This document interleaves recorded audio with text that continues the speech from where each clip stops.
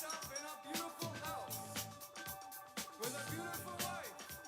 And you may ask yourself, well, how did I get here? Letting the days go by, letting the water hold me down. Letting the days go by, water flowing underground into the blue again. After the money's gone, once in a lifetime, water flowing. And good afternoon. Welcome once again to Butch Maxwell's Complete Waste of Airtime here on Wednesday, July 6th, 2022. Beautiful day outside. Some rain in store for us, but it's around 80 degrees. It's kind of cloudy and then sunny and a little cloudy and stuff like that. You know, I don't know. You don't need me to tell you that. Schizophrenic. It's schizophrenic. It is. It's kind of one of those crazy days. How you doing, Lola? You good? I am doing well. All right. How are you? I'm fine today. It's good to be good to be alive and breathing again today. Hey, I've got a few things on the agenda today, but as always, I'd like to welcome you to call in because you maybe have something on your mind that is just as important or perhaps more important. Anyway, there are a couple ways you can do this. You can call or text at 304-214-1600 as usual.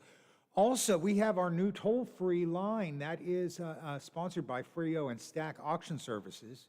That's 866-514-1600.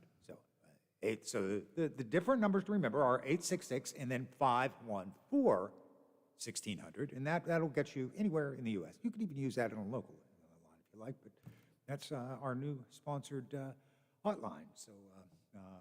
Good to be here. Coming up a little bit later in the day or in the hour, I've got Barry Allen, who is the former CEO of Ziegenfelders, and he is going to be coming in to talk about the Cops, Pops, and Community event that is coming to Wheeling on Saturday, this coming Saturday. So I'm going to enjoy talking to him. Lola, he will be calling in. So. Looking forward to talking with him. Meanwhile, I have a few things on my mind. One thing, a few people have been subpoenaed just since we last talked yesterday. And this is down in Georgia. The Fulton County DA has been investigating former President Donald Trump's attempts to overturn the 2020 election in Georgia, and has subpoenaed a handful of key Trump allies, including his good buddy Rudy Giuliani and South Carolina Senator Lindsey Graham. Also, another name you may know, because it's been in the news a lot, is John Eastman, who was an attorney. I think he's characterized as a legal advisor to the former president, and then a handful of other people who you probably wouldn't know unless you pay a lot of attention to the news. But each of these people, there are about 8 of them, have different perspectives on what happened right after the election and up to inauguration. Among the things that they're looking into are the making of false statements, which is not a crime in and of itself unless it's to a law enforcement or in a legal proceeding or something. Conspiracy, which is difficult, but you can prove that. Racketeering and threats to the election administration, and I think some of them are going to be pretty clear, I think. So the grand jury wants to hear from Graham, who made 2 calls to the Georgia Secretary of State, a guy named Brad Raffensperger, and also to his staff in the wake of the 2020 election. And he was just Graham was questioning him about certain absentee ballots cast in order to explore the possibility of a more favorable outcome to Donald Trump. And Graham also had brought up allegations of widespread fraud, voter fraud, which has been debunked widely. Giuliani is on the hot seat for for a lot of stuff. So-called evidence that demonstrated voter fraud, even though that was debunked several times over, and even after the allegations were investigated and disproven, Giuliani made additional statements, both to the public and to other legislative hearings, claiming widespread fraud in Georgia, during the November 2020 election, re-upping the same previously debunked evidence. This is, according to court filings. So that's Giuliani, what Giuliani, they're interested in him. Eastman, of course, because he advised lawmakers in Georgia that they had both the lawful authority and a duty to replace the Democratic Party slated presidential electors, and and also made unfounded claims of voter fraud. And there's another person who's kind of interesting, I think, in all of this. Her name is Cleta Mitchell, and she's was there when the infamous call that Trump pressed Raffensperger to find, in air quotes, find the nearly 12,000 votes necessary for Trump to win in the Peach State, which he lost to Joe Biden. And Mitchell also parroted claims of voter fraud on the call. This is typical. These were their talking points. This is what these people did. So there are quite a few of them that have been subpoenaed, and they're going to have to testify. So we'll see. Somebody's feet are going to be put to the fire. And so what's going to be interesting in this, I think, is how loyal to Donald Trump they remain. In some cases, especially like somebody like Giuliani or Graham. How much of the Kool-Aid do they continue to drink when they could go, they could face serious legal consequences if they don't either come clean, or if they lie, then they face jeopardy for that too. Well, all you're going to hear is, I plead the fifth. The fifth. Yeah. The fifth. The fifth. The fifth. The fifth. Right. And the fifth. I mean. And wasn't it Donald Trump who said, why would anybody plead the fifth if you weren't guilty? I think he said that. Well, that begs the question too of why would you ask for a pardon right before anything has been done or said? Yes. I mean. And all of the above except for Graham asked for a pardon from the president, and we know. And I personally, just on the surface, I don't see that they have much against Graham. So he made a phone call. He and he did said, some exploratory stuff. He shouldn't have done it. He probably broke ethical laws. Well, but that's up to ethical Congress rules, to rather. chastise Right. him, Right. not put him in legal jeopardy in Georgia. Right. I mean, a lot of people were drinking the Kool-Aid, making phone calls and saying, "Are you sure about this? Right. Are you? I've heard stories about like ginger mints." So I think that could, unless of course, and there probably is a lot more to the story that we just don't know about. But on the surface, it's like, all right, Lindsay, you made a dummy move, but Yeah, was it illegal? Is it a crime? Is it something that he could be criminally prosecuted for? We don't know. I don't even think there are any allegations. Hit for dumbness. It was just, Duh. you did a dumb thing, and he's not a stupid man, but at least I would have thought so a few years ago. I'm not so sure now. I know. I really liked Lindsay I did before too. he started drinking. Yeah, and what she's talking about is drinking the Kool-Aid. Well, drinking, period. He might be drinking heavily at this point. Well, the House goes back into action on July 12th. That's the date for the next House Select Committee investigation of the events on January 6th. This time, there'll be a somewhat different focus, so we don't know exactly who they're going to be presenting. But and I don't know whether. It's not going to be a prime time. It's going to be a daytime thing.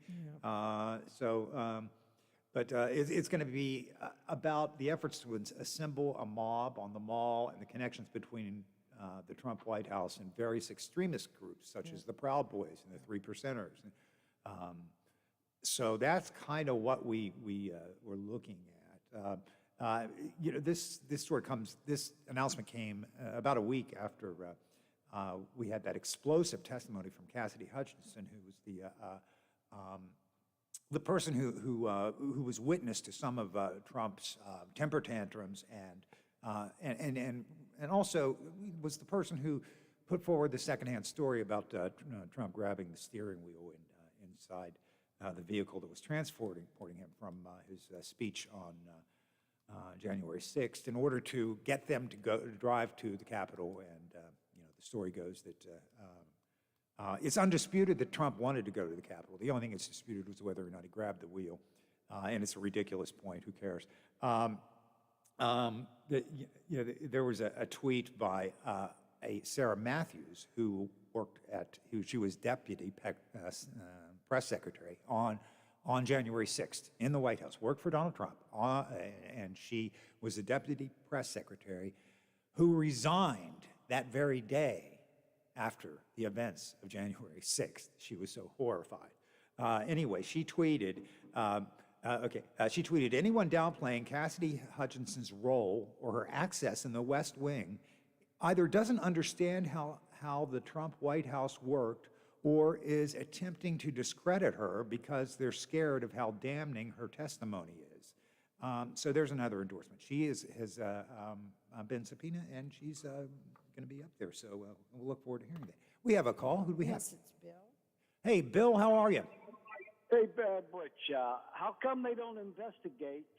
President Trump requested 20,000 National Guard troops to be there at that rally, and Nancy Pelosi denied it. Why don't they investigate that? Well, I don't know that Nancy Pelosi has the authority to deny does have this. the authority. Well, no, she doesn't, Bill. That's clearly not true. Come to me with facts, okay. Also, the argument of how come they don't investigate this and that, well, there may be some legitimacy to it. Don't you think that's kind of a whataboutism, that it's a favorite ploy of anybody who wants to say, oh, yeah, well, you're an ugly face, or, yeah, your mom wears army boots. I mean, yeah, what about Hunter Biden? It's just the same. Oh, you want to get into that? No, I don't. What I'm saying is this is a ridiculous argument, Bill. This is no. I'm not even gonna go there. If you bring me some evidence. You won't let us talk. Okay, go ahead. Go ahead, All Bill. right, I got so much to say, I have to get it all in line. Okay. What about the Secret Service agents that debunked that girl's testimony? They don't even have them to come in and say anything about There it. hasn't been any such thing. They don't comment on those things publicly. They don't. That's a simple fact. It was an unnamed source inside somewhere. That's somewhere, what they claim. right? But the Secret Service will not publicly, either confirm or deny that. They won't talk about it, and you got to respect that. Do you believe the 2,000 mules, that's all made up too? You believe that? What? You're going to have to explain that one to me. All the phony votes, that they found, Oh, okay, yeah. Sir, Bill, if you can present me with any reliable evidence that there was any significant voter fraud, then you would be a first. You would be the first scholar in this. Yeah, give us a Write source. this down. What's today, July 6th? Yeah, July 6th. Okay. Next year at this time, Biden will have already been impeached, okay? He'll probably be put on trial for treason because if you look into what was in that laptop, he deserves treason. Biden's And laptop? nothing will come of these silly investigations. Nothing. Okay. Nothing. President Trump will be president again, followed by DeSantis and Ivanka Trump or Marjorie Taylor Brown. You guys are, no one wants 2.5 more years of this nonsense. Okay. $5, $6, $7, $8, $9 a gallon gasoline. Yeah. Yeah. All this stuff. You think that's going to last? That's not going to last. All right, Bill. Thank you for your. Well, I've noted your point of view, your perspective, and okay. All right, we've noted it, and when we're Lola, we're done. Thanks for your call. We appreciate your input. As soon as if we get some reasonable discourse going here, I love to have calls. And Bill, you're welcome to call back sometime when you've calmed down just a little bit. But I did note your perspective. You say that 1 year from now, on July 6th, 2023, that Joe Biden will have been impeached and removed from office. I assume you meant both impeached and removed from office, which I guess is a possibility because we're probably going to have a Republican House, and we've had, highly political impeachments before. So, that's possible. I don't think it's going to happen, but it is possible. Be careful what people like Bill wish for, because look who's in line to become president. Oh, yeah, yeah. And, Nancy would Yeah. be second in command. second in command. So Yeah. be careful what you wish Yeah, for, people. there you go. You want President Harris, then, go for it. And that Nancy Pelosi has the authority to call out the National Guard is one of the most blank crazy things I've heard recently. So, that's just simply not true. And I can't, I welcome your opinions, but if you put out something that is just clearly not a fact, then I have to call you on that. So, that's kind of part of the rules here. But I will. Who do we have? Somebody different this time? Yes, Oh, good. Who do we? Larry. Okay, Larry. How are you, Larry? Well, I'm different. Okay, you're different. I just was not. I was just not wanting to talk with Bill again this day. Another day, yes, Bill. That'll be fine. That's okay. I understand. What's on your mind, Larry? Trump still has him out. The Trump supporters are still out there. They'll follow him to the bowels of Hades. I'm afraid you're Well, right. But I am too. I really am afraid Yeah. of what's going to happen in the future if this continues. But anyway, I tried out your new 514-1600 number. Hey, Oh, it you works did? pretty good. Oh, good. Yeah. Good. Okay, and then we'll get our sponsor's name here, and that's the Frio and Stack Auction Services hotline. So there, we got to please our sponsors. Frio and app, did you say? See, Frio and Stack, S-T-A-C-K. Oh, Stack, Frio and Stack. That's like right away. Yeah. Okay. Well, yeah, I just wanted to say about that, and I enjoy your show very much. Well, thank you. And I don't have a whole lot to say about anything right now, but you Okay. can bet I will in the future. Well, I do appreciate your input. Thank you so much, Larry. All right, good. Thank- Always nice. Thank you. Have a good day. Okay. Bye. Bye. Yeah, always nice to get a good positive comment there.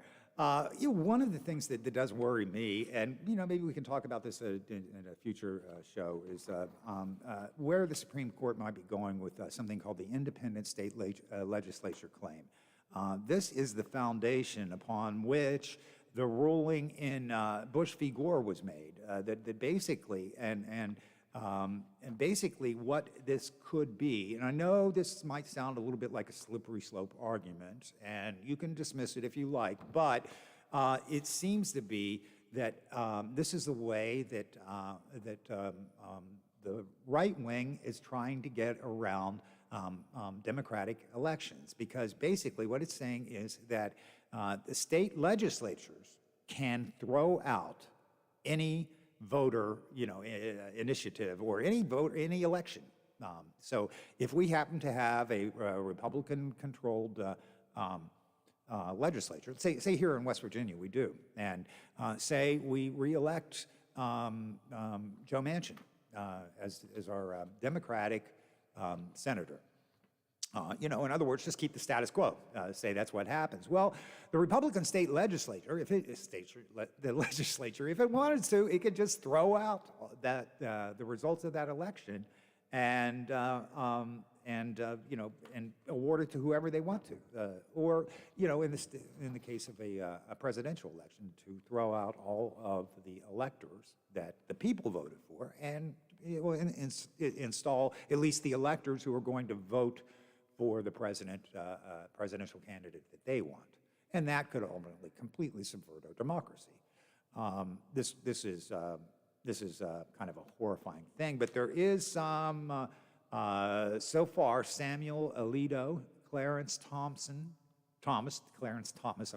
Neil Gorsuch, and Brett Kavanaugh have all expressed sympathy in 3 different disputes for the notion that state courts have overstepped their boundaries when resolving lawsuits about rules for election. In other words, state courts have stepped in a lot to say, this legislature is a little bit out of hand here, and the state legislature or the state courts can kind of roll back extremely radical actions by the state legislature. So this seems to me profoundly undemocratic. So far, there's been no ruling in it, but it is going to come up in the next term. So maybe this is just a matter of stay tuned, folks. this is going to be a rocky ride. And For the next 50 years. yes, yes, it is. All right, well, we are going to take a break, and when we come back, we're going to talk about something that's going to be a little happier. This is a program that was initiated here in Wheeling a couple of years ago to foster good relations between the community and law enforcement. And I think it's a great start. So I'm going to be talking to my guest right after we get back. That's Barry Allen, and he's kind of spearheaded this whole project, so I'm looking forward to talking to him. All right, you are listening to Butch Maxwell's Complete Waste of Airtime here on the Watchdog Network, and we will be right back. AutomotiveMap.com presents the Sports Flash, powered by The Score on the Watchdog. I'm John Thayer. The PGA Tour is set for 2 events this week that will both get underway tomorrow.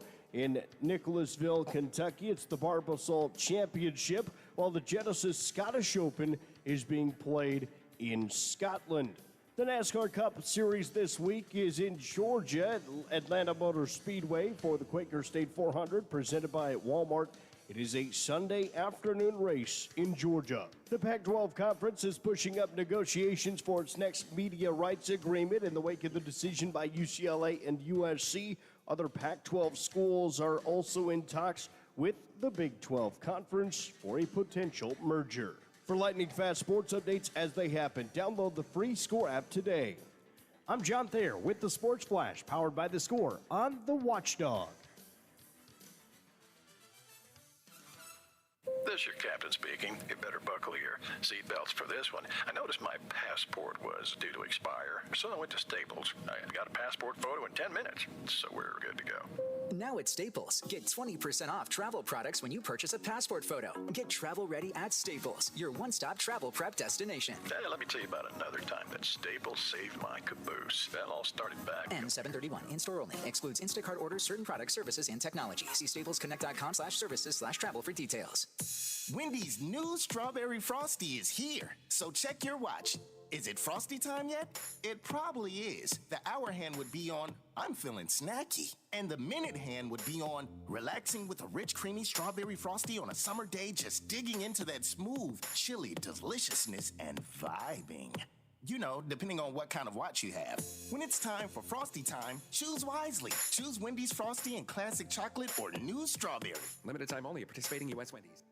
You took the first step and quit smoking, but even former smokers may still be at risk for lung cancer. That's why SaveByTheScan.org wants you to know about a new low-dose CT scan that can detect lung cancer early. It takes only 60 seconds and could save your life. You took the first step, now take the next. Visit SaveByTheScan.org for a simple quiz to see if you're eligible and talk to your doctor about screening. SaveByTheScan.org is brought to you by the American Lung Association's Lung Force Initiative and the Ad Council. West Virginians are resilient. We are as strong as our mountains, and our future is limitless. It's a future we're building right now by investing in aviation education, by expanding military and civil aircraft support services to draw people and jobs to our state. And with our port of entry at West Virginia International Yeager Airport, which welcomes people from throughout the world, we're building West Virginia's future right now. And it starts Highland Sports Complex is the coolest destination for sports and entertainment the Ohio Valley has ever seen. Pop in for some open basketball in our field house or reserve some turf time for your next practice or game on our synthetic fields. Online registration is open for development classes and leagues for youth and adults. Highland Sports is also the hottest destination for birthday parties and other events. So come challenge yourself on our play climb and enjoy your favorite virtual reality game in the arcade. No memberships required, so visit highlandsports.com to find your next entertainment experience and get ready to reach new heights. Cybersecurity attacks can cripple and even force a small business to close. Does your organization have a focused approach to being cyber resilient? If you can't answer yes, you should contact Omni Strategic Technologies to help you identify the steps to protect your data and reputation from the very real cyber threats that exist today. Schedule your free consultation by calling Omni at 304-242-7600 or online at omniperforms.com. Omni Strategic Technologies, the only cybersecurity firm that the Watchdog trusts. Want to generate more leads for your home improvement business? Menards offers contractors the opportunity to promote their services in our installer center.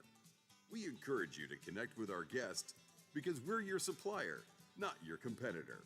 Contact one of our team members at any of your surrounding Menards store locations to inquire about the free program and get enrolled in our installer center today.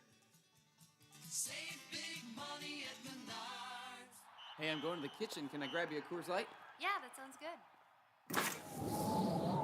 Huh. I never knew there was a zip line in my fridge. Hey, buddy! Yeah. You got 2 Coors Lights up there? Always brewed down to 34 degrees. With a taste as cold as the Rockies, only Coors Light gives you refreshment every time. Here you go, 2 Coors Lights. Awesome, man. Wow, these are really cold. That's the only way I deliver it. Sure, I mean, you being a mountain climber and all, Yep, you probably need a pretty warm coat in there, huh? yep.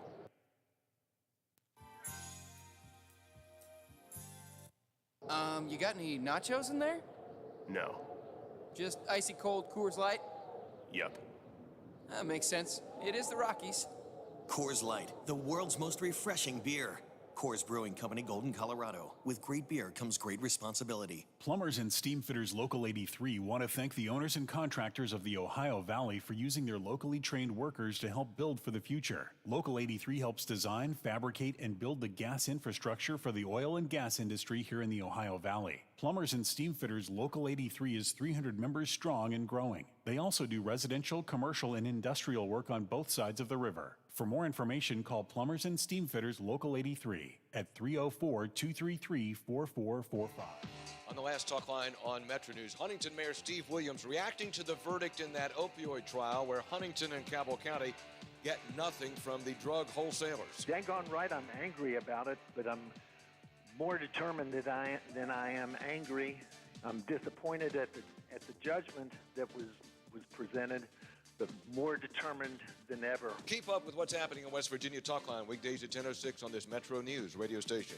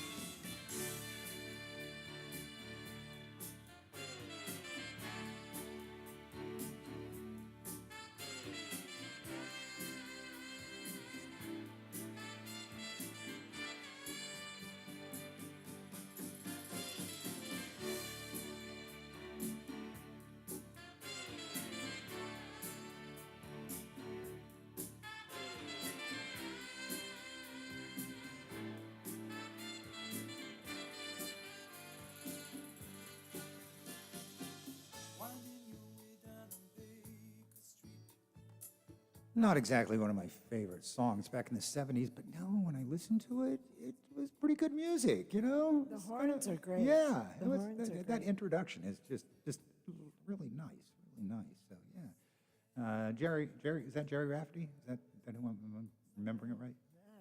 No. Yeah. Yeah. Yeah, it is. All right. Yeah. I just want to make sure. Yeah. I didn't double check. Didn't check my I don't know, my pop culture reference guys here, but I think I got it. This half hour. Oh, by the way, you're listening to Butch Maxwell's Complete Waste of Airtime here on the Watchdog Network, where we endeavor each day to not waste your time. My guest this half hour is a guy who's been kind of a great community leader, I think, in my estimation. I've never really met in person, I think maybe once casually, but Barry Allen, who was the owner of Zingenfeller. He's since sold the business, but still very involved. And he also was central with an event that's coming up again this weekend, Cops, Pops, and Community. Barry, are you there?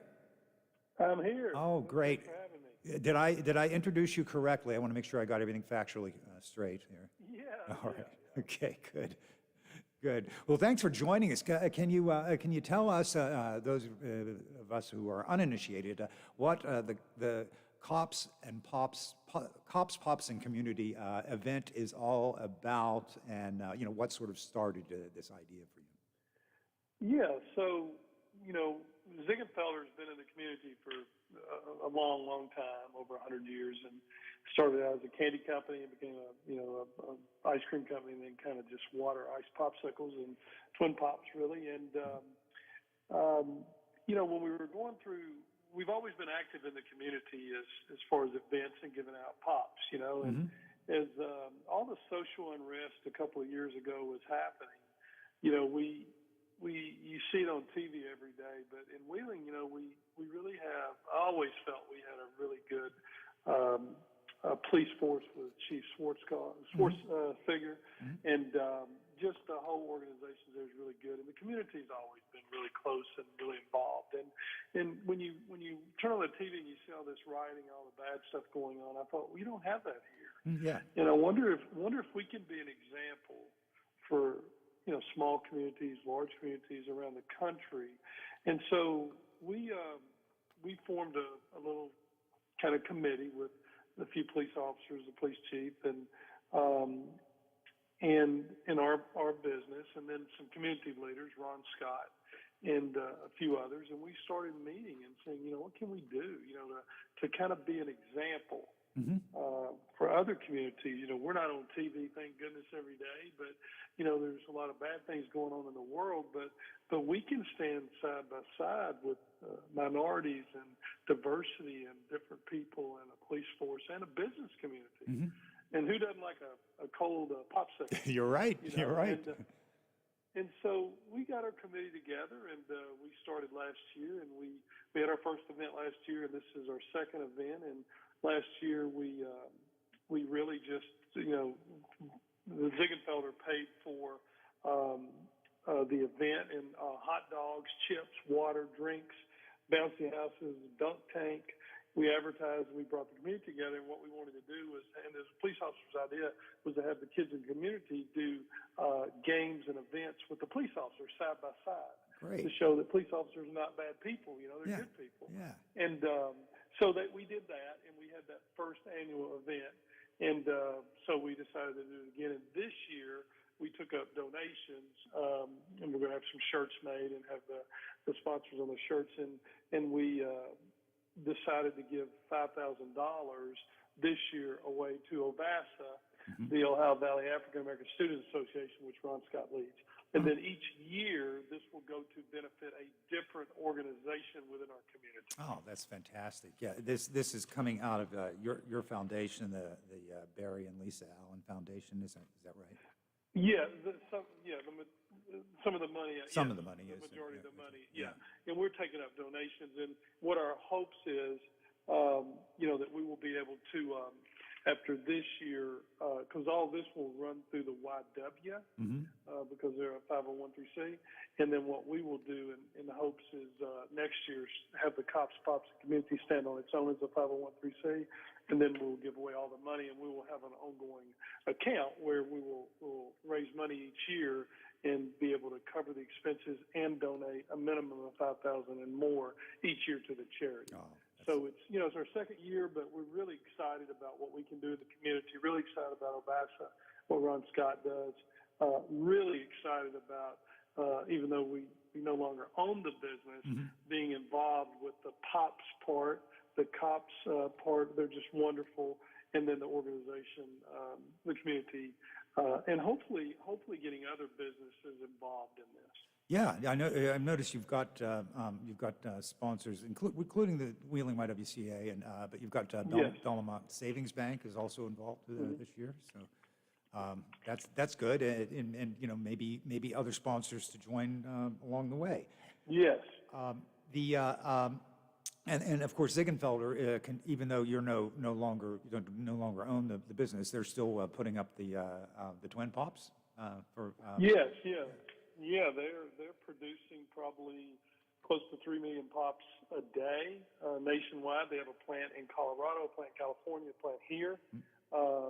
They soon possibly will be expanding to a fourth facility in Texas.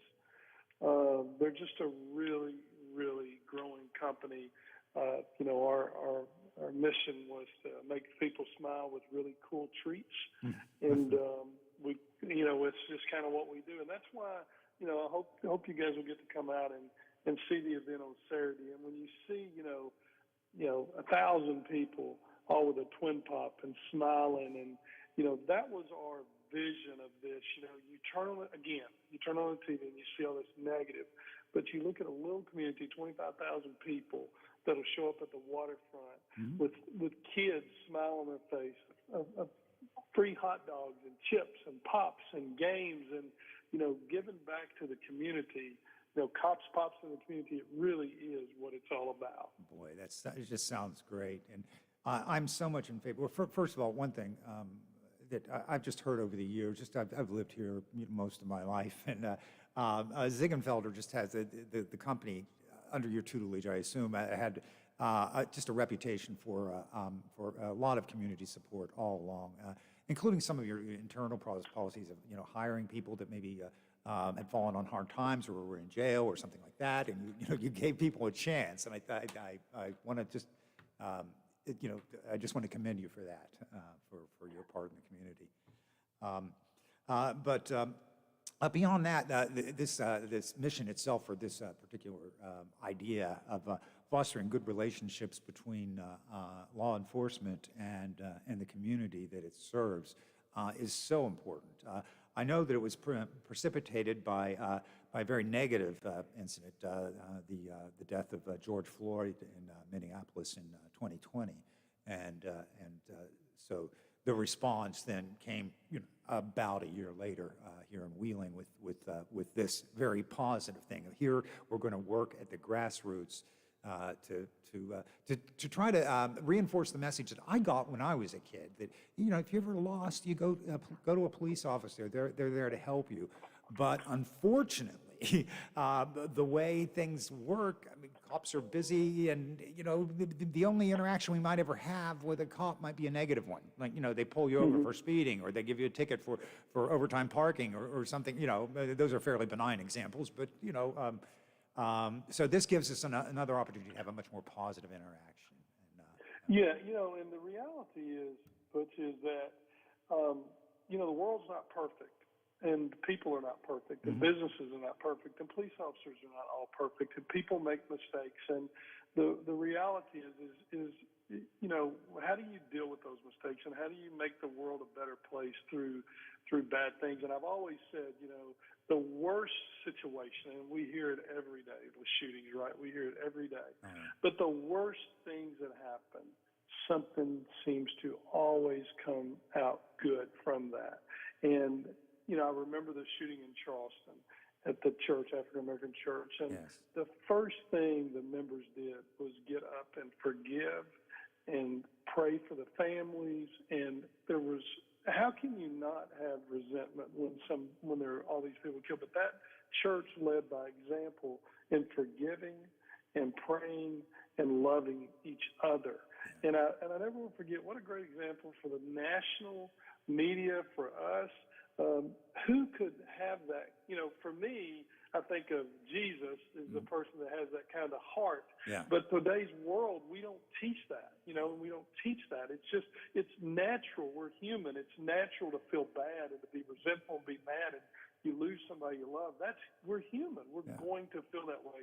But when people step out there and show us that side and live by example, that makes the world a better place. And that's why I'm so excited about, and I appreciate the credit you gave me and all that, but, my wife's family, the Lando family, my wife was a third generation, her grandfather, her father, and then her, and then we ran the business together. But her family is a caring, loving, give back community. So that legacy that we were able to be a part of started with her grandfather, her father, her mother, and then my wonderful wife, Lisa. And we were a part of having that foundation about what it means to give back to the community. So we've been very blessed, first of all, from our history, but also from the wonderful community we live in. Well, that's very gracious of you to put it that way, Barry. If you're just tuning in, you're listening to Butch Maxwell's Complete Waste of Airtime here on the Watchdog Network, and my guest this half hour is Barry Allen, the former owner of Ziegenfelder Company in Wheeling, and he is one of the organizers of the Cops, Pops, and Community event scheduled for this coming Saturday, July 9th at Wheeling Heritage Port. Now, the event kicks off in the morning, is that right, Barry? Yeah. Okay. Yep, 11 to 2, I think. 11 to 2. And am I getting this right? There's going to be free food? I mean, oh, yeah. Oh, yeah, free food. Hot dogs, chips, some kind of dessert, drinks. Great. Yeah, 100%. All you got to do is show up. Wow. So you got people to sponsor that and just to help make a good time for. I think Mikla's was a big sponsor of the hot dogs. I mean, maybe Flowers Bakery. There's tons. I don't have my notes in front of me. Yeah, the community all pitched in for the food and and like I said, Ziegenfelder is paying for all the bouncy houses, the food. Again, they're just really huge in giving back to the community. That's great, and I'm so pleased that that they were able to continue that. Oh, I do have, in fact, I think I have a few other people that, in some of the research I did, we got Belmont Savings Bank. I think it did mention them earlier, and of course, the Wheeling YWCA and Ziegenfelders are all involved in this, along with, of course, the Wheeling Police Department. This is a community event. It's coming up this weekend. It's really something great if you've got young kids, even teenage kids.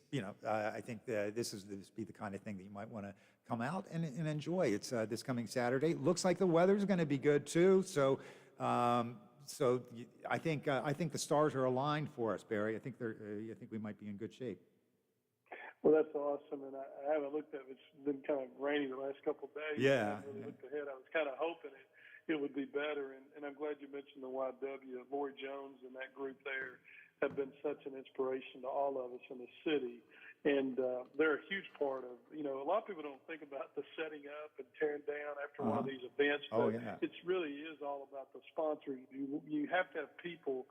One thing about all these events that go on in our city is, a lot of times the volunteers are the ones that people think about the least, because it's set up when you get there and you leave and somebody takes it all down. Right. But, big shout out to all the volunteers that'll be there this week. And then at all the events, I think about the symphony the other night, all the chairs and all the, it's just it's a big production. And this is, the bigger this gets, the more production this will be. So the volunteers are huge, and YW brings a ton of people, and they do a great job. Yeah, well, I look forward to it. I think I might drop in on it. There's going to be a busy day on Saturday, because I know they've got the party on the plaza in the afternoon. Yeah. And that's an adult event, so we don't want to get that confused. Yeah. But this is a great family event, and again, I just want to make sure that we get it across, because people do tune in, in progress.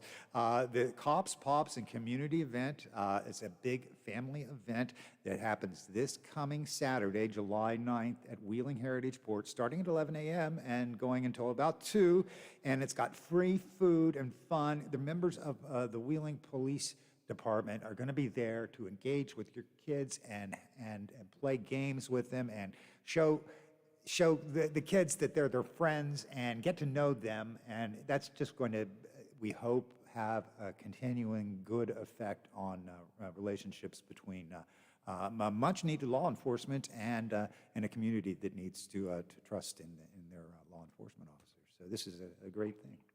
So come and show your support this coming Saturday. Did I miss anything? Is there anything else we can underline here? No, I think that's great. All right. It's wonderful, Butch. Thank you so much. Well, thank you, Barry. Barry Allen, former owner of the Ziegenfelder Company in Wheeling, and now the chairman of the Barry and Lisa Allen Foundation, doing good things, continuing to do good things for the world at large. Thanks again, Barry, and we'll talk to you a little bit later. Thank you very much. Bye-bye. Okay, yeah, that's pretty good. That's good stuff. And I really hate to turn to much, anything that might be kind of negative in the last portion of the show. What are we forgetting about? Lola? I could get heavy really easily because I could I go know back you to this thing. No, I don't want Yeah, I know. I kind of want to just keep it light, you know. For us, it's the end of the week for us together here, on Wednesday.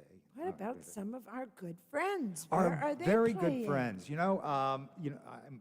That's just it. I Sorry. have been a little out of touch on this. I did know that the New Age Adinas were going to be playing at the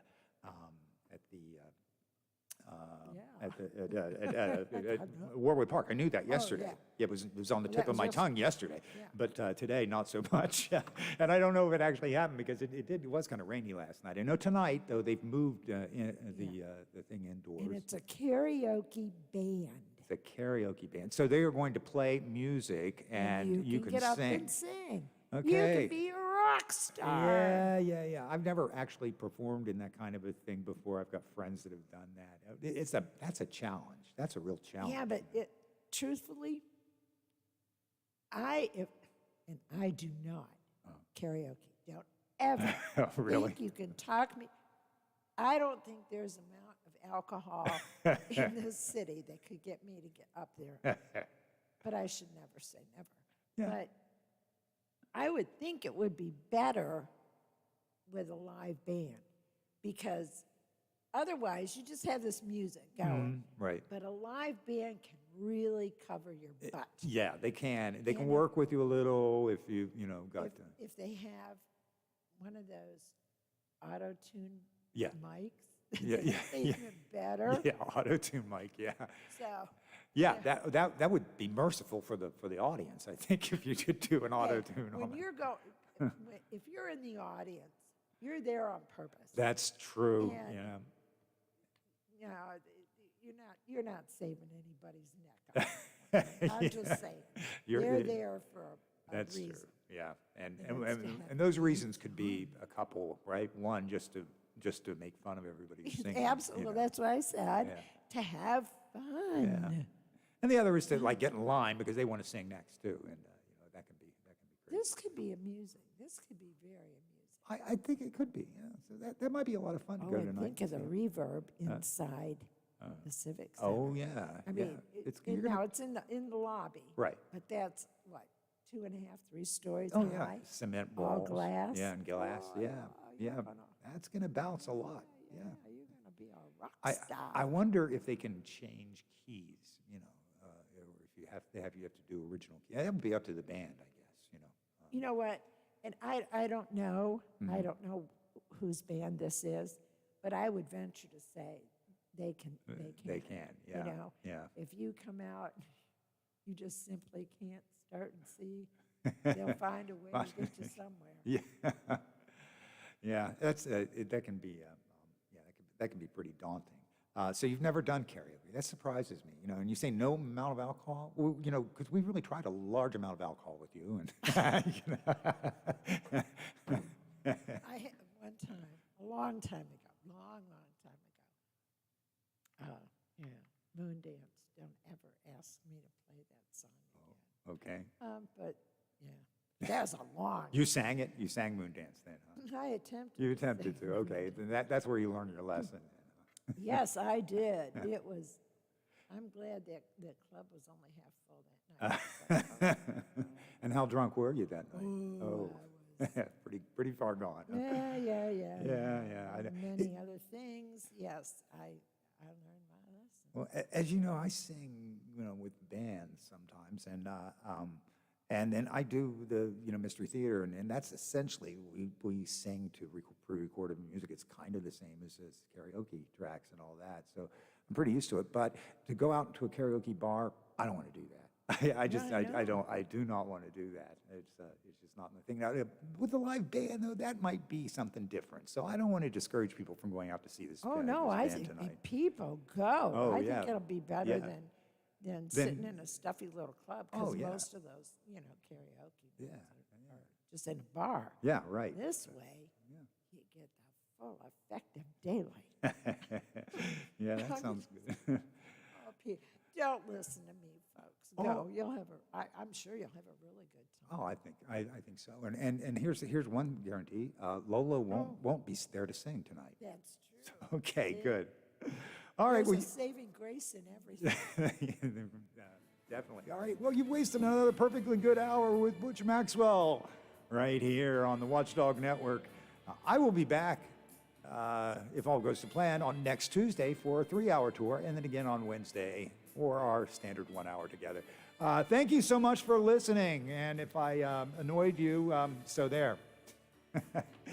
Thanks again for listening. Bye. The Watchdog is FM 98.1, AM 1600 WKKX Wheeling. From ABC News, I'm Dave Packard. The White House says President Biden will be speaking about the July 4th parade shooting in Highland Park, Illinois, and about fresh calls for lawmakers to pursue an assault weapons ban. On Air Force One, White House Press Secretary Karine Jean-Pierre traveling with him. The president first wanted to make sure that the first responders had the space to do what they needed to do, which they have, and he has spoken to that. He wanted to also make sure that, families and friends are mourning right now, which is incredibly important. Today was Carimo's first appearance before a judge. Chris Covelli with the Lake County Sheriff's Office saying that Carimo drove more than 2 hours away to Madison, Wisconsin, and thought about opening fire on a celebration there. He says that Carimo had a different weapon with him. The rifle used in the shooting was recovered on the ground. That's the object that he dropped. We're still looking to speak to the witness who saw him drop an object wrapped in a red blanket or red cloth. Carimo being held without bond. He'll be back in court in August. Attorney General Merrick Garland today calling the Highland Park shooting just another horrific reminder of the violence and particularly the gun violence that we face, and that we must do everything in our power to end. Now to new pressure on President Biden to broker the release of Brittany Griner. A group of more than 1,100 black women leaders have sent an open letter to President Biden and Vice President Harris asking they make a deal with Russian officials to release WNBA star Brittany Griner. She's been held captive for months in Russia on drug charges after being caught with cannabis oil at an airport in Moscow. Among the signatures, legendary coach Dawn Staley, activist Dr. Bernice King, Beyonce's mother Tina Knowles-Lawson, and singer Ledisi. They write, more than prioritizing her immediate return in word, you must do so in deed and make a deal to bring Brittany home. We eagerly await your response. Derek Dennis, ABC News. It's a Wall Street seesaw. The Dow now back up 105 points. You're listening to ABC News. Dell's Black Friday and July sale is here. Power productivity with a tech refresh, now with up to 45% off top-rated laptops like the XPS, along with our special deals on business desktops with Intel Core processors. Get big savings on the latest servers, storage, monitors, and more with free shipping and special financing with Dell Business Credit. Upgrade today by calling 877-ASK-DELL. That's 877-ASK-DELL. Did you book the Townsend's 10th anniversary tickets? Alona's travel agency is overbooked and experiencing delays. She needs to land a new project manager to clear her business's runways. Yes, Mrs. O'Hara, we checked. Pygmy goats do not count as emotional support animals. Indeed can help her hire great people fast. I need Indeed. Indeed you do. You can schedule and conduct virtual interviews all from your employer dashboard. Earn up to $500 in sponsored job credits by interviewing on Indeed. Visit Indeed.com/credit. Terms and conditions apply. Gas prices have been dropping. The national average nearly 10 cents lower than last week. More from ABC News Chief Business Correspondent Rebecca Jarvis. If you look across the country, about 80% of the stations are now below $5 a gallon. And this is all because prices of oil have also come down, now below $100 a barrel. We've seen that demand really destroyed. People choose to drive less when they see prices where they are. Britain's prime minister says he has no plans to step down despite calls for his resignation amid a string of recent government scandals. Boris Johnson in Parliament today. The job of a prime minister in difficult circumstances when he's been handed a colossal mandate is to keep going, and that's what I'm going to do. Two top cabinet ministers resigned Tuesday, saying they've lost confidence in the prime minister.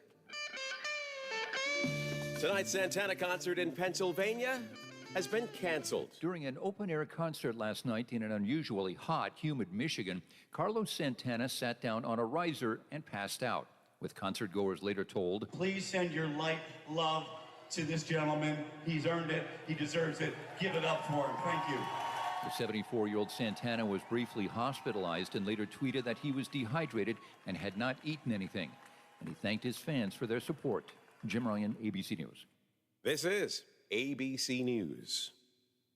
Mr. Clean, Mr. Clean. So a friend told me about Mr. Clean Magic Eraser, and his exact words were, "It changed my life." I used to spend a ridiculous amount of time trying to remove tomato sauce from inside our microwave and soap scum off the bathtub. It's like seriously magic, and my secret weapon for cleaning the kitchen, bathroom, doors and walls, and even keeping my sneakers clean. Mr. Clean Magic Eraser. Greatest invention ever. Mr. Clean, Mr. Clean, Mr. Clean. Mr. Clean Magic Eraser, the unicorn of cleaning. Dave Packer, ABC News. Hey there, Dave Weekly here. Metro News Hotline. That's what's trending in sports, music, movies, tech, television, and more from a Mountain State point of view. Renowned local and national guests pepper the daily lineup with authoritative insights and commentary on a wide variety of topics from West Virginia high school sports to the financial markets. Join the fun. Every day, Coop and I dip into irreverent discussions with calls, texts, tweets, the question of the day, and the always popular in or out. Metro News Hotline, weekdays from 3 to 6 on Metro News, the voice of West Virginia. Hello, everyone, from the Watchdog. I'm Darnell Foster with a look at your local weather forecast for your Wednesday. Partly to mostly cloudy skies with a few scattered thunderstorms around through the day, a high near 83. The overnight low of 70 degrees. Under partly cloudy skies, you'll see the better chance of showers and storms on and off through your Thursday with highs in the lower 80s. Have yourself a great day, everyone, from the Watchdog. I'm Darnell Foster. You can listen to The Watchdog on your Amazon personal assistant. 5, 4, 3, 2, 1. And here we go. Welcome to our show. Welcome to our show. Welcome to our show. Welcome to the show. Welcome to the show. Let's begin. Well, hello, West Virginia. We are back for more in the 304. Time to get it done in the 681. Time to start our 3-hour audio tour for Wednesday, July 6th, 2022. This is Metro News Hotline.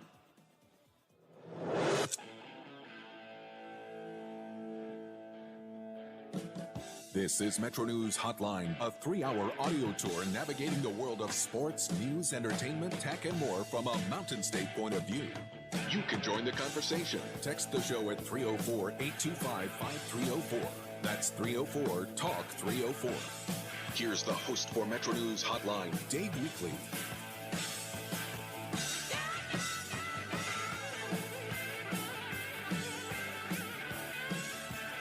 Well, very pleasant good afternoon, everybody. Glad you found us. Metro News Hotline here until 6 o'clock on the Metro News Radio Network. And as we come on the air today, here in Charleston and West Virginia's capital city at our flagship affiliate, WCHS.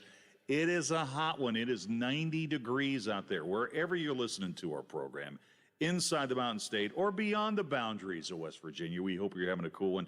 We hope you're comfortable wherever you are. Sit back, and we'll get you through the afternoon. We'll be here for a while. And a special hello to our hashtag 180 Club listeners who take the full ride with us every weekday afternoon. You know, we had a lot of good stuff in the show yesterday, and just in case you missed it, might I suggest you go to the podcast and relive that moment.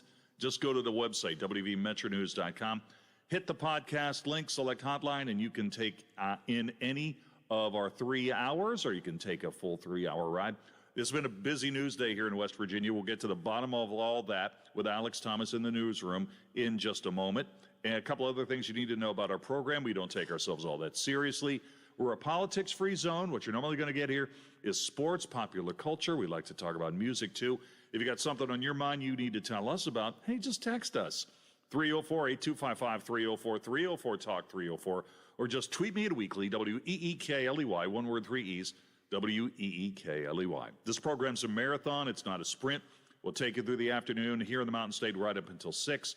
And as it relates to West Virginia over the course of the show, we'll keep you updated on everything you need to know when it comes to local news, local sports, the weather, even some traffic tips to get you home safe. Speaking of traffic, Keith Martin back in the group today. Keith, how you doing, big guy? I'm doing well. How are you? All right. Well, we've missed you. When was the last time I saw Keith? I don't know, but I'm really sick of, I'm tired of having to answer for him all the time. Every time I turn around, where's Keith? Where's Keith? Where's Keith? Where's Keith? I don't know, man. Keith is just doing Keith things. Are you doing Keith things in there, I'm Keith? doing my own Keith things. All right, so for you're on top of the traffic, right? Yep. All right, good deal. All right, our show's 3 hours long. That's where my focus is right now. What you do with the other 21 hours in your day, that's up to you, and it's none of my business. Dale Cooper's my producer. He's on Air Coop on Twitter, a good social media follow. Keith, since you're back in the mix, why don't we start this show with a little breaking news? Oh. Well, let's get a little breaking news going here. Hold on.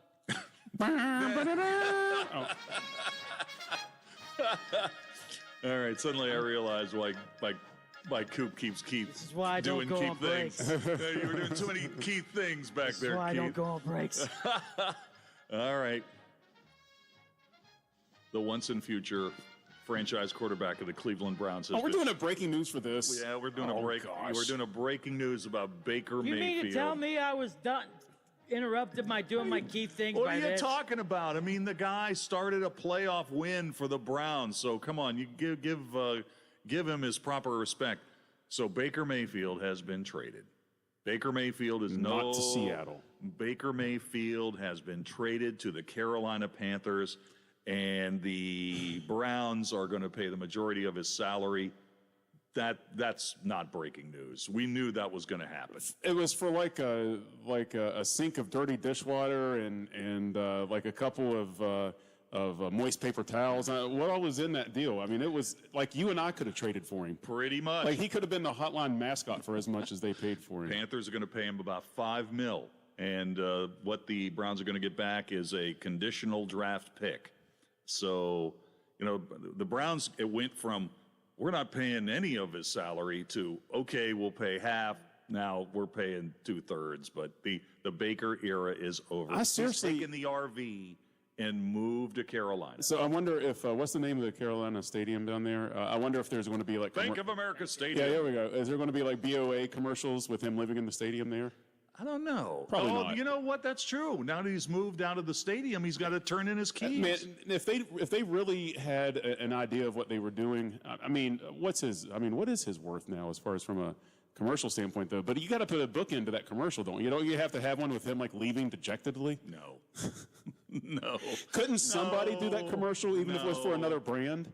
No, you just swap in another QB and you just march on in another stadium. Yeah. In another Browns. Yeah, but it just won't be Cleveland.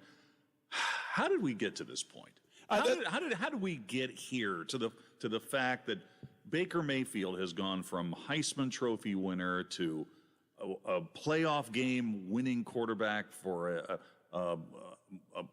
a sports-starved market like Cleveland to being basically paid to leave? 6 games into the season last year, the guy was on top of the world, right? I know. About that, or 8 games. They were, in the division race. He was playing fairly well. They still had, all their players hadn't demanded to be traded yet. There was all kinds of things that were going on. But I give the guy a hard time just because... he brings it on himself now. I've always had a bad taste, and it had nothing to do with the Browns. It has everything to do with not really loving Oklahoma when he played there, and this brand of planting a flag at center field leadership that is a very facile kind of fake kind of bravado that I've never really liked from a guy. So he never really showed that he was an actual leader. He just likes to plant flags in the middle of the field, which go you, I guess.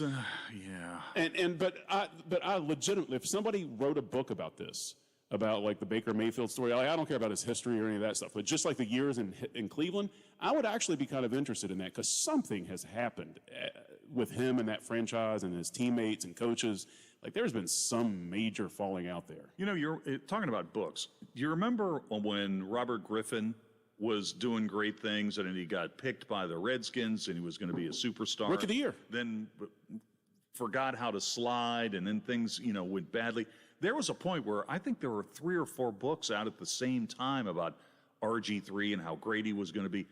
I think you might be right. I think there is but those books just missed the boat. Yeah, They just were published oh man, this guy's going to be the next big thing. I'm going to hop the train. But a book about Baker Mayfield, I think, is a little bit of a different story. It's kind of riches to rags kind of a story. So what do you think the probability is that he resurrects his career in Carolina? I don't know. I have no idea. What do they have ahead of him there? They got Sam Darnold. Yeah, I mean that dude sees ghosts, right? That's I right. mean, but so is Carolina just trying to collect like the moderately easy to make fun of quarterbacks? Because I mean, Darnold is another one, man. That guy. I mean, he actually is pretty talented, and he's put together like some stretches of pretty good games. But he's never been able to get rid of that like media moment where he's like had one of the worst games of anybody's pro career. And when asked about it, talking about New England's defense, I saw ghosts out there. You know what? One of the things that really kind of paved his way out of Cleveland would have been if he could have gone back and changed anything. One of the things he probably should have not done was have been so active on social media and basically decided to take on any media member, whether it was local or national, that had anything negative to say about him. Yeah, he's very emo. Yeah, just very emo. Yeah, I mean, look at what really did happen with the guy last year.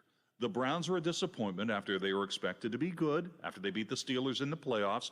I mean, is a healthy Baker Mayfield a pretty good quarterback? Maybe he is. Right. But I mean, it's almost like Baker Mayfield couldn't win in that situation last year, where he got criticism for bad play, and at the same time, everybody knew he was playing hurt, seriously hurt, and never really got any credit for that at all. Yeah, and that was the thing that.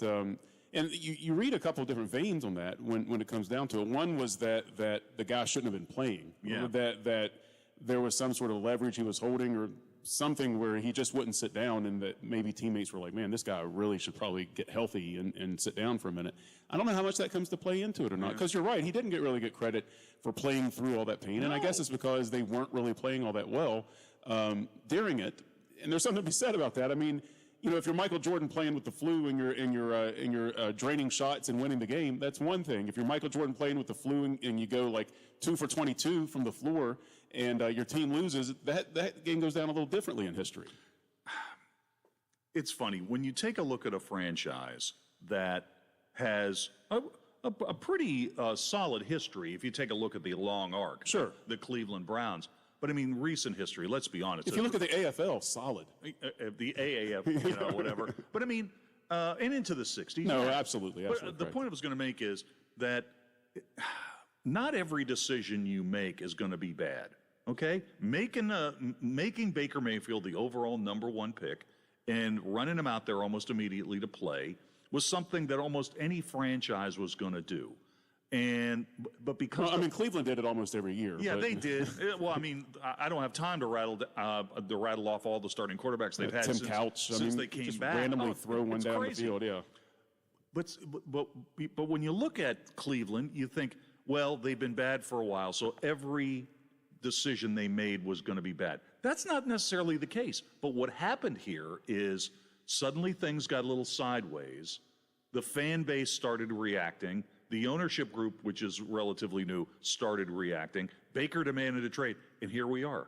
Here we are. So now they've got their franchise quarterback of the past is now off their team.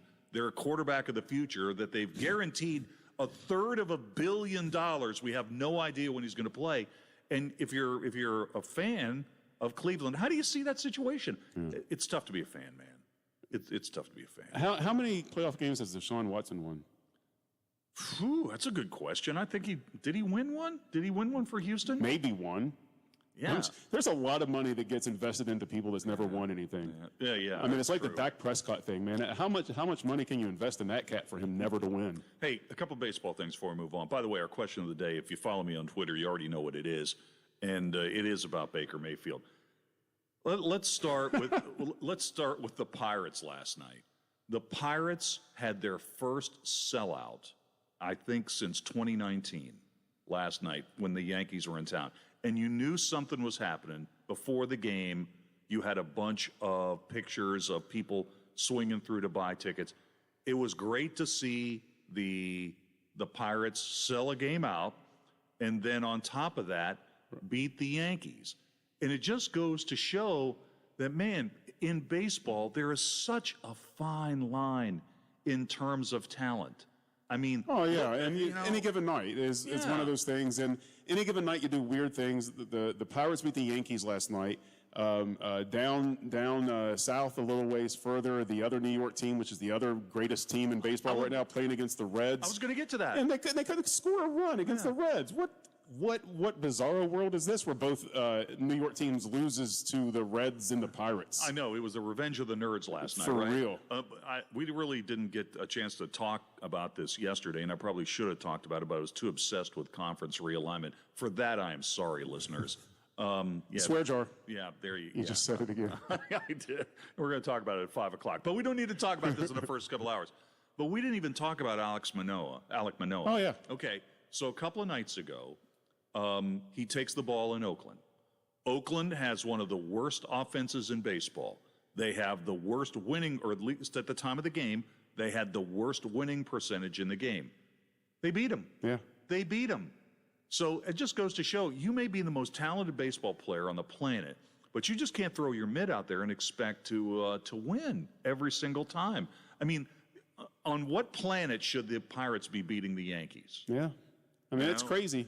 I mean, when you think about an offensive team whose peak efficiency is, succeeding roughly 35% of the time, eventually even guys that succeed 35% of the time all don't succeed relatively in the same time frame, which makes them vulnerable to just about any team. I mean, it's crazy because football or in baseball, it's just you get another chance and get another chance and get another chance. Yeah. Eventually it happens. So those two teams will meet again tonight, and I expect they're going to have another big crowd. Oh, yeah. So and welcome to PNC Park because, I mean, Yankee Stadium is a cathedral of a baseball field. I've been there. I love it. But for my money, PNC is about the best park in the league right now that I've been to. So the Reds beat the Mets last night, 1-0 in 10. A sacrifice fly to win the game. Look at Moose driving in those runs. Yeah, it's just a machine. He's a machine out there. By the way, Tyler Mahle goes on the 15-day DL. Big surprise. With the right shoulder problem. But so Scherzer comes back, and the Reds, who haven't been winning at all, even with that win last night, they've lost 11 of their last 13 games at home. Yeah. They're just coming off the longest home stadium losing streak since 1986. They manage to win a game that Max Scherzer starts. Yeah, amazing. And pitch well. Oh, wow. Yeah, I mean, here's the thing. So Scherzer goes 6 last night, 6 shutout, strikes out 11. I saw this list today. Since 1901, Scherzer has the 5th most games with double-digit Ks and no runs allowed in Major League Baseball. Here's the top 5 all time. Insane. Okay, top 5 all time. This is 6 most games with double-digit Ks and no runs allowed in the start. Okay, Nolan Ryan, 58. Randy Johnson, the big unit, 44. Clemens, 31. Pedro, 30. Scherzer, 26. Nolan Ryan has twice as many. That's incredible. As Nolan Ryan has twice as many as Pedro and Max Scherzer. Ryan has more total than Pedro and Scherzer combined. That's pretty amazing, right? That's pretty insane. I mean, he pitched in part of 4 decades, so I mean that helps. Yeah, he was good. Yeah, and he was very good. And it was back in the era where it's like the manager handed him the ball and said, "Listen, I'm going in the back for a while. I'll be back in about a couple hours." Let me know when you went out. If your arm starts to fall off or something, let us know. Yeah, but revenge of the nerds last night. Pirates beat the Yankees, and the Reds beat the Mets. Yeah. So let's go ahead and get our question of the day set. So we were talking a little bit about the deal today where the Browns have sent Baker Mayfield to the Carolina Panthers for a conditional draft pick. They list Baker Mayfield optimistically at 6'1". Come on. Yeah, literally, yeah. So will he be measured by the Carolina Panthers? I have no idea. But even if Baker Mayfield is 6 feet tall, he would be 29th in height of the 32 starting quarterbacks in the National Football League. 29th out of 32. So my question of the day is, who are some of your all-time favorite short athletes? Oh, that's good. Who are some of your all-time favorite short athletes? And how I define short is however you, the responder, defines it. You want to say a guy who's 5'11" is short? fine. Because it could be different in like different sports. Yeah, NBA is different than NFL or Major League Baseball or something. I'm going to say Muggsy Bogues, Spud Webb. I'm going to allow that. Briefly, you know what this question reminds me of? Remember Mike Spencer, the official, or not the official square, the scoreboard operator for the Wheelers? He was obsessed with Freddie Patek. Oh, another short guy. Just obsessed with him. Yeah, that's why it reminded me of it. Just loved Freddie Patek. I think he saw himself in Freddie Patek. Let's get a couple of news headlines from Alex Thomas. Dave, we don't have time to talk about the Bojangles opening on this date back in 1977. But we will. We'll get to it at some point, will. though. Over at the website, wvmetronews.com, Canal Circuit Judge Joanna Tabbitt ruling that a scholarship program providing state funds to allow students to go into public education, that is against the state constitution. Judge Joanna Tabbitt making that decision today, issuing a preliminary and permanent injunction, and when she was asked to reconsider it, she said no. Now, State Attorney General Patrick Morrissey announcing that he will challenge this ruling. He's disappointed in this decision against the Hope Scholarship Program, and he's saying, quote, "Our kids deserve the best educational options. We will fight for our kids and the hardworking families of our state to retain this law and uphold its constitutionality." One of the big arguments from Tabbitt is that this takes public funding away from public schools, and that's a big issue from her perspective when it comes to the state constitution. Alex, thanks. I do appreciate that. Yes, sir. Keep going, close the barn door because the State News Roundup for today is over. We're back with more in a minute. Hotline with Dave Weekly will return on Metro News, the voice of West Virginia.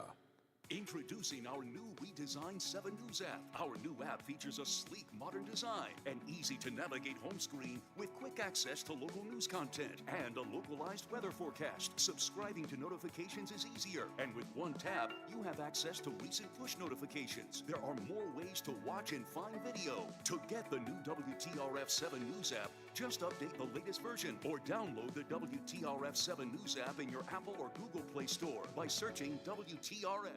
Cybersecurity attacks can cripple and even force a small business to close. Does your organization have a focused approach to being cyber resilient? If you can't answer yes, you should contact Omni Strategic Technologies to help you identify the steps to protect your data and reputation from the very real cyber threats that exist today. Schedule your free consultation by calling Omni at 304-242-7600 or online at omniperforms.com. Omni Strategic Technologies, the only cybersecurity firm that the Watchdog trusts. It's the summer's hottest party, the Circus Saints and Sinners Party on the Plaza Music and Food Festival. The fun happens Saturday, July 9th at the Plaza on Market in downtown Wheeling. Get tickets at partyontheplaza.org. Hey man, what can I get you? Yeah, can I have 2 Coors Lights? You got it. Hey, Mike! I need 2 Coors Lights! Sure thing. With a taste as cold as the Rockies, only Coors Light gives you refreshment every time. Here you go. Thanks, Mike. Doing a great job. All right, 2 ice-cold Coors Lights. That's the coldest beer I've ever had. Hey, they don't call it the world's most refreshing beer for nothing.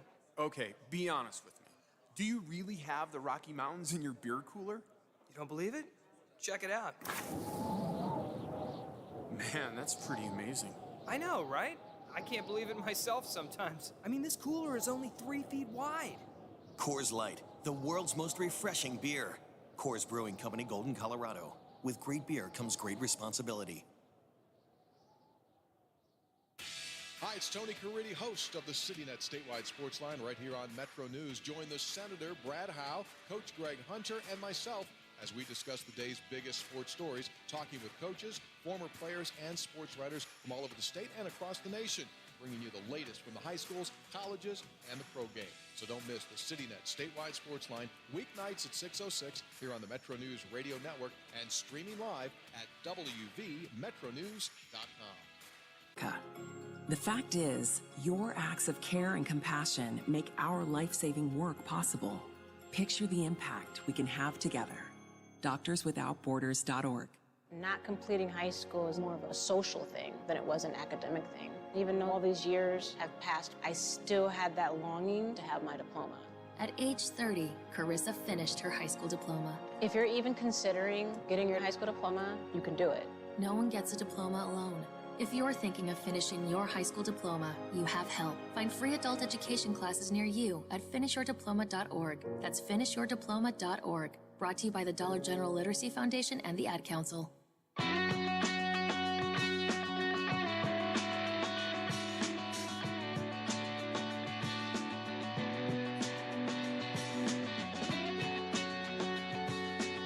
All right, we're up and running on a Wednesday afternoon. Thanks so much for tuning in today, folks. I really do appreciate it.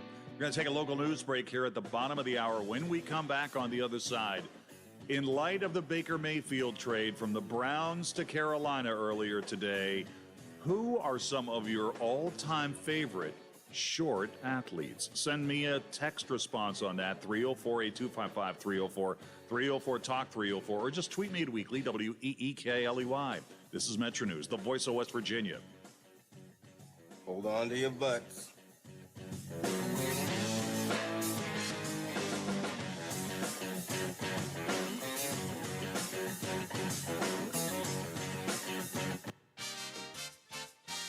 West Virginia Metro News, I'm Jeff Jenkins. A man is dead after being shot by police just off the Robert C. Byrd Drive exit of U.S. Route 19 at Beckley near the Crossroads Mall.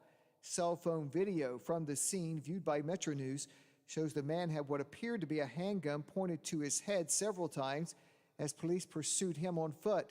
He eventually turned around toward police and shots rang out. This is what it sounded like from the video. Route 19 North remains closed in the area. Police have yet to release further information about the investigation. You can read more at WVMetroNews.com. And now former state police trooper is charged with aggravated DUI. 26-year-old Kaja Tenney was allegedly driving drunk while in her cruiser on duty near Elkins when she got into a wreck last Friday. State police say today she is no longer a state trooper. The state's new Hope Scholarship program is unconstitutional. That's the ruling today from Kanawha County Circuit Judge Joanna Tabbitt. A parent and a teacher challenged the program, saying it will take needed money away from public education. State Senate Minority Leader Stephen Baldwin says he agrees with the judge. He says you can't weaken public education. The constitutional right within the state of West Virginia to free and fair public education, and how detrimental this wide-open bill would be to that. More at WVMetroNews.com. You're listening to Metro News, the voice of West Virginia.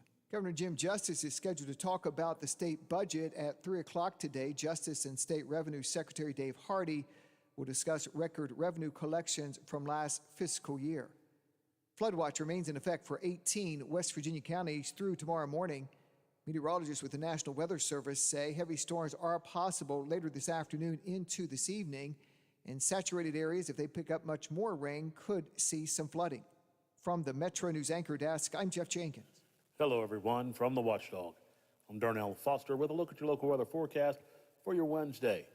Partly to mostly cloudy skies with a few scattered thunderstorms around through the day, a high near 83. The overnight low of 70 degrees under partly cloudy skies.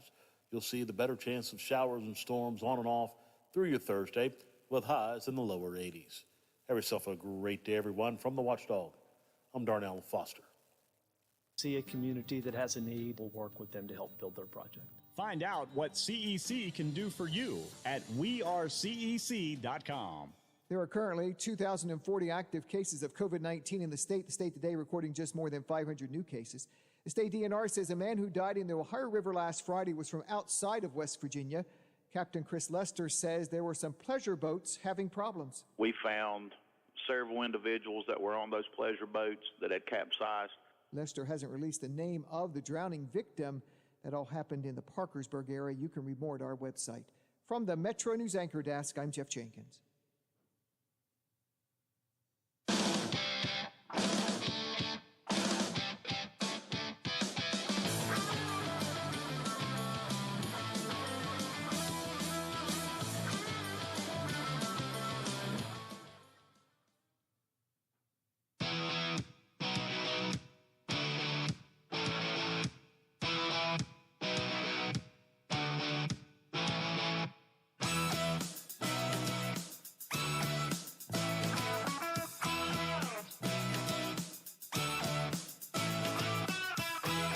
All right, welcome back to the show. It is 26 minutes till the hour.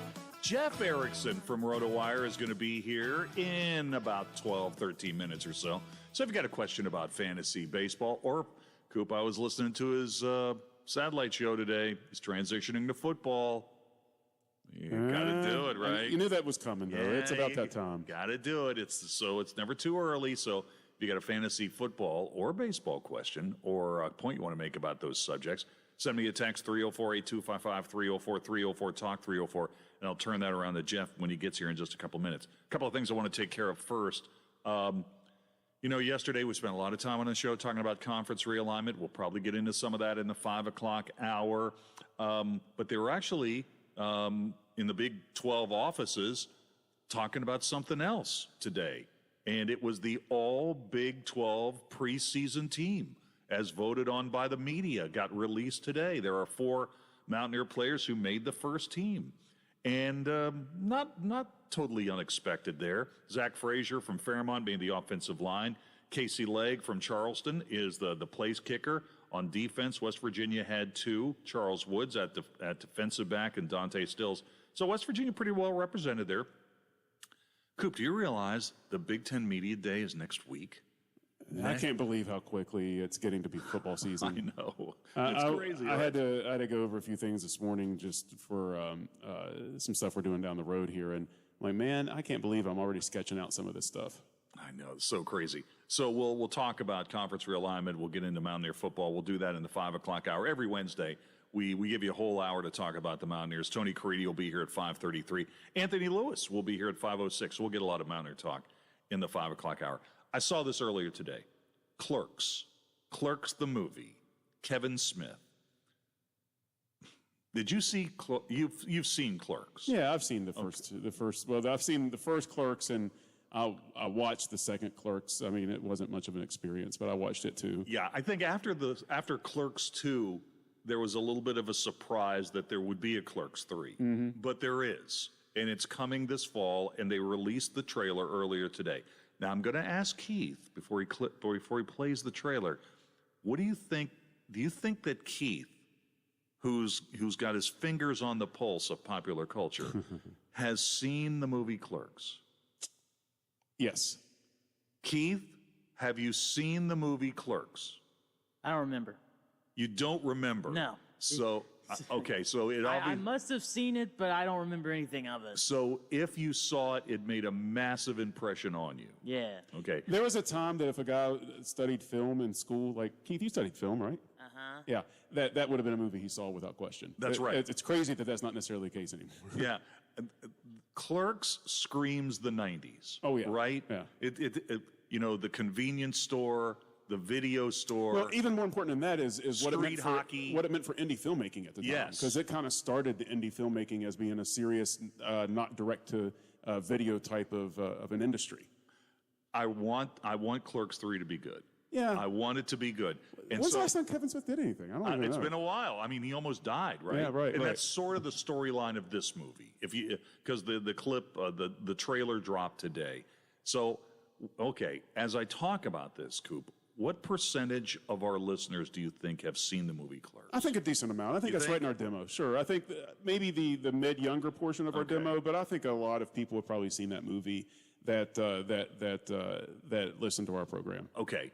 If not, I'm going to move along with this very quickly. Right. Just in case. Yeah, let's just go ahead and play a little portion of this. This is the trailer for Clerks 3. It dropped earlier today.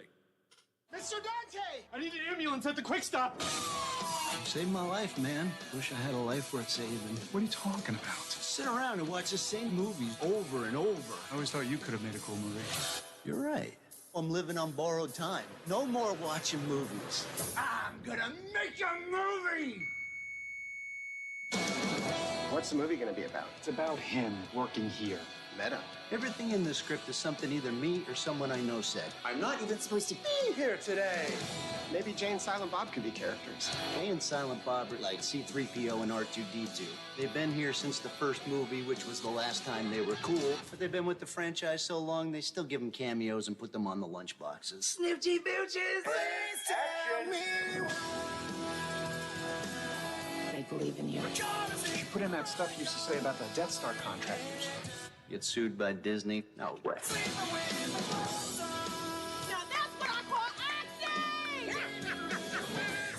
Okay, that's enough. Coop, what percentage of our listeners know who Jay and Silent Bob are? I mean, they were a pop culture thing for a long time. I'm sure that, I mean, there's a lot of people that I can't even remember it anymore. It's been so long, but the Jason Mewes thing where he does his little chanting riffs and stuff all the time. Those were like, the Snoochie Booches and all that. I mean, that was a cultural thing for a while. How about, it was referenced in that 30-second clip about his rant in the first movie about the guys who built the Death Star. Yeah, right. I mean, that was so funny at the time. And at the time, if you think it just briefly, but I really loved movies at this time because it wasn't just Kevin Smith and what he did with Clerks, but it was Quentin Tarantino, and it was the rise of the dialogue movies, the heavy dialogue, pulp culture, self-referential meta movies that were really kind of the staple of indie filmmaking for a long time. Movies like that gave way to like Being John Malkovich and stuff like that. Just these really bizarre dialogue-heavy, crazy movies. I mean, I respected the first Clerks for that aspect and what it kicked off. The second Clerks to me was just, I don't even know what that was. It didn't seem like the right thing. Last thing I'll say about it, though, this is the kind of movie that seems like, because Kevin Smith is talented. Sure he is. This is the kind of project that seems like that it's been so long that he could probably do it right. Because I think what happened to him for a while is he was overexposed, and you just, eventually this stuff just gets a little old. Do you remember that show he had that was on AMC they used to run on Sunday night where he was just like hanging out at the comic book store? I'm aware of it, but I never watched it. I actually watched that a couple of times. But you go back to when Clerks first came out, you thought that whole gang was going to basically take over entertainment. It was going to be Kevin Smith, it was going to be Ben Affleck, and they were just going to rule it all. Didn't really work out quite that well. I mean, Ben's been a huge star, but not really in the massive appeal that we thought that might have occurred 30 years ago. Yeah, I guess so. I think he's been pretty successful. I would give you that. He has. A couple of baseball things before we move on. I probably had more conversation with Chris Lawrence last night than at the baseball game. At the baseball game. So he continues his tour. He's on vacation. He continues his tour. He was at Camden Yards, I guess Monday night. He was in Philadelphia last night for the Nats and the Phillies game that the Phillies won 11-0. So he's having quite the tour. So we were texting back and forth about the history of Mike Schmidt, and he was sitting just to the left of home plate. He had a great angle on Kyle Schwarber's 2 home runs in the game that went right down the right field line. So he's having the time of his life. I love stuff like that. And going to ballparks for the first time that you're not familiar with. I remember when Comerica opened up in Detroit, and the first time approaching the concourse that had the great statues of the great Detroit players, and just seeing like the Ty Cobb statue like kind of in the distance and walking up on it. It's kind of cool. It's kind of cool. Very, very cool. All right, let's take a quick break, and when we come back, Jeff Erickson from RotoWire will join us next. Jim Christie, Landscape Market Lead Principal with Civil and Environmental Consultants, talks about CEC's commitment to West Virginia communities. Beyond just having CEC and that bandwidth of all the different services we offer, I'm able to go out to different places, help different communities. Everybody's motivated to get work done and do it well. To go out now and see projects that we've completed, it's pretty exciting. Find out what CEC can do for you at wearecec.com. Did you know Greer Lime Company's products are used in a variety of environmental applications that impact your everyday life? For example, Greer's Quick Lime and Hydrated products are fundamental to the key processes in drinking water and wastewater treatment, and their high-calcium limestone, Quick Lime, and Hydrate products are used in the removal of acidic pollutants from power plant flue gases. Greer's products are also used in coal mines to treat acid mine drainage and as alkaline amendment. Learn more online at GreerLime.com. Hotline with Dave Weekly will return on Metro News, the voice of West Virginia.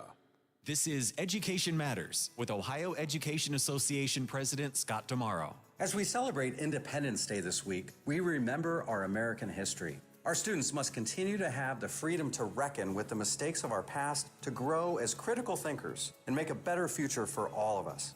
It's time for Ohio's lawmakers to end consideration of the anti-freedom education censorship bills working through our State House now.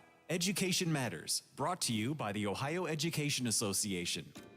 Introducing Beat the Stigma, Ohio's newest game show, where contestants go head-to-head to uncover the underlying causes of addiction. Did you know many of the contributing factors of addiction are beyond your control? Genetics can be responsible for 50% of your risk for addiction. Addiction is not a decision, it's a disease, and it's treatable. Can you beat the stigma? Challenge what you know about addiction at beatthestigma.org. Summer is here at your Toyota dealer. Check out Toyota's wide range of hybrid vehicles with incredible MPGs, like a new RAV4 hybrid with available all-wheel drive and more cargo room than ever before. Or travel in style in a new Highlander hybrid with cutting-edge tech and plenty of space for the whole family. Visit buyatoyota.com, the official website for deals. But hurry, offers end August 1st. Reserve yours today. Toyota, let's go places. Whether it's dinner for a special occasion, a quick lunch, or happy hour fun, the Highlands has you covered with nearly 24 eateries. Bubba's Burgers, Primanti Brothers, or Five Guys. Bob Evans, Cheddar's, Texas Roadhouse, or Olive Garden. All just minutes away off I-70 on the hilltop at the Highlands. Why did I want to work for CEC? You mean besides the fact that they're a leader in the industries they serve, like environmental and civil engineering, air quality, and water resources? Or the fact we're employee-owned, so we share in CEC's success? Well, challenges get me fired up, and CEC's employees pride themselves in finding cool solutions that solve unique problems for our clients. We're always creating, using our expertise to save those clients money and meet their challenges.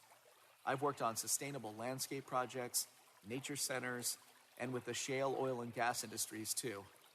Another reason I'm with CEC? I love my West Virginia home, and I'm helping build her future close to my family. Creative solutions that are building West Virginia's future and can build yours close to home. Find that opportunity with CEC when you go to cecinc.org/careers. CEC, big firm capabilities, small firm culture. cecinc.org. AutomotiveMap.com presents the Sports Flash, powered by The Score on The Watchdog. I'm John Thayer. The PGA Tour is set for 2 events this week that will both get underway tomorrow. In Nicholasville, Kentucky, it's the Barbasol Championship, while the Genesis Scottish Open is being played in Scotland. The NASCAR Cup Series this week is in Georgia at Atlanta Motor Speedway for the Quaker State 400, presented by Walmart. It is a Sunday afternoon race in Georgia. The Pac-12 Conference is pushing up negotiations for its next media rights agreement in the wake of the decision by UCLA and USC. Other Pac-12 schools are also in talks with the Big 12 Conference for a potential merger. For lightning-fast sports updates as they happen, download the free Score app today. I'm John Thayer with the Sports Flash, powered by The Score on The Watchdog. This is your captain speaking. You better buckle your seatbelts for this one. I noticed my passport was due to expire, so I went to Staples. I got a passport photo in 10 minutes, so we're good to go. Now at Staples, get 20% off travel products when you purchase a passport photo. Get travel ready at Staples, your one-stop travel prep destination. Let me tell you about another time that Staples saved my caboose. That all started back. N731, in-store only. Excludes Instacart orders, certain products, services, and technology. See staplesconnect.com/services/travel for details. Wendy's new Strawberry Frosty is here, so check your watch. Is it Frosty time yet? It probably is. The hour hand would be on, I'm feeling snacky. And the minute hand would be on, relaxing with a rich, creamy Strawberry Frosty on a summer day, just digging into that smooth, chilly deliciousness and vibing. You know, depending on what kind of watch you have. When it's time for Frosty time, choose wisely. Choose Wendy's Frosty in classic chocolate or new strawberry. Limited time only at participating U.S. Wendy's. The best in local talk is on your FM dial. 98.1 and 97.7. We are the Watchdog.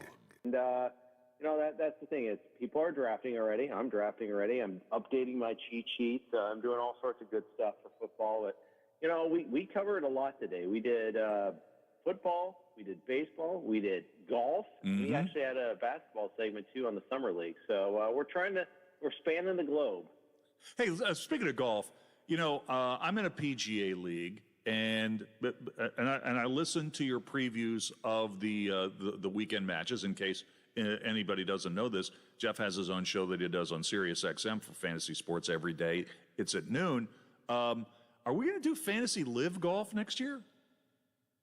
I don't think so yet. But DraftKings did come out with a showdown contest for Live Golf last week.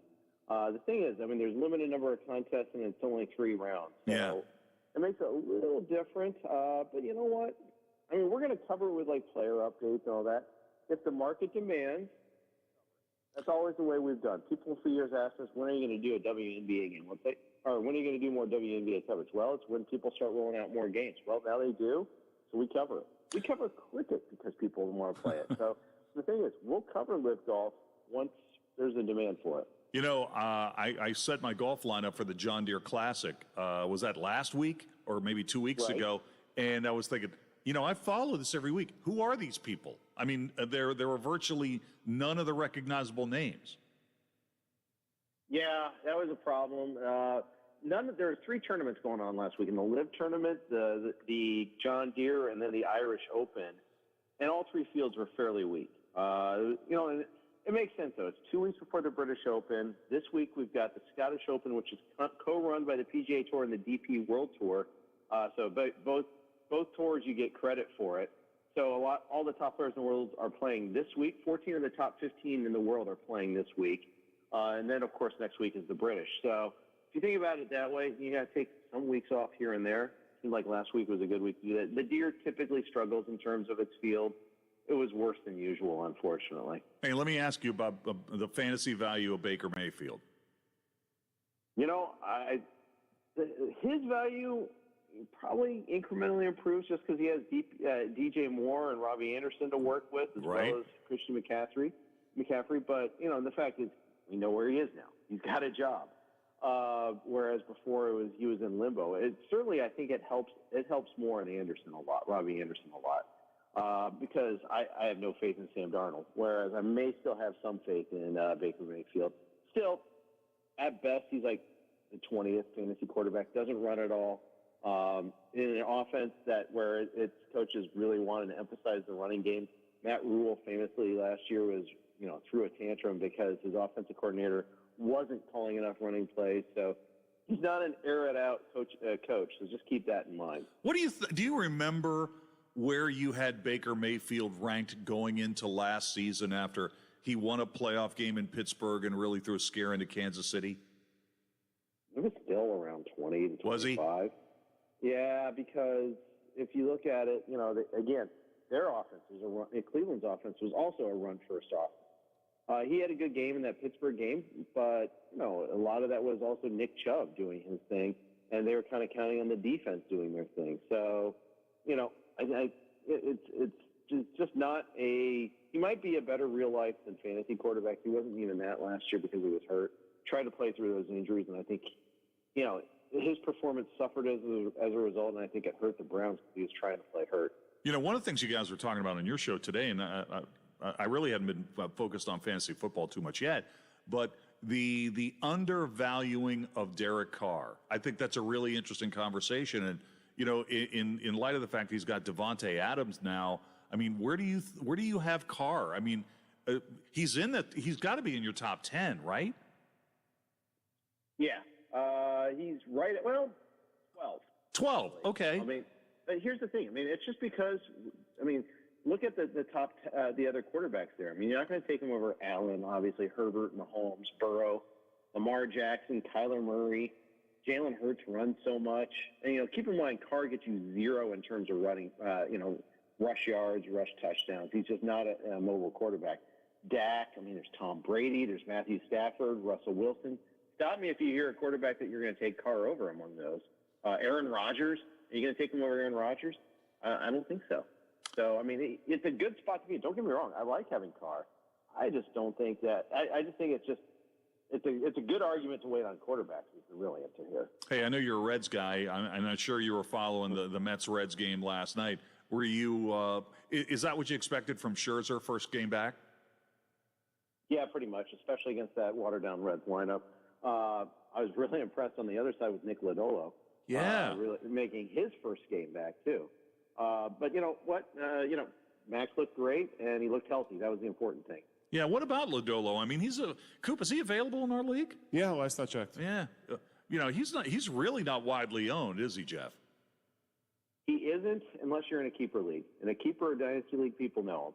I actually think he's a better long-term guy than Hunter Green. And he's a better short-term guy than Hunter Green too, more polish.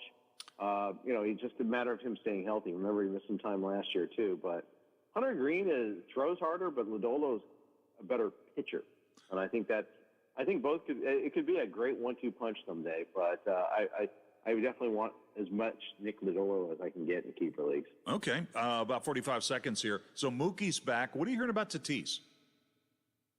Not as much as I'd like to hear. We're not hearing that buzz. Oh, he's coming back soon. He's coming back soon. Yeah. He's not there yet. He hasn't been taking batting practice. He's taking lighter swings, and it's not. I think they're just swings. I don't even think they're it's not even against live batting practice. So it's going to be a while still, I think. That was a pretty significant wrist injury there. The sooner we get him back, the better. The good news for us is that the Padres are contending. They're going to be in the playoff hunt. There's all the incentive in the world to get him back, as opposed to shutting him down and doing work on his shoulder, which never got work done. So he'll be there. He'll be there. So it's just a question of when and what he can do. But I would think sometime after the All-Star break. All right, Jeff, got to leave it there. Thanks for your time today. I do appreciate it. Anytime. All right, talking to you guys. Jeff Erickson, senior editor at rotowire.com. A break, and we're coming right back. Hotline with Dave Weekly will return on Metro News, the voice of West Virginia. Good Wednesday evening. I'm Steve Moore with your 7 News headlines for July 6th. Do you want some cheap gas? Well, a gas station in Jefferson County will be offering gas at a pre-inflation price of $2.38 per gallon. Americans for Prosperity Ohio will hold an event on July 7th in Steubenville to, what they call, highlight the policies contributing to skyrocketing prices that are squeezing working-class families across the Buckeye State and nationwide. Gas will be given on a first-come, first-served basis, and it will take place at Sunset Market in Delhi, Sunoco, 4332 Sunset Boulevard, Suite 2 in Steubenville, Ohio, beginning at 8 a.m. The Ohio County Sheriff's Office is warning the public of a phone scam that's currently going around in the county. The Sheriff's Office says residents are again receiving calls from someone identifying themselves as a deputy from the Ohio County Sheriff's Office. The office also says their phone number is showing on the caller ID. The Ohio County Sheriff's Office says they will never call you if you have a warrant, and they will never ask you for credit card or banking information. Check out WTRF.com for more details. Finally tonight, a proposed amendment to the Ohio Constitution that would limit vaccine mandates by businesses, healthcare providers, and governments is a step closer to the statewide ballot. The proposal would prohibit those entities from discriminating against people based on vaccination status or mandating any vaccine, medical procedure, treatment, or medical device. The Ohio Ballot Board approved the language today. Check out WTRF.com for more. And that was a look at your headlines. Have a great Wednesday night. Hi, it's Howard Monroe. COVID-funded subsidies for the Affordable Care Act are about to expire unless Congress renews them. We'll talk to a West Virginia navigator about the situation tomorrow on the Watchdog Morning Show. And Wheeling Council heard yet another presentation for a big homeless facility in the Friendly City this week. We'll talk to Vice Mayor Chad Thalman about that. Plus, all of your text, your phone calls on the free Stack Auction Service hotline. Bob Slaughter and I will meet you at 7 o'clock in the morning, the Watchdog Morning Show right here. Council present the story of Tom and Levi. Tom is the smartest man I know. He's been a professor at 2 major universities, been a teacher for over 40 years. One day, he told me that he was having problems in his classes. I think one of the students had asked the question and he didn't remember the answer. And I also noticed that he was letting his class out earlier than they were supposed to let out. And he was telling them that he was doing it as a favor to them, but I think in reality, he just wanted to get out of there. I was really starting to worry because I saw something was wrong. Levi and I talked about how it would change our lives, but he was there beside me, and my love for him was just immense. When something feels different, it could be Alzheimer's. Now is the time to talk. Visit alz.org/ourstories to learn more.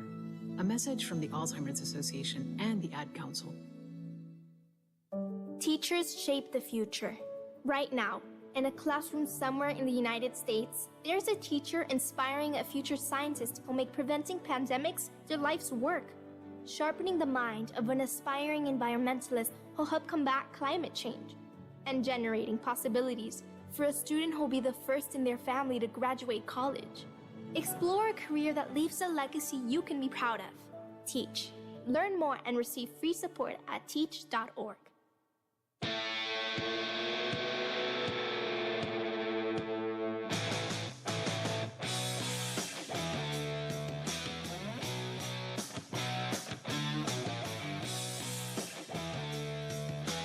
All right, that's going to do it for the first hour of the show, but we're just getting warmed up here. We got 2 more hours to go. We'll take a break here at the top of the hour for local news. When we pop back on the other side, we'll take a look at what's going on in the financial markets. The Dow is up about 75, but losing some steam into the break. We'll give you the final numbers. We'll get more of your responses to our question of the day. Who are some of your favorite all-time short athletes in light of Baker Mayfield being traded to Carolina earlier today? And we'll talk about the biggest stories in tech over the last week. This is Metro. The Watchdog is FM 98.1, AM 1600 WKKX Wheeling, FM 97.7, AM 1370 WVLY Moundsville. From ABC News, I'm Dave Packer. On the first day of his virtual court appearances, the suspect, authorities say, killed 7 people at a 4th of July parade in Highland Park, Illinois, identified as Robert Cremo III, almost carried out a second shooting that same day. Police say this information is coming from Cremo himself. The police said after the initial shooting at the July 4th parade, the suspect seems to have driven around a little bit. He had gone to his mother's house, asked to borrow her car. He was driving around in this 2010 Honda Fit. And at some point, he made it to Madison, Wisconsin, where police said he came upon another July 4th celebration and contemplated carrying out a second shooting attack. ABC's Aaron Katursky. Another 4th of July attack stopped, say Richmond, Virginia police, by a hero. Authorities say 2 non-U.S. citizens were arrested on the 4th and yesterday after someone called and alerted the Richmond Police Department about a potential attack. Richmond Police Chief Gerald Smith. There is no telling how many lives this hero citizen made.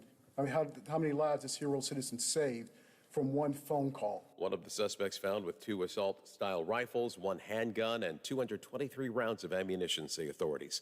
President Biden in Cleveland addressing the police shooting of Jalen Walker, the 25-year-old black man killed in a hail of gunfire after being pulled over in a traffic stop near Akron, Ohio. If the evidence reveals potential violations of federal criminal statutes, the Justice Department will take the appropriate action. The president in Ohio to tell union workers how his American Rescue Plan is going to help save their pension funds. The final rule will take some of the nearly $2 trillion in COVID relief to prevent troubled pensions from going under and creating a crisis for millions of blue-collar voters. It's essentially a campaign stop to remind Ohio voters that President Biden kept his promise and came through to rescue their pensions. That's ABC's Andy Field. You're listening to ABC News. Okay, import footage. How is the hard drive already full? Juwan's Pilates studio converted to entirely virtual classes. What's MPEG? But leading and editing sessions is stretching her too thin. It says render failed. What'd I do? Indeed can help her hire great people fast. I need Indeed. Indeed you do. We instantly connect you with quality candidates whose resumes on Indeed match your job description. Earn up to $500 in sponsored job credits by conducting interviews on Indeed. Visit Indeed.com/credit. Terms and conditions apply. At CDW, we get Mac at Work works for everyone. I work in IT, and since we switched to Mac, the text messages I'm getting are a lot more positive. Sales is happy because Mac works with all their apps. Finance is happy to get power without the big price tag. And CDW configured every device to work right out of the box. Is there an emoji for that? I use the unicorn. IT orchestration by CDW. People who get it. Get a great deal on Mac for your business at cdw.com/getmac. A former White House lawyer now agreeing to testify under oath before the House committee investigating the Capitol insurrection. Sources tell ABC News that Pat Cipollone has reached a deal with the January 6 panel to sit down for a written testimony. Cipollone played a critical role in the White House in the final days of the Trump administration, including on the day of the Capitol riot. According to sworn testimony given to the committee, Cipollone was at the center of several conversations advising Trump against efforts to overturn the election and his wish to march with supporters to the Capitol. The committee issued a subpoena for Cipollone after he declined to publicly testify.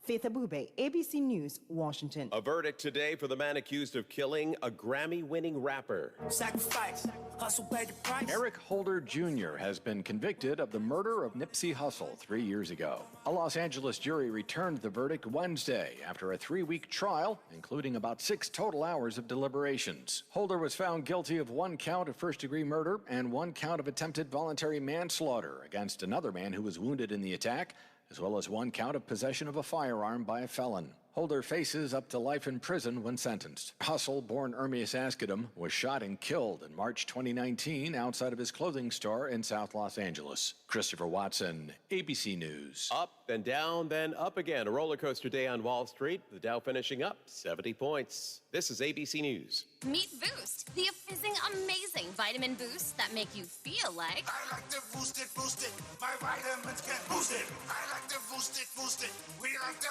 boost it. Boost effervescent vitamins turn your H2O into H2O to give you a fizz-tastic feeling like... I like to boost it, my vitamins can boost it. I like to boost it, we like to boost it. Because it's not just vitamins, it's Boost, the fizzing, amazing vitamin boost. Boost it. Dave Packer, ABC News. If you missed the last talk line, you missed breaking news by Brad McElhenney. The Kanawha County Circuit Court Judge Joanna Tabbitt declared unconstitutional the Hope Scholarship that diverts public money to private schools. Looking at her wording at the end, she said the Hope Scholarship, she has concluded first, is unconstitutional, said it is null and void based on her decision today, and issued both temporary and permanent injunction. Keep up on what's happening in West Virginia. Talk line weekdays at 10:06 on this Metro News station. Hello, everyone, from the Watchdog. I'm Darnell Foster with a look at your local weather forecast for your Wednesday. Partly to mostly cloudy skies with a few scattered thunderstorms around through the day, a high near 83.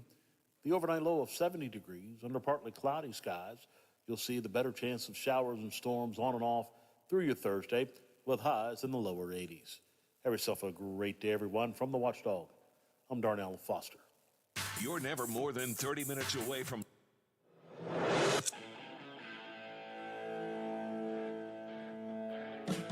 This is Metro News Hotline, a 3-hour audio tour navigating the world of sports, news, entertainment, tech, and more from a Mountain State point of view. You can join the conversation. Text the show at 304-825-5304. That's 304-TALK-304. Here's the host for Metro News Hotline, Dave Weekley.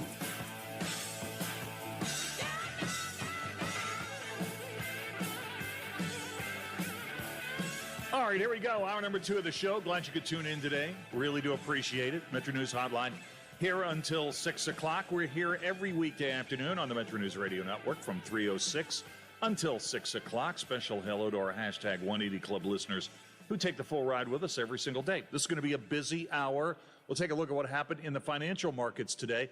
The Dow is slowing off into the close, but still ended up the day on a positive. Energy stocks hit. The price of oil was down for the second consecutive day. That I think is a positive for the market. NASDAQ was up. We'll get into that. We'll also check some of your responses to our question today. And one of our favorite people, Abrar Al-Hidi from CNET will join us, and we'll talk a little bit about some of the biggest stories in tech over the last 7 days. And we got some stuff to talk about. I mean, there's some pretty big stories here in tech. We will get into that in just a moment. 425, Talking TV and more. 433, the official halfway point of the week for us here on the program, and that's when we play Pick One. So Coop and I will play a little Pick One. If you've never heard that before, stay tuned for that. That's coming up at 4:33. On this date at 4:50, we're about 51 minutes away from the 5 things to know at 5 o'clock hour. Mostly about the Mountaineers. We'll get some conference realignment talk going. Anthony Lewis will be here at 5:06 for his Mountaineer slant on things. We'll play in or out at 5:25. Tony Caridi, the host of Sportsline, always drops by at the bottom of the 5 o'clock hour every Wednesday. So I've got some stuff for Tony. We'll get a coronavirus update as it relates to West Virginia from Alex Thomas in the last 20 minutes of the show. And then we'll wrap it up before we head on out of here at 6 o'clock and make room for the boys on Sportsline with more of your responses to our question of the day. So let's get started. And we'll start with what happened in the financial markets today. Dow Jones Industrials ended up on the day almost 70 points. The Dow was up 0.25%, ending the session at 31,037.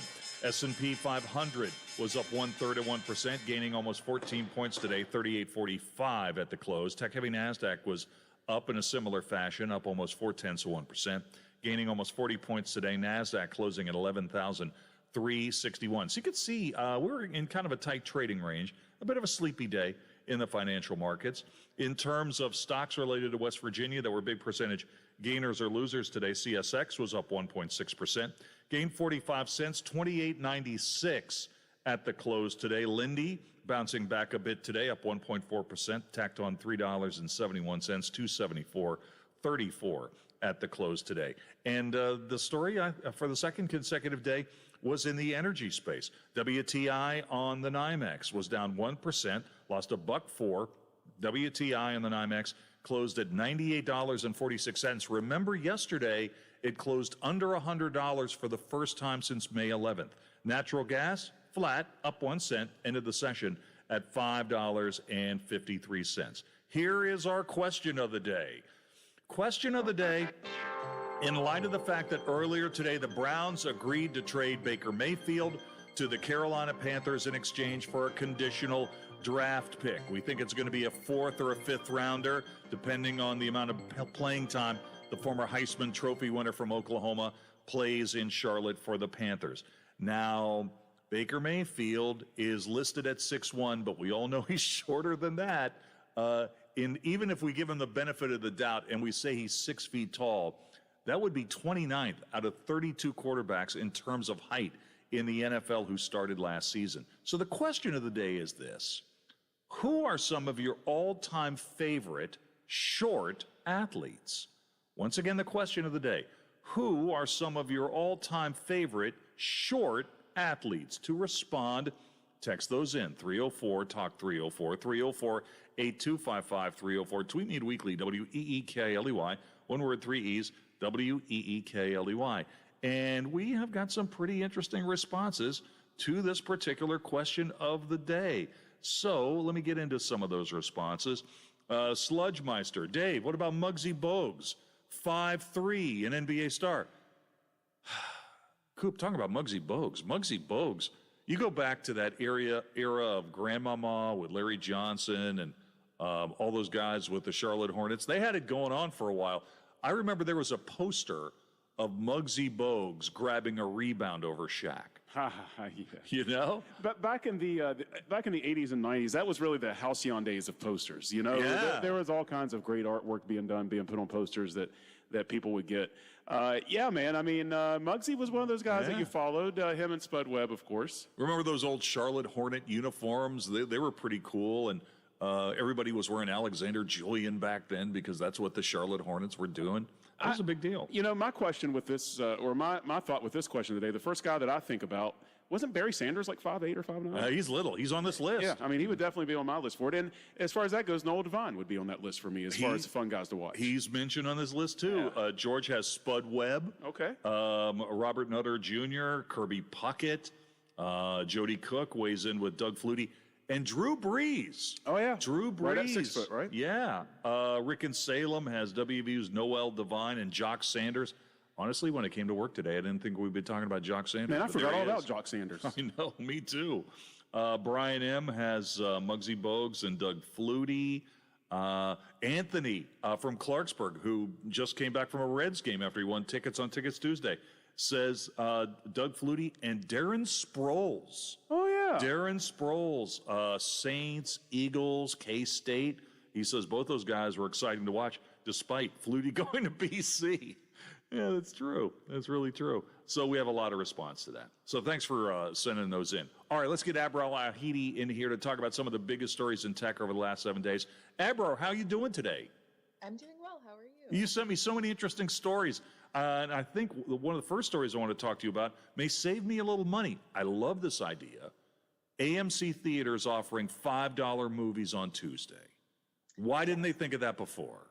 This is a great question.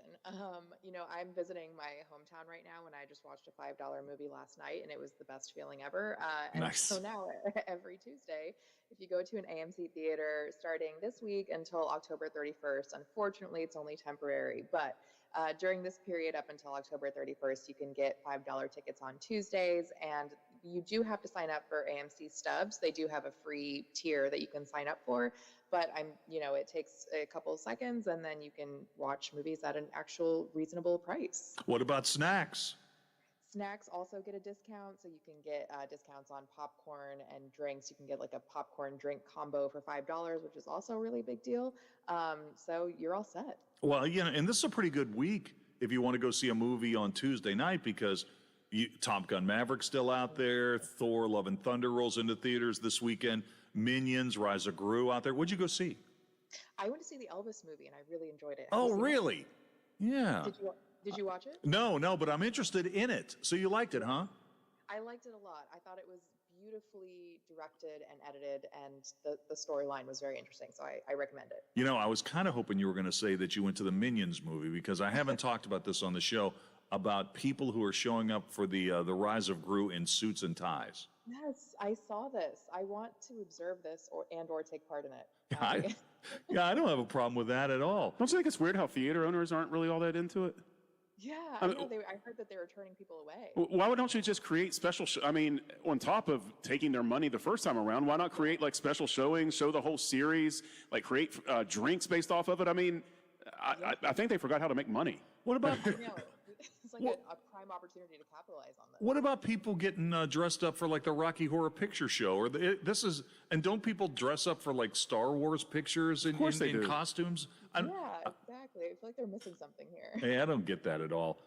We've talked a little bit about Starlink. So Starlink is the internet service that was started by Elon Musk, and it's all about low orbit satellites bringing broadband to areas of the planet that haven't had it before or that need it, like in the Ukrainian situation. So now the FCC has approved Starlink to have internet in moving vehicles. This is a pretty big story.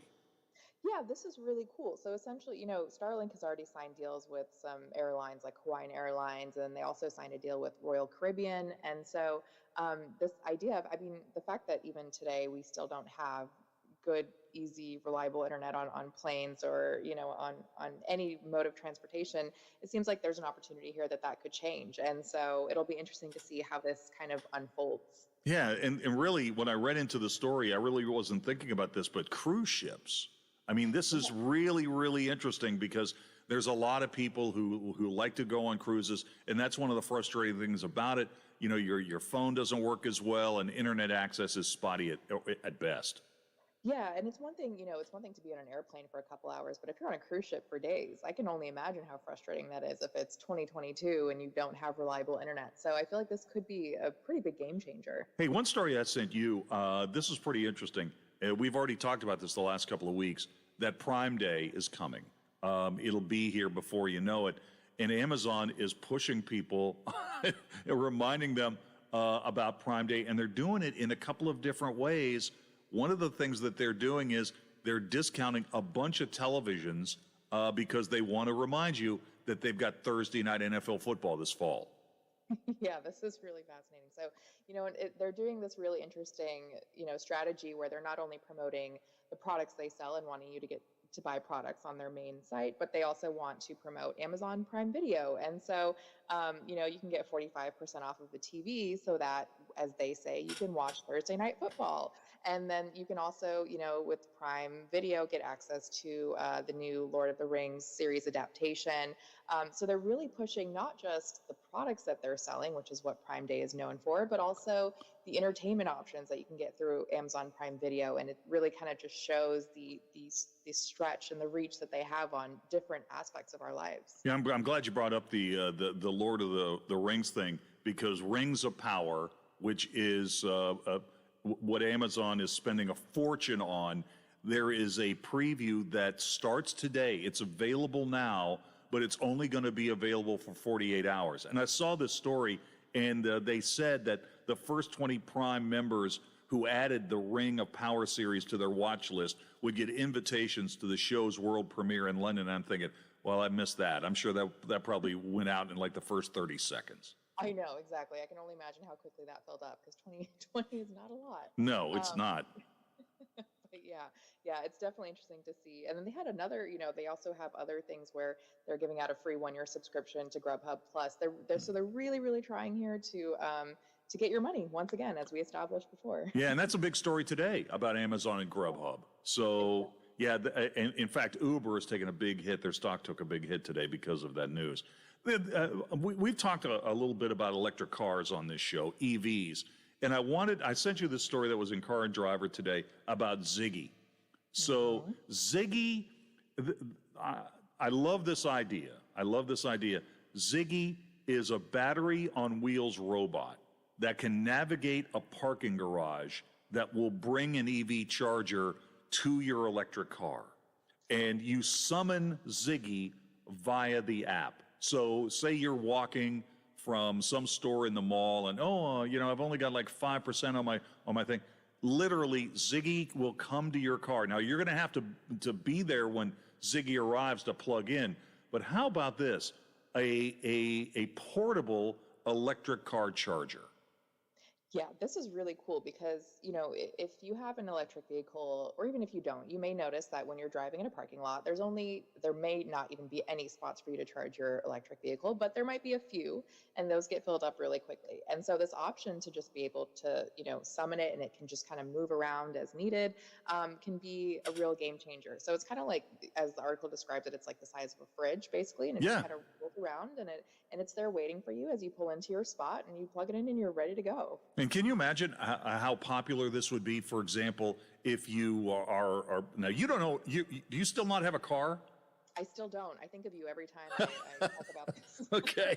All right. Well, but let's just say, for example, you work at a big corporation and that corporation has a big parking building. Every one of these parking buildings at this big corporation is going to have to probably purchase one of these things, right? Right, exactly. Yeah, I feel like and the thing that's really cool about it is not just that, but even if there's like an event, for example. Oh, yeah. And, there's going to be a lot of cars, you can just kind of order as needed, lease these devices, these Ziggies, and it can be easier than having a stationary charging station. So yeah, I think this definitely does kind of help solve that issue of like, are there enough spots where people can park their EVs and have them charged? So Ziggy's coming. Production on this thing is coming in 2024. Now there's some questions, but I tell you what, this sounds like it's $1 billion idea. It really sounds like a great idea.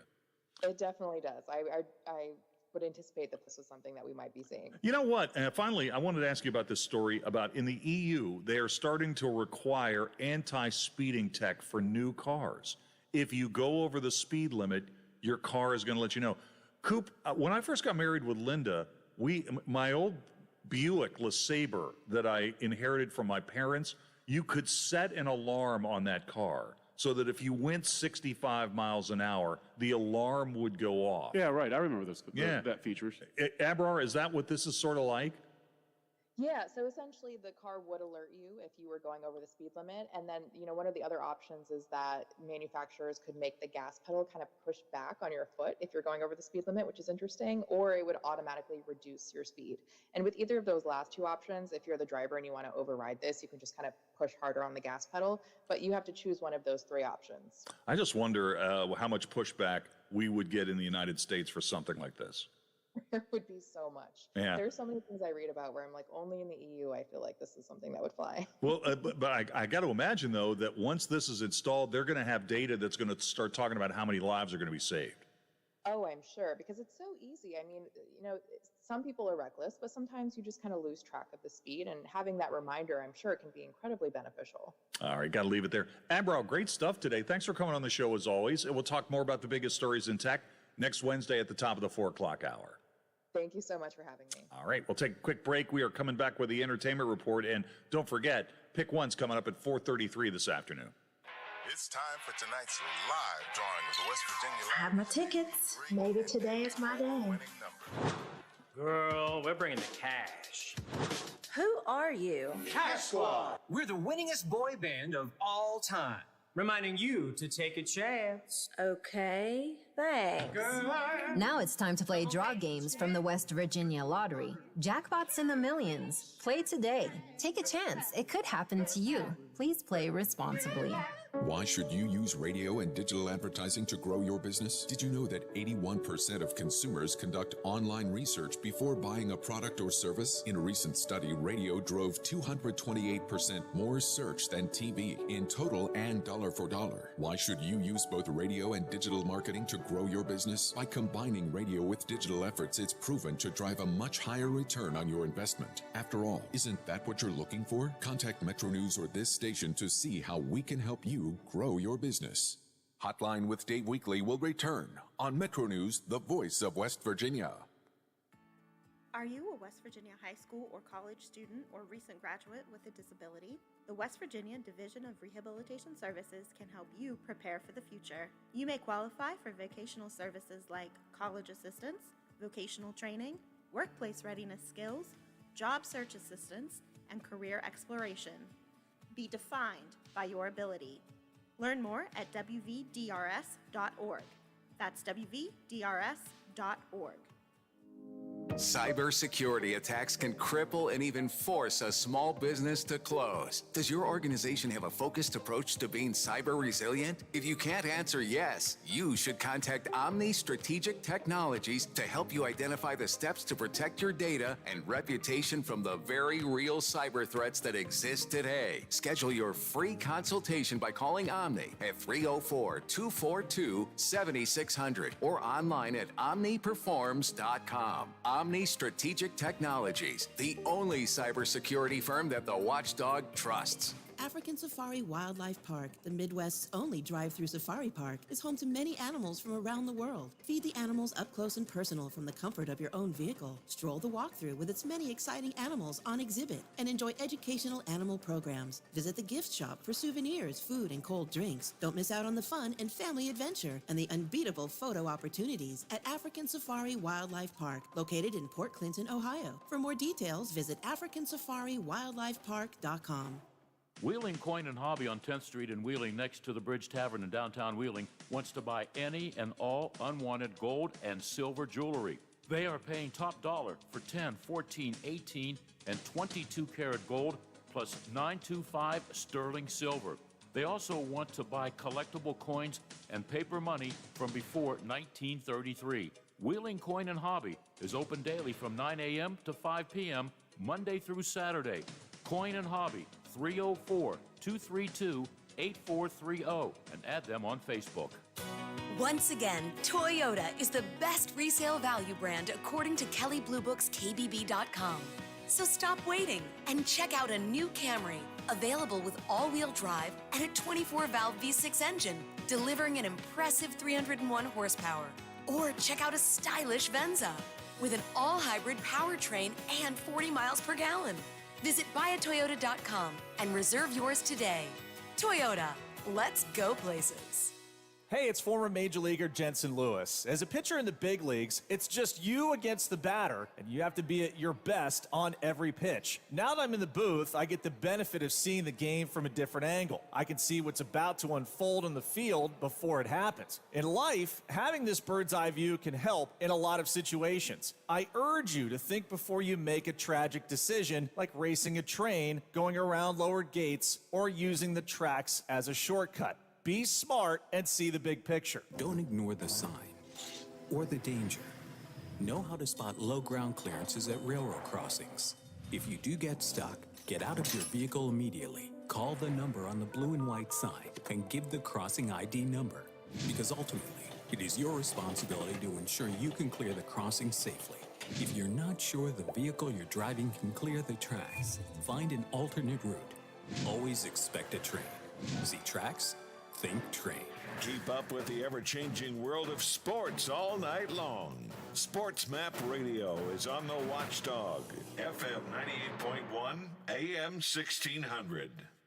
It's no lyrics, you know. It's nice. It slaps, man. It slaps. This is almost like what you would hear when they would be walking into the Regal Beagle. Oh, right, yeah. On Three's Company. Man, I wanted a friend like Larry. Oh, yeah. 28 past the hour, almost halfway home on this edition of the show. Don't forget, we've got Pick One coming up at 4:33 this afternoon. But now it's time for the Entertainment Report. Here are the latest entertainment headlines from ABC.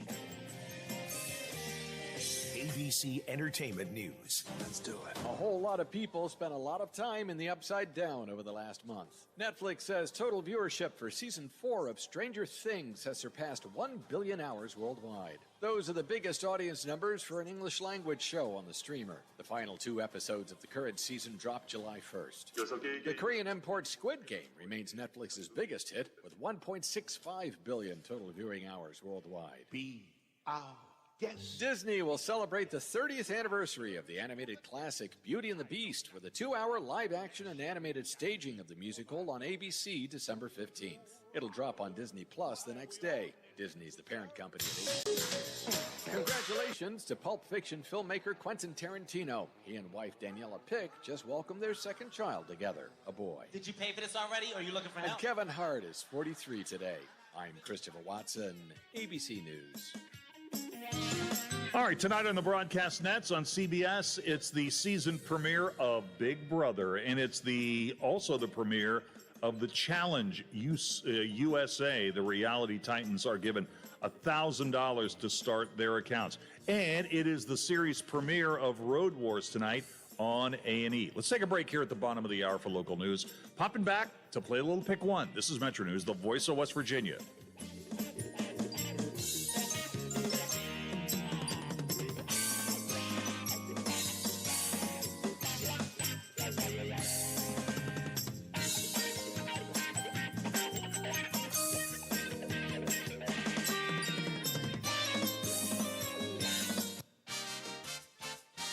West Virginia Metro News, I'm Jeff Jenkins. A man is dead after being shot by police just off the Robert C. Byrd Drive exit of U.S. Route 19 at Beckley near the Crossroads Mall.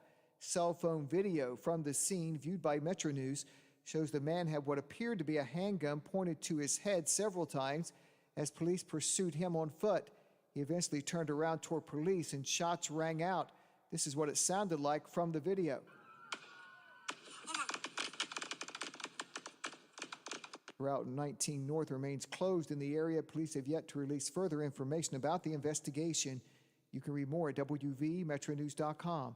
And now former state police trooper is charged with aggravated DUI. 26-year-old Kaja Tenney was allegedly driving drunk while in her cruiser on duty near Elkins when she got into a wreck last Friday. State police say today she is no longer a state trooper. The state's new Hope Scholarship program is unconstitutional.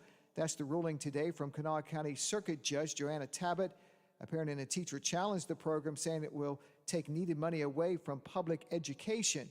State Senate Minority Leader Stephen Baldwin says he agrees with the judge. He says you can't weaken public education. The constitutional right within the state of West Virginia to free and fair public education, and how detrimental this wide-open bill would be to that. More at WVMetroNews.com. You're listening to Metro News, the voice of West Virginia. Governor Jim Justice is scheduled to talk about the state budget at 3 o'clock today. Justice and State Revenue Secretary Dave Hardy will discuss record revenue collections from last fiscal year. Flood watch remains in effect for 18 West Virginia counties through tomorrow morning. Meteorologists with the National Weather Service say heavy storms are possible later this afternoon into this evening. In saturated areas, if they pick up much more rain, could see some flooding. From the Metro News Anchor Desk, I'm Jeff Jenkins. Hello, everyone, from the Watchdog. I'm Darnell Foster with a look at your local weather forecast for your Wednesday. Partly to mostly cloudy skies with a few scattered thunderstorms around through the day, a high near 83. The overnight low of 70 degrees under partly cloudy skies. You'll see the better chance of showers and storms on and off through your Thursday with highs in the lower 80s. Have yourself a great day, everyone. From the Watchdog, I'm Darnell Foster. Here and call West Virginia home. I think that's the kind of legacy CEC wants to make within West Virginia. Find out what CEC can do for you at wearecec.com. 27 high school seniors who graduated this year have been selected for the Underwood Smith Teaching Scholarship. The scholarship program is designed to help the state in its teacher shortages. Scholarship recipient Bailey Olinger says it will help her. That's really big because I am actually putting myself through college, so it's going to help me so much. The students will receive up to $10,000 per year for their college education as they pursue careers as teachers in the Mountain State. From the Metro News Anchor Desk, I'm Jake Flatley.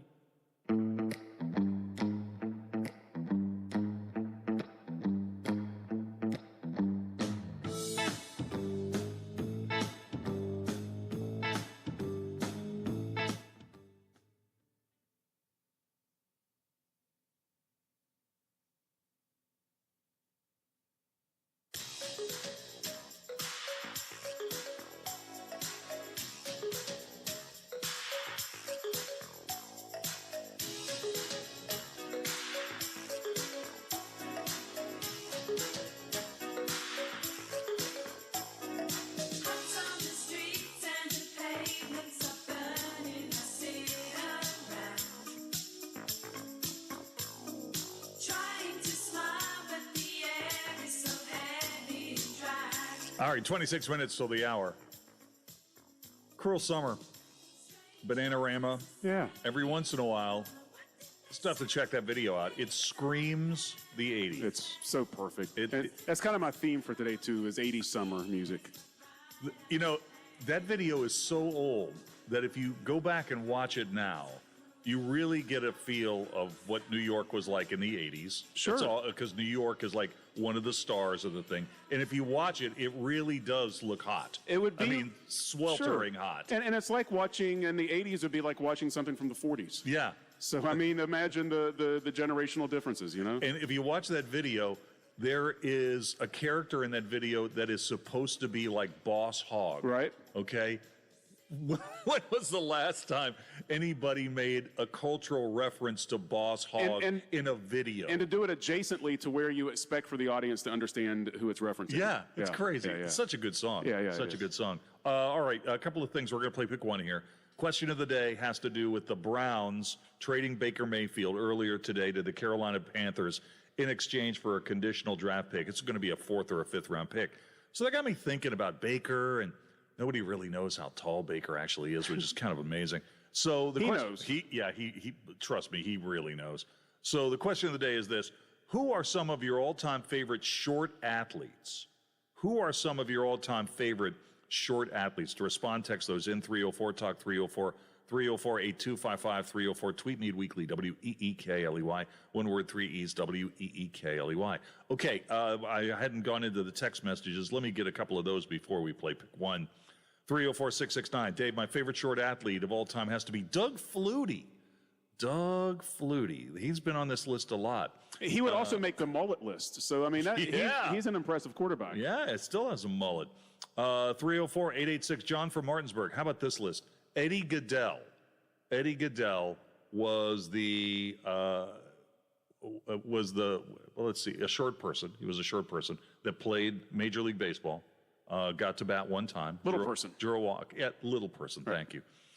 Jimmy Wynn, the toy cannon of first the Houston 45s and then the Houston Astros. Great power hitter. Jose Altuve on this list. John, those are all really outstanding. I would go for a non-traditional sport. I mentioned Barry Sanders and Noah Devine earlier. I think if I were to take all sports and athletes into consideration, Bruce Lee had to be pretty short. Sure. Yeah, that's exactly right. He had to right. be pretty short. I think that would be my ultimate answer. Here's one from Danny on Twitter. Danny, who I think is a woman, and we need a woman's touch on this show badly, says Fran Tarkington. Fran Tarkington, good quarterback for the New York Giants and then with the Vikings, too. You know what I didn't realize? I didn't realize that Sweet Pea Pernell Whitaker was only 5'6". Man, I didn't know he was that small. Wow. Oh, man, I didn't realize that. All right, let's get it together. Hit the theme because it's time to play Pick One. Rules are kind of explained in the title, and pick one for each topic. 2 choices are given. You must select one of them, hence you must pick one. Coop and I have 5 sets of pick one topics. We have not seen each other's pick one selections. There are no correct answers. There are simply opinions. Honest responses are likely to result in hurt feelings that could jeopardize our friendship and working relationship, but we're willing to risk all that for the sake of higher ratings. Let's get started. Coop, we're getting down to it in terms of the starters for the Major League Baseball All-Star yeah, Game. that's right. If you go to the MLB.com website, it's time now to vote for the starters. You have 2 choices for many of the positions, except for outfielder. Well, no, you have 2, because the top vote getters in the outfield have already been selected, so they're already grandfathered in. They're going to start. But I was looking at some of these matchups. Some of them are easy. But this one was tough for me, and I wanted to run it past you. All right. Designated hitter for the American League. Designated hitter for the American League. Yordan Alvarez of the Astros or Shohei Ohtani of the Angels. Alvarez or Ohtani for the DH of the AL. Please pick one. I've got the stats if you need them. Ohtani, that's the only position he qualifies at, right? Like, so he's not going to be voted in on offense any other way, right? But he could pitch. Yeah, he could pitch. But I have to go with Ohtani. He's had a great he's had a great season on both, however you say it in baseball. How do you do that? Both offense and defense, so on pitching and batting, I guess. Anyway, he's had a good season on both of those things. And I just like him, and I don't care for the Astros. So that's my personal biased pick. Okay. Ohtani, 259, 18 homers, 51 RBI, 841 OPS. Alvarez, 313. Yeah, his batting average is much higher. 25 homers, 58 RBIs, and OPS of 1,076. Yeah, he probably deserves to go, but I don't like the Astros. Yeah, that's the rub of the All-Star game, right? It's like, who had a good first half, or do you want to see real stars? Right. Okay, our second category for you is about music. I don't know if you saw this story or not about Carlos Santana last night. Oh, yeah, I did see that. So Carlos Santana passed out of heat exhaustion in the middle of a show in Michigan. Now, he was rushed to the emergency room. He's supposedly all right, but kind of a scary moment because Carlos is in his 70s. Yeah, he's old. Yeah, all he's right, getting up there. who would you rather see in concert? Okay. Would you rather see Carlos Santana or Jeff Beck and Johnny Depp? Carlos Santana or Jeff Beck and Johnny Depp? Would Carlos have any of his guest artists stop by during the concert? Who knows? Likely, right? Who So knows? Rob Thomas might slide in for a little Smooth. If I could be guaranteed that Rob Thomas and Smooth would play. Look, that song was so overplayed back in the day. I know. But I can listen to it again now and be like, oh, man, I know why that song was such a big hit, you know? You take Santana, a little Matchbox 20, you mix them together, you got some 90s gold in there. You know what? I'm not actually the biggest Jeff Beck fan. I like him fine. I liked him in the band with the Yardbirds more so than as a solo artist. I would go see Santana. Yeah, I think that's the correct answer. Yeah. All right, we talked a little bit about Amazon Prime, and we're right in the middle of a 48-hour preview of their Lord of the Rings series that they're going to spin off. So, movie series you're more interested in? Okay. Lord of the Rings or Avatar? Lord of the Rings or Avatar? Please pick one. I have to be careful with Avatar because it's really easy to just assume the blowback position from the first movie and James Cameron and kind of the whole thing that went into that, you know, the Dances with Wolves in Space and the whole thing, you know, because it was a highly derivative movie, and other than the 3D effects, there wasn't much to it. Objectively, the answer for me is The Lord of the Rings. However, there's only so much that you can squeeze out of a limited amount of linear stories that Tolkien told. Going off of the reservation a little bit for Lord of the Rings is good. The one thing about Cameron, it's all original work. Yeah. Original being used a little bit, you know, ironically there, but it is all original work, which I have to admit gives me some interest. But I'm a longtime Tolkien fan. I'm a longtime Lord of the Rings reader, and I'm not a huge fan of Avatar, the story. So I guess I got to go with Lord of the Rings. Okay. Yeah, I thought that was kind of a tough question. It is a tough question. Let's get to the NFL. Our question of the day today had to do with Baker Mayfield. Who throws more touchdown passes this season? Baker Mayfield, Deshaun Watson. Please pick one. More touchdown passes thrown. Do we know for sure that Deshaun's playing? You don't know anything about how many games he's going to play. Yeah, I'm going to go with Baker there because it's likely that he's going to, you know, him and Darnold are going to like battle ghosts together or something like that. He'll get some starts and be in there. So I think that Baker has the potential to have more attempts. And so, yeah, I think he might throw some touchdowns. All right. We are on the verge of a sriracha shortage. Ooh. We know that's coming. That's a fact. what is your preferred condiment on your food from amongst sriracha or the most popular hot sauce in West Virginia, Frank's Red Hot? Frank's Red Hot or sriracha? Please pick one. See, if it would have been Texas Pete, it would have been easy because Texas Pete's my go-to. Right.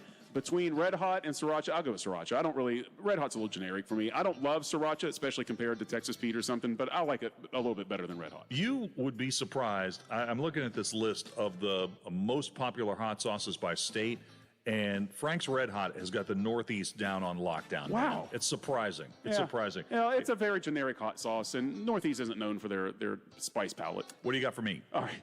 Not to throw shade on Frank's, Okay, so pick one. If you had the opportunity right now with your fantasy team in the league that we share, would you rather redraft your team or select any one player from any team that could be on your team now? Oh, man. Redraft. Redo the whole thing. My team was garbage. It was absolute garbage. The auto draft gave me no closer. One of my power hitters was Joey Votto.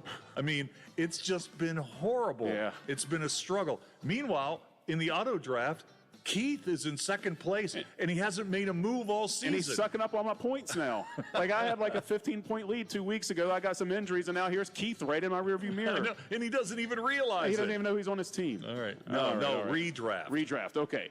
Question number 2. What place would you most likely to survive naked and afraid? The outback of Australia or Juarez, Mexico?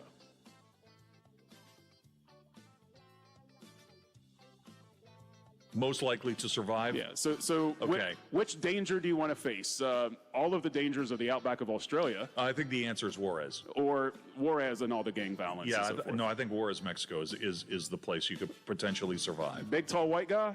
Feeling pretty good. All you have to do is befriend one person. Yeah. Okay, that's it. Naked? Yeah, maybe. I think Juarez, Mexico is the answer. All right, okay. Question number 3. Oh, I like this question, actually. Which would you rather have, or which would you rather hear from your favorite artist? Which would you rather hear from any favorite artist? A great mixed live show or a sublimely produced studio album? Man, that's a good question.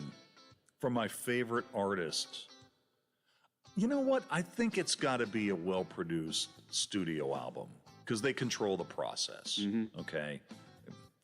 But I will say this. I am in favor of live albums. I like live albums a lot. Me too, and when they're done well, they sound great. But over time, I've come to that conclusion as well with the produced studio album. A really great production on the studio albums is worth a lot. How about an example of somebody like the Beach Boys? Sure. I mean, a Beach Boys, the album is a work of art, the way they produced it in the studio. Absolutely true. A Beach Boys concert is good, but it's not the same as an album. Absolutely true. Yeah, I agree with you there. Okay, question number 4.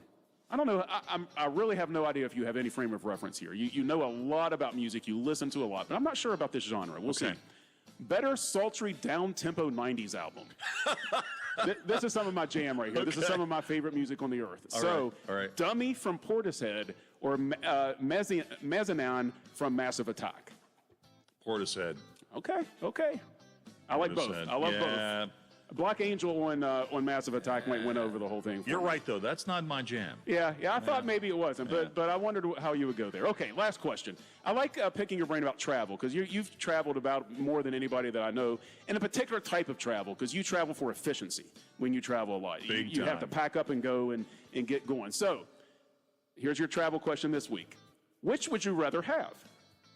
The perfect wardrobe for your trip or a stunning hotel room with abundant amenities?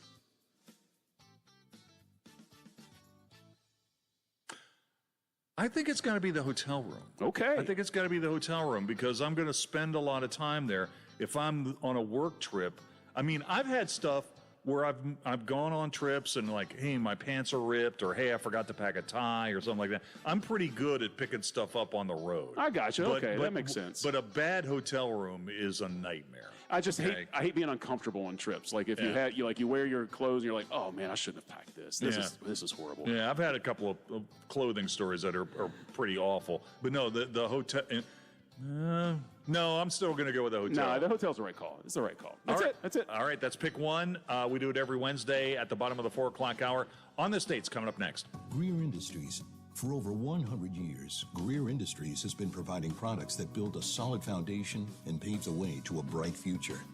Greer Asphalt Company has 3 conveniently located asphalt plants in north central West Virginia, where they can produce a superior product with unparalleled customer service, all WVDOH approved. To learn more, visit GreerIndustries.com or call 304-296-2549. Greer Industries. Jim Christie, Landscape Market Lead Principal with Civil and Environmental Consultants, talks about how working for CEC meant coming home to new opportunities in West Virginia. What's exciting to me is that I moved back to West Virginia, watching the tourism industry come back. That brings new jobs, new opportunities to people from West Virginia. And I want to help these communities where I grew up to really become something that they've always wanted to be. Find out what CEC can do for you at wearecec.com. Hotline with Dave Weekly will return on Metro News, the voice of West Virginia. A serious injury from an accident can be just the start of your worries. What if you cannot return to work? How do you take care of your family if you're disabled? At Gelner Law Offices, we represent seriously injured people and understand their problem. We know how to get you fair compensation. We will work hard to make sure you get the money you deserve for your losses. Don't go it alone. If you're hurt in an accident, call us at 304-242-2900 or visit us at gelnerlaw.com. We'd like to help. Whether it's dinner for a special occasion, a quick lunch, or happy hour fun, the Highlands has you covered with nearly 24 eateries. Panera Bread, Wendy's, Chick-fil-A and McDonald's, Fusion, El Paso, or Eaton Park. All just minutes away off I-70 on the hilltop at the Highlands. Summer is here at your Toyota dealer. Check out Toyota's wide range of hybrid vehicles with incredible MPGs, like a new RAV4 hybrid with available all-wheel drive and more cargo room than ever before. Or travel in style in a new Highlander hybrid with cutting-edge tech and plenty of space for the whole family. Visit buyatoyota.com, the official website for deals. But hurry, offers end August 1st. Reserve yours today. Toyota, let's go places. Over the years, you've brought opioids into your home. They helped when you were in pain, and you held on to them just in case. But holding on to opioids puts your family at risk. Learn more at www.fda.gov/drug disposal. AutomotiveMap.com presents the Sports Flash, powered by The Score on The Watchdog. I'm John Thayer. The PGA Tour is set for 2 events this week that will both get underway tomorrow. In Nicholasville, Kentucky, it's the Barbasol Championship, while the Genesis Scottish Open is being played in Scotland. The NASCAR Cup Series this week is in Georgia at Atlanta Motor Speedway for the Quaker State 400, presented by Walmart. It is a Sunday afternoon race in Georgia. The Pac-12 Conference is pushing up negotiations for its next media rights agreement in the wake of the decision by UCLA and USC. Other Pac-12 schools are also in talks with the Big 12 Conference for a potential merger. For lightning-fast sports updates as they happen, download the free Score app today. I'm John Thayer with the Sports Flash, powered by The Score on The Watchdog. This is your captain speaking. You better buckle your seatbelts for this one. I noticed my passport was due to expire, so I went to Staples. I got a passport photo in 10 minutes, so we're good to go. Now at Staples, get 20% off travel products when you purchase a passport photo. Get travel ready at Staples, your one-stop travel prep destination. Hey, let me tell you about another time that Staples saved my caboose. That all started back. N731, in-store only. Excludes Instacart orders, certain products, services, and technology. See staplesconnect.com/services/travel for details. Wendy's new Strawberry Frosty is here, so check your watch.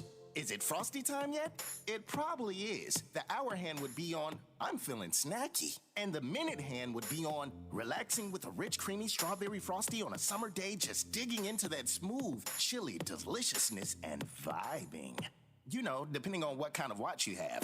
When it's time for Frosty time, choose wisely. Choose Wendy's Frosty in classic chocolate or new strawberry. Limited time only at participating U.S. If you want to hear it again, catch a morning show rewind. for some of the best bits and interviews from the Watchdog Morning Show with Howard Monroe. They're on the podcast page at watchdognetwork.com or search The Watchdog on Apple Podcasts.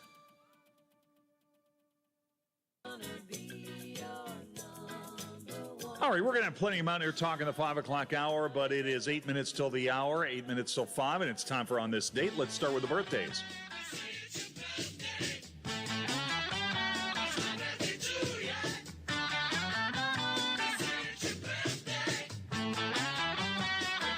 Birthdays today, Zion Williamson turning 22. 50 Cent is 47. The comedian Kevin Hart is 43. Willie Randolph of the Yankees played for the Charlies. My former next-door neighbor. There you go, 68 years old.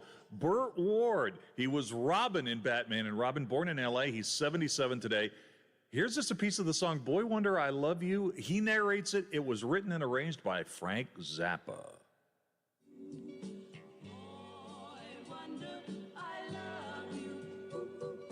Hi, kids.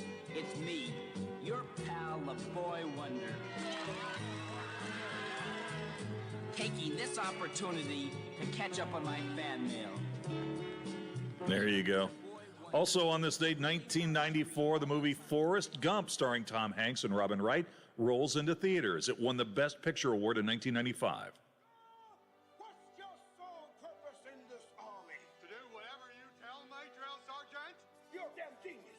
You are going to be a general someday, Gump. Yes, drill sergeant! They sending me to Vietnam. Son, you promised me something, okay? If you're ever in trouble, don't try to be brave. You just run, okay? Okay. Where you boys roaming the world? Alabama, sir. You twins? No, we are not relations, sir. For some reason, when I was doing seemed to make sense to people. Forget about me. Get yourself out. Been awarded the Medal of Honor. How come? Now, my mama's always telling me how miracles happen every day. Some people don't think so, but they do. From baseball, on this day, 1933, the first baseball all-star game in Chicago. The AL won 4-2. Babe Ruth homered in the game.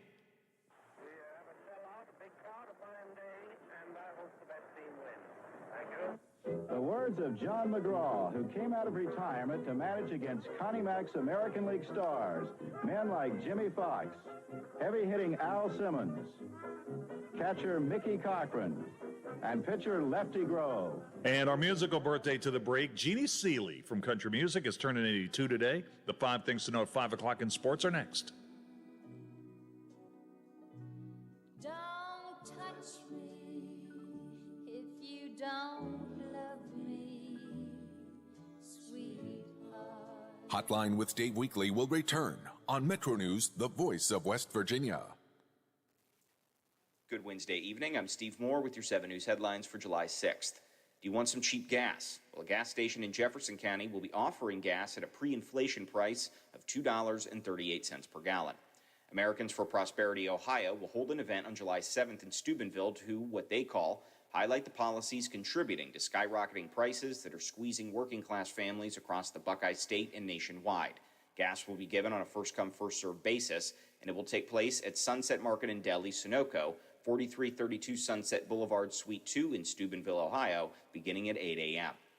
The Ohio County Sheriff's Office is warning the public of a phone scam that's currently going around in the county. The Sheriff's Office says residents are again receiving calls from someone identifying themselves as a deputy from the Ohio County Sheriff's Office.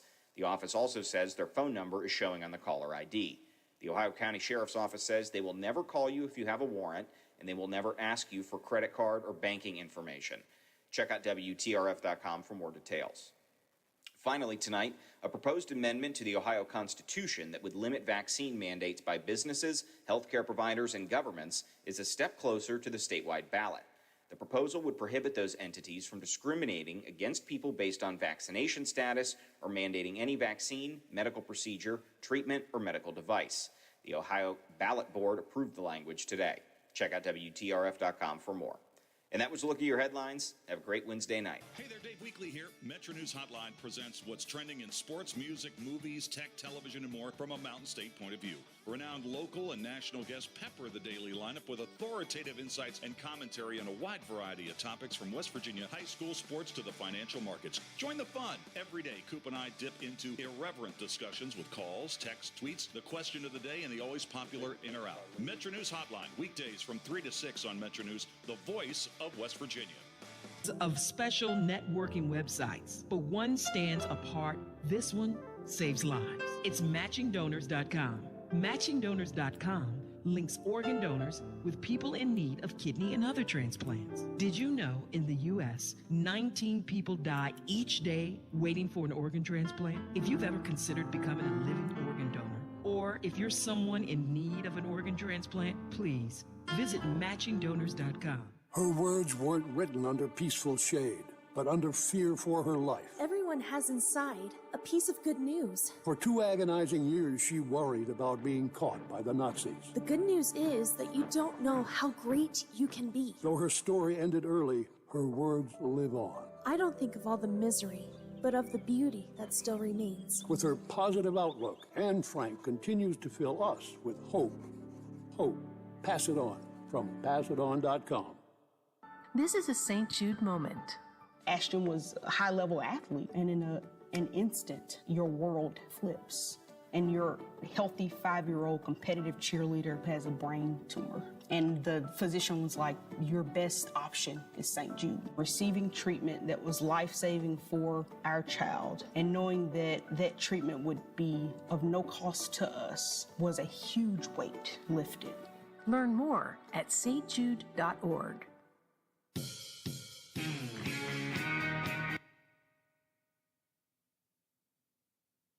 The Watchdog is FM 98.1, AM 1600 WKKX Wheeling, FM 97.7, AM 1370 WVLY Moundsville. Had announced the launch of the state's new electronic warrant system. More on that story in just minutes. But first, our top story tonight is your forecast. Now, the day did start out a little brighter, but it's getting cloudier by the minute out there. Thanks for joining us tonight for 7 News at 5. I'm Catherine Guyon. And I'm Taylor Long. Yeah, Catherine, it was, I wouldn't say sunny, but Zach told me to use the word bright. But as noon came around, it was muggy, cloudy, and then the rain started to trickle out. Not a good combo. Definitely not a good combo. Here's a live look outside over the Highlands. Kind of looks the way that, I kind of figured it was going to look. It's still kind of cloudy. Let's see if anything's going to change. Hopefully that mugginess will get out of here as we finish up the week and go to the weekend. Zach, is that a loaded question? I think that one's okay. Yeah, it looks like dew point temperatures should get back into the more comfortable and bearable category as we step into the weekend, although the rest of this work week still stays in the high muggy category. Here's a live look at what we're keeping an eye on in regards to precipitation across our region. Cloud coverage more so prominent, and it has been rather prominent across the northern panhandle, southeastern Ohio and southwestern Pennsylvania. Bulk of the precipitation down into southern Ohio, more likely along the border of Kentucky and Ohio. West Virginia also seeing some scattered rain showers well to our north and to our south. The immediate area trending on the dry side for the time being. Temperature-wise, sitting in the upper 70s, low 80s. Those cloudy skies kept those temperatures at bay. I would not be surprised if we do hit that 80-degree threshold, maybe within the next hour or two, but if we don't, we'll be stuck in the upper 70s for maximum temperatures for your Wednesday. Will we see the 80s for your weekend? We'll time out any chances for rain as well as give you a full look at your forecast in just a couple of minutes. For now, the latest in news, back to you, Taylor. All right, Zach, thanks. All new at 5, a program aimed at reducing overdoses in Jefferson County is increasing its efforts, with the county seeing large spikes in overdoses and deaths in such short periods of time. I spoke to those who see how addiction affects people firsthand and how they hope this SCOPE program will help. SCOPE stands for Strategies for Coordinating Overdose Prevention Efforts. Thames Joint Ambulance District, Steubenville, Wintersville, and Mango Junction fire departments are currently involved in this Jefferson County program. Their main goal is to let anyone battling this disease know that they are here to help. Ultimately, we want to make sure that they get in the treatment and have that continuum of care so that they realize that there is someone in the county that cares about them and cares about the progress and wants to make sure that they are successful with their treatment. SCOPE training classes are 4 hours long. They teach how to recognize and treat an overdose and the reasons behind why someone might be a drug addict. Lieutenant Klein says a lot of factors could lead up to someone being a drug user, and they want to push out the stigma that comes with the disease. There are events that are predeterminate, whether it's family history, whether it's nature, whether it's nurture, or it's how you were raised. There's a lot of things that factor in, childhood trauma, all kinds of things that contribute to it. In the last 2 weeks alone, Jefferson County saw around 34 overdoses, and almost half of them resulted in death. Officials believe the drugs were opioids. 3 of them were in Mingo Junction. 1 was fatal. Police Chief Willie McKenzie says he knows they can't directly stop the drug epidemic, but they can do something to help. We can be, supportive as much as we can to support these people and try to get them help, just the best way we can. And I just urge people, not to look down on people, but to rather, support them. Each year, for the next 3 years, they will be incorporating more fire and EMS agencies throughout the county. Coleman's Family Services and Jefferson County Prevention and Recovery Board are also trying to make sure Narcan is getting into the hands of people that do suffer from substance abuse disorders at no cost to them. You can get Narcan at the health department. Ohio Governor Mike DeWine and Lieutenant Governor John Husted announced the launch of the state's new electronic warrant system. The e-warrants system is a $4.7 million investment by the state, and it's a free tool that creates a database for counties to electronically and efficiently upload warrants or state and federal entities. A warrant task force previously found that in many cases, some warrants were not being uploaded to the state or national databases, and many were still using paper. Only 2 counties are currently using that system. More than a dozen are working to bring it to their counties. At All New Tonight, President Joe Biden used an Ohio visit to showcase federal action aimed at shoring up pensions for millions of workers. It's part of a broader effort to reinvigorate his political standing with blue-collar voters. Ohio has been trending strongly Republican in recent years, with Donald Trump easily carrying it twice. But Democrats have hopes of winning a Senate seat that is coming open. The president announced a federal rule change that will allow major new financial support for troubled pensions that cover some 2 million to 3 million workers. And listen to this, the Ohio County Sheriff's Office is warning the public of a phone scam currently going around the county. The Sheriff's Office says residents are again receiving calls from someone identifying themselves as a deputy from the Ohio County Sheriff's Office. The office says their phone number is also showing on the caller ID. The Ohio County Sheriff's Office says they will never call you if you do have a warrant, and they will never ask you for credit card or banking information. And a controversial West Virginia education program has been ruled unconstitutional, but the fight is not over. Circuit Judge Joanna Tabbitt heard from both sides in what is called the Hope Scholarship Program. The law was passed by the legislature and signed by the governor. It essentially allows parents to apply for what they contribute to the public school system every year and get a voucher to use the money for private school tuition or homeschooling. Today, Judge Tabbitt ruled the law unconstitutional, bringing sharp reaction from both sides. What the state is not free to do is to take public funds, public dollars, people's tax dollars, and use it to subsidize more affluent families with their private school and homeschooling. What it means practically for my clients is that they're not going to have the $4,300 that they were counting on to use for therapy, for supplies, for purchasing courses in their homeschooling regime, and it's going to be hard for them to afford those things. The school choice advocates who support the Hope scholarships plan to appeal the ruling to the West Virginia Supreme Court of Appeals. Right now, there is no timetable for when that case may be heard. However, since it could affect the coming school year, there might be a sense of urgency. One of the area's longest running and most popular festivals is back. For the first time since 2019, the St. Michael Parish Festival is once again a 3-day event, and it kicks off tomorrow evening.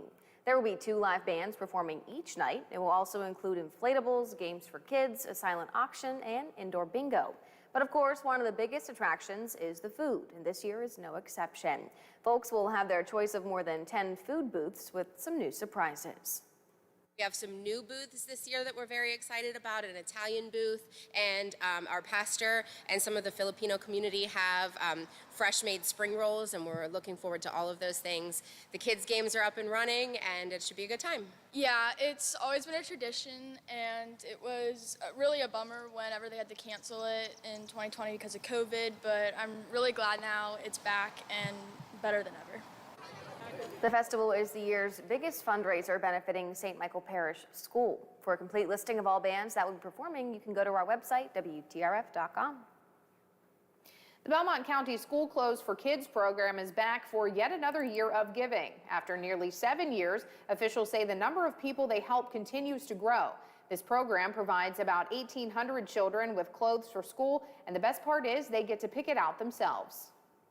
It's for kids in kindergarten all the way through 18. So we're able to serve really the entire school age population. The money we spend a year, probably close to $800,000, $900,000 during those shopping days at the mall. So I know all the merchants are appreciative of those funds coming in.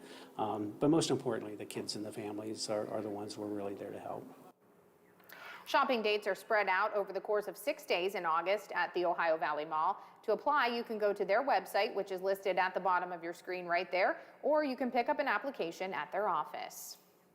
And WTRF continues to honor high school seniors from around the Ohio Valley. So today's senior salute goes to Gianna McNeil and Daniel Coons from Weir High School. Congratulations to both of them on graduating.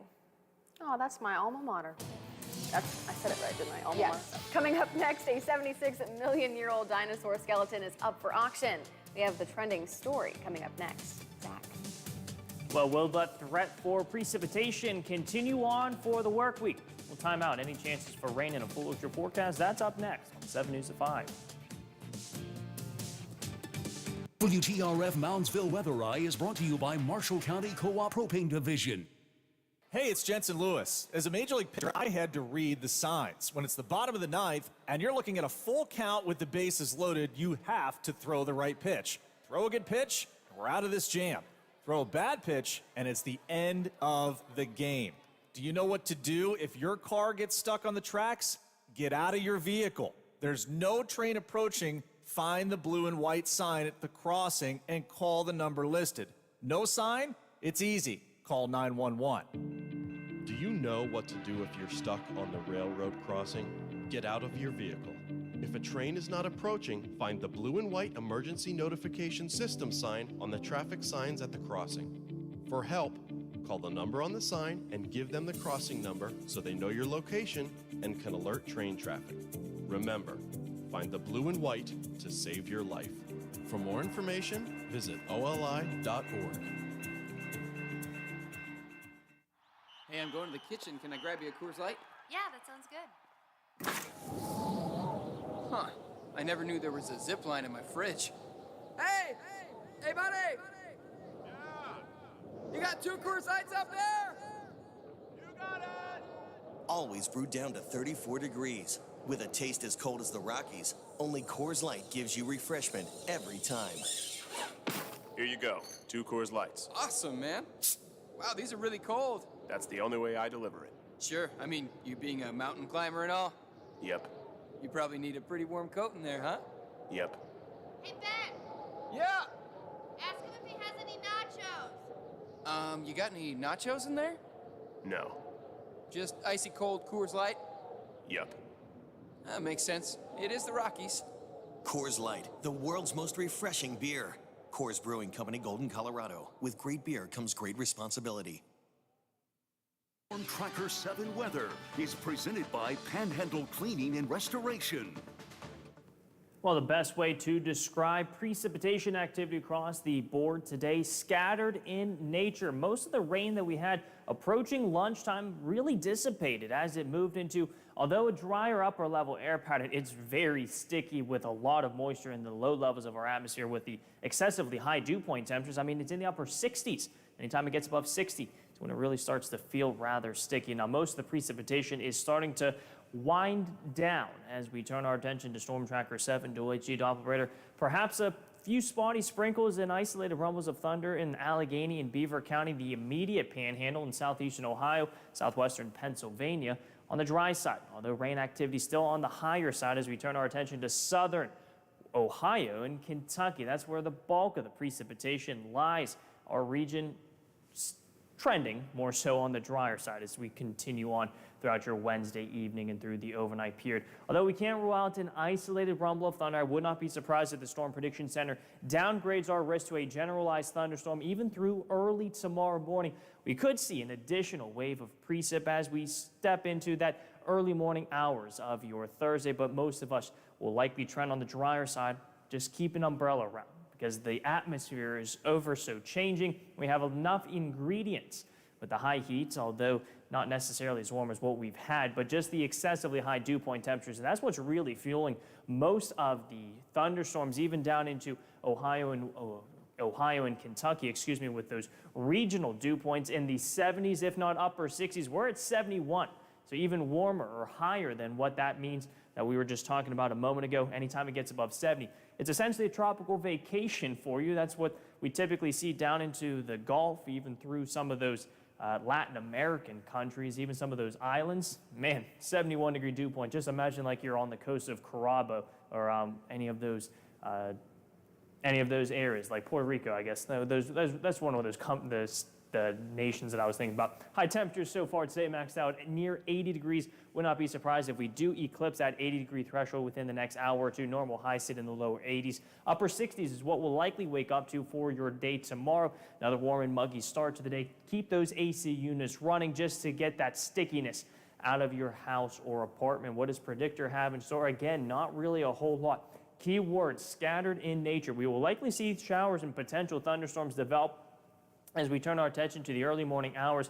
But again, just hit or miss showers and potential rumbles of thunder. Most of the day tomorrow, more so trends drier comparative to what we were talking about early on this morning and early on this work week. We'll likely see rather prominent cloud coverage across the board with hit or miss showers developing due to a pretty active upper level air pattern, as well as the excessively high dew point temperatures. Chances for rain return for your Friday. That's when we'll likely start to see a shift in pattern, especially in the upper levels of our atmosphere, giving us a rather dry start and end to your weekend, even though we'll see a return of those 80-degree temperatures and mid-80s by Monday.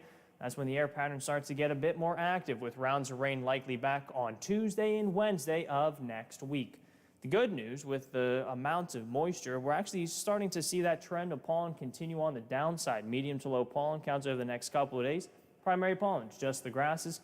Your friendly reminder to download our Storm Tracker 7 app. It's free in the Google Play and App Store. Tune into our radio partners, WKKX, your Watchdog network on 1600 AM, and the Valley's largest radio network, the River Network, at 100.5 WAMP FM. Catherine?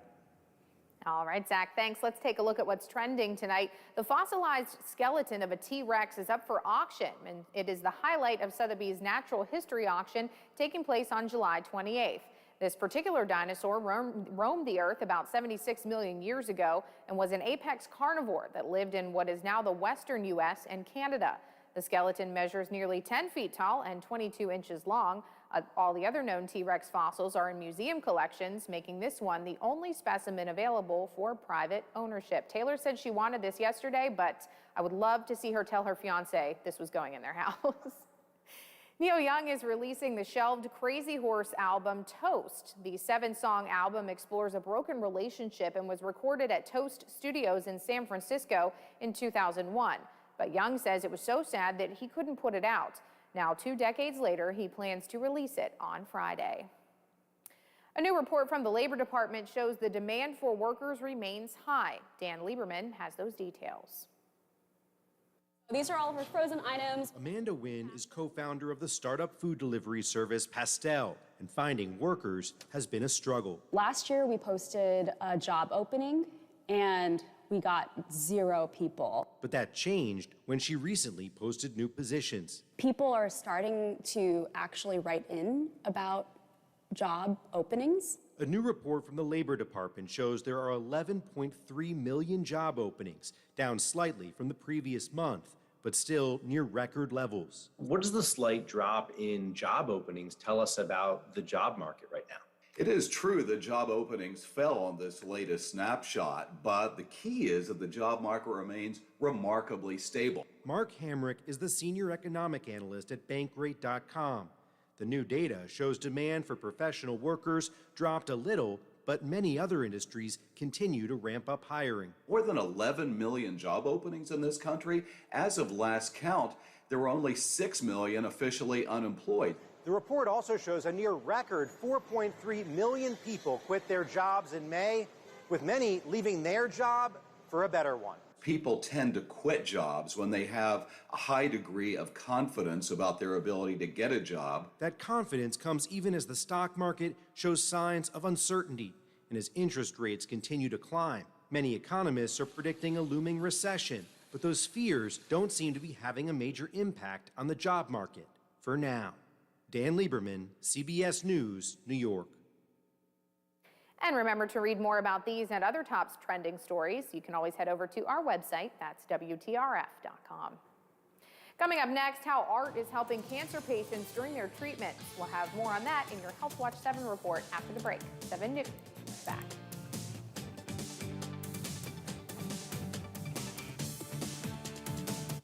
Are you traveling? Working a little bit too much? Is your fur baby starting to get a little shaggy? Let Dirty Paws be your one-stop shop for all of your pet care needs. Stop in and see us at 202 18th Street or give us a call at 304-639-7754 to schedule your appointments for dog grooming, doggy daycare, and dog boarding today. Over the years, you've brought opioids into your home. They helped when you were in pain, and you held on to them just in case. But holding on to opioids puts your family at risk. Learn more at www.fda.gov/drug disposal. It's the summer's hottest party, the Circus Saints and Sinners Party on the Plaza, presented by Panhandle Cleaning and Restoration. The fun happens Saturday, July 9th at the Plaza on Market in downtown Wheeling. Enjoy food trucks, beer and wine, and all-day live music starring Pittsburgh's No Bad Juju and Cleveland Rockers Trailer Park Ninjas, with special guest Spinning Jenny. Get tickets at partyontheplaza.org. CA House Music has all the gear to make your music legendary. With all the best gear, including Fender, Epiphone, Yamaha, and more, CA House will have you rocking in no time. Get the most for your money with everyday low prices. And we meet or beat internet pricing. Play before you buy and let our product specialists help you pick out the instrument that's right for you. CA House Music, supporting local musicians since 1872. Play music for life.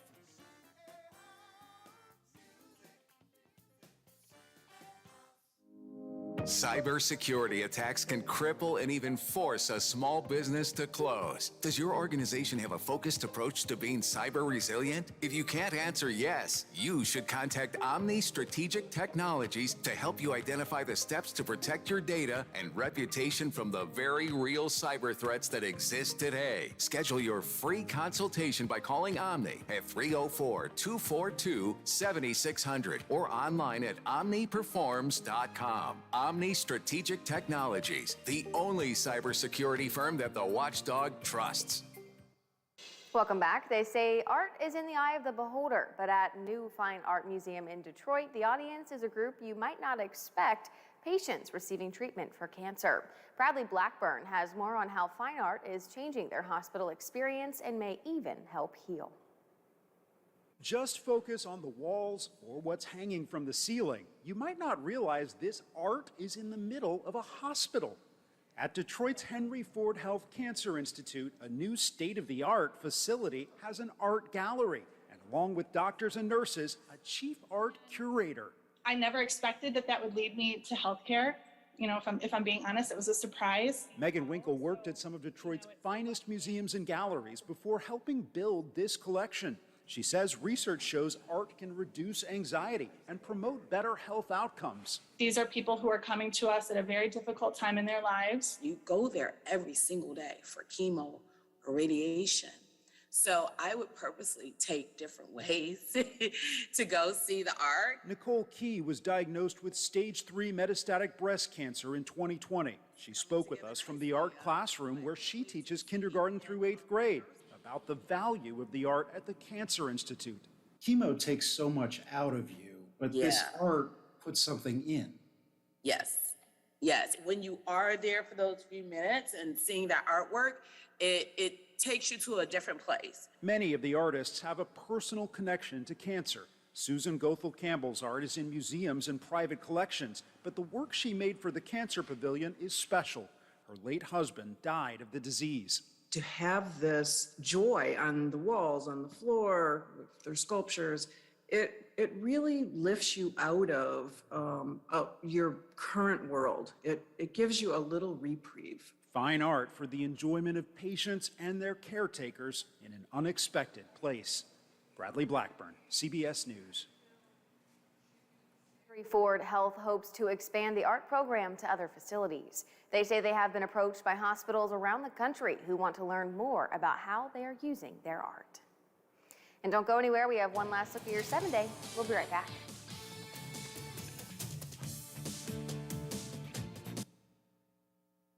Hey, it's Jensen Lewis. As a Major League pitcher, I had to read the signs. When it's the bottom of the ninth and you're looking at a full count with the bases loaded, you have to throw the right pitch.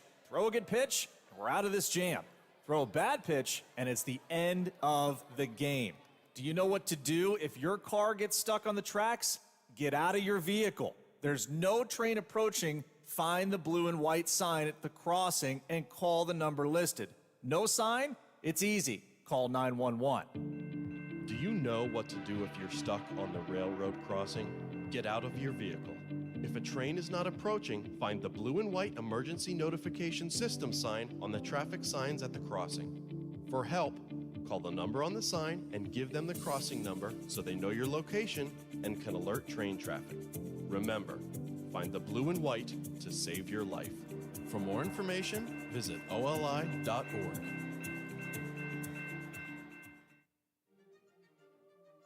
We are compassionate. We are focused. We are confident. We are dependable. We are resilient. We are skilled.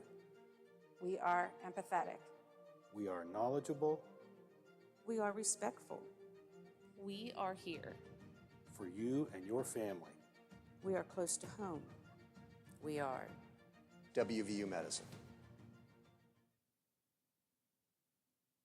Frio Stack & Associates Auctioneers, Realtors, Certified Appraisers specializing in antiques, business liquidations, multi-parcel land auctions. Frio Stack & Associates is a regional business offering the executor, attorney, agent, and other individuals the most comprehensive and technologically advanced auction and appraisal services available. For information on our service, call our office at 304-233-3168 or email frioauc@aol.com. Frio Stack & Associates sells the earth and everything on it.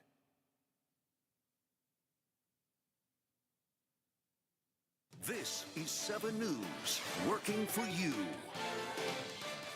Hey, welcome back, Ohio Valley. Taking that final look of your 7-day forecast. An additional round of rain or two likely for early Thursday morning, and then we'll have sporadic sprinkles or isolated showers for the day. It won't be a complete washout, just a rather gray and mundane looking day. We'll continue with chances for rain through your finally Friday. The weekend on the drier side, a little less sunshine on Saturday, more prominent sun to begin your next work week, even to end the weekend. And those temperatures likely getting back into the mid to low 80s before rain returns by midweek next week. So nice to see a return to those showers, although probably not the best day to be outside, but there was a good portion of the day that was on the drier side of things, for sure. I'm looking forward to Saturday. That seems like perfect outdoor day. More cloud cover. But the UV index could still be high. Just because it's cloudy doesn't necessarily mean UV index values won't be any lower. So just something to don't let that fool you if you are out and about. Keep that SPF 30 or more around.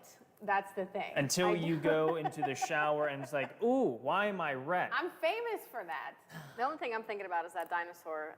I hear them talking, but I just keep thinking about that dinosaur. How much do you think it's going to go for fetching it Well, all? 76 million years, at least $76 million. Taylor, that dinosaur is not waterproof. You can't. It's not sunproof. I can't put sunblock on it. Yeah, that's tough. Good luck. If I get it when it's going to be a nice weekend. We'll get you a little dinosaur. All right, I'll take that. And don't forget, you can stay ahead of the game by downloading our smartphone app. It is free to anyone that wants to download it. And that's all the time we have for 7 News at 5.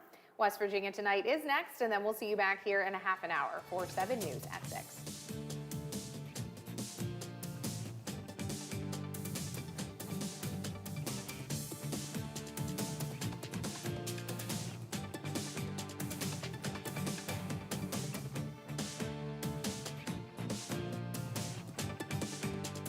Hey, it's Jensen Lewis. As a Major League pitcher, I had to read the signs. When it's the bottom of the ninth and you're looking at a full count with the bases loaded, you have to throw the right pitch. Throw a good pitch, and we're out of this jam. Throw a bad pitch, and it's the end of the game. Do you know what to do if your car gets stuck on the tracks?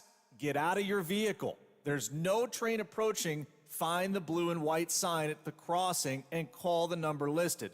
No sign? It's easy. Call 911. Do you know what to do if you're stuck on the railroad crossing? Get out of your vehicle. If a train is not approaching, find the blue and white emergency notification system sign on the traffic signs at the crossing. For help, call the number on the sign and give them the crossing number so they know your location and can alert train traffic. Remember, find the blue and white to save your life. For more information, visit oli.org. Hey man, what can I get you? Yeah, can I have 2 Coors Lights? You got it. Hey Mike! I need 2 Coors Lights! Sure thing. With a taste as cold as the Rockies, only Coors Light gives you refreshment every time. Here you go. Thanks, Mike. Doing a great job. All right, 2 ice cold Coors Lights. That's the coldest beer I've ever had. Hey, they don't call it the world's most refreshing beer for nothing. Okay, be honest with me. Do you really have the Rocky Mountains in your beer cooler? You don't believe it? Check it out. Man, that's pretty amazing. I know, right? I can't believe it myself sometimes. I mean, this cooler is only 3 feet wide. Coors Light, the world's most refreshing beer. Coors Brewing Company, Golden, Colorado. With great beer comes great responsibility. Why did I want to work for CEC? You mean besides the fact that they're a leader in the industries they serve, like environmental and civil engineering, air quality, and water resources? Or the fact we're employee-owned, so we share in CEC's success? Well, challenges get me fired up, and CEC's employees pride themselves in finding cool solutions that solve unique problems for our clients. We're always creating, using our expertise to save those clients money and meet their challenges. I've worked on sustainable landscape projects, nature centers, and with the shale oil and gas industries too. Another reason I'm with CEC? I love my West Virginia home, and I'm helping build her future close to my family. Creative solutions that are building West Virginia's future and can build yours close to home. Find that opportunity with CEC when you go to cecinc.org/careers. CEC, big firm capabilities, small firm culture. cecinc.org.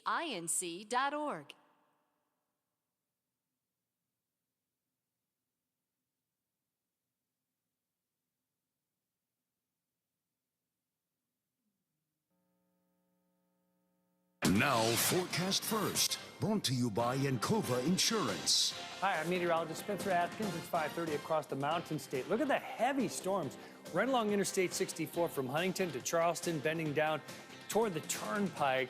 Chance for some street flooding. We know we have delays and the traffic stopped in some areas, and then the storms will continue to move across the state.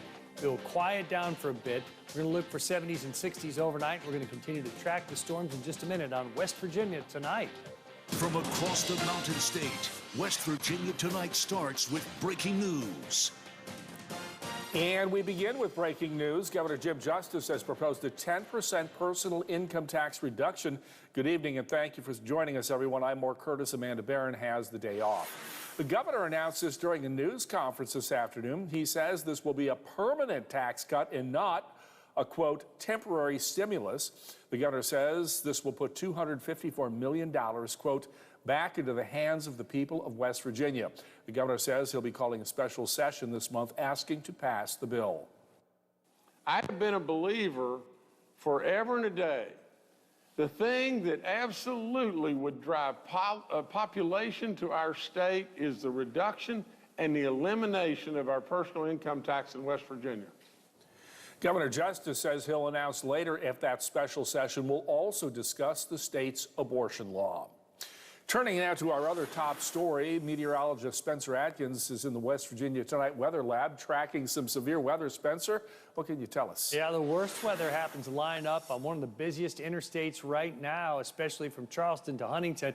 It's hard to see again because it is raining so hard. So this is Nitro, West Virginia, and just a little bit back toward the Cross Lanes area. Any traffic that's trying to go west is running into a standstill. That's going up the hill at Institute Hill because of that. Look at that. And look at that water, by the way. That's a known bad spot where a truck might hit the water and the water comes up over and smashes into the windshields on the other side. That has happened to me numerous times right in that same spot at Nitro. It's awful. So if you don't have to drive right now on I-64, I would give this a break. It's going to be a while before this can cruise on down through to the east. We have some north central West Virginia, really strong sales here in the eastern portion of Braxton County into Upshur County again, so we want to watch out for that. And this extends into western Greenbrier County, and there's more rain coming across the rest of the region.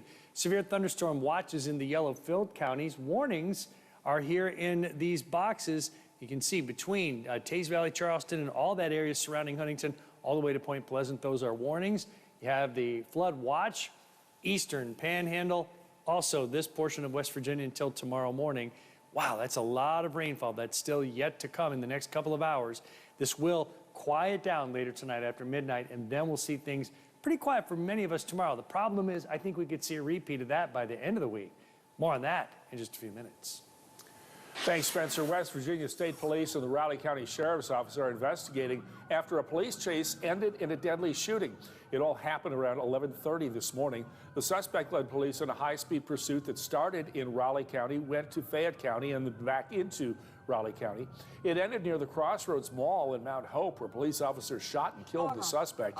The man's name has not yet been released. The incident is still under investigation, but roads in the area have since reopened. In the last few months, the nation has seen unspeakable tragedy. Back in May in Uvalde, Texas, 19 children and 2 adults were killed. And just last weekend, there were 2 more shootings, one in Illinois where 7 people were killed. The other in Philadelphia where 2 police officers were shot during 4th of July celebrations. We spoke with one local bishop who says the violence has to stop. We fellow Americans recognize that we need to have our elected officials to step up and enact laws, vote on laws that will respect the dignity of human life, as well as, of course, respecting our right to bear arms. There is that medium that we can embrace, so hopefully we'll be able to do just that. Religious leaders say we cannot afford to let these attacks to become the new normal. It was just 3 months ago when Jackson County experienced a school shooting threat. Now, the county sheriff's department and Jackson County schools are partnering up to start a new safety program. West Virginia Tonight reporter Rachel Pellegrino has the details. Starting next year, a new safety program will be underway in Jackson County schools. Being good enough in this particular instance wasn't really good enough moving forwards. The new program, called the SHIELD program, is a result of an event that unfolded 3 months ago. Right behind me is Ripley Middle School, where back in April, a 15-year-old student brought a handgun on a school bus. And even though things went well in terms of the response and the appropriate actions on all levels, myself and Superintendent Blaine Hess at the time, we agreed that we probably could do better. Now, Mellinger and his deputies will be required to spend a few hours each week patrolling a school in the county. The initiative is bringing ease to people like Lisa Casto, who says she has a grandson attending school in the county next year. First and foremost, the safety of our kids is the most important, I feel. And I feel that, this will ease parents, grandparents that's raising kids. The sheriff says this program isn't just about prevention, but it also allows deputies to build relationships within the community. Walking the halls, fist pumping the kids and having lunch with them, playing kickball in the playground, talking to the teachers, the custodians, the staff, whatever you need to do to help build that relationship and try to learn what you can, what's going on within the school system itself. So far, Mellinger says he's optimistic about this new approach. Complacency will get your kids killed. And look at this thing in its entirety. This is designed specifically for that, for us not to be complacent, be proactive, move forward, and try to make it better every day. In Ripley, Rachel Pellegrino for West Virginia Tonight. The Jackson County Sheriff said the SHIELD program will begin in August when school is back in session. The controversial West Virginia education program has been ruled unconstitutional, but the fight is not over. Circuit Judge Joanna Tabbitt heard from both sides in what is called the Hope Scholarship Program. The law was passed by the legislature and signed by the governor. It essentially allows parents to apply for what taxes they contributed to the public school system every year and get a voucher to use that money for private school tuition or homeschooling. Today, Judge Tabbitt ruled the law unconstitutional, bringing sharp reaction from both sides. What the state is not free to do is to take public funds, public dollars, people's tax dollars, and use it to subsidize more affluent families with their private school and homeschooling. What it means practically for my clients is that they're not going to have the $4,300 that they were counting on to use for therapy, for supplies, for purchasing courses in their homeschooling regime, and it's going to be hard for them to afford those things. The school choice advocates who support the Hope Scholarships plan to appeal the ruling to the West Virginia Supreme Court of Appeals. Right now, there is no timetable for when that case might be heard, but since it could affect the coming school year, there may be a sense of urgency. Coming up, feeding our bodies with the right kinds of fuel, tips to fight childhood obesity. After the break, you're watching West Virginia Tonight. We'll be right back. WTRF Moundsville Weather Eye is brought to you by Marshall County Co-op Propane Division. We are compassionate. We are focused. We are confident. We are dependable. We are resilient. We are skilled. We are empathetic. We are knowledgeable. We are respectful. We are here. For you and your family. We are close to home. We are WVU Medicine. Are you traveling? Working a little bit too much? Is your fur baby starting to get a little shaggy? Let Dirty Paws be your one-stop shop for all of your pet care needs. Stop in and see us at 202 18th Street or give us a call at 304-639-7754 to schedule your appointments for dog grooming, doggy daycare, and dog boarding today. Over the years, you've brought opioids into your home. They helped when you were in pain, and you held on to them just in case. But holding on to opioids puts your family at risk. Learn more at www.fda.gov/drug disposal. A serious injury from an accident can be just the start of your worries. What if you cannot return to work? How do you take care of your family if you're disabled? At Gelner Law Offices, we represent seriously injured people and understand their problem. We know how to get you fair compensation. We will work hard to make sure you get the money you deserve for your losses. Don't go it alone. If you're hurt in an accident, call us at 304-242-2900 or visit us at gelnerlaw.com. We'd like to help. 1 in 3 adults has prediabetes. 1 in 3. That means it could be you, your football buddy, your football buddy, or you, your best man, your worst man, you, your dog walker, your cat jogger. While 1 in 3 adults has prediabetes, with early diagnosis, prediabetes can be reversed. Take the risk test at doihaveprediabetes.org. Brought to you by the Ad Council and its prediabetes awareness partners. A woman who claims she was kicking a young child to get on a television show is now facing charges of child abuse. West Virginia Tonight reporter Anna King was at the arraignment in Cabell County Court today. She joins us live with details. Anna? Mark, this is really hard to watch. In fact, even though we have the video, we opted not to show it just because of how disturbing it is. But I was in the courtroom today, like you said, and when Stacey Berge made her first court appearance today. The video shows Berge saying, quote, "This is kick a kid," while someone else filmed. She then runs across the grass, flies into the air, and kicks the little kid with both feet. The child and the chair are both knocked over on their sides. The child is now in custody of a family member, and Berge has been restricted of contact. In terms of your bond, you're not to have any contact with the alleged victim in this particular case. None. Okay, that means secondhand turn. Do I have any contact with them? Okay, sign the bond on that piece of paper for me. Her bond was set at $50,000 cash, and Berge is set for a preliminary hearing July 15th, and this is a developing story, and we will keep you updated here and on our website. But for now, live in Huntington, Anna King, 13 News.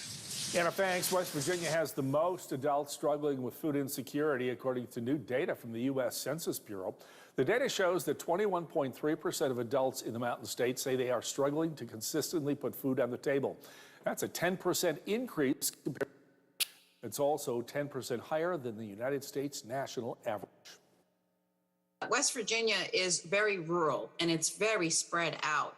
So there are just pockets of families that are experiencing food insecurity, and it's a little bit harder to reach them.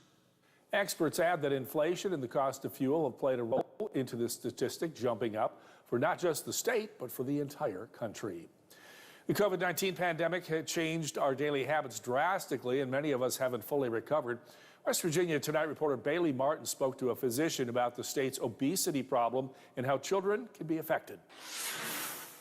Playing outside has taken a back seat to tablets, smartphones, and television in children's lives after the COVID-19 pandemic. West Virginia ranks in the top 5 out of all 50 states for childhood and adult obesity, with a remarkable 21.9% of youth ages 10 to 17 being categorized as obese. Amanda Wade, pediatric physician's assistant at Reynolds Memorial Hospital, says that roughly 20 to 30% of their pediatric population alone is obese by definition. So what we see is that once you hit age 12, there's a very slim chance that you actually slim down. So how can you prevent this? I do believe that it starts with the parents.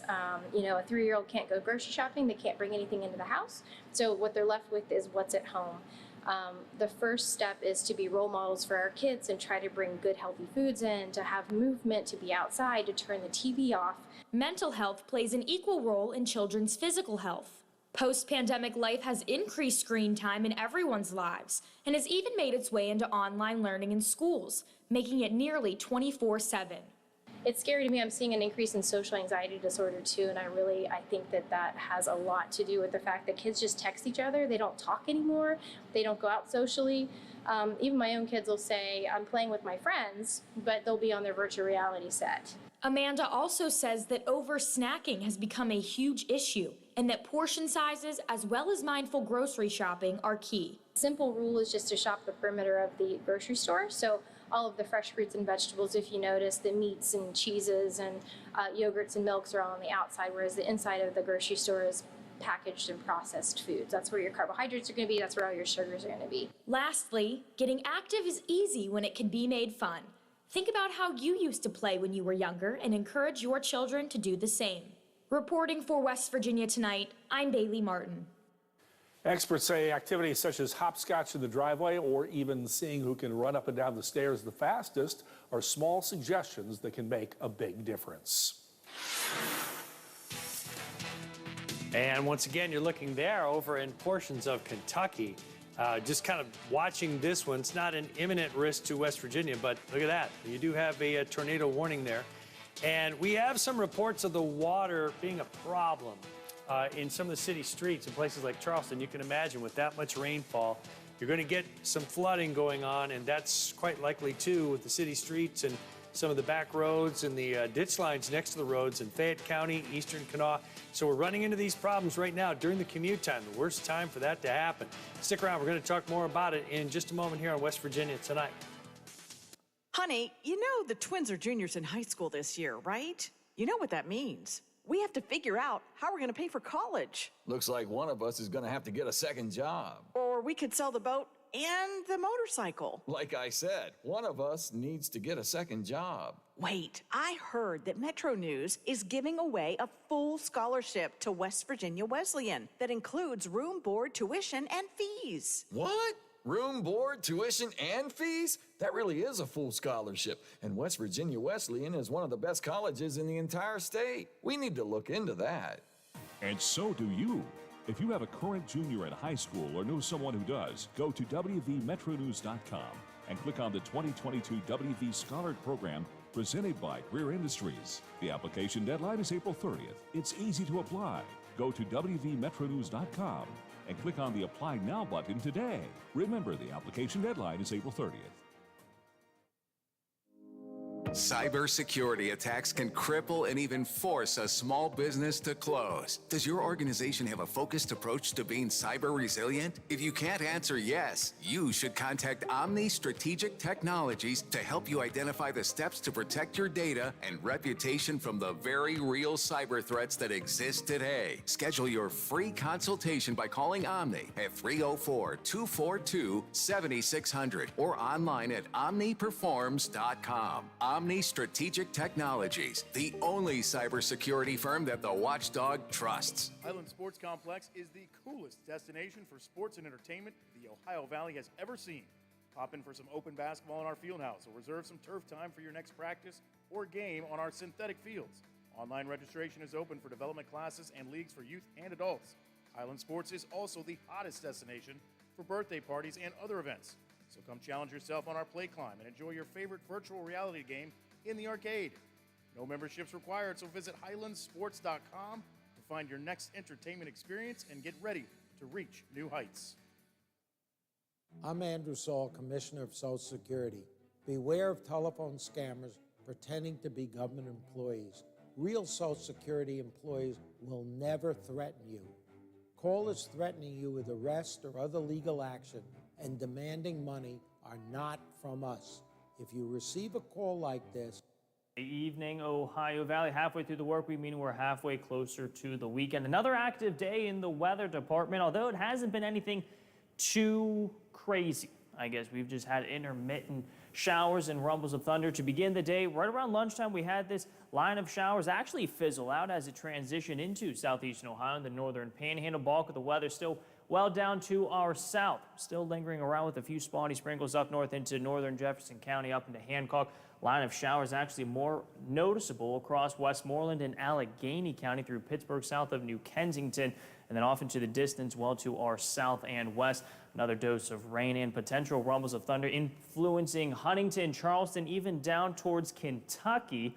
But the bulk of this is actually starting to wind down. Perhaps these showers up into Canton will continue to make its way into our region, but best way to describe all things precipitation-wise, scattered in nature. Not everyone will see precipitation, even as we transition into the early stages of your Thursday, but a rather gray and mundane-looking day is expected. Chances for rain back in the forecast Thursday and Friday. High pressure builds in, high pressure, sinking air, sun-filled skies.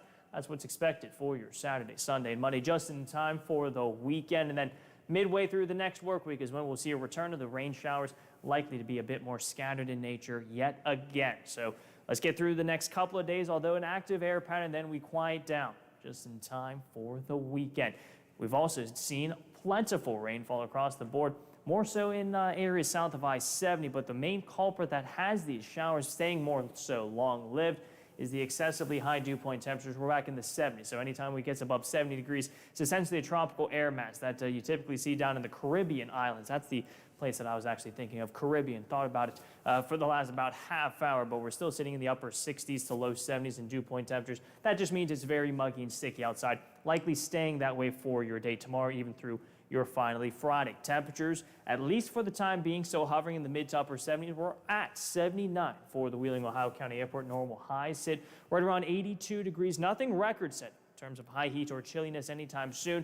As you step out the door tomorrow morning, another seasonably warm day. Overnight lows in the upper 60s. Chances for rain will be back, but again, that key word, staying scattered in nature. Not everyone to receive precipitation. Here's how predictor times out any additional chances for rain. Looks like right around 9, 10 o'clock, we could see a few spotty sprinkles. Even an isolated rumble of thunder or two will likely linger around with prominent cloud coverage for most of the day tomorrow. I don't necessarily expect to see a whole lot of that bright yellow orb, rather gray and mundane. Pretty dull weather across the board. An intermittent shower or two could start to bubble up or fire up for the afternoon and evening before a better chance for rain for your Friday. A full breakdown of that weekend weather, where temperatures go, and a full look at your forecast in just a couple of minutes. We'll see you next at 6.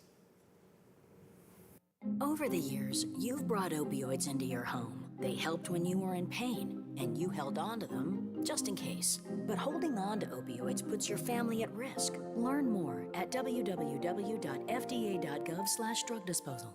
Whether it's dinner for a special occasion, a quick lunch, or happy hour fun, the Highlands has you covered with nearly 24 eateries. Bubba's Burgers, Primanti Brothers, or Five Guys. Bob Evans, Cheddar's, Texas Roadhouse, or Olive Garden, all just minutes away off I-70 on the hilltop at the Highlands. Want to generate more leads for your home improvement business? Menards offers contractors the opportunity to promote their services in our Installer Center. We encourage you to connect with our guests because we're your supplier, not your competitor.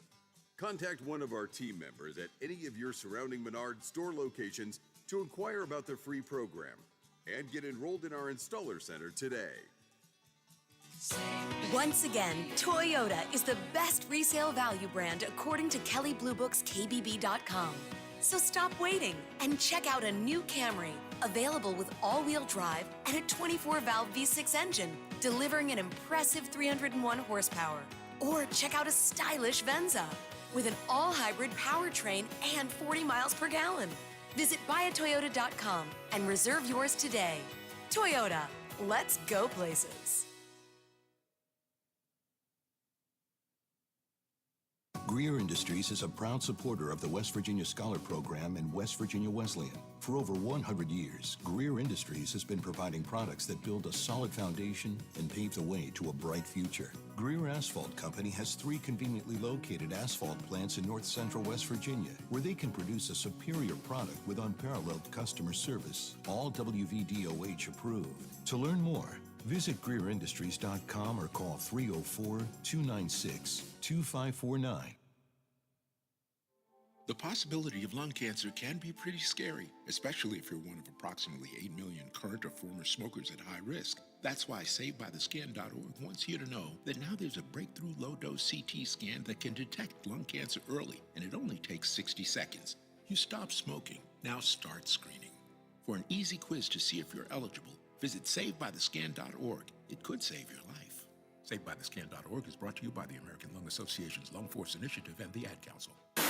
Welcome back. One of the Ohio Valley's longest running and most popular festivals is making a big return.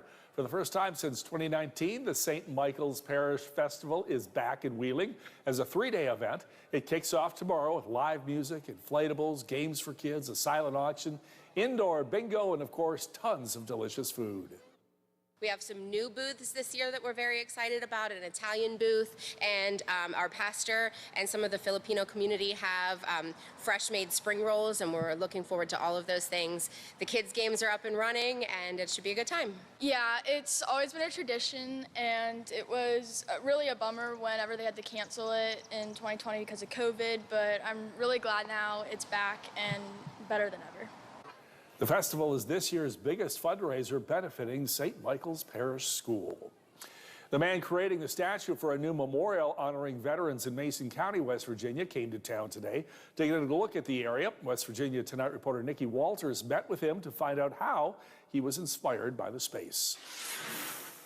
It's one thing to see a photo or video, but it's another thing to see it in person. Chad Fisher has designed similar tributes across the country. The Mason County Veterans Memorial Committee has been working to bring this idea to life for a while now, and this is one big step forward. It will be situated in Mason, next to the Bridge of Honor. It's a beautiful site. It's incorporating the area. It'll be a standing figure. The bridge and the river will be in the background. He'll be on about a 3 to 4 foot pedestal, and he'll be in a very stoic pose overlooking the area. Right now, Mason County does not have its own Veterans Memorial. They've also been able to officially secure the land they'll be using to build the memorial.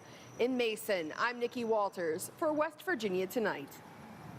Coming up, the countdown is on to the college football season, and some Mountaineers are receiving preseason honors. The details next in your Mountaineer Minute. We'll be right back. As for Inside West Virginia. Why? Just think about it. Why is the #1 selling brand of chainsaws not sold at Lowe's or the Home Depot? We can give you over 10,000 reasons. That's how many authorized local steel dealers you can find across the country.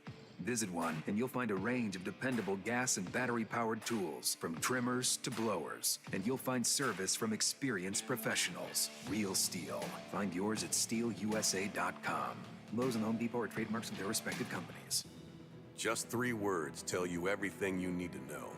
They tell you why we employ more than 2,000 workers at our factory in Virginia Beach. and why over 10,000 local steel dealers are putting battery power in the hands of Americans. Just 3 words: made in America. Real steel. Find yours at steelusa.com. The majority of steel products sold in America are made in America of U.S. and foreign materials. Batteries and chargers are sourced internationally. We are compassionate. We are focused. We are confident. We are dependable. We are resilient.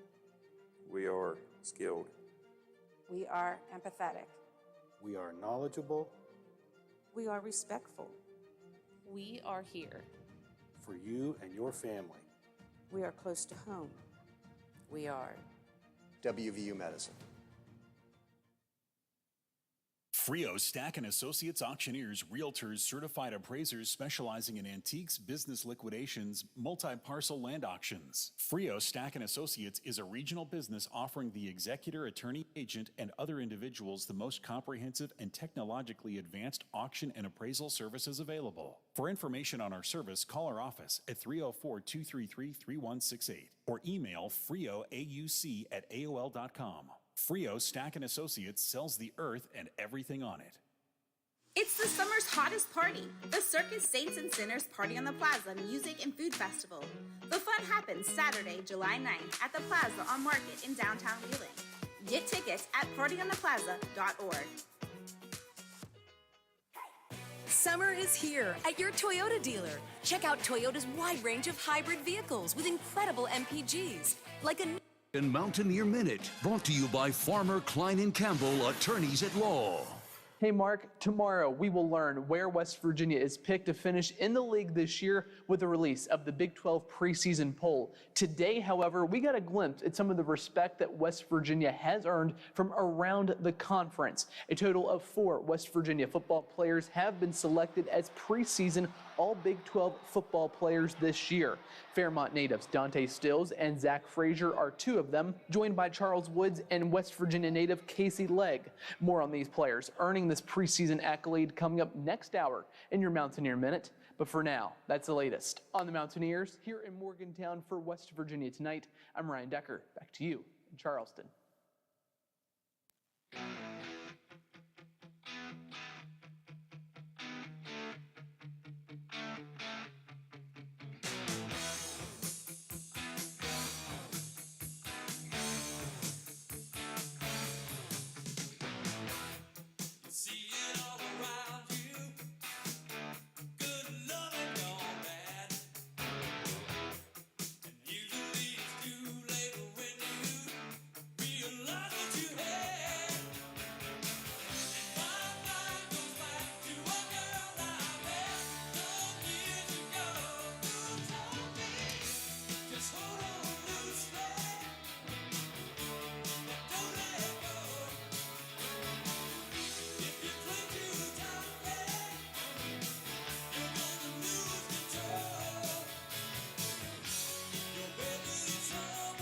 W251.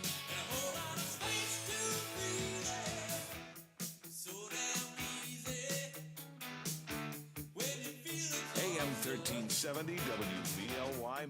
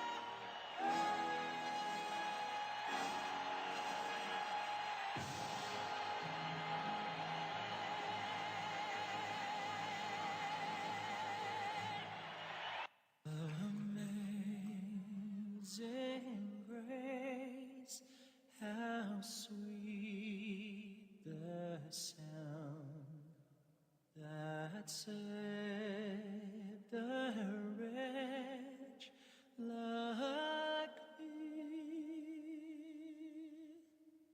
I once was lost, but now I'm found. Was blind, but now I see. 'Twas grace that taught my heart to fear, and grace my fears relieved. Oh, precious did that grace appear, the hour I first believed. Through many dangers, toils, and snares, I have already come. 'Tis grace hath brought me safe thus far, and grace will lead me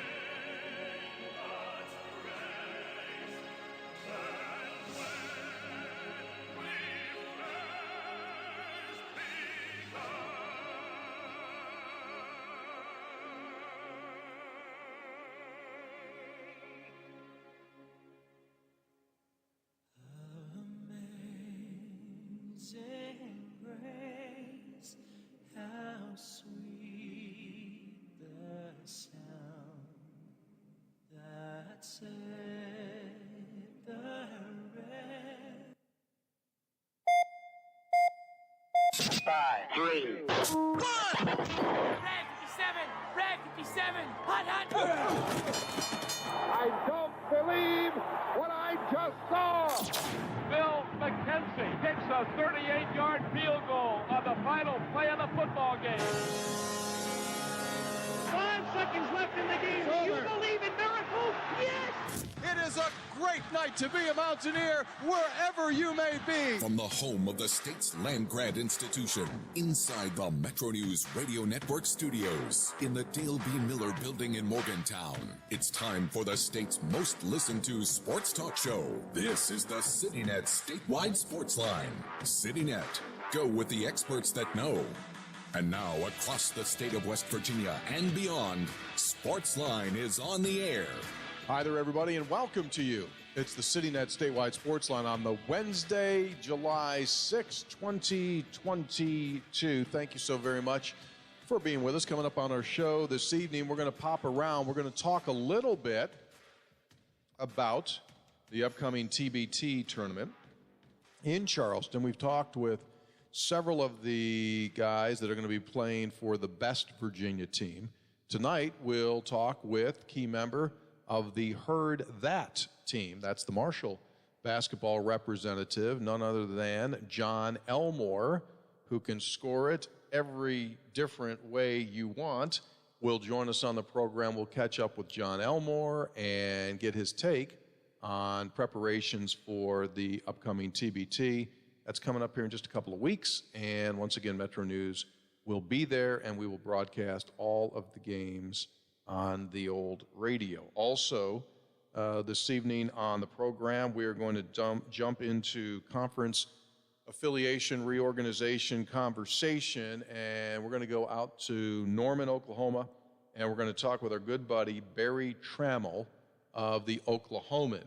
And for those of you that are regular listeners here, you have probably heard Barry in the past. He is the dude when it comes to experience, longevity, understanding, comprehension of how all the chess pieces play. And we'll get Barry's take as to what's shaking. Now you might go, wait a second, Norman, Oklahoma's all right. Well, yeah, he does both. He does Oklahoma State and he does Oklahoma, and has got some good perspective all the time. We talk with him about what's shaking, so we'll see about that.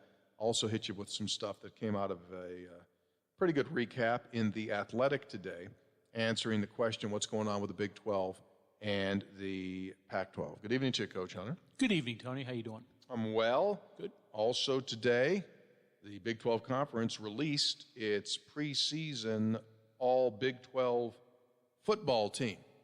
And we are now 1 week away from Big 12 Media Days beginning. It's next Wednesday and next Thursday. And it was also announced today that to start things off next Wednesday morning, 8:30. Now, I don't know if that's Central or Eastern. Probably Central. Yep, way things go. It's going to be the president of Baylor University and the new Big 12 commissioner, Brett Yormark, will address the media at Media Days, which take place at Jerry World. And so we'll get our first full press conference with the new commissioner, who is, by all reports, extremely busy, and things are shaking, and we'll talk more about that coming up in just a little bit. It's always an interesting time whenever the commissioner speaks there, but obviously first-year commissioner, and now everything that's turned topsy-turvy in the world. I think his is going to be a fascinating press conference. Yeah, hopefully by then, well, who knows? We might have some stuff by then. We might not have anything by then as far as concrete stuff. What is your first impression of the all-conference honors? Again, always look at it through West Virginia lenses, and to be honest, very fair, I thought, to the Mountaineers. 4 Mountaineers on the All Big 12 preseason team, as voted by the media, including 2 of us in this room. There are only 2 of us here. So Zach Frazier, Dante Stills, Charles Woods, and Casey Legg. Did a little back search. 4 is by far the most that West Virginia's had in the Neil Brown era. Matter of fact, they've had 1 in each of the past 3 years. Okay. Dante Stills last year, Darius Stills the year before, and in 19, the first year for Neil Brown, it was Colton McKivitz. 18, there were 4 on the team, so you have to go back that far to find more than 1 on the All Big 12 preseason team, which, again, what's that mean? I'm not saying it's the end-all, be-all, but I think it does show that there is respect for the talent that West Virginia is starting to accumulate. When you got 1 guy on the team, that's token. Yeah, you're not thought of as having a lot of talent. 4, you're starting to get in the realm of almost everybody else in the league. So I thought from West Virginia's side, pretty fair. But the only one that I voted for that didn't make it, I thought J.T. Daniels had a chance for Newcomer of the Year. Mm-hmm. Instead, it's Dylan Gabriel, Oklahoma's quarterback. Okay, understandable. What'd you think? Yeah, I mean, all the familiar names. So we'll do some of them here. Bijan Robinson, the very talented running back at Texas, is the offensive player of the year. The defensive player of the year, who also happens to have the longest name, is Felix Anduke Uzoma from Kansas State. And he's a big dude, man, and just a really super good player, obviously. Defensive player of the year, 6'4", 255. And as Greg said, the newcomer of the year is quarterback Dylan Gabriel, who is going to be at Oklahoma. He transferred in from Central Florida.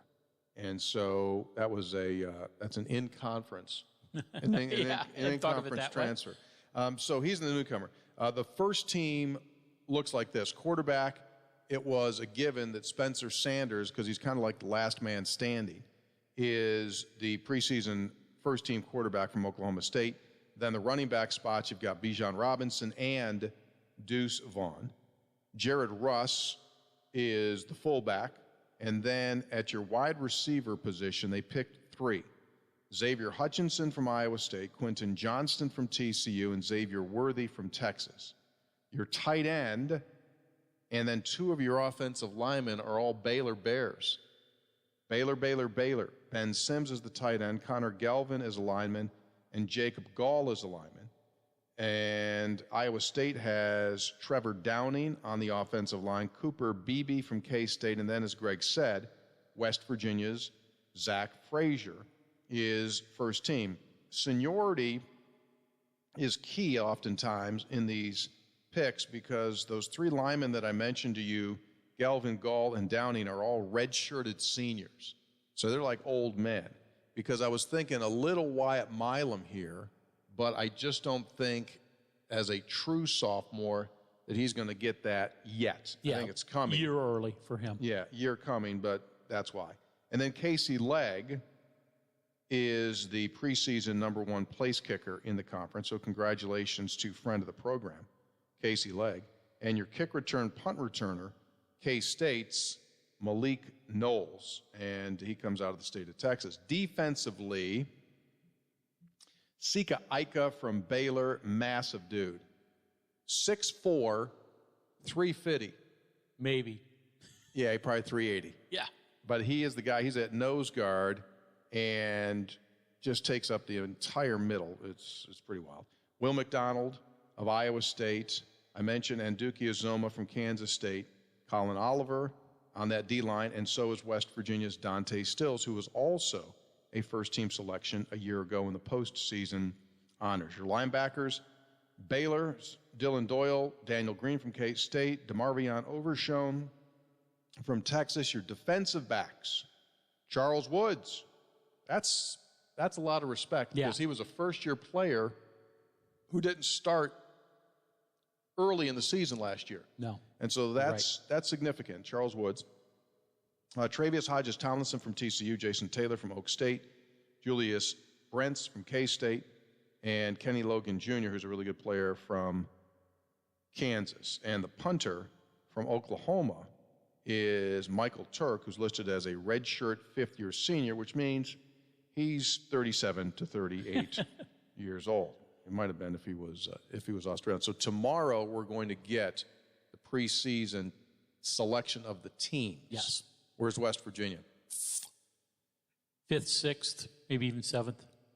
Something lower 5. 5th is probably too high. Just because a lot of it's based off what was done last year and then who you have coming back. And we know West Virginia doesn't have a ton of returning starters, so like everybody else, they fill their gaps with older guys. But in terms of the all Big 12 team, I did find this interesting. The state of Texas produced by far the most, 8 or 9 of those, 3 from the state of West Virginia. Now, obviously, they're all Mountaineers and Legs, and 2 of them from Fairmont and Stills and Frazier. That's the second most of any state outside of Texas. Wait a second, what? Give me that again. The state of West Virginia produced the second most members of the all Big 12 preseason team this year. Texas by far number 1. Right. And then West Virginia with 3. I mean, there were several states with 2, bunch with 1, scattered out all over the place. Yeah, I'm looking at you, right. But, interesting. Again, how much does that benefit WVU when you know it's a whole lot easier to track down recruits from your own state? And if you get guys that are talented enough to be all-conference type players, that's immensely important in my opinion.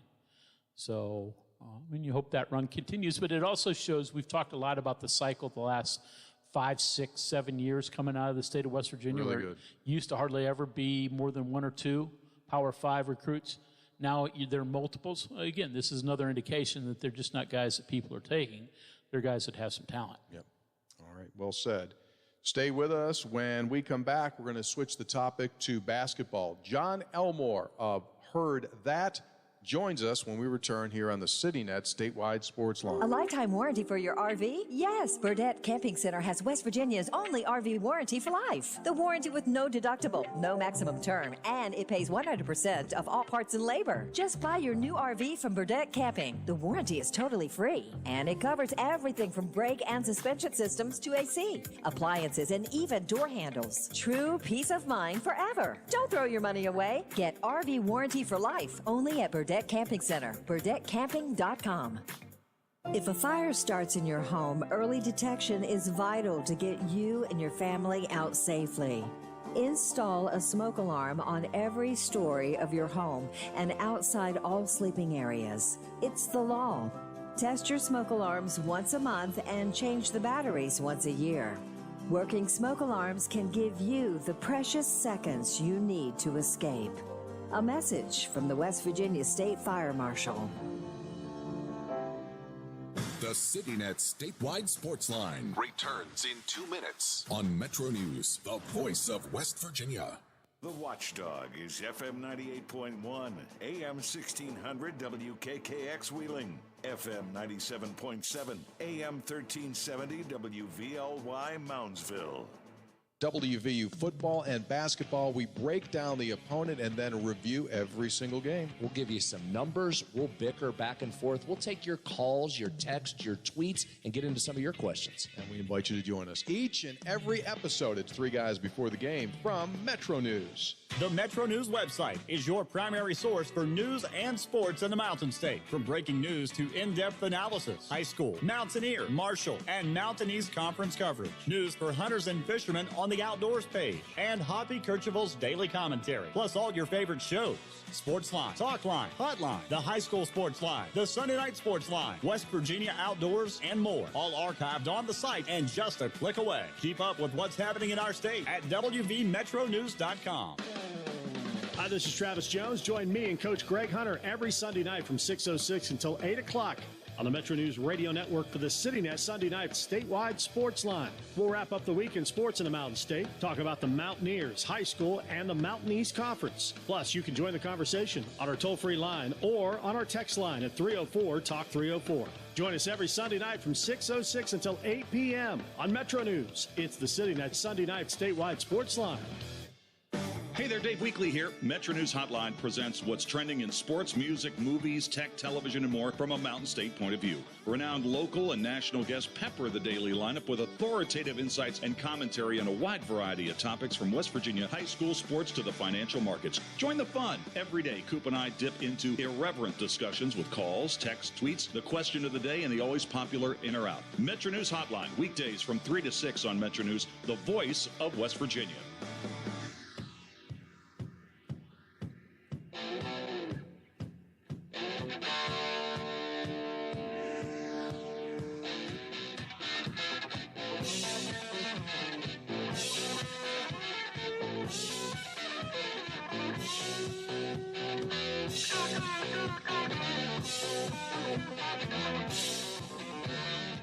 Welcome back, everybody. CityNet Statewide Sports Line on this Wednesday night. Tony Caridi along with Greg Hunter. Coming up in a little bit, we'll go out to Norman, Oklahoma. We'll talk with Barry Trammell of the Oklahoman, get his take on this conference earthquake that continues to send tremors. As I mentioned earlier on, the TBT event in Charleston again this year, and Heard That will once again be on the floor, led by John Elmore, who joins us now on the CityNet Statewide Sports Line. John, how are you, man? Appreciate you spending some time with us.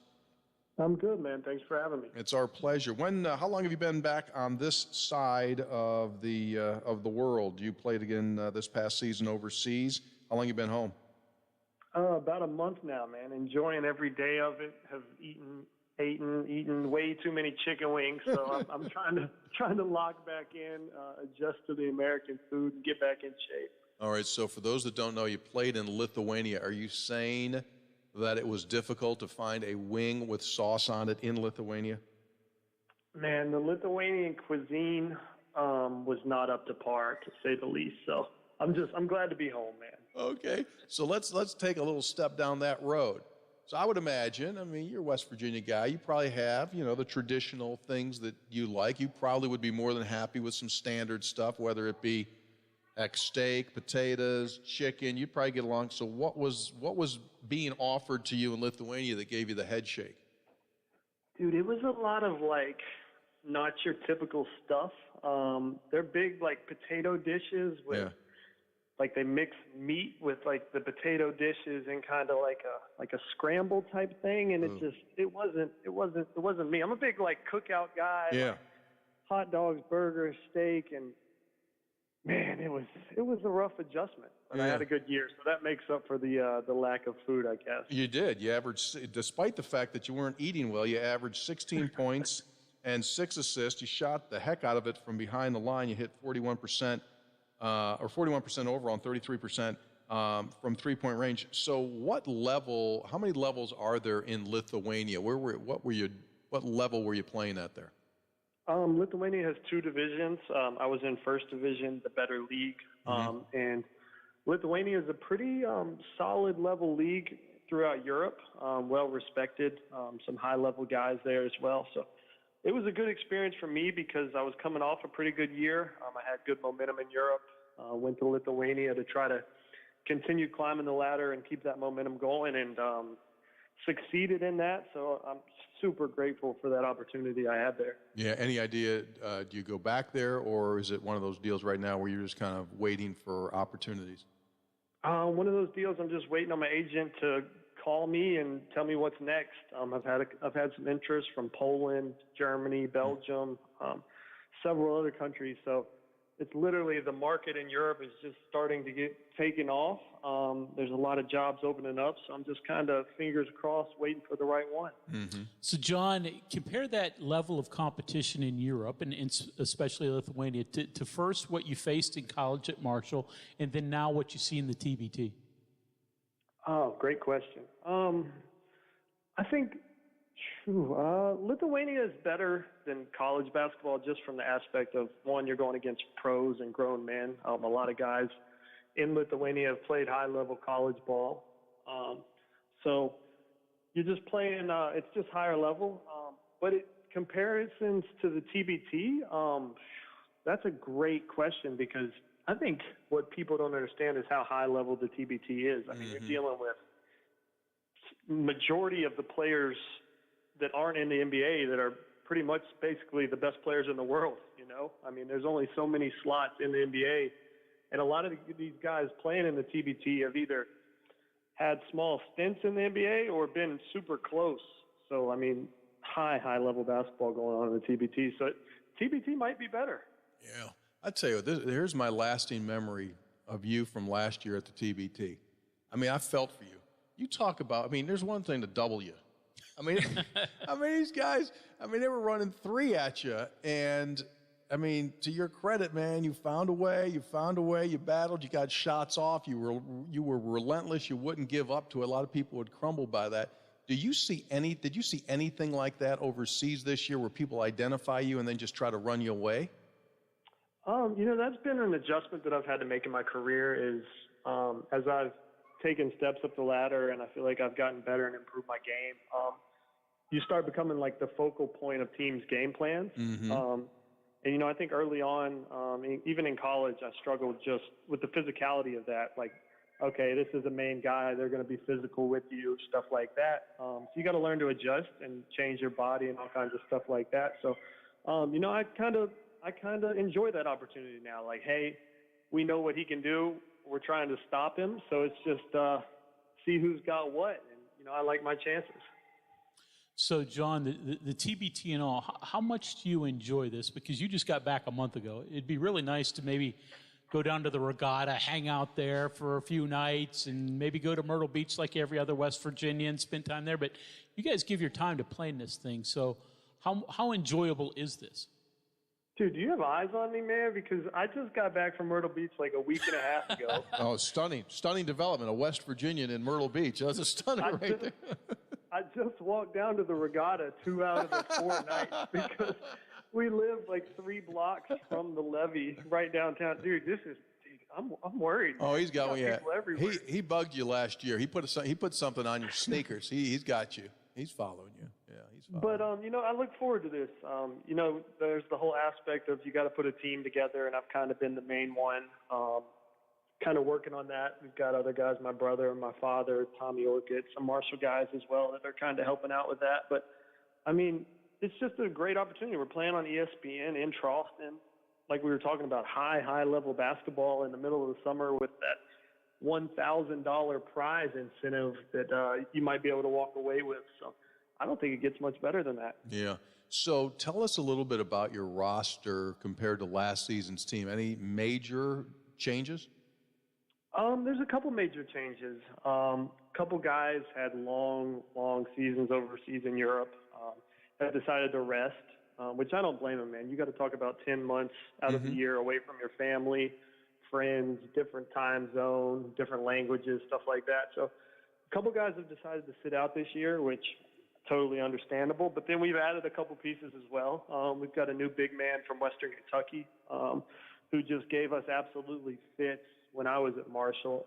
He played in Italy this year, had a big year. Justin Johnson. He's from like Kentucky, right across the water from West Virginia. So kind of a West Virginian at heart. So it's good to add some of those guys. And it's just a matter of trying to mesh as well as possible and have as much chemistry as possible, because you're not practicing a full season together. You're together for like a week, and then boom, you're on ESPN with $1 million on the line. So right. It's all about getting guys that we think can fit together quickly. Having played in it, what have you learned as to what it takes to win it? You know, because I think when we all went into it in the beginning, we thought we got to have a big and you're going to throw the ball inside. But as you watch more and more of it, it's so less size-oriented as it is perimeter-oriented and just kind of wing-type guys that can do a little bit of everything. What is your philosophy as to what you have to do in order to win games in this thing? No, great question. That was kind of our philosophy going in, is like, hey, we need to get bigs that are just physically can just dominate. But then the game starts and you start seeing how important three-pointers are, how important your guard play is. You need wings that can knock down shots. And the biggest thing is, like, every game and every play in this matters, because there's not a, hey, like, we have an off night, we'll bounce back on, you know, in college you play Thursday, Saturday or whatever, or Friday, Sunday. There's no, hey, we're going to bounce back. It's like, dude, you have to capitalize, and you can't have little mistakes. Like, I remember last year when we got beat by Team 23, they had out-of-bounds play. We miscommunicated. They shot a layup. Well, they ended up winning by 1 point. That little layup right there probably was one of the crucial plays that ended up beating us. So it's so, I mean, there's such a thin line in this between winning and losing when you're playing for that much money and guys are playing so hard. But, man, it makes it fun. I mean, I know watching the games and then participating in them, that's about as fun as it gets.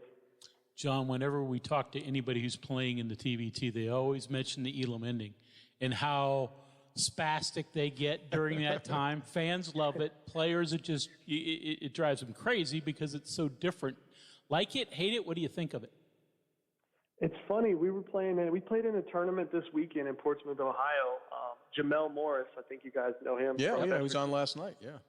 Jamel he played with us, and they did an Elam ending in that tournament too. So we're hoping that for us and for them, it was a good practice just to get some reps in that, because like you said, it's a frenetic, crazy ending. You know, when you're winning games during regular seasons and regular basketball, you can just kind of stall the ball, get fouled, shoot free throws, and relax. Here, it's like you've got to have your foot on the pedal until that final bucket, because big teams come back. I mean, there's some crazy Elam ending stories where teams are down 10, 15 points and win. So it's just a matter of finding a way to keep making plays no matter what the score is. Yeah. John Elmore is our guest, getting set for the TBT event in Charleston later on this month. Once again, he'll be the focal point of Heard That, but we would be remiss if we didn't ask you about Ott. Give us an update on Ott. If I'm not mistaken, he will have now completed year 2 of law school, right? Yep, year 2 has been completed. I want to say like 4.0. Like the dude is How about that? incredibly book smart. So I got to give him a shout out because incredible book smart guy. But I do have to update you. He told me that the past few weeks he's been like away in the mountains doing like a Rocky style training camp to get mentally and physically ready for this. So no surprise. I'm expecting big things. He's the best. I mean, he's the absolute best. So he's not going to take his contract law book on the bench? He's going to at least put it away for a day or two? Yeah, man, he's going. I think the referees are in trouble if they make a bad call. I think he's fully prepared to argue to the death on that one. He's ready to litigate. He's going to file a motion at halftime. He will litigate. He's the best. Well, listen, man, appreciate you spending some time with us and catching up. Look forward to seeing you guys in action here in just a couple of weeks. Stay well, man. Definitely. I enjoyed it. All right, take care. There he is. John Elmore, all-time leading scorer, Marshall University, and now successfully playing overseas and just looking for good food in Lithuania.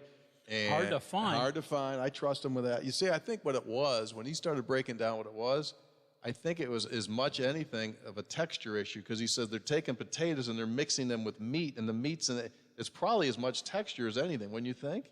Yeah, I would think.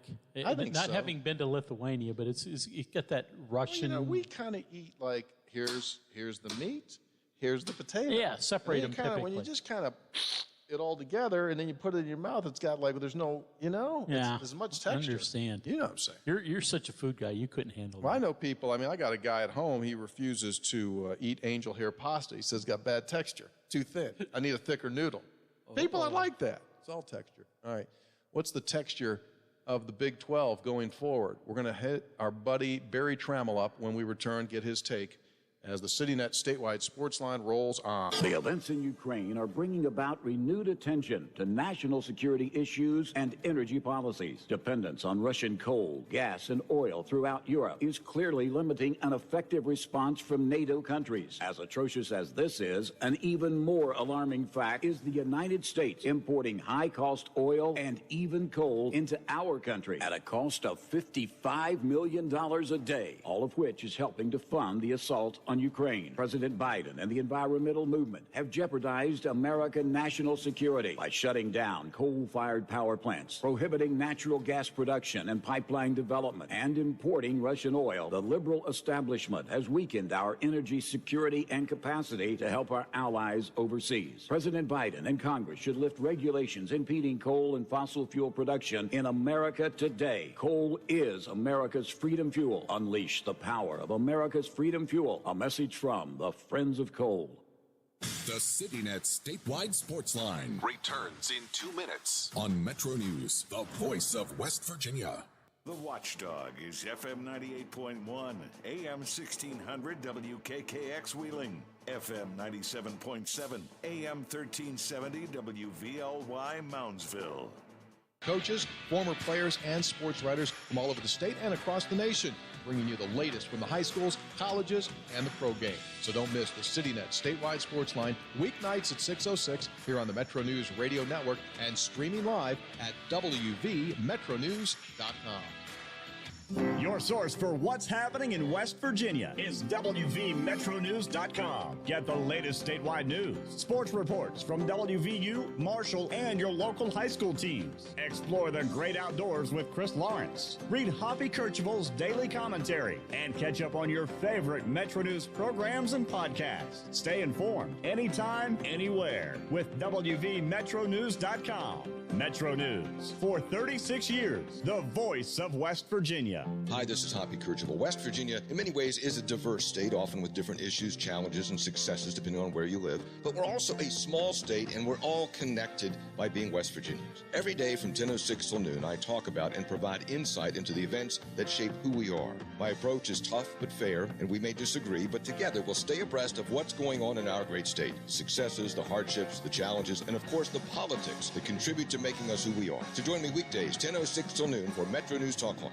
Nobody covers West Virginia like Metro News. Start each weekday at 6:06 a.m. with the Morning News. Veteran anchors Chris Lawrence and Carrie Hudasek deliver the day's biggest stories, along with in-depth reports from Jeff Jenkins, Alex Thomas, and Jake Flatley. The Morning News also brings you the latest in sports from Kyle Wiggs and Joe Braccato, Hoppy Kercheval's daily commentary, and the Entertainment Report. The Morning News on the Metro News Radio Network and at WVMetroNews.com.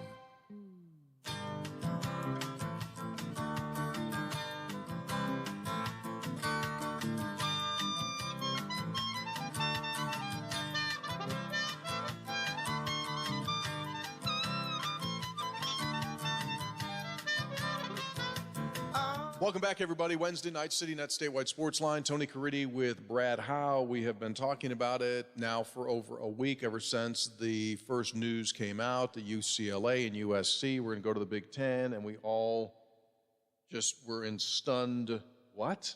And now a week has passed, and a lot of things continue to happen. And as we said earlier on, one guy always has a great take and his finger on the collective pulse, and that is Barry Trammell of the Oklahoman, and he joins us right now. Good evening to you, sir. Tony, how you doing? I get to see you next week. I know, buddy. I'm looking forward to it. And I saw today this bad boy's going to start off early in the morning on Wednesday with the new commissioner, huh? Have you ever seen anybody take over a job in the situation he did? Never. I mean, he didn't see it coming, for crying out loud. First day on the job, hey, go talk to Oregon and Washington and Utah about coming to the league. He doesn't even know the name of his own presidents. It's crazy, huh? He's got to go talk to presidents out in the Pac-12. It's crazy.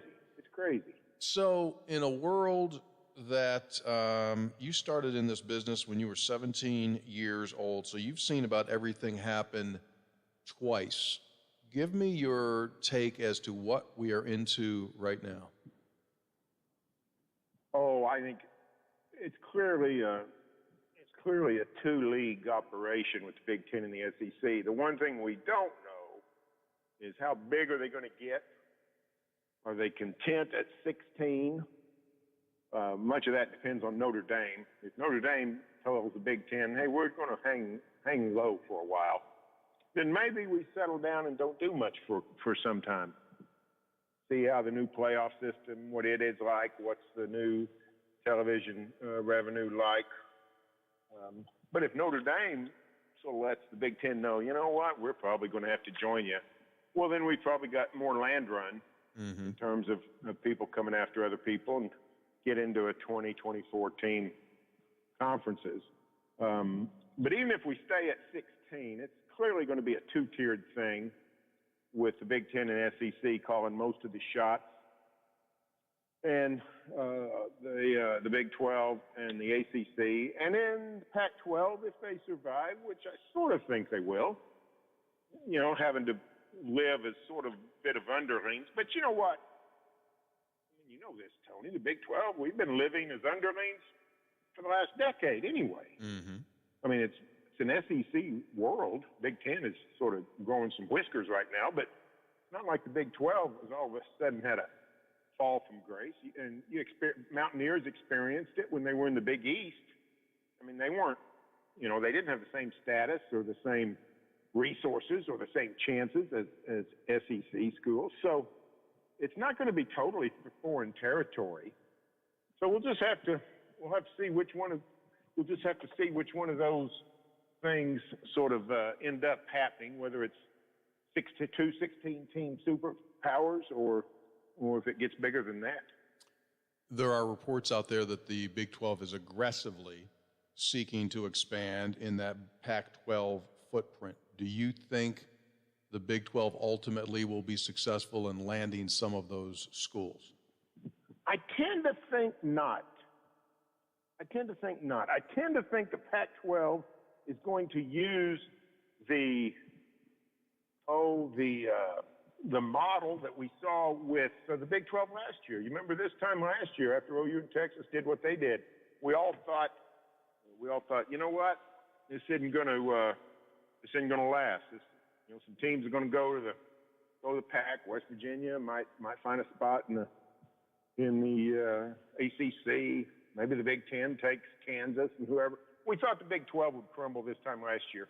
And instead, they sort of rallied and found some pretty good schools to come in, and those schools ended up having a really good football seasons. And everybody said, you know what, this isn't a bad deal. It's not as good as if OU and Texas were still here, but it's doable.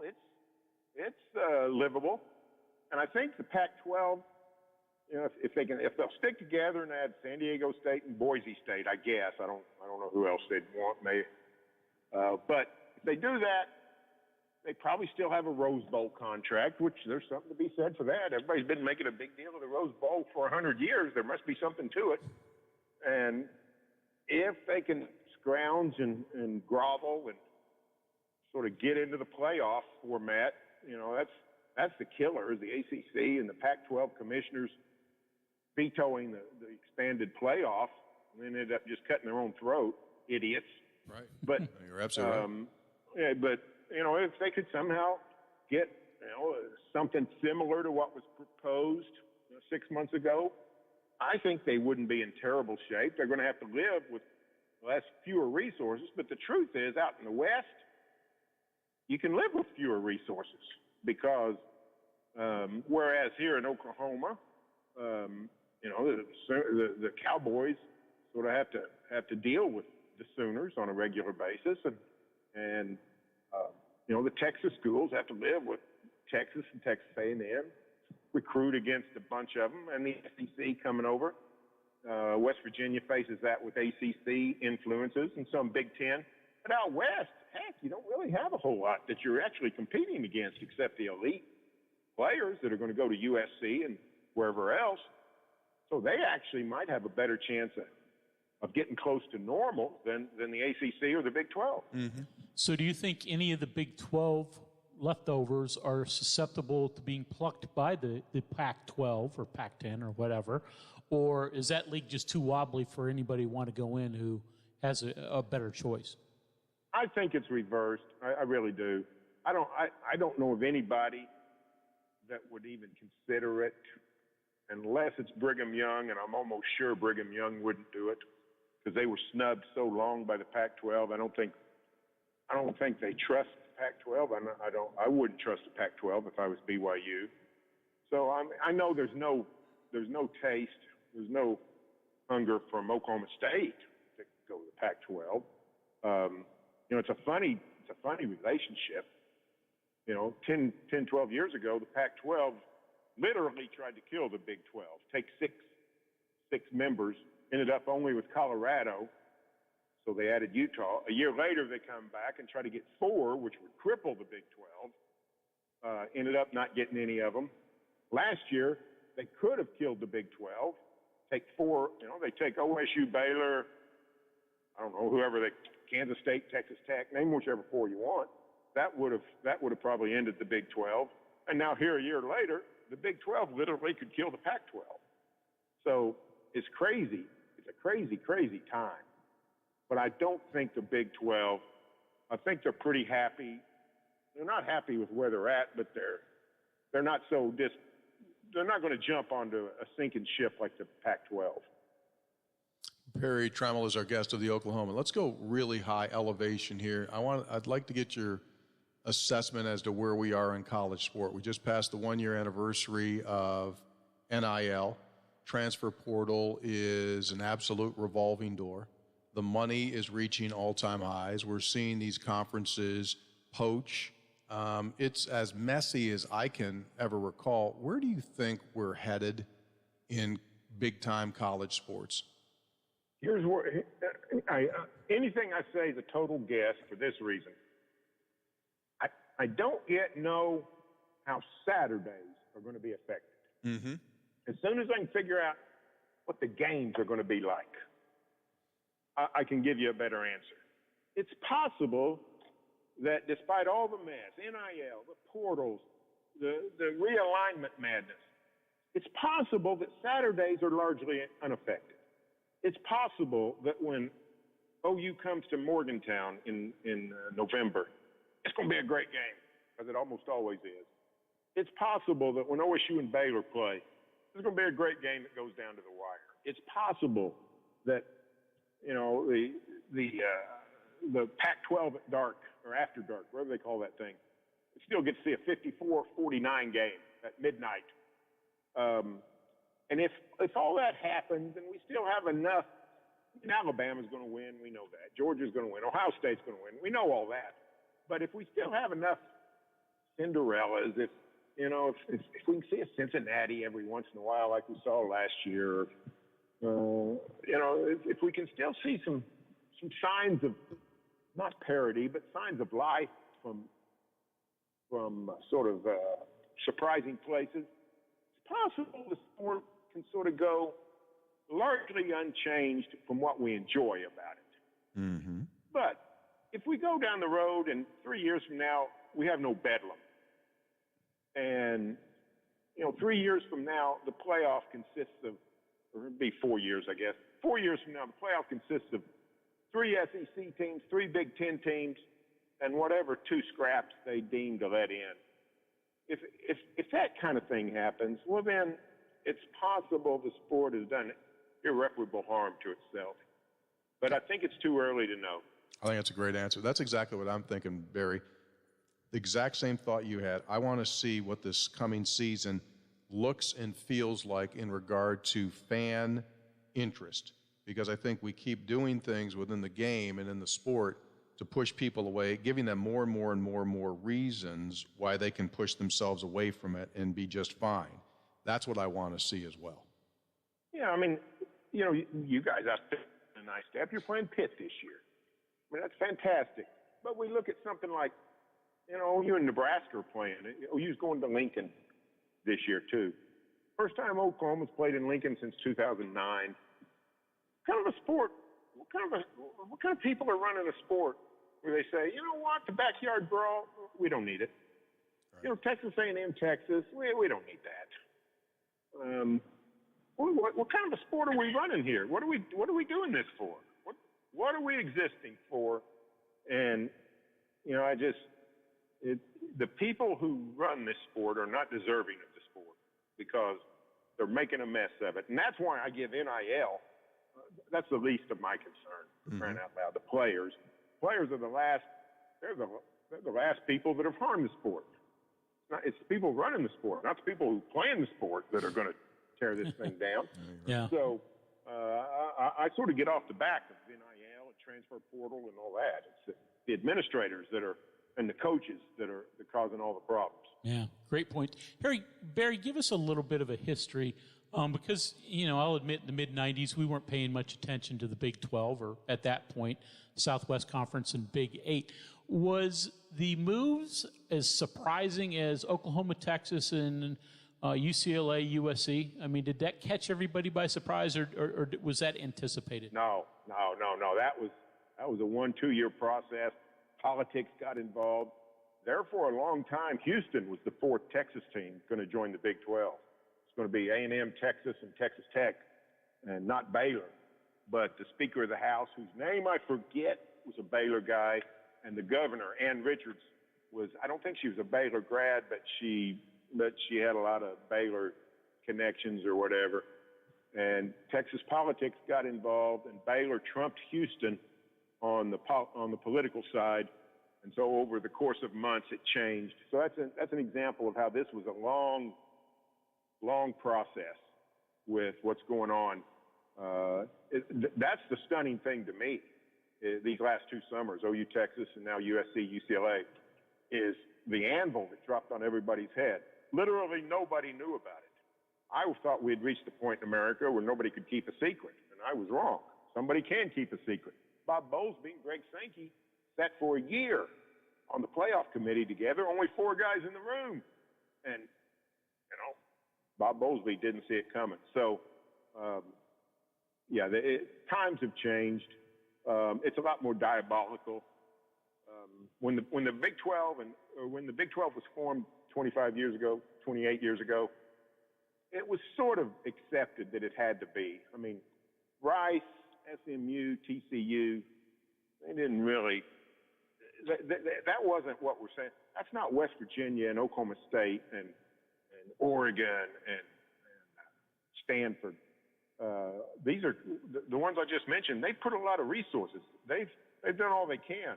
They've not just sitting around collecting, cashing other people's money. But in large part, those private schools in the Southwest Conference really were carrying no weight. And it had to go. It had to. Southwest Conference pretty much had to die. People knew that and saw it coming. Yeah. So times have changed. It's different. And everybody's now sitting, waiting for the next domino to fall. Yeah, absolutely. It's a head shaker. Well, listen, look forward to seeing you next Wednesday morning, buddy, and do appreciate your time. Stay well. All right, Tony, tell all my pals in Morgantown I said hello. You got a deal. Thanks so much. See you later. You bet. There he is, Barry Trammell. You can follow him on the web, on the Oklahomans website. We invite you to stay tuned. We've got more coming your way. Rolling on, sitting at Statewide Sports. The West Virginia State Fire Marshal's Office wants you to be a hero in your home and plan and practice your home fire escape plan. If a fire broke out tonight while you were sleeping, would you and your loved ones be able to get out safely? Take a few minutes and plan your escape from fire and practice it with everyone in your household. Make sure everyone knows 2 ways out of each room if possible. Arrange a meeting place away from the house where everyone can meet and call the fire department from outside the home. A message from the West Virginia State Fire Marshal. No credit card needed when you shop online with Fruth Pharmacy. Visit fruthpharmacy.com and click the shop button. Choose your items or use our search bar to find a product. If you can't find something you're looking for, add it into the notes section on your order form. Our friendly Fruth associate will do their best to find that product or a comparable item. Choose curbside pickup and we'll bring your order to your car. Pay when you pick up. Simple and convenient shopping at Fruth, your hometown family pharmacy. The CityNet Statewide Sports Line returns in 2 minutes on Metro News, the voice of West Virginia. The Watchdog is FM 98.1, AM 1600 WKKX Wheeling, FM 97.7, AM 1370 WVLY Moundsville. Dusek brings you the day's headlines. Deputies in Monongalia County have recovered a boy's body from Cheat Lake.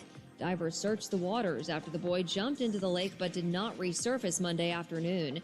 It happened in the area of Isis Ferry Bridge. The boy's name and age have not been released. Kyle Wiggs at the sports desk. TBT, the regional coming back to Charleston on the 24th of this month with West Virginia. And West Virginia will have a couple of players who excelled in the Mountain East Conference on the roster this year, one being Tanner McGrew, the Buckhannon Upshur high school graduate who played at West Virginia Wesleyan. And Hoppy Kercheval's daily commentary. Metro News This Morning. Listen where you get your favorite podcasts and online at WVMetroNews.com. Your source for what's happening in West Virginia is WVMetroNews.com. Get the latest statewide news, sports reports from WVU, Marshall, and your local high school teams. Explore the great outdoors with Chris Lawrence. Read Hoppy Kercheval's daily commentary and catch up on your favorite Metro News programs and podcasts. Stay informed anytime, anywhere with WVMetroNews.com. Metro News for 36 years, the voice of West Virginia. Weekdays at 3 on Hotline, we talk about what you're talking about in sports, popular culture, tech, and more. We pepper our daily lineup with renowned local and national guests with authoritative perspectives on a wide variety of topics, from high school sports to Hollywood and the financial markets. Every day, Coop and I have irreverent discussions with you using texts and tweets, plus our exclusive content like the question of the day, in or out in Beer Friday. Metro News Hotline, weekdays on Metro News, the voice of West Virginia.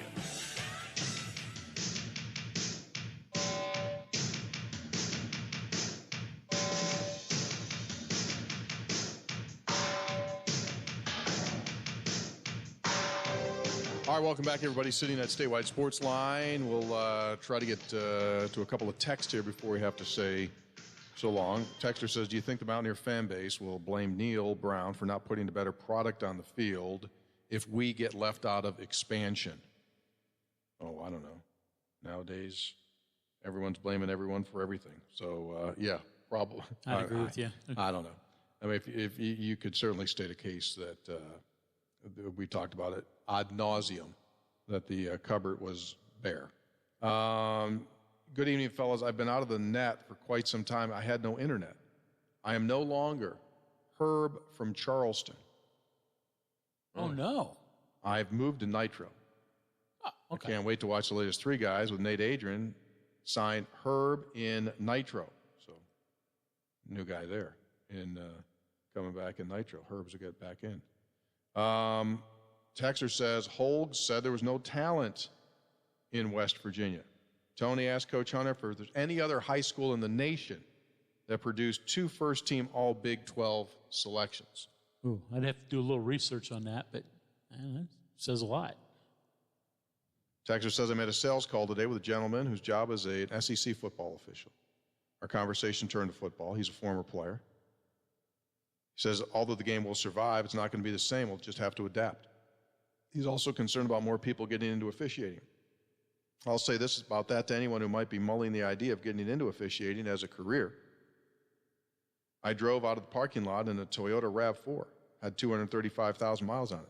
He left in a Tesla. Just saying.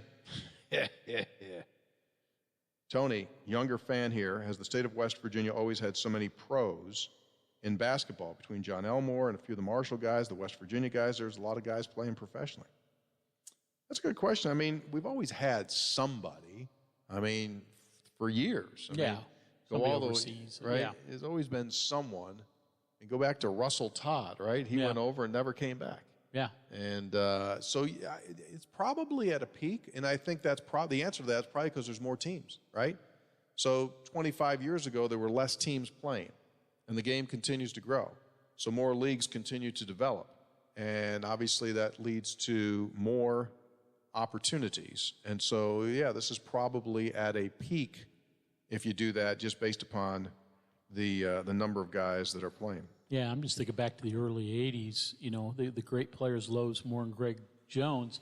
They didn't really entertain overseas opportunities. They ended up in the CBA for a while, right? Bounced a couple times in the NBA, but that was really sort of it. So you're right. The game's grown so much globally, gives those opportunities. Last word, if the Big Ten and the SEC go to 24 teams, those are no longer conferences.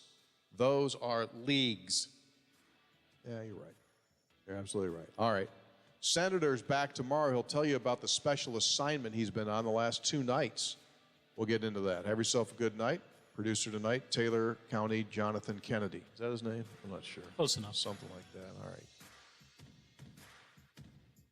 The CityNet Statewide Sports Line is an exclusive production of the Metro News Radio Network. All rights reserved. The Watchdog is FM 98.1, AM 1600 WKKX Wheeling, FM 97.7, AM 1370 WVLY Moundsville. The Rundown with Jeff Michael. My dog's name is Ricky Bobby. We took him to the Houston Texans wiener dog races. He won $5,000 for the Boys and Girls Club. So I got an interview, a microphone shoved in my face, right? They're like, you got anything to say? And I said, if you ain't first, you're last. About 15,000 people screamed as loud as they could. It was awesome. I was like, if you ain't first, you're last. And they erupted, man. And it was a pretty cool moment for me and my little wiener dog. The Rundown, weekdays from 11 a.m. to 1 p.m. Eastern. The Rundown with Jeff Michael. My dog's name is Ricky Bobby. We took him to the Houston Texans wiener dog races. He won $5,000 for the Boys and Girls Club. So I got an interview, a microphone shoved in my face, right? They're like, you got anything to say? And I said, if you ain't first, you're last. About 15,000 people screamed as loud as they could. It was awesome. I was like, if you ain't first, you're last. And they erupted, man. And it was a pretty cool moment for me and my little wiener dog. The Rundown, weekdays from 11 a.m. to 1 p.m. Eastern. The Die Hard. Tim Brando's on the line. Hey, Tim, welcome to the Die Hard. It's Anthony Pepe in Boston. How are you?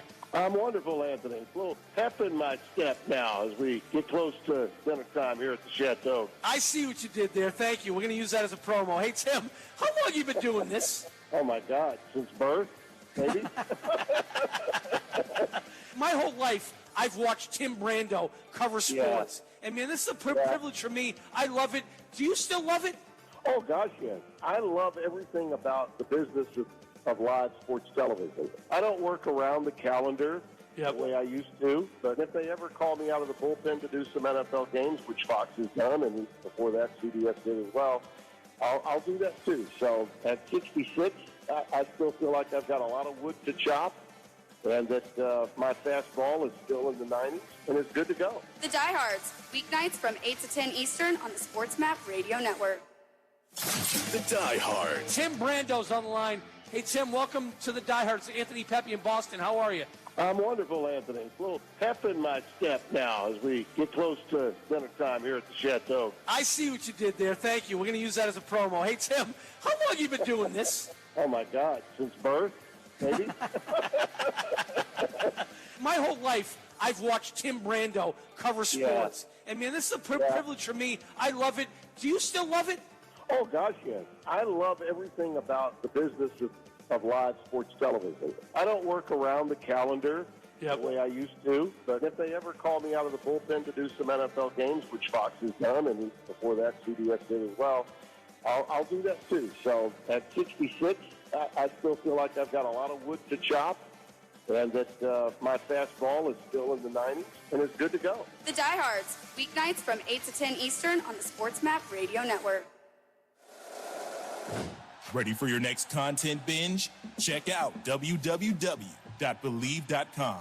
That's BLEAV for sports analysis, pop culture, health and wellness, and much more.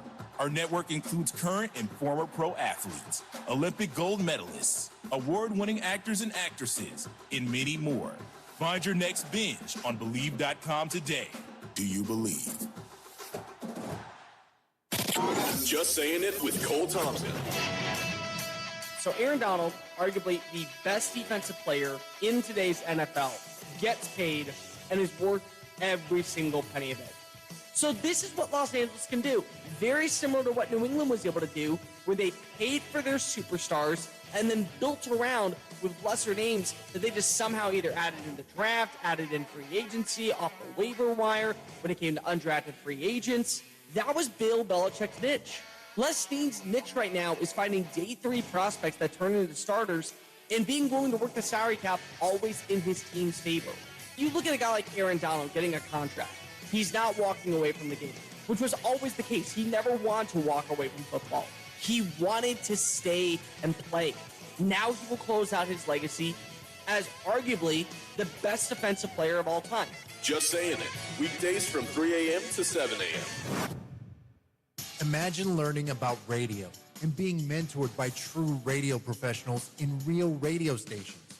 Well, actually, you don't have to imagine, because there's Radio Connection. Radio Connection gives you the opportunity to learn one-on-one and be mentored by radio pros. Plus, you don't have to worry about getting into a crazy amount of debt with school tuition either. Radio Connection keeps their tuition at much lower costs. To find out more info, visit radioconnection.com. Imagine learning about radio and being mentored by true radio professionals in real radio stations. Well, actually, you don't have to imagine, because there's Radio Connection. Radio Connection gives you the opportunity to learn one-on-one and be mentored by radio pros. Plus, you don't have to worry about getting into a crazy amount of debt with school tuition either. Radio Connection keeps their tuition at much lower costs. To find out more info, visit radioconnection.com. Flat should describe your TV screen, not your TV sound. Experience your entertainment like never before with the new Sonos Ray. This compact and easy-to-use soundbar puts you at the center of shows, movies, games, and more, with crisp highs and precisely balanced bass. Breeze through setup with help from the Sonos app. You can even use your own remote for control. And when the TV is off, stream music, radio, podcasts, and audiobooks from all your favorite services. Visit Sonos.com to learn more.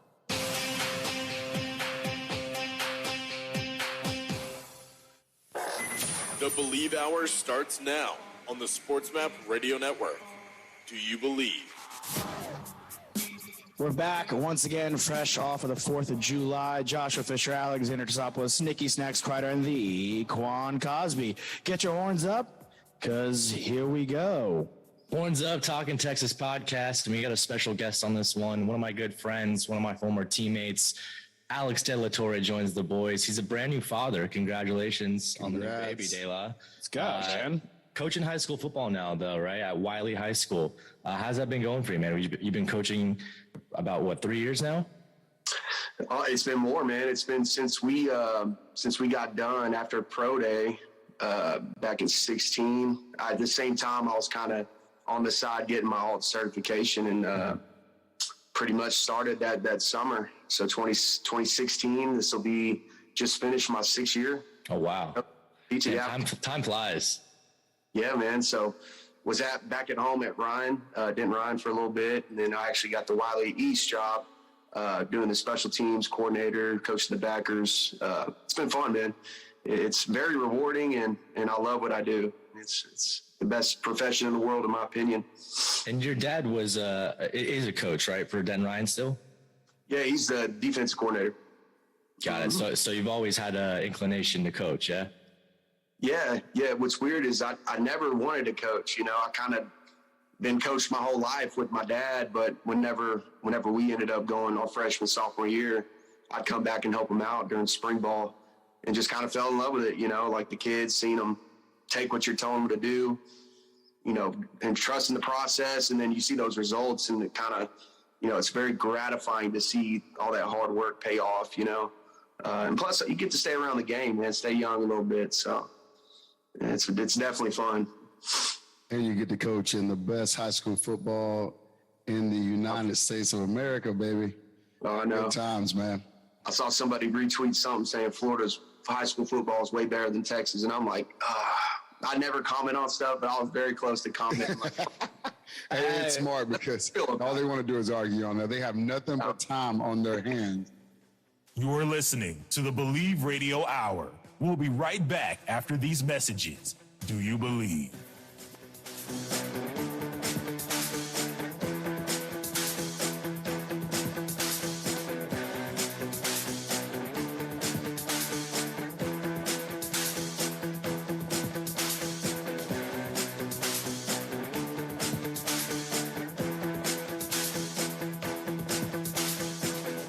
Experience TV, music, podcast, and games like never before with Sonos Ray. This new compact and easy-to-use soundbar puts you at the center of all of your entertainment with clear, crisp dialogue and perfectly balanced bass. Just plug in the power cable, connect to your TV, and get set up in the Sonos app within minutes. Before you know it, you have blockbuster sound and streamlined control of content from all of your favorite services. Visit Sonos.com to shop Ray now. Hey basketball fans, I'm Matt Moderno, a credentialed NBA media member with a passion for highlighting the stories of basketball players around the world. Alongside 10-year overseas pro Mike Creppy, I co-host Ball Movement, a podcast focusing on players who travel the world to pursue their basketball dreams. There are only 450 jobs in the NBA, which leaves a lot of players with interesting journeys who need a platform, including former NBA lottery picks, March Madness darlings, and EuroLeague legends. So join us on our weekly trip around the basketball globe wherever you get your podcasts. Again, that's Ball Movement, a podcast for basketball junkies from basketball junkies. Do you own a timeshare? Well, face the facts. You made a mistake. You made a bad purchase. A timeshare is not an investment. It's a money pit that continues forever. If you use your timeshare, that's great. But if you don't, and you want to legally get out of your contract, call my friends right now at the Timeshare Exit Hotline. They're an experienced team of lawyers who help good people like you get out of a timeshare contract that they just don't want. Don't throw away your money on maintenance fees. Use it for things you really want. We can help you end your timeshare contract and stop the money drain immediately. If you're ready to move on with your timeshare, call our team right now. Cancel your timeshare now with a free call. 800-858-6811. 800-858-6811. 800-858-6811. That's 800-858-6811. Nobody wants to get ripped off, broken into, or robbed, but nobody wants to pay a lot of money to have their home protected either. I've got an offer to tell you about to provide home security for your home for less than $1 a day. For real. with no installation or equipment charges. And this is from a company rated #1 by a leading consumer research company. According to the facts, most of you won't even call unless there's a burglary in your neighborhood or something bad happened. So let's give you a reason. Save money. For less than $1 a day with no other costs, you can get your home secured. Plus, get a lifetime equipment replacement warranty. You need protection for your home. Call the Home Security Hotline right now. 800-402-7117. 800-402-7117. 800-402-7117. Call right now. That's 800-402-7117.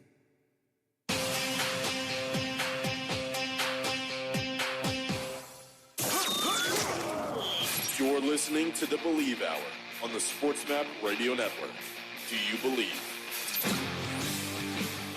We're back once again, fresh off of the 4th of July. Joshua Fisher, Alexander Tosopoulos, Nikki Snacks Kreider, and the Quan Cosby. Get your horns up, because here we go.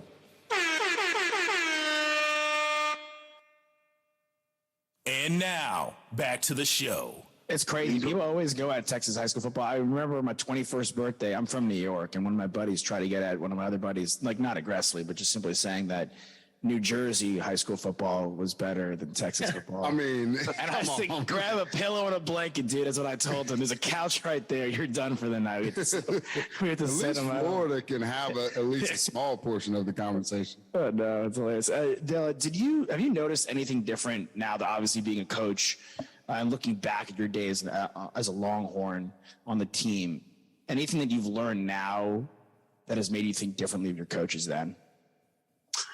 You know, that's a really good question. And Nick, you probably remember T-Rob, right? Mm-hmm. Of course. T-Rob on me hard, man, because he asked me, and I actually took a lot of stuff from him, but he asked me straight up, he said, what are your goals? He goes, whatever you say, I'm going to hold you to them. He's like, you want to be NFL fullback? And I was like, yeah. and he's like, all right, well, I'm about to show you. And by far was the hardest on me. You can ask anybody in that room. There's a lot of funny stories. What's crazy is he never cussed. You know, he's always on foot, and he's got all these different words for the different terms he would be saying or other coaches may be saying. But, you know, he actually did show me a lot of things in terms of teaching me the game, in terms of the, I guess, the integrity of the offense, right? So it's not, hey, you're blocking, you know, this weak side backer to safety to any other threat, right? He's telling you everything, and he's teaching you the entire scheme, right? It's a pretty good teacher, right? And what I've learned teaching, it's how do you make complicated things simple, right? A lot of good coaches find a way to do that, and it looks real, you know, high tech, like all those high powered offenses. They keep it pretty simple. And they just practice the crap out of it and get really good at it. But for me, in terms of teaching, something I've taken from him is he tries to teach you why we run these concepts, not just, hey, you have a post here. Here's why you have a post. This is why you're going to come back if he's playing off coverage, you know, soft man, or if, you know, you see two high safeties. You know what I'm saying? Like, he just really broke it down. Yeah.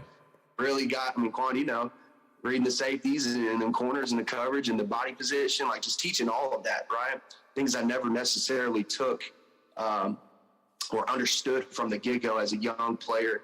You know, that's something that I really can look back, and I appreciate him doing that because he made me really prepared to be a coach. And so the transition was really smooth for me. And just looking back, yeah, it was different, but I think it could have been a lot worse if I wasn't prepared enough.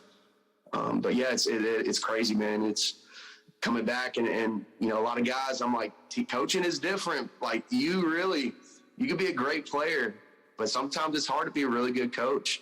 There's a lot of different aspects to it, you know, but it's interesting to look back and see some of those things that he told me about that I was going to see if you become a coach, and hell, they're happening. So. Yeah. Someone said that about like John Elway. It was very interesting you said that because even like some of the great players, like, and John Elway obviously runs the team, not the coach. But everyone's like, he runs the Broncos. How come he keeps flopping on drafting quarterbacks? Because outside of Peyton Manning, they haven't really had much success there. And people think it's because of the way he sees himself and his understanding of the game was so much easier for him that he's having a tougher time evaluate like actual talent because he can't really assess what it's not like to be great. And he really hasn't his understanding of the game is different from a player who's had to maybe work a little harder to get to be great than he had to. Seeing him as a president, what's funny is he's very good at every other aspect, but he struggle buses with the quarterback position. I mean, like you said, he got Peyton after we all got fired in Indy, and I ended up going over there too. And now the kudos from him being a Hall of Famer or not is he's like, damn, I keep missing on these quarterbacks out of the draft. I'm going to go get Russ. So having that ability to just be that Hall of Fame perspective and mindset and to even take a step back and say, okay, I'm not very good at that. Talk about sports, talk about things in teaching. Alex, you keep talking about, how you learn how to teach, how you coach, and you teach the players a lot. That's pretty cool. But a great example, Josh, for Elway and just his process as a president versus being the Hall of Fame quarterback. Yeah, registry's right there. There's a guy on your former team who is one of the best players in the country, a guy that in all our Longhorn groups and everything, people are chomping at the bit for him. It's a crazy process for these young guys. Now, before we kind of get into Anthony Hill, what are you seeing on the high school level? Obviously, it's so different with NIL compared to when you were there. How are these kids handling it in high school? How is their work ethic? How are they taking the coaching you guys are giving them? Because that's been a lot of our discussions. Obviously, we all saw the cell phone video that was on last season. That was taken, and the biggest thing was not the coach yelling, but the kid taking the video and the maturity level there. So what's it been like as far as maturity goes, how the kids are handling NIL, and maybe some of the bigger players like Anthony Hill that you're seeing? That's a great question, man, and there's a lot of factors that go into it. The biggest thing being, your village around you, right? You got your high school coaches and your teammates. That's part of your village. You have your, parents at home. And then, any other people that you may work with outside, specialists, working skills, strength conditioning, stuff like that. But no, I mean, it is completely changed. It's a lot different. And I don't feel like we're that old, Nick, but we didn't see this. They barely had graphics when we came out, Which looking back, I'm like, dang, I'd love an edit. But now it's, Yeah, you actually watched tape back in those days. Right. I remember going and sitting with Coach Giles and Manny, and we're watching tape when I visited. We didn't do photos or nothing. We were watching tape. We were going through stuff. I was talking with Coach Blake. He was at LSU recently. I'm not too sure, Coach Baker, where he's at now, but I remember sitting with them and watching film. That was kind of the visit tour. All right, man, we're going to offer you. And I'm like, done deal, just because I grew up such a UT guy, and I knew without a doubt that was where I wanted to be. But man, from seeing it from my perspective, a lot of people say, the game's changed and college is different. But we got to remember, kids are going to be kids. Kids are going to be the same. It's not the kids that are changing. I mean, there's different extraneous factors around us that make things different. Everything's new now. You know what I mean? So kids are being kids. They're going to do what's cool. The cool thing to do is to go on visits to Bama and, the big time schools. Guys are going to do that just because that's an experience itself. It's kind of the same thing with recruiting nowadays, man. It's just so, it's complex, and a lot of coaches want to make sure they're crossing, those boxes off. Are we providing them this, and it's a competition almost, nowadays to who can I attract the most attention and the most, synergy, right? This is where you're going to fit.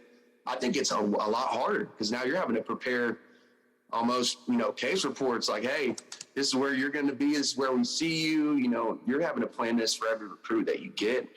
Man, that's a really hard and long question to answer. Yeah. That would take a little bit more research. Let's really look at it, But from my perspective, as a coach, and I try not to judge any kids or what their parents decide just because that's their decision, And what I try to do, obviously, I'd love to see good players go to my alma mater. But at the end of the day, it's hey, whatever is your best fit and where you can see yourself being the next 4 years. I think we kind of kids kind of lose that in hindsight, especially now with the transfer portal. So there's just so many different things going on nowadays. Like, I don't know if it'll ever be kind of like what it was, you know? Yeah, I highly doubt it. It's crazy, man. But Anthony Hill, they're doing a great job. You know, I've known Anthony since he was 7, and his parents are great. You know, great family, great kid, works hard, balls out. I mean, what else can you do? I mean, you can't ask that kid to do any more. He works hard, strong, fast, great player. And hopefully he ends up with the good guys. That's what I'd hope. You're listening to the Believe Radio Hour. We'll be right back after these messages. Do you believe? The Watchdog is FM 98.1, AM 1600 WKKX Wheeling, FM 97.7, AM 1370 WVLY Moundsville. All right, so this is going to be a new trend now. Would we do that? Would we say, hey, let's grab Greg Frank and Fred Fowler. They're doing a show after us. Let's grab Pepe. Let's go on a Sports Map Radio bonding trip. And then Cole Thompson is back at the office going, nobody invited me? Is it because I'm on too early? What happened to me? Why am I not on the trip? We're like, oh, go back and get Cole. We got to drive the bus all the way back to pick him up. He's not packed, so we got to take him to the house. And then we leave without him, and leave him at the front door.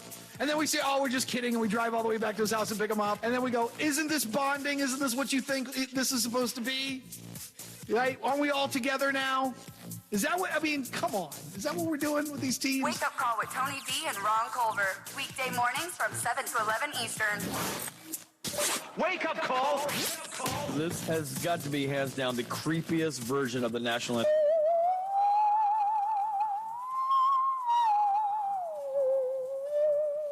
Oh my God! If I heard this in a dark house, I'd run. This is an Independence Day haunted film. If you had red, white, and blood, this could be the opening music. Wake Up Call with Tony D and Ron Culver. Weekday mornings from 7 to 11 Eastern. Fred Nation with Fred Fowler and Greg Frank. And that's the problem, right? It's like, yeah, if you just trot him out there like he is, he's a very skilled player. He's not going to hold up for a full season. I can tell you that Joel Embiid was not nearly as skinny as Chet, but he's added weight quite a bit since he came into the NBA. And he had injury problems at Kansas and in the offseason before he got drafted. So this idea that it's bound to happen if you're a 7-footer. It's part of your gamble, right? I mean, that's part of the gamble you're taking when you draft him.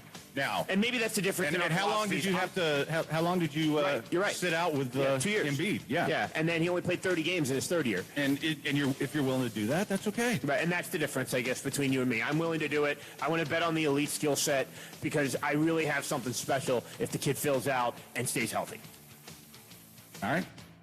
Fred Nation, weekday afternoons from 1 to 4 Eastern.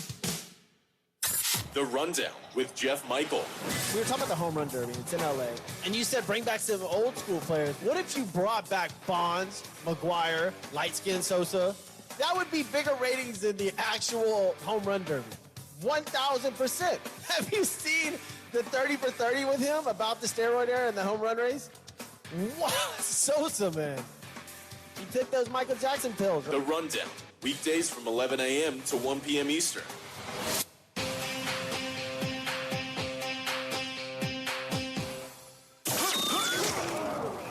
You're listening to the Believe Hour on the Sports Map Radio Network. Do you believe? We're back once again, fresh off of the 4th of July. Joshua Fisher, Alexander Tosopoulos, Nikki Snacks Kreider, and the Quan Cosby. Get your horns up, because here we go.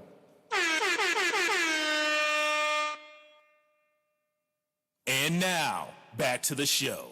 You bring up a good point. Kids will be kids, but these last, 8-10 years, this is a whole other generation of kids in general. The technology with social media, with TikTok, with vlogging, with how much money you can make off Instagram now and your likeness. I mean, the NIL just shaped this whole landscape.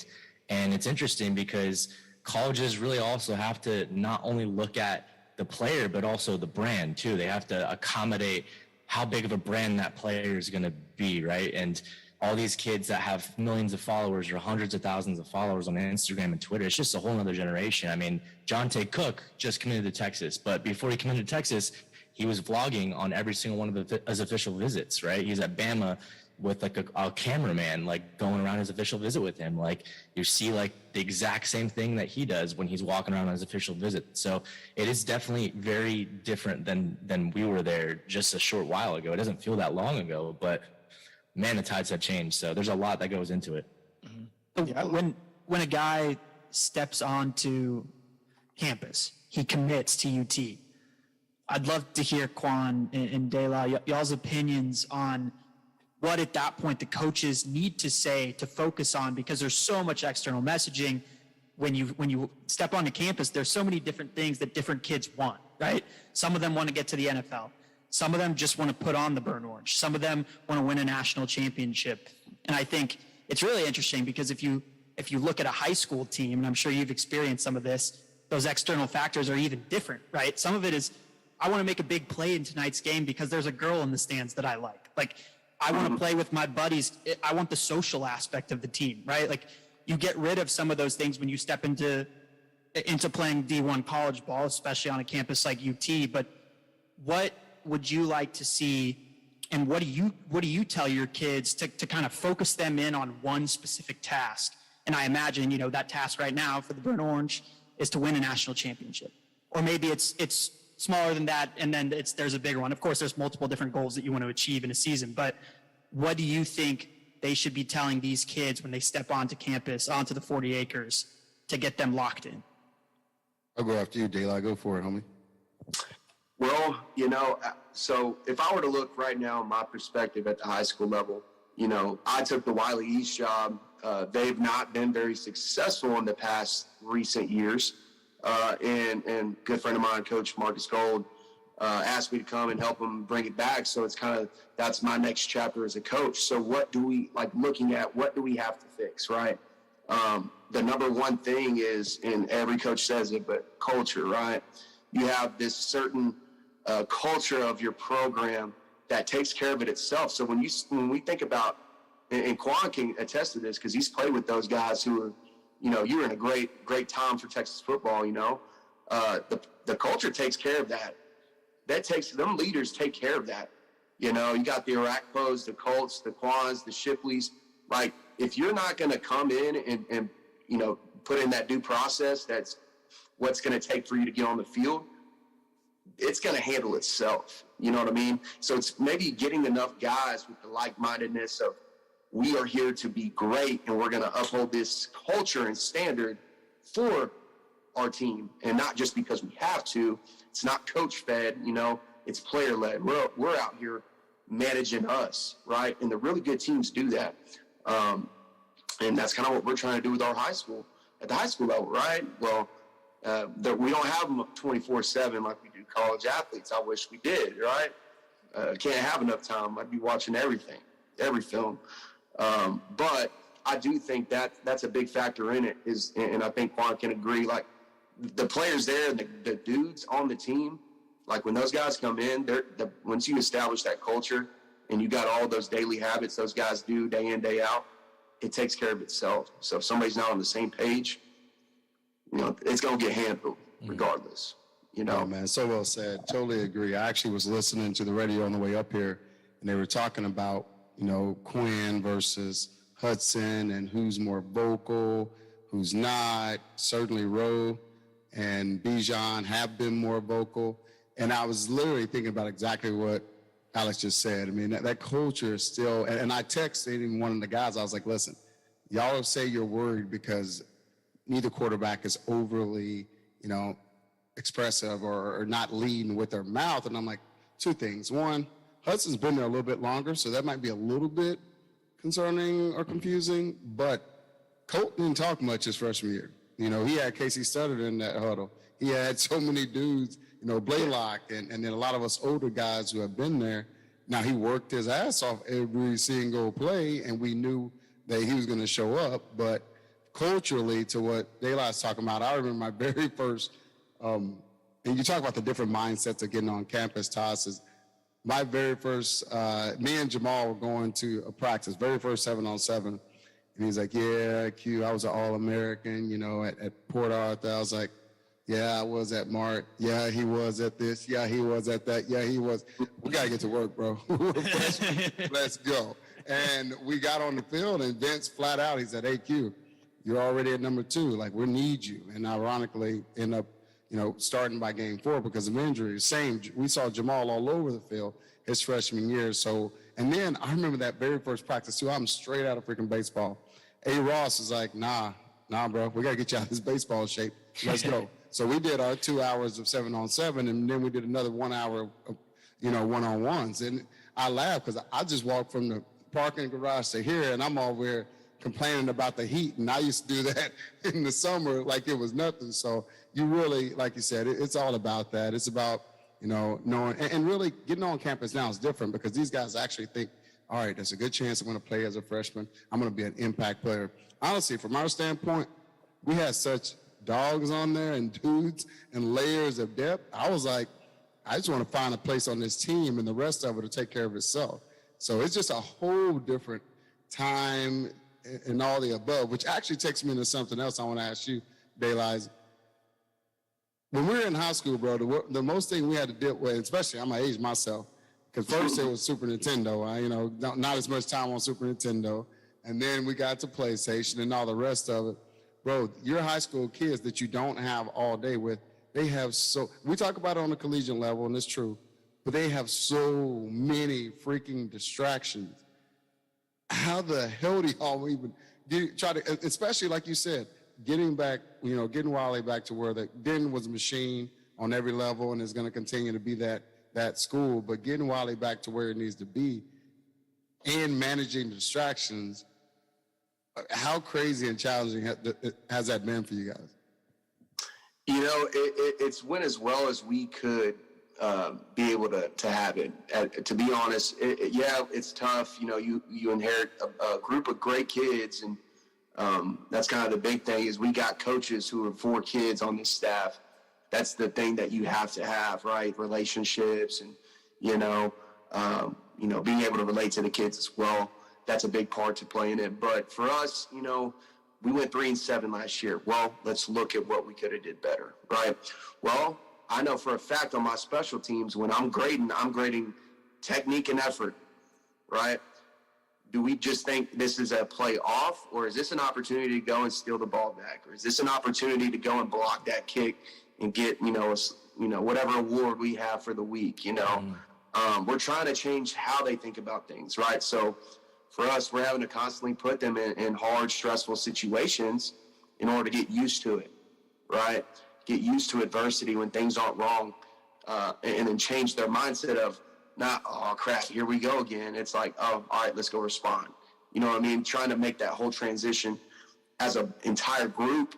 We're not going to get 100%, but we want to get as close as we can to that as possible. But it's extremely difficult. It's extremely difficult because not only do you have football guys, but they got baseball on Tuesday, Thursdays. You got dudes playing pickup basketball, and I done told them that's the Q Diggs rule. Don't go play pickup basketball. You're gonna break your wrist or something. I remember Q got that in the spring.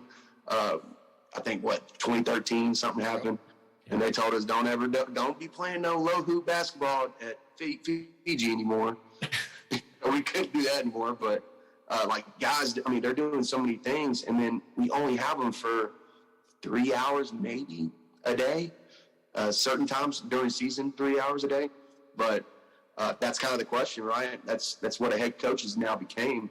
It's not so much X's and O's. It's how can I manage and be super efficient at this to where we can get the most out of the time we get, and our kids can do the best they can within that time frame. Like how can we as coaches set them up to be successful, right? It's on us. We plan it.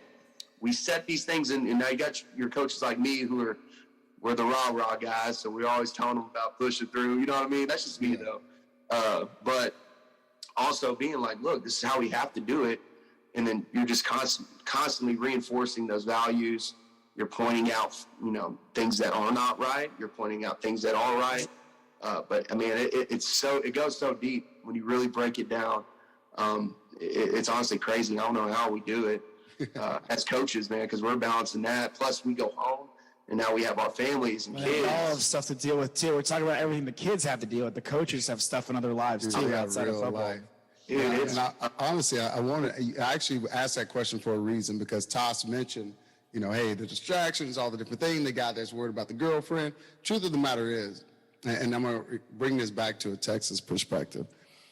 Yes, those guys are out there. Yes, those people are out there. And if I'm being honest, I think for the last few years, those are the guys we've gotten, the ones who are more concerned about the distractions.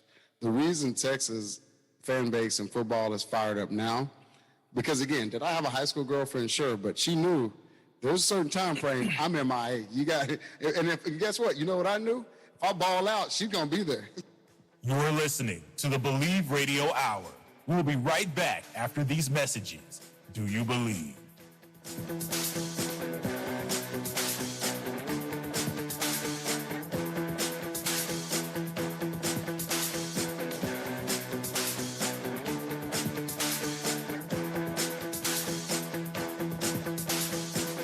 Experience TV, music, podcasts, and games like never before with Sonos Ray.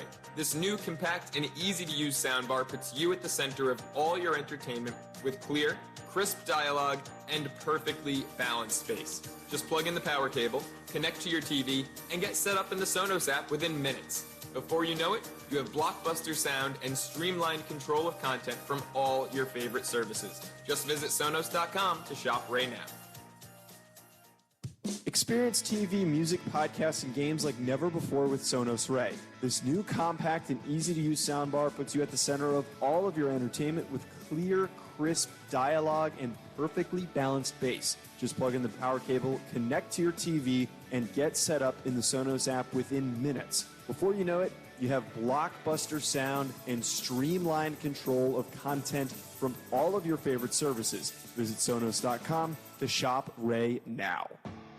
What's up, Longhorn Nation, college football fans alike? Joshua Fisher here from the Horns Up Talkin' Texas podcast that we do at the Believe Network, BLEAV. Go to Believe.com. Check us out. Check anybody out. Get us on Apple, Spotify, anywhere you get your podcast. I do it with Nikki Snacks Kreider, Alex Tossing-Rock-Tosopoulos, and the great UT legend, Quan Cosby. Get your horns up with the Believe Network. Awesome stuff coming at you guys. There is no offseason for Longhorn Nation. Do you believe?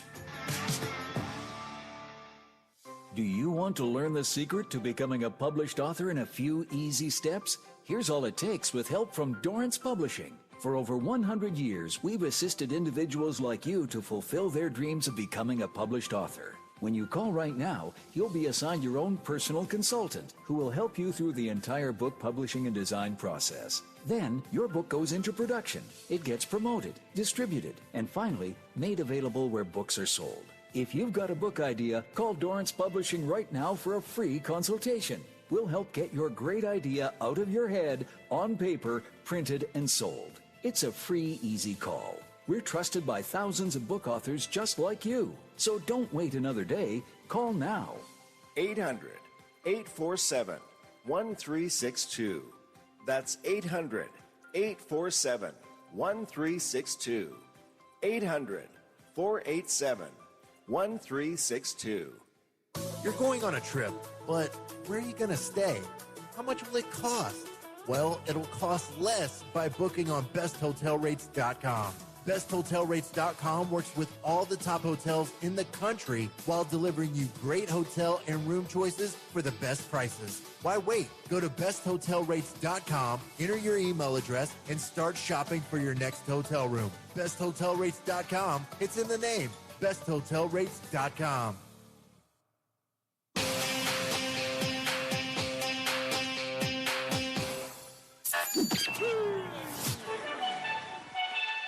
This is the Believe Hour on the SportsMap Radio Network. Do you believe? We're back once again, fresh off of the 4th of July. Joshua Fisher, Alexander Tosopoulos, Nikki Snacks Kreider, and the Quan Cosby. Get your horns up, because here we go.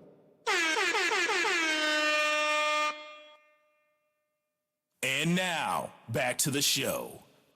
Well, first off, that when we talk about 2014, that's a very unique year because we had, and when we counted it up, whenever Coach Strong got there, yes, you know, they were looking for a different type of culture. But we had like 12 contributors that the previous year that were either kicked off, which is part of their own fault as well, right? We had guys who transferred and then guys who just like weren't doing anything. And so they're like, all right, we're going to use this scholarship for someone else, right? Well, when you take away, you know, those two should have been day one offensive tackles that we had, you know, we got different guys in different positions. Some of those leaders that were there, maybe in that position group or that side of the phase of offense, defense, or special teams is now not there. So it's like guys are trying to step up, and maybe some of it wasn't as authentic because you have some people talking but not necessarily doing as much as, you know, Duke Thomas, right? Or someone who's earning it week in, week out. There was a disparity for sure of guys who weren't doing much but got the opportunity because of attrition. And then you have guys who were there, putting it in, maybe competing for a spot or returning, who, I mean, there was just some type of dissonance in between that we couldn't figure out, especially going into, you know, our senior year. We couldn't figure that out. And I think when I look back at it, when all those guys were kicked off, I put that on us, man. And it comes back to those kids you were just talking about, Quan. I look at their village, right? Who is in their village, right? Are their parents, you know, great? They're on them. They make sure they're doing right. Do you have coaches who are supporting them, being their biggest advocate? That's really what's setting kids up, or even your teammates, right? You may not have a village, but when you get on campus, that's your village, right? So we got guys who were failing and not getting straight because they're going to do what they want to do. Well, we didn't handle that, right? We could have helped them. And so I think that was another thing. I don't think, and me included, right? We all were caught up in different stuff at the time and focused on individual because, you know, new coach, everybody wants to survive, make it through. We don't know what's going to happen. I think we could have did better, you know, holding guys accountable and being there for them and being a friend, like a true friend, where if it's wrong, you should be telling them, you know. I think a lot of that goes into, can we last, right? As a program, you know, you got your teammates and then your village, right? Your parents and your school. A lot of kids, if they have a good village, like they're going to really succeed and they're set up to succeed. Like the first kid I'm thinking off my head is Finkley. That kid's parents seem on it. He did it right. He's, you know, seems like a very smart kid. He looks great in the weight room from clips I've seen. Like that kid's going to ball out, you know, just looking at the people around him. You know what I mean? I think that has a big part to play in it, and why maybe we've been lacking that, you know, why we've been getting some guy that's like maybe they have some issues with the people around him. Definitely. And even just like on the performance side of things too. I mean, look, there's no shortage of talent, right? Like those years that we were there, like you look at a lot of guys in the NFL, they're still in the NFL, right? Like we talk about guys who don't get drafted or that fall in the draft, 7th round, 6th round, 4th round guys. Like Quandre Diggs is getting paid now, you know, and he's a starting safety. And Marcus Johnson is still on a team and he was undrafted, and Jordan Hicks and like Malcolm Brown, like all these guys still play, and they were not highly drafted, partially probably because, you know, it wasn't performing at Texas and it wasn't like necessarily, you know, a Bama style program back then, but these guys are talented, and you're right. It takes a village to kind of get them to the potential that they need. Yeah. Well, I'm sorry. There's a stigma too on UT players in the drafts. We don't need to skip that. You know, Jackson Right. Jeff Yeah, of course. Hendricks Award, best DN or D lineman in the nation, and gets undrafted. Like ludicrous. And he's still playing. He's winning Canadian Bowls, whatever they're called. He's winning them things with Winnipeg still. Like, I just want to let that be known. Like, there is a complete bias, right? And we all know that. But it really is, man. And what's crazy about it, even when we were winning, it was still sort of there. We had 50. We talked about it before. We had damn near 60 folks in the league, everybody contributing, balling. And I think there was a time where we kind of got rid of at least the majority of it. And then, unfortunately, in the last few years, it's come back times 20. So Sark has work cut out for him for kind of killing that stigma / soft country club perspective that Texas was. So that's real right there. That's a huge point for it because dudes are taking care of business. They are. But going back to it, I guess the question is, are they getting developed? I know we were balling, but are they getting developed, I guess, on this level, and that'll give them a chance to play on the next level. Yeah, and hopefully this new staff, I mean, it looks like things are working out. I mean, we got a couple of studs on offense, we got a bunch of studs on defense, but real quickly, I know we talked about what we want the university to ask from the players, but on the flip side of things, let's say that you guys are recruiters, right? Like, what would you tell a student athlete right now, all NIL money aside, but what would you tell someone that is between A&M and Bama and Texas and Georgia? Like, what is Texas's selling point right now? The number one thing that you could tell them? Quan, you go first. I was going to say, man, you've been having these players come, so something's been working. Man, I'm going to tell you, really, I say it all the time, and I'm so old school when it comes to this, because I remember even telling Marquise, I was like, man, come to Austin on Tuesday and then leave on Thursday. See what you think about the city. See what you think about the school, because College Station on a weekend is going to seem amazing. I rolled through College Station on a Tuesday, and it is garbage. It's just nothing to do. It's just not the same city. Tuscaloosa, they've won like crazy, but I don't see Bama players moving back to Tuscaloosa. Matter of fact, the Bama players are moving to Austin.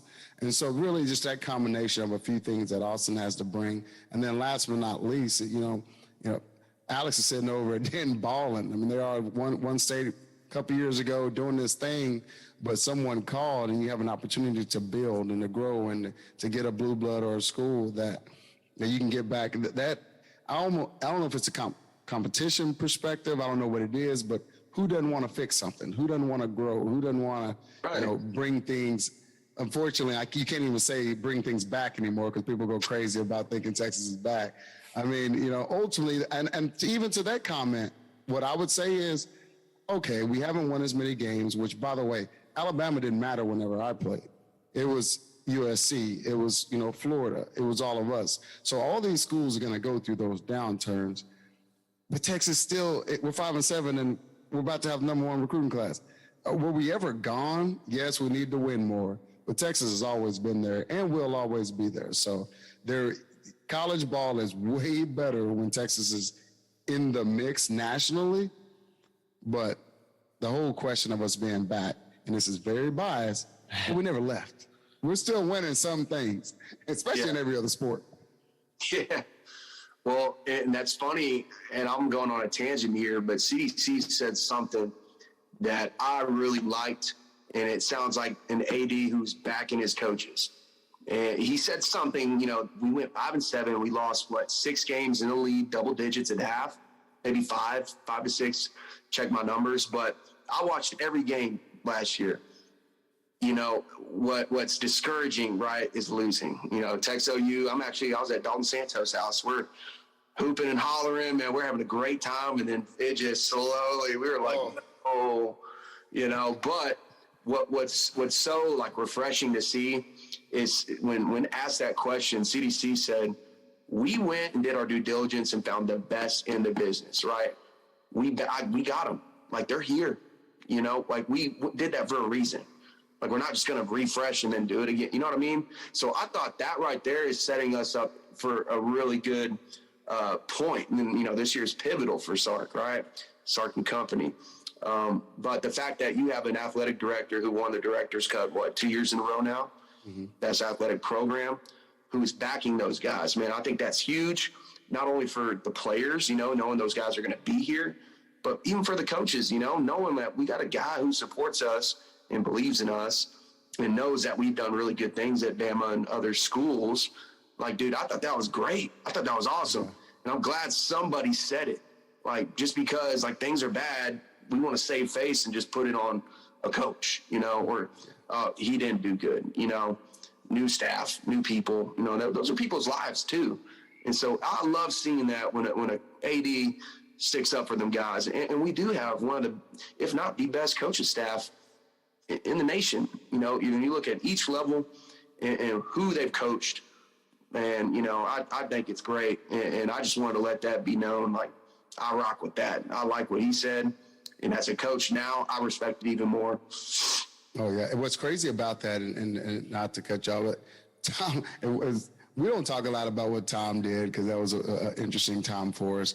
But one of the things he said when he actually almost got me to be like, oh, man, this guy might be that dude, as he said, you know, coaches, players, which that's relative, that's a little hyperbole, but they don't win championships, administrations do. Now, no, for players and coaches do their part as well. However, you know, having a, you know, DeLoss, having a Powers, having a Mac that we just got it on such a level that we've talked about it a million times on here. We haven't been that stable in a very long time on that level. You know, Hartzell is as real as it gets. CDC is figuring it out. And certainly what he has figured out is how the coaches and them get along, and he has their back. And that trickles down to every sport where everybody just, it's amazing going there. Just one, you're some of the highest paid coaches on the planet, but that also comes with pressure. But then if he can take that pressure off you and still take care of you, that's something special that you can figure out. And clearly they have in every sport, but the one that we're hoping for in the fall, and we're feeling optimistic about it. Yeah, well, it also goes back to like just culture in general of everything trickles down from the top. Like we had Malik Jefferson on a couple months ago, and he talked about how the Indianapolis Colts have amazing organization because they just do things right from the very tip top, and it trickles down. Exactly, and it really just it trickles down to the entire organization, and that's the same thing here, right? Like what CDC's instilling in its university, it's going to work out. I mean, we just need time. That's really what it is. I mean, Kirby Smart won his first natty for 6 years, right? Like he came to Georgia 6 years ago, and that's how long it took him. It doesn't happen overnight. And like none of these guys, I mean, Chuck Strong and Tom Herman, 4 years. I mean, this is Sarkisian's second year. So really 4 years was because of contracts. I mean, there was chirping after 2, you know? Exactly. So just that's just, we can't keep doing that. We cannot keep doing that. And this recruiting class also, we're as bad as some of the kids these days. We get distracted real quick because I know I've consistently forgot that we went 5-7 last year with what I'm seeing now. But all that support matters. Everybody buying in matters. And certainly, clearly we have a lot, excluding NIL, because I truly believe Arch Manning didn't make an NIL decision. No. I think he made a lifetime. He don't need money. He doesn't need money. The Manning empire is fine and growing. And so I think that's something that's going to have ripple effects as far as what Sark and their crew are selling. And clearly there's something to be said about it.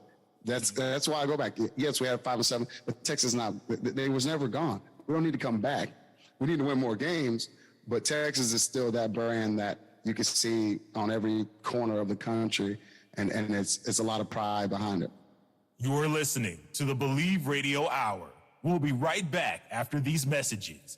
Do you believe? The Watchdog is FM 98.1, AM 1600 WKKX Wheeling, FM 97.7, AM 1370 WVLY Moundsville. Radio Connection comes in.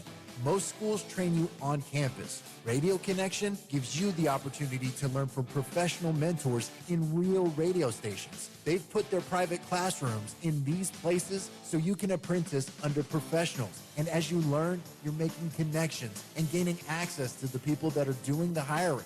This is not the promise of a job, no.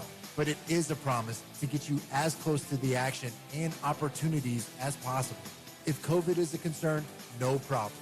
You can learn from a radio professional via remote learning tools as well.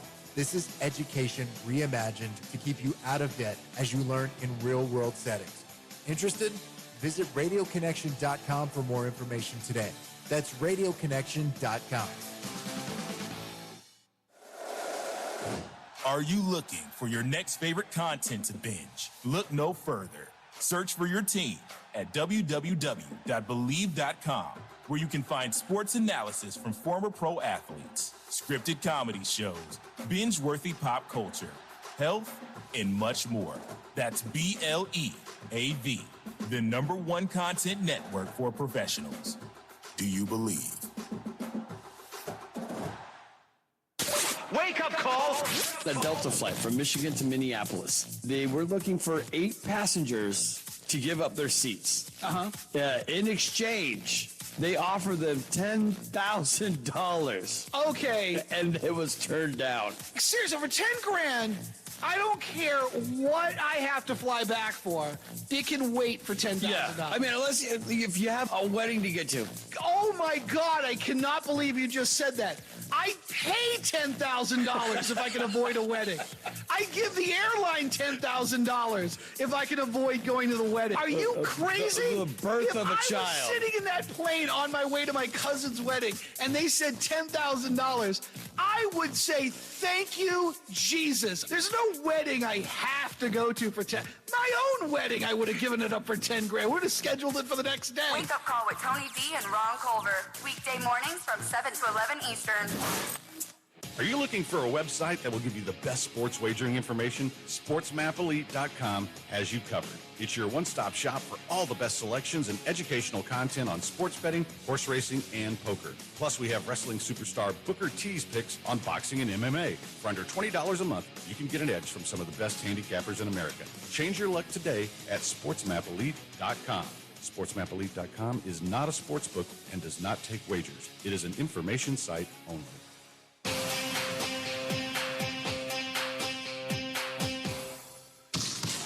You're locked in with the SportsMap Radio Network and our partners at the Believe Network. Do you believe? We're back once again, fresh off of the 4th of July. Joshua Fisher, Alexander Tosopoulos, Nikki Snacks Kreider, and the Quan Cosby. Get your horns up, because here we go.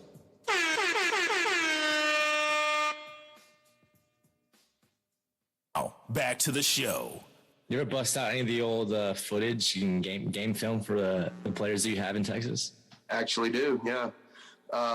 Back when I was coaching offense, so I actually switched back to defense this past season. But being a running back coach, cut block was probably my specialty. I was really good at it. And a lot of what we have to do as blockers, I think my first 2 years I did running backs, H-backs at Ryan, was like the details that go into it. And a lot of stuff with blocking, you use what the defense is coached to do against them. You know what I mean? When that goes into a lot of different things. But I'd pull out some cut block stuff and how to read outside zone. I think that when we had Texas Tech, Tyrone busted that long run at the end. I don't know how big it was there, but it was in the boundary too. I knew it was cutting it up. And I was like, well, I'm just going to stick it right here and see if I can make a hole. And it just naturally worked out, and I'll show them that too. And, I pull out the practice stuff. I'll still I was roommates with Duke Thomas, so I still hit up Duke, and I'll find some 7-on-7 clips where I'm at wide out. I don't know why I'm at wide out. Wide out running the slant and catching it on him. He's like, we were in cover 2, bro. And I was like, whatever. I still caught it on. That's hilarious. Yeah, Kayla, responsibility.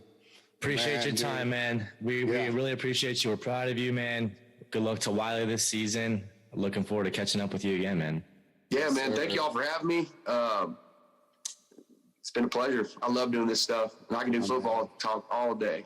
We got a bunch of games, man. We'll have you back, brother. Yeah, not surprised, but super proud of you, man. Congrats on the little one and your family. And, man, keep up the great work, brother. Will do. Thank you, guys. I appreciate y'all, man. Hook 'em. Hook 'em, everybody.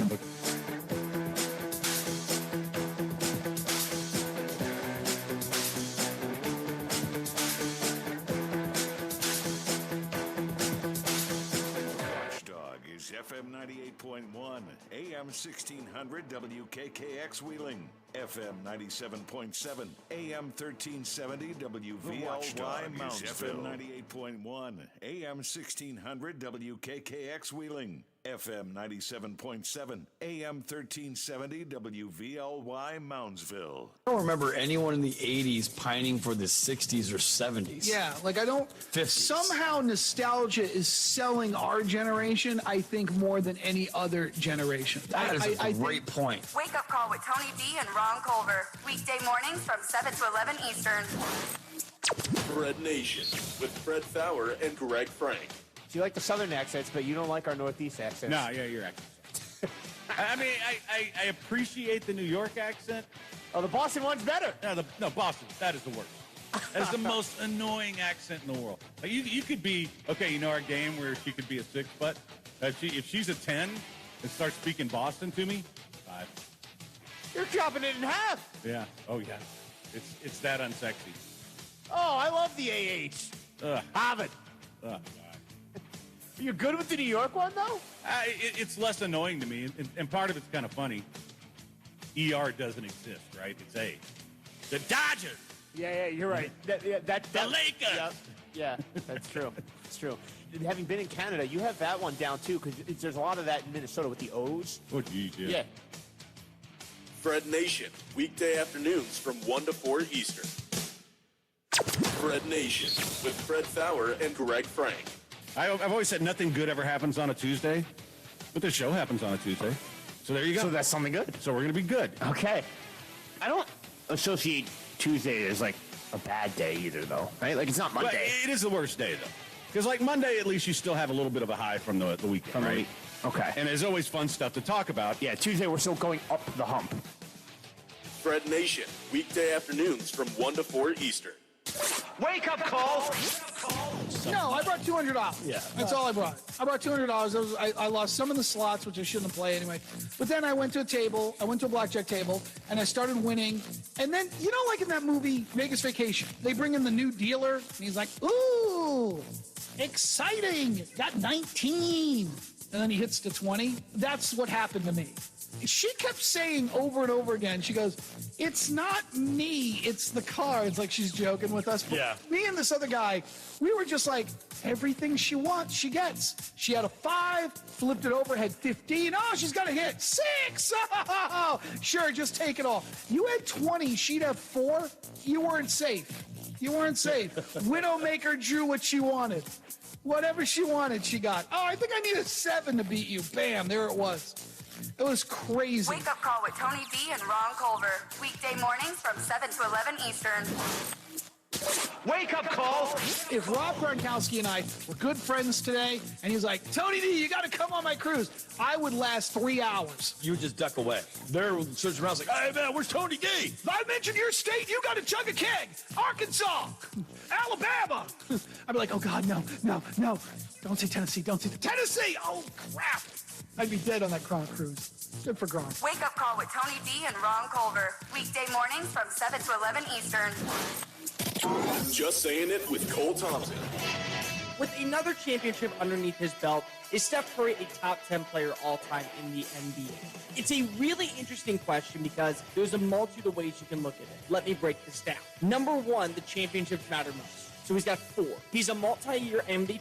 And the one thing that we've talked about that hasn't been brought up is the finals MVP. You gotta remember, he's never won a finals MVP. Now he has. And to top it all off, one of probably the biggest things out there, done it with one team. In today's NBA, with all the super teams, all the movements, all the passion, trying to set up for championships, finding this level of consistency with one team, I think also boosts your numbers and boosts your stat line. And by the time his career is over, 3 years from now, 5 years from now, 7 years from now, the stats will prove that he's a top 10 player. Consensusly, you can book it right now. Just saying it. Weekdays from 3 a.m. to 7 a.m. Imagine learning about radio and being mentored by true radio professionals in real radio stations.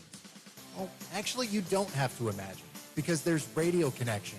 Radio Connection gives you the opportunity to learn one-on-one and be mentored by radio pros. Plus, you don't have to worry about getting into a crazy amount of debt with school tuition either. Radio Connection keeps their tuition at much lower costs. To find out more info, visit radioconnection.com.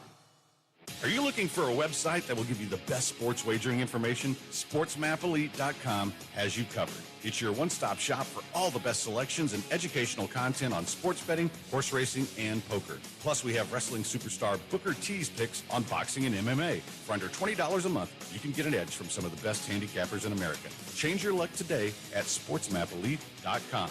SportsMapElite.com is not a sports book and does not take wagers. It is an information site only. You're going on a trip, but where are you going to stay? How much will it cost? Well, it'll cost less by booking on besthotelrates.com. BestHotelRates.com works with all the top hotels in the country while delivering you great hotel and room choices for the best prices. Why wait? Go to BestHotelRates.com, enter your email address, and start shopping for your next hotel room. BestHotelRates.com, it's in the name. BestHotelRates.com.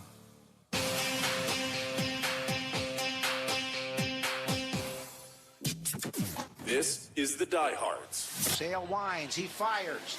Swing and a miss, strike three, it's over. The Red Sox have won the World Championship. Tom Brady takes the snap, drops to the knee, and the Patriots have won their 6th Super Bowl title. The Diehards start now on the Sports Map Radio Network. Here's Anthony Pepe and John Lyons. Hello, everyone, and welcome in on this Wednesday night edition of the Diehards. And it is a huge Wednesday night in early July because I have two of the big dogs with me. Mason Souza, welcome in, and Shukri Wrights joining us as well. Should be a loaded show tonight. Baker Mayfield was traded today. Top Red Sox prospect Brian Bello made his first start tonight. We also have some Kevin Durant destinations for you. Tim McCone will join us. Peter Yiannopoulos will join us. But, guys, great night to talk about NFL and the Baker Mayfield trade. Oh, hell yeah. Let's do it right away. Like you said, it's always a loaded night when we get together and talk some ball. But, yeah, Baker Mayfield, this seemed like it was smoke turned into fire, and he couldn't wait to get the hell out of Cleveland. They basically gave him away for nothing. Exactly. They just gave him away for like a bag of peanuts, all it was worth. That's a conditional 5th-round pick, a bag of peanuts. Exactly. Peppy peanuts over here. I mean, like, seriously, like, when the news broke, it was like, it wasn't surprising, but it was like, Carolina, huh? More on the destination a little later on in the show, but I got a lot to talk about specifically in terms of Carolina and what they may have been thinking when they made the deal. And I think you look at Cleveland. I mean, this is a team that, 8 or 9 months ago said they wanted, quote, an adult at QB. Yeah. And how Deshaun Watson might be suspended for a whole year. Baker Mayfield now is going to go to Carolina. By the way, with DJ Moore, Terrace Marshall, Christian McCaffrey, nice little group he's got around him there. And by the way, outside of the Buccaneers, a pretty bad NFC South. Yeah, it's absolutely a somewhat winnable, I should say winnable division. Obviously, Tom Brady's there, but to sneak into a wild card. But again, to the fact that Baker actually had to give up some of his base salary to leave in order for another team to want him. What a fall from grace. The 2018 #1 overall pick to 4 years later just trying his hardest to get on an NFL team. And, Sam Darnold's still there. They got the rookie Matt Corral. So who knows if he's even starting week 1? At least the progressive commercials will come in quite handy for punchline jokes. I believe that. And, hey, here's a fun fact. Between 2008 and 2018, 15 QBs were drafted in the top 5. None of them are with their current team after this Baker Mayfield trade. We will be right back, joined by the one and only Tim McCone, coming up next.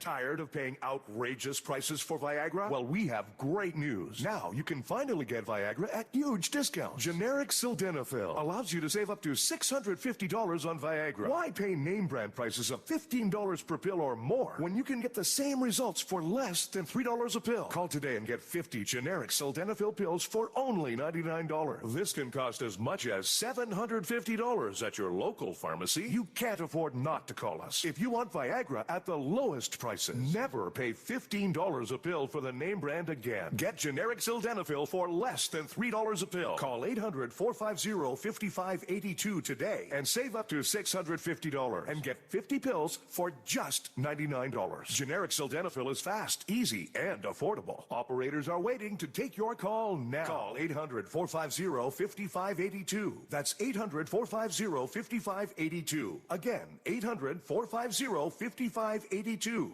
In times of economic uncertainty and chaos, your money means nothing. You may not even be able to get it from your bank or ATM. And the money you do have in the stock market will go down and down. What you can bank on is gold and silver. Gold and silver have been a reliable and trusted form of currency for thousands of years. Gold and silver have never been worth zero, and typically gold holds its value during economic turmoil. Call the Gold Hotline now and learn how to protect your money and your assets with gold and silver. And learn how to set up a new IRA or roll over your current one into a gold-backed IRA.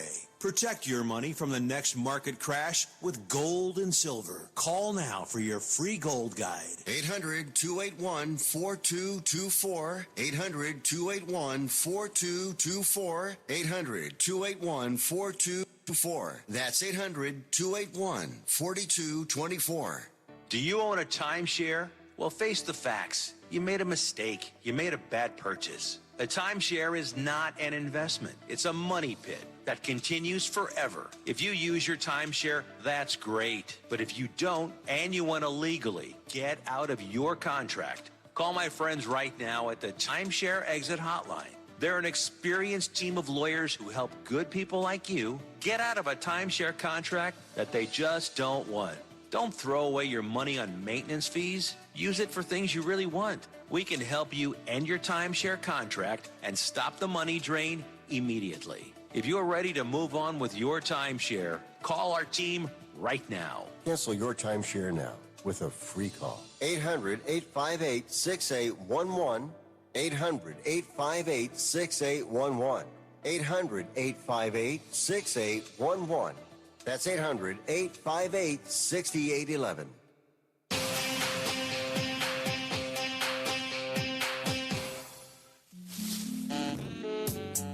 You're listening to The Diehards on the SportsMap Radio Network. Here's Anthony Pepe and John Lyons. Welcome back into the Diehards. John Lyons alongside Shukri Wrights and Mason Souza. Probably the best big three since the 2008 Celtics. You know, I'd say so. I mean, that's a pretty lofty comparison to make. Yeah, listen, you put me in the NBA, I swear to God, I'll bring down 4 rebounds at least. Yeah, I promise you. And joining us now, the fourth member of the group, maybe the Kevin Durant to our Warriors core, Tim McCone from 98.5 The Sports Hub. Tim, welcome in. How you doing tonight? I'm more of like a Leon Poe probably than a Kevin Durant, but I appreciate that intro. How's it going, guys? Solid six, man. Solid. Hey, Leon Poe had 21 points in Game 2 of the 2008 NBA Finals. No doubt. You're right. Hey, and actually, you know what, Tim? I want to start right off on the NBA. So the Celtics get to Game 6 of the Finals. Obviously, they lose to the Warriors. And then this Kevin Durant trade request comes out. And I know because of the rookie extension rules, they couldn't trade Jason Tatum for it, which they shouldn't do anyway. But there has been a lot of talk of, do they want to move Jaylen Brown? Do they want to move Marcus Smart and Robert Williams in some sort of package for Durant? I want to get your thoughts. Would you want Kevin Durant on the Celtics if it meant having to give up Jaylen Brown and other significant pieces of their current core? Yeah, I would do that yesterday, honestly. Okay. You look at it and you're pairing a guy, Kevin Durant, who averaged 30 a game this past season and would have been first-team All-NBA instead of Jason Tatum if he didn't miss the games that he did this year. So I think if you have the opportunity to pair two guys like Tatum and Durant, you absolutely have to do it, and you have to go in the win-now mode, which I know a lot of people will push back and say, hey, you know what, with the core that you had, you're only 2 wins shy. Aren't you already in that situation? But I would come at it and say you were also Jimmy Butler 3 from falling short again as well. And I think anytime you have an opportunity to go out and add a legitimate top 3 player in the NBA in Kevin Durant, you have to go and make that move. So, yes, if I was the Boston Celtics, I would be in on Durant right now. Now, obviously you would do the deal yesterday, but do you have any concerns with the fact that he's 34 and he's had multiple significant injuries over the past few years, or do you feel like he's going to come here and they'll win a championship in 2 years and who cares after that? I think your window to win a championship is never as long as what you think it's going to be. Obviously, the Warriors are kind of proving that one thing wrong, but they've also had kind of now 2 different windows here with their championship run. And I just think you don't know what's going to happen with Tatum and Brown long term. We spent a lot of time talking about it up here, but you look at guys that were under 25 that led their teams in scoring. They made the finals 4 times. None of those pairs have made it back before. And obviously Tatum and Brown joined them, but it's no given that those 2 are going to get back there. I think you put yourself in a situation by adding Kevin Durant where you're legitimately a favorite in the Eastern Conference, and I think to win a championship. And if you have that opportunity, I think you have to go out and do it. I think it's pretty similar, quite honestly, to the Kevin Garnett trade back in the day. This is obviously a little more intense because Jaylen Brown's obviously a much more established player than what Al Jefferson was.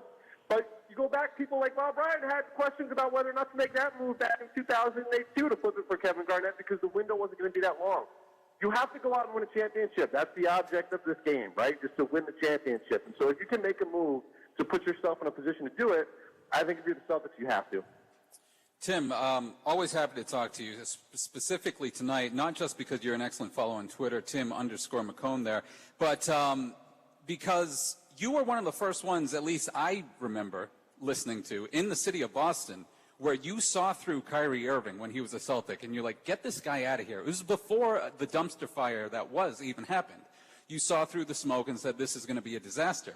So the reason why I bring that up is Kevin Durant, obviously not a crazy nut job like Kyrie is, but, can be flighty. Like John said, on the wrong side of 30 at this point, some injuries, flighty, bigger than, what he, obviously you mentioned he's a top 3 player in the league, and obviously he is, but he can be a loose cannon as we've seen. Do you factor into any of that where you're going to give up Jaylen Brown and who knows what else, let's say Horford to make the money work, and et cetera, is this going to last 1-2 years? And, if it's a championship in 1 and 2, is, everything fine?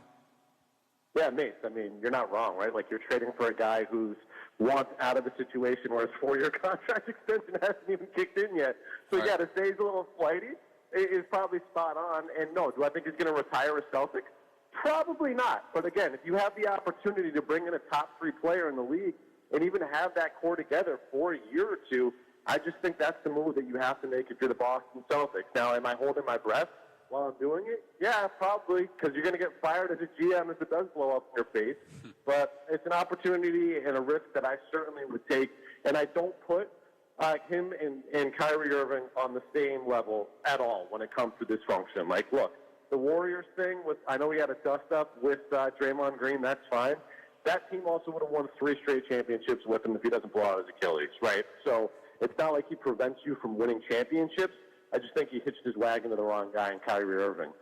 Shocker, that's not exactly ending well in Brooklyn. I don't know who else saw that coming. That's not exactly a stunner. And on the flip side of things, to put your GM hat on real quick, if Durant isn't feasible, if Stevens, doesn't make the right moves and, isn't to get him, do you think the pieces they have right now, getting Gallinari, trading for Brogdon, and you mentioned, they were 5 minutes away from going up 3-1 in the finals. Do you think that is enough, currently speaking, to get back to the NBA Finals? I don't know if you're a prohibitive favorite like you would be if Durant was on your roster. Right. I think you're certainly in the mix. I love the move for Brogdon. I love the move for Gallinari. Obviously, both of those guys you have serious injury concerns with. And then my other concern with those 2 guys as well would just be, is there any chance that this is kind of a repeat of 2019, where on paper you're 9 or 10 deep, feel great about your roster, but the pieces don't necessarily fit. Some guys get unhappy with their roles. There's locker room turmoil, and then you just kind of never reach that peak. Now, what's the big difference? Kyrie Irving isn't the leader in the locker room this upcoming season, right? So you're already off to a better start than you were in 2019. But that would be one of the things that I would have concerns about. Just there is overwhelming talent on this roster, no doubt, but I just wonder if you almost have too many cooks in the kitchen right now. That's something that I think the Celtics are going to have to monitor, but that's certainly a good problem to have moving forward as well. And I think with those 2 moves, Brogdon and Gallinari, you're certainly one of the favorites, again, to come out of the East. I just don't put you head and shoulders above the rest of the competition. And I also think if you're not the one that's going to land Durant, then that opens up, someone else here emerging as maybe a potential clear-cut favorite in the NBA. Hey, Tim, what's going on? This is Shukri Wrights here. Hey, how you doing, man? Can't complain. How's it going? The question I want to ask you is pertaining to the Red Sox. Now that we are officially at the halfway point of the regular season, and everything that I've seen from this team so far leads me to believe that this is a Red Sox team that, despite the talent that it does have on the roster, especially on the offensive side, there are serious concerns for the pitching side for the Boston Red Sox. if you are Chaim Bloom going into the trade deadline, which, by the way, is now less than a month away, is there a particular player or area that you'd be focused on the most, and what would be that area?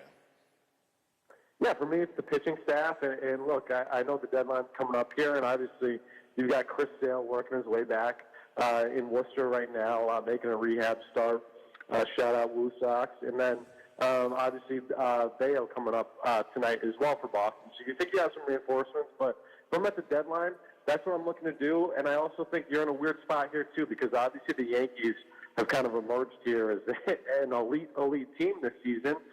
But when you look at this roster, some of the contracts are coming up off the books. You're also kind of in a win-now mode with the current core that you have for Boston. And I think that if you're Chaim Bloom, you have to kind of invest in that a little bit. Give your team at least a shot here at the deadline to compete. And I don't think if you make a move, if you don't add another pitcher on top of Sale and whatever Bayo ends up bringing you this season, I don't think you're going to have enough. And so, yeah, if you're Chaim Bloom, I think you have to add at this deadline. And again, give your guys a shot. Last question for the Patriots, as we are about 12 days away from the start of training camp. Who do you think ends up calling the offensive players for Mac Jones and the Patriots offense this upcoming 2022 season? I don't think there's. I mean, look, I don't think there's confidence really in anybody that's going to do it. Feels like, just from talking to some people, it feels like it's going to be Matt Patricia that's going to be calling the plays. Does that inspire a lot of confidence?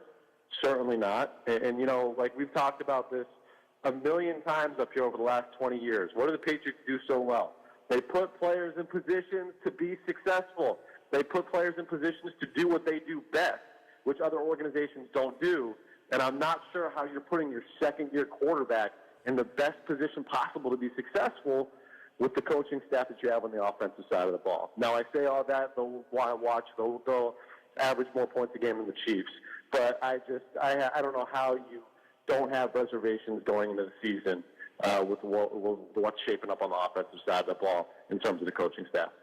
He is Tim McCone, and we appreciate his Leon Poe level impact to our radio program tonight. Tim, you have a great rest of the night, and everyone else out there, stick with us on the Diehards. We've got a lot more NBA and NFL talk coming up next.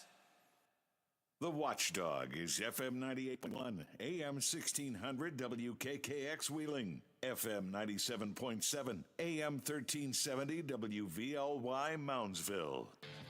I don't deny how great he is at running the ball, but I'm telling you, I've watched all those great Randall Cunningham, all of them, Michael Vick.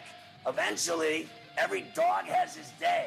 You run the football in the National Football League, and you are going to get lit the F up. Kyler Murray is also looking to get paid. He's the only starting quarterback, Scotty, who did not meet the media these last 2 weeks at mandatory minicamp. And I'll tell you what, he's another one. I gotta tell you, like you can laugh at me all you want. All I know is, that little dude. My daughter's bigger than him. Pharrell Coast to Coast with Scott Pharrell. Weekdays from 4 p.m. to 6 p.m. Eastern.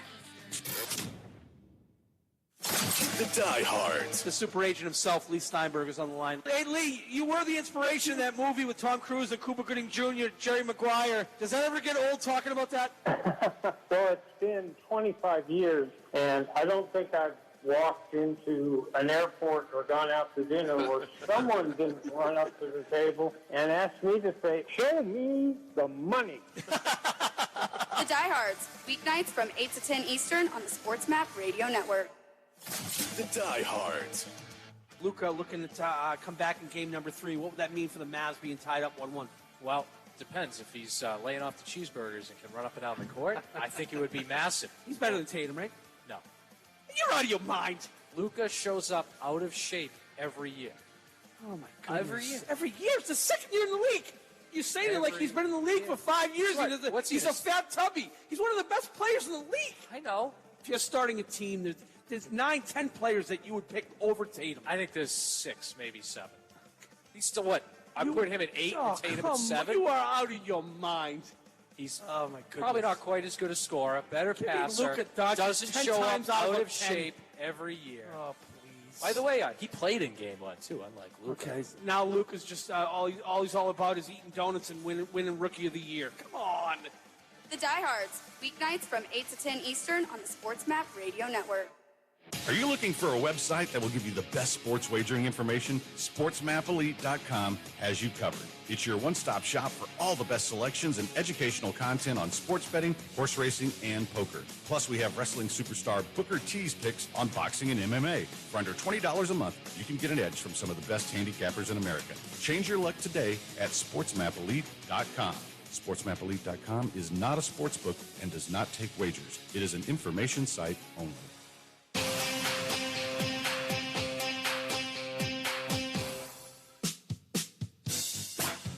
This is the Diehards on the Sports Map Radio Network. Here's Anthony Pepe and John Lyons.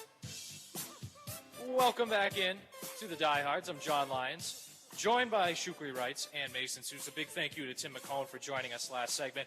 And we spent a lot of that segment talking about Kevin Durant, his trade request, where kind of the Nets are at in relation to the Celtics, in relation to some of the other contenders. And look, guys, Kevin Durant asking for a trade. Now, look, I know he's 34. I know he's had injuries, but this is a top 5 player in the NBA, and he's got 4 more years left on his deal. Now, you might want to close your eyes when you look at what that cap hit is the last year of that deal, $54 million when he's age 37. But it's kind of unprecedented for a guy at this level with this much term on his contract to be available. And I think wherever he goes, it's obviously going to shake the NBA.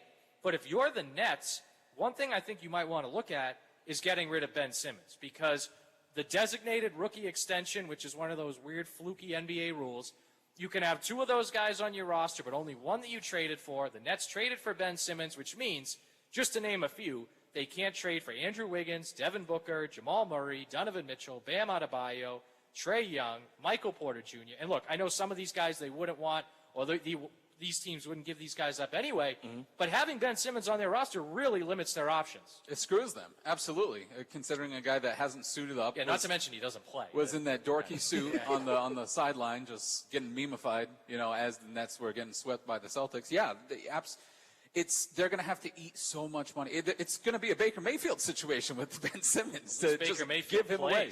At least, you're right, at least he actually plays. So, yeah, because if the Celtics come calling, they're going to want Jason Tatum. Oh, but you can't because of that rule like you just mentioned. By the way, I don't give up Tatum if I'm Boston.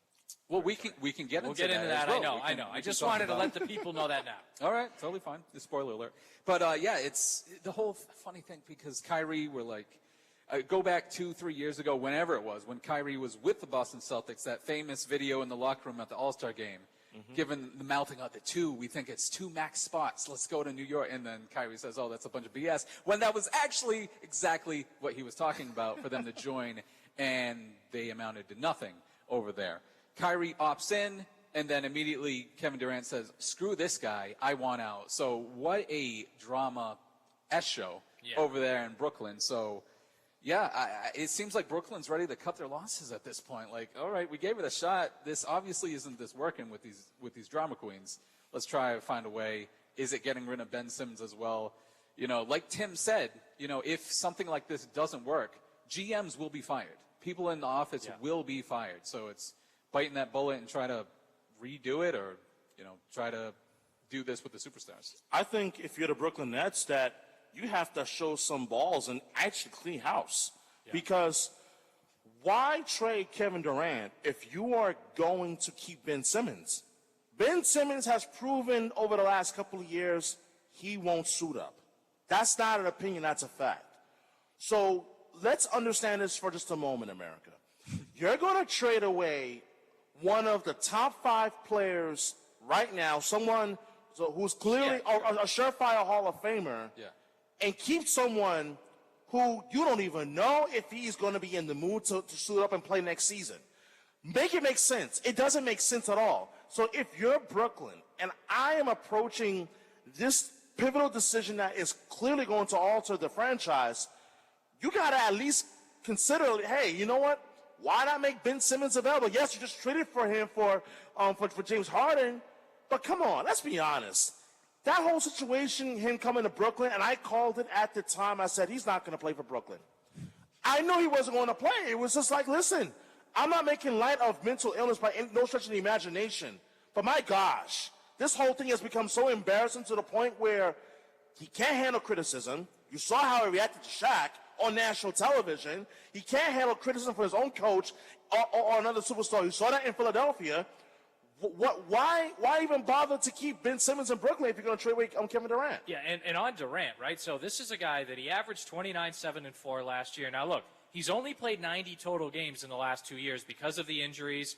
But other than that, he's been pretty durable. So the 2014-15 season, he had foot surgery. He only played 27 games that year. Every other year, he's playing 65, 70, 80 games. Yeah. Pretty much every other year. And the last time we saw Kevin Durant, Game 4 against the Celtics, he scored 39 points. So if I'm the Nets, I want to get single thing possible I can for this guy. And if I have to move Ben Simmons to do that, I'm all in. Because one of the landing spots that's been talked about is Miami. Yeah. Well, if Miami can't trade Bam Adebayo unless you get rid of Ben Simmons, well, I'll see you later, Ben Simmons, and I'll take Bam Adebayo, right? So, and think about it. For Ben Simmons, realistically, okay, what can you get for him? Maybe you get a couple protected first-round pick. Well, you know what? If you get a couple protected first-round picks and an all-star and 5 first-round picks for Durant, well, all of a sudden, boom, you have an all-star and 7 first-round picks total and maybe a couple other players, pieces here, there, whatever. So if I'm the Nets, look, could Simmons be part of, if he's actually going to play, could he be part of a new group with a Scotty Barnes from Toronto or, some other DeAndre Ayton? Maybe. But really, to Shukri's point, I look to make a break from all of it and even also trade Kyrie Irving as well. Yeah. And think about for those collective 3, and obviously the centerpiece is Durant, you can remake your whole team and take something that would be a 5-year rebuild and maybe jumpstart it into a 1 or 2 year rebuild. Like, there's drama, there's infighting throughout a season on a normal team. Sure. Oh, yeah. On a normal team, on everything. Except on the diehards. There's no infighting. We love each other. Yeah, not here. We're great when the red light is off. For 2 hours a week. But this is a dysfunctional team, as we've all seen at this point. So how are you going to get through an 82-game season to try to hold this all together when Kyrie knows, and Sean Marks and all those guys know the intention? They wanted to get rid of Kyrie, so he's like, okay, I guess I'll just opt in. And now Durant wants out, saying, I don't know if the Nets are thinking, look, we look at what Rudy Gobert got, going to the T-Wolves over there for a ridiculous amount.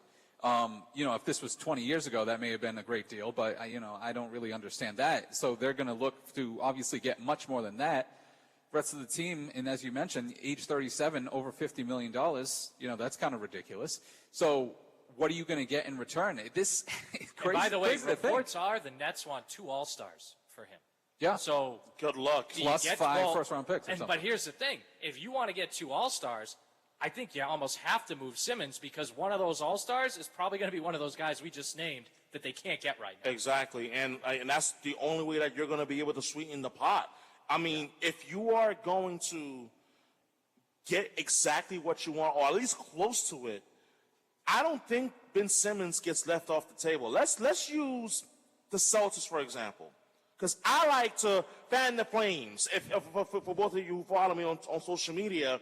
So I want to fan the flames right now. Hey, Brad Stevens, we want to trade you Kevin Durant, but we want Jaylen Brown, we want Marcus Smart, and we want a key piece of your bench. We'll take even a Grant Williams. We'll give you Kevin Durant and Ben Simmons. Would you make that deal, yes or no? Yes. You make that deal. Yeah, and the thing, too, is, here's the thing about Ben Simmons. And, look, we talked about this. You can't rely on him to play. But if that's a guy that you get with Durant, so it's kind of a throw-in, if you will. Yeah. And if he can replace the defense that Marcus – because, look, when he's on the court, there's no dispute. He's an elite defender. Yeah. He also passes the ball really well, which the Celtics had a lot of trouble with in the NBA Finals. And you know what? You got Tatum and Durant on your team, you really don't need to shoot. And you don't need him to shoot, exactly. I'd rather he didn't shoot, to be honest with you. But, so yes, I'd make the deal, but I'm making the deal more for Durant with the hope of Simmons than I am, they're both going to definitely be contributors. To answer that hypothetical, I can't believe I'm saying this, I think I'm saying no. I'm declining that Well, they're deal. not going to trade your son, Robert Williams. No. Well, no. Please, not. I wouldn't even dare include that in that deal. No way. Sentence. Yeah, hang up. Robert Williams is Shukri, if you don't know. That's Mason's adopted son. Yeah, absolutely. That's cute. That's Future right. Hall of Famer.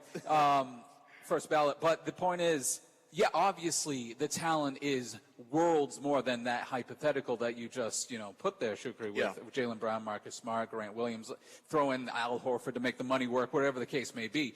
But just, quote unquote, and I'm going to say, call me a green teamer, call me what you want, but the culture gets ruined because just, obviously the talent, the superstar, that kind of, dare I say, that kind of filth rubs off. And obviously they are tremendous talents on the court, but I'm talking about the behind the scenes, the locker room. How is this going to mesh? I talked about an 82-game season. How are you going to get this team together to fight through? Look at the 2008 Boston Celtics. They were fighting.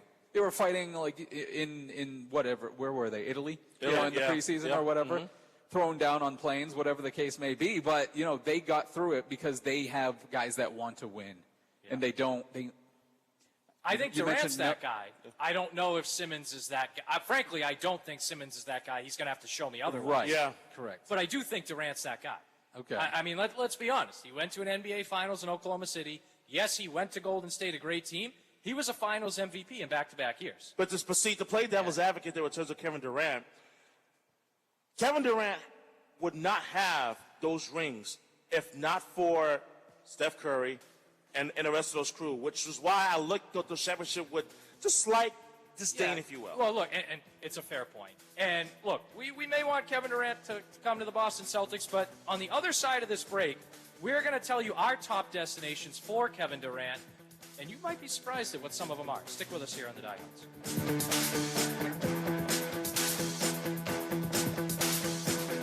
With a Bloomberg Business of Sports report, I'm Michael Barr. WNBA star Brittany Griner sent a letter to President Biden. Griner, who is being detained in a Moscow prison, told the president, "I'm terrified and might be here forever." Griner adds she misses her wife, her family, and her teammates while making a direct plea to the president, writing, "I realize you are dealing with so much, but please don't forget about me and the other American detainees." Here's something you might not have known about players at Wimbledon. They are given a daily food cash allowance. However, according to The Guardian, the tennis stars have been asked to be judicious about maxing out their daily food allowance so supplies do not run out.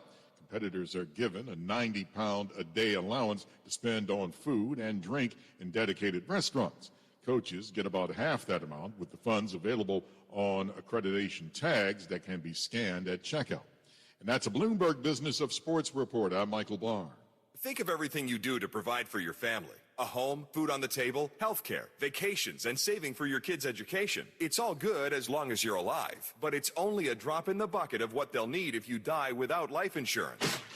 Buying term life insurance is not something you can afford to put off. Call the Term Lifeline now for the lowest possible rates on quality term life insurance. Term life rates are at all-time lows, and we can save you up to 70%. If you already have coverage, you could be paying too much. One call could save you thousands of dollars. We have great rates for smokers, too, or if you have health problems. Providing for today is good, but it's not enough if you die prematurely. Call the Term Lifeline today for a free quote. Protect your family and see if you could save up to 70%. 866-549-TERM. 866-549-TERM. 866-549-TERM. That's 866-549-8376. Tired of paying outrageous prices for Viagra? Well, we have great news. Now you can finally get Viagra at huge discounts. Generic sildenafil allows you to save up to $650 on Viagra. Why pay name brand prices of $15 per pill or more when you can get the same results for less than $3 a pill? Call today and get 50 generic sildenafil pills for only $99. This can cost as much as $750 at your local pharmacy. You can't afford not to call us. If you want Viagra at the lowest price, prices. Never pay $15 a pill for the name brand again. Get generic sildenafil for less than $3 a pill. Call 800-450-5582 today and save up to $650 and get 50 pills for just $99. Generic sildenafil is fast, easy, and affordable. Operators are waiting to take your call now. Call 800-450-5582. That's 800-450-5582. Again,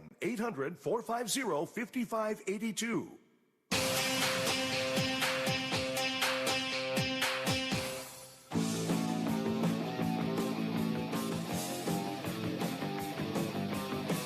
This is the Diehards on the SportsMap Radio Network.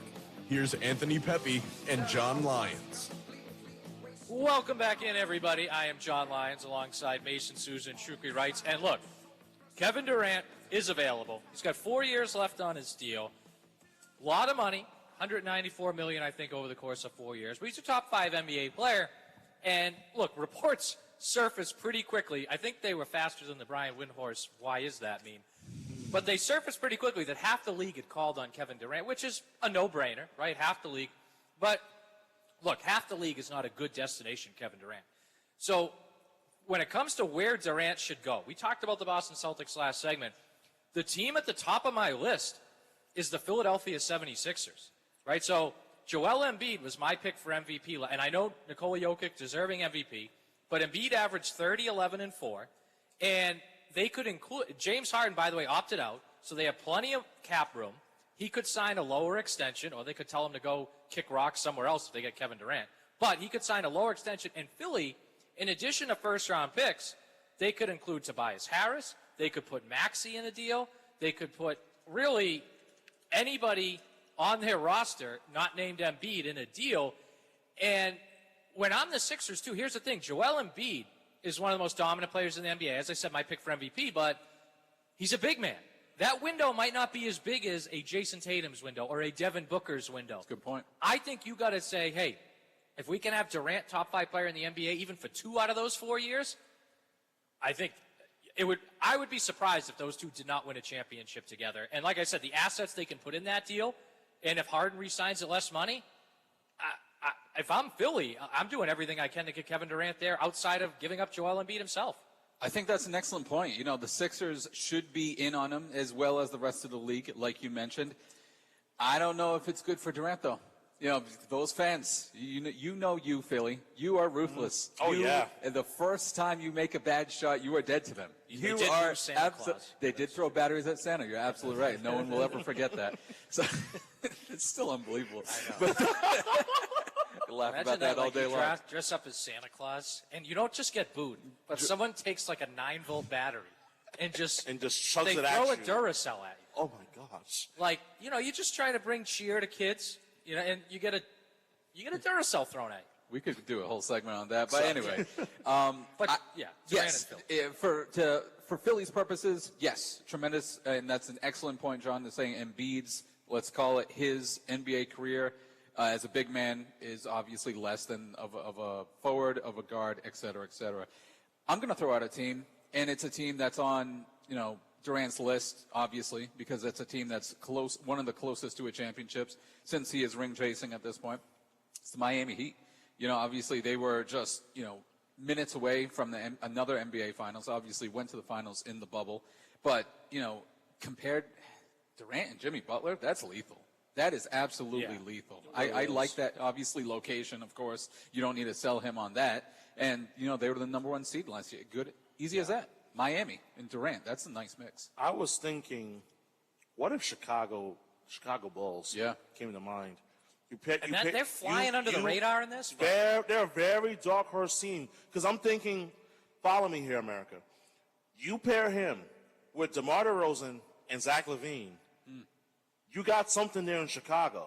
Yeah. And this was a Chicago Bulls team that was a playoff contender last year. You add him to that mix, you probably have the best trio in Chicago since the Derrick Rose era of the early 2010s. Do you think that makes them the favorite, that trio? In the Ooh, East? top 3. It's got to be between Boston, Philadelphia, and Milwaukee. I mean, we top 4, but did you get my point? By the way, Milwaukee, like you put him with Giannis, You're not the losing. The Celtics are not coming out of the East. And Yeah, right. and I'm a Celtics fan saying that. Like, But on your Chicago point, right? So they have Levine, they have DeRozan. By the way, remember that stretch last year when DeRozan looked like the MVP of the league? yeah, I thought he was going to win it. Yeah. But Lonzo Ball, solid distributor at point guard. Tremendous. Yeah. And they just traded for Nikola Vucevic last year at the trade deadline. So, look, they probably would have to include one of those or two of those pieces in a Durant deal. But if he comes to a roster with 2 or 3 of those pieces, that, to your point, that's an elite team in the East. And that's a legit Eastern Conference Finals team, probably at minimum. Absolutely. As is the case with most with Durant go. Which is why I think Chicago is so dangerous in all this, because I feel like no one in the national media, apart from us right now in this national show, is talking about Chicago being a viable option for Durant to possibly land. But a second team that I would throw out there that may surprise some people, Dallas. Yeah. What about the Mavericks? Because the way I look at it is that, listen, I know that they made the big trade with the Knicks last week and whatnot, but you put him with Luka Doncic, I don't think there's a better 1-2 duo in the NBA outside of, let's say, Luka and KD, if it were to come to fruition. Mark Cuban would love that. And as a scoring, that's the two best score. That's the best scoring duo in the NBA. Absolutely, right. And don't get me wrong, I love Curry and Thompson. I think that might be the best. But Thompson duo. is not the same Thompson that he had pre-injury. But and Jokic with the MVP with Jamal Murray if he comes back. But still, like as scorers, those are the two best. And by the way, last year, right, Jalen Brunson, who just went to the Knicks, he was the second best option on the Mavs, and he averaged 16 points a game. Like, Kevin Durant's going to walk in there and average 24, 25 with Luka. That's a big, big difference. And Kevin Durant's a guy that when they get into a Western Conference Finals against Golden State, Dallas ain't losing that in 5 games. Right? That is a knockdown, drag-out series, and all of a sudden, boom, you get to game 6 or 7, and you have Kevin Durant, Luka Doncic. So Exactly. I think Dallas, to me, of all the teams in the West, I think would be the best fit, arguably, for Durant. I know Phoenix is high on his list, as reported. And look, Phoenix, I think, is a great fit. Him and Booker and Chris Paul. But him and Luka Doncic, this is a team that just went to the West Finals. Yeah. That beat the Phoenix Suns in 7 games. That beat the Phoenix Suns in Phoenix in Game 7. I think Dallas is an awesome destination. If I'm Kevin Durant and I get traded to Dallas Mavericks, I'm pretty happy. Yeah, absolutely. Luka has that dog in him. He's not going to shine down. And, Except in October. He's got to get back in shape each year. But at well, hey, he might have that, like, hot dog. I thought that was a James Harden problem. Yeah. Oh, it Cakewalk, might be a pun state intended. of Texas thing. Like, Harden had it in Houston. Now Luka's got it in Dallas. No, absolutely. No, you're totally right. And obviously, Dallas lost to the eventual champion in the Golden State Warriors, so that it's not like they went out whimpering into the night there. So, no, I totally agree. Out of the West, they were the 4 seed. We're not talking about Phoenix. We're not talking about these teams. Obviously, Golden State. Like, what do you make of that report? Golden State actually interested in having Durant back? That doesn't make sense. It angers me. Oh, my God. John, go ahead. Because I got that just got me so freaking aggravated. Like, go ahead, John. I'm going to let you talk before I even spew what I have to say on that. Well, no, I mean, Draymond Green, didn't he walk off the court saying this guy's a B word? Yes, right? yes. You want that guy back? Okay. Look, the thing about Golden State, though, they can probably give the best package in return. Like, they can include Jordan Poole, Kevon Looney, Kuminga, James Wiseman. Like, that might be the best package the Nets could get back. However, you just won your 4th championship in 8 years. Your second one without Kevin Durant. Him and Draymond Green did not get along at the end. He chose to leave you. And side note, and we've talked on this show before, and I believe this firmly, the Warriors have a championship core right now. Yeah. I firmly believe they have a second wave core coming up with those guys I just mentioned. Yeah. 100%. These are all, and Wiseman, I know, didn't play in the finals. Kuminga didn't really play at all. But Poole was a big part of winning the NBA Finals. 100%. Kevon Looney was a big part of winning. If you can keep that core together, then I think all of a sudden, like you could. You have a Patriots-esque dynasty as Curry in and the NBA. Thompson leave, you can still be a championship contender. But Kevon Looney was like that dark horse factor that I felt like did not get talked about enough when the confetti was falling at TD Garden at the end of Game 6, which, by the way, I was on the court for. And in terms of that whole spiel, in terms of KD to Golden State, it would anger me so much Because, for the love of God, let me understand this correctly. Kevin Durant going back to Golden State Warriors, playing with Curry, Thompson, Draymond Green, those same men that he won championships with, who, by the way, I'll always look at Kevin Durant as the biggest coward in the history of the NBA for what he did in 2016. Well, you can't take away his ring. Sure, I'm like, yeah, that's true. But the criticism, absolutely warranted. And now, imagine the following. You get swept by the eventual Eastern Conference champion, Boston Celtics, and then you whimsical your way back to Golden State? Can you imagine the national headlines and the absolute ridicule? If you thought 2016 was bad enough, imagine now in 2022. Yeah, and look, as a basketball decision, Golden State wanting Kevin Durant, I get it, on the basketball court. But everything else you just mentioned, and look, I firmly believe that second wave core thing. But you have a team that just won the NBA Finals. It's not like the Warriors, by the way, won on a last-second shot in Game 7. They were better than the Celtics in the end of Game 4, all of Game 5, and pretty much all of Game 6. Do you really want to screw that up completely? Curry's still a top 10 player in the world. Thompson looked healthier and healthier as the finals went on. Maybe he's going to be back. And all those young players I mentioned, and by the way, my opinion, second best player for the Warriors in that finals, Andrew Wiggins. Oh, yeah. This is a guy in the perfect spot, hitting his stride. If I'm the Warriors, I get it to a point. But I don't know if I want to bring this guy back here. You have your future set up, like you mentioned. You have your future set up. And to, piggyback on Shukri's wonderful rant there, yeah, Durant would be raked through the coal for the history of the remainder of the NBA. It'd be the second time. Not just going there once, but going back twice to ring chase, to the team that they can win again. If I win 4 championships, they'll look at me, no. If, say he wins with the Nets, say he wins with whatever, I think in 20 years from now, be like, okay, he's a 3-time, 4-time champion. People maybe forget the 2016 ring chase. Yeah. But if he were to do it again, my God, he would be obliterated for the remainder of basketball history. Yeah, and I think you can look at it where he went to Golden State chasing his rings. And look, he probably doesn't win a title if he's not on it, but he was the finals MVP in back-to-back years. If he doesn't tear his Achilles, they probably win 3 in a row. So if he goes somewhere else and wins a championship, you can say, yeah, he was great on the Warriors, and then he went somewhere else, he did it on his own, he's an all-time great.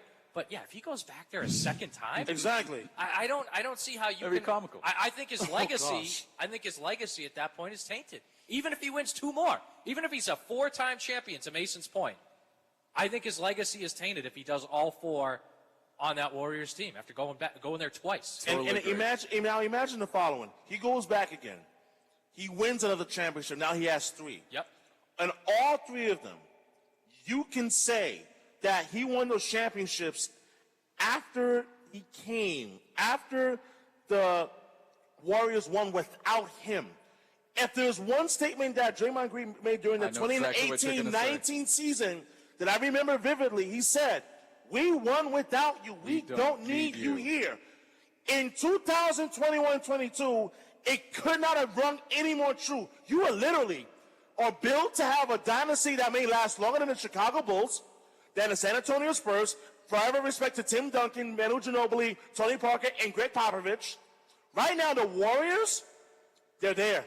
Yep. They're there. Yeah. You don't need Kevin Durant at all. Yeah, and you look at it so the Bulls, they won 6 championships in 8 years. All right, the Warriors have won 4. And in the modern NBA with the that's really freaking hard to do. Exactly. And then, to your point about the Spurs, all right, they won 5, but over the course of 15 years. So they're 1, 4, and 8. The Warriors have a chance to, in the next 10 years, win 2 or 3 more. And if they do, and then we're talking, 7 championships in 15 years? Yeah. The best run since the Lakers in the 80s, or I guess the Bulls obviously in the 90s, and the Celtics in the freaking 1960s. Correct. So we're talking that level of potential dynasty here. And look, if they want to maybe have the best team ever and bring in Durant for a year, fine. Otherwise, I think Philly's a great destination, Miami, Phoenix, Dallas, and if he goes to any of those places, even a place with a star like Miami, like Dallas, it won't have the taint on his legacy. Like, At if he all, wins a yeah. championship with Luka Doncic, who's never made an NBA Finals, that's still a huge part of Kevin Durant's legacy. If he wins one with Jimmy Butler, who's never won a championship, that's still a huge part of his legacy. If he wins one with Phoenix, a team that lost 2 years ago in the Finals, gets him back and win. But if he wins one in a place that he either A, already won with before, or is a team that's like, if he went to, the Lakers or the Bucks or some team that has recently won a championship, I think that's a taint on his legacy. I really do, and I think that's why if I'm Durant too, I don't want to go to Golden State. I don't want to go to any. I want to go somewhere that is good, that I will win, but that hasn't won yet. Stick with us here on the Diehards. We're going to wrap up hour number 1 coming up next. The Watchdog is FM 98.1, AM 1600 WKKX Wheeling, FM 97.7, AM 1370 WVLY Moundsville. Save today on your next project with 11% off everything now at Menards. Protect vehicles, outdoor equipment, and more with Shelter Logic storage products. Menards carries a great selection of easy-to-assemble canopies, shelters, and garages that hold up against the elements. Get 11% off Shelter Logic storage products now at Menards. Good through July 10th. Savings are a mail-in rebate. Some exclusions apply. See store for details.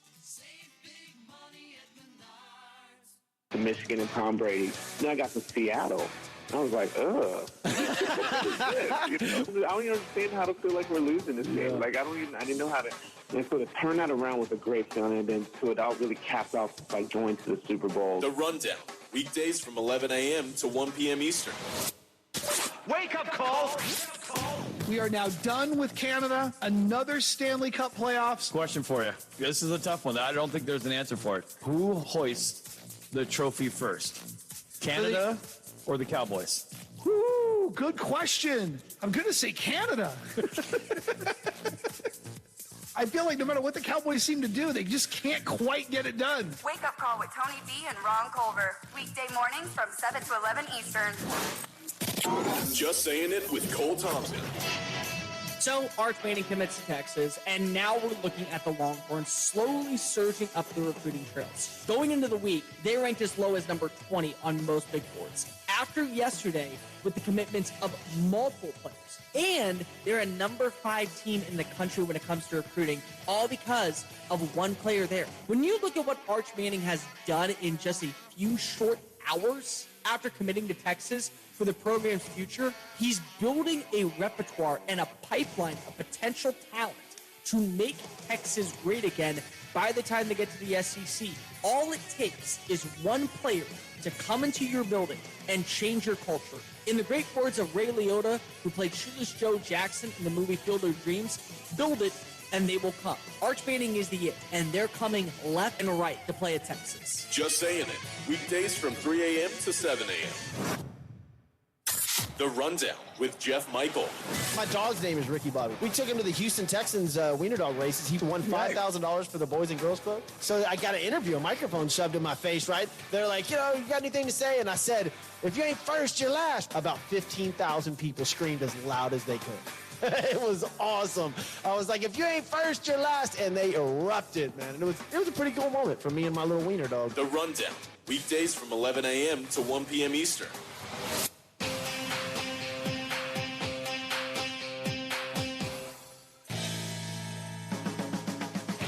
You're listening to The Diehards on the SportsMap Radio Network. Here's Anthony Pepe and John Lyons. Welcome back in, wrapping up hour number 1. And it's been an interesting hour number 1, but it started off before the show started because I pulled up to the studio, ready to do a show with my guy Mason Souza, of Straight Facts Homie fame, by the way. And in the driveway, I see Shukri Wrights. I'm like, hey, Shukri, what's going on, man? What are you doing? He goes, I'm hosting the Diehards tonight. I'm like, I don't think you are, man. But he goes, no, I'm on the way. I'm like, oh. So, obviously, miscommunication. We all thought we were hosting. We turned it into a big Boston 3 party right away. Yeah, absolutely. It's been a great hour. We were just talking about how, nobody but us. We all get along. Absolutely.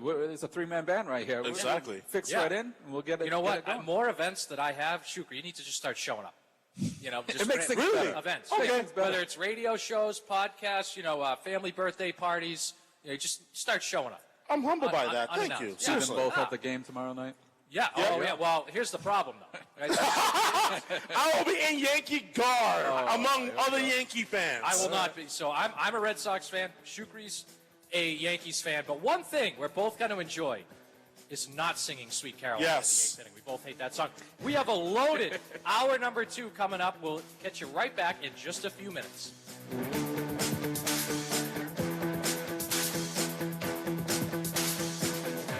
Watchdog is FM 98.1, AM 1600 WKKX Wheeling, FM 97.7, AM 1370 WVLY Moundsville, FM 98.1, AM 1600 WKKX Wheeling, FM 97.7, AM 1370 WVLY Moundsville. Culture, health and wellness, and much more. Our network includes current and former pro athletes, Olympic gold medalists, award-winning actors and actresses, and many more. Find your next binge on Believe.com today. Do you believe? Fred Nation with Fred Fowler and Greg Frank. I don't think this is all that weird. I think he has in his head what he thinks will work out for him, and he's willing to bet that he can lead him to a Super Bowl. I'm not going to bet against him. The reason I think it's weird is because normally we see quarterbacks prioritize the security the quickest they can get it. Tiny Kyler's been whining all off season because he just wants the money. He wants to get that locked up, guaranteed contract.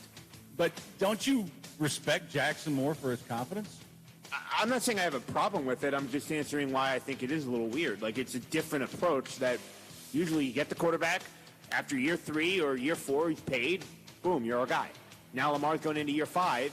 Yeah, but I mean, like I said, everything I've read from the Ravens is they want to do a deal. Fred Nation, weekday afternoons from 1 to 4 Eastern. Imagine learning about radio and being mentored by true radio professionals in real radio stations. Well, actually, you don't have to imagine, because there's Radio Connection. Radio Connection gives you the opportunity to learn one-on-one and be mentored by radio pros. Plus, you don't have to worry about getting into a crazy amount of debt with school tuition either.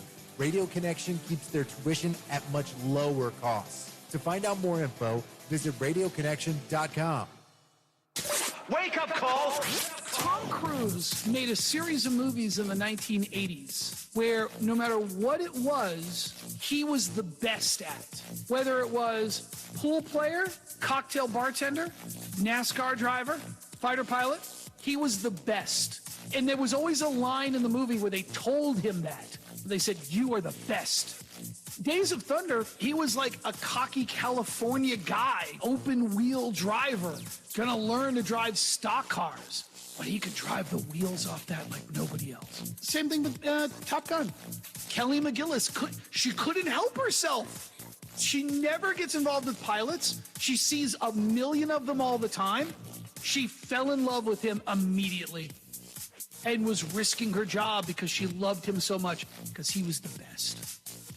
That's Tom Cruise. Wake Up Call with Tony D and Ron Culver. Weekday mornings from 7 to 11 Eastern. Wake up call! This has got to be hands down the creepiest version of the national anthem.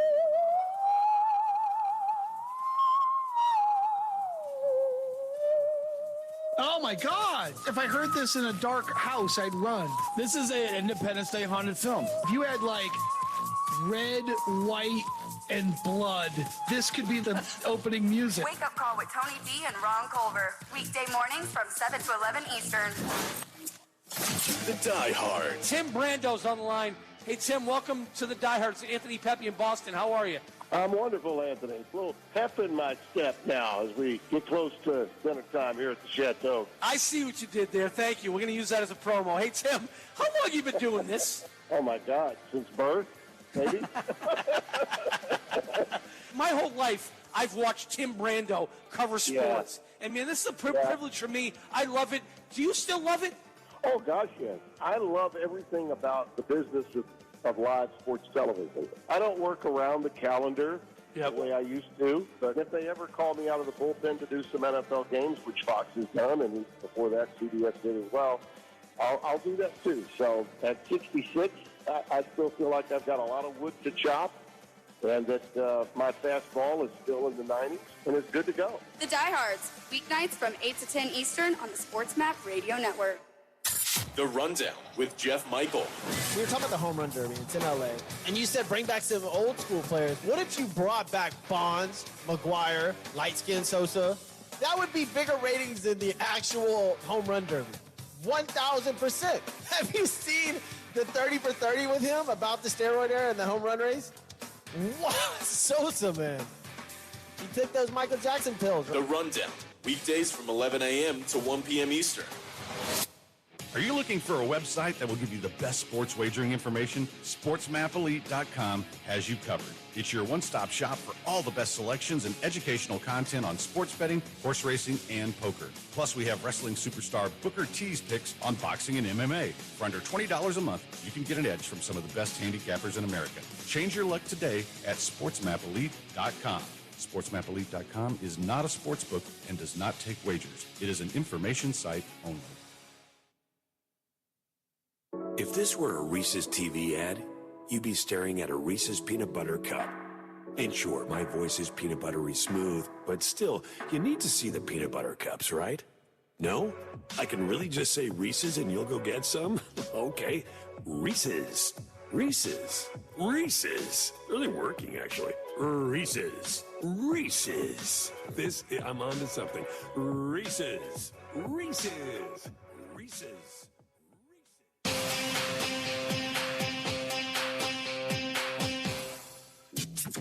This is the Diehards. Sale winds, he fires.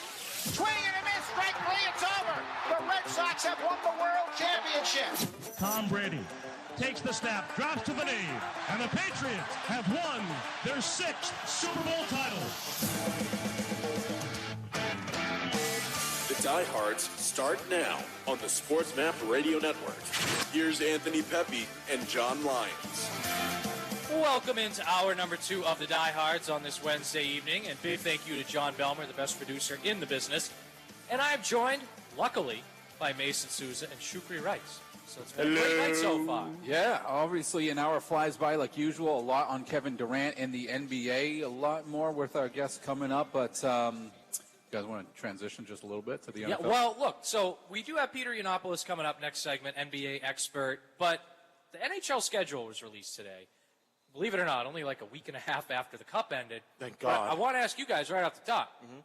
Colorado, they going to win the Cup again? I mean, are they that team? Again, are they going to be the new Lightning, the new top dog year in and year out? They could be, but this free agency period is going to be so fascinating, which doesn't start until July 13th. That is going to be the big sticking point for not only the Bruins, but potentially for Colorado and all of the other NHL teams as well. Yeah, and you look at, I still think Colorado's going to figure out that goaltending situation. I know they won, but that was kind of shaky. But for the Bruins, right, so this is a team that is in a weird spot. 3 years ago, they're at Game 7 of the Cup final. They lose in the second round, and then lose in the first round in 3 consecutive years. Game 7, lost this year, first round. They're going to be without Marchand, without McAvoy for the first couple months of the year. Bergeron may be a little hobbled. We'll see if David Krejci comes back. To me, if I'm the Bruins, I just have my eye on get me in the playoffs. Even if I'm the last wild card spot, just get me there and just survive this early season stretch. Because I think if they can get in there and get all these guys healthy, they'll be much better than they were last year. But the problem is their early season stretch, real tough. Oh, my God, yeah, and obviously bad news for a new head coach, Jim Montgomery. You know, obviously they got rid of Bruce Cassidy because they want to appease to their role player and their youngins with fragile minds and fragile egos, but that's besides the point. Imagine if they just drafted better young players. Yeah, they could have done that. Something that Don Sweeney could have done. That's ridiculous talk. But anyway, there's a stretch next year, currently speaking, where it's like, ew, like, are we going to be talking about firing the new coach already? Yeah, November 21st through December 11th is going to be tough. We have Peter Yiannopoulos coming up to talk a little bit more NBA, so stick with us here on the Die Hard Sports Map Radio Network.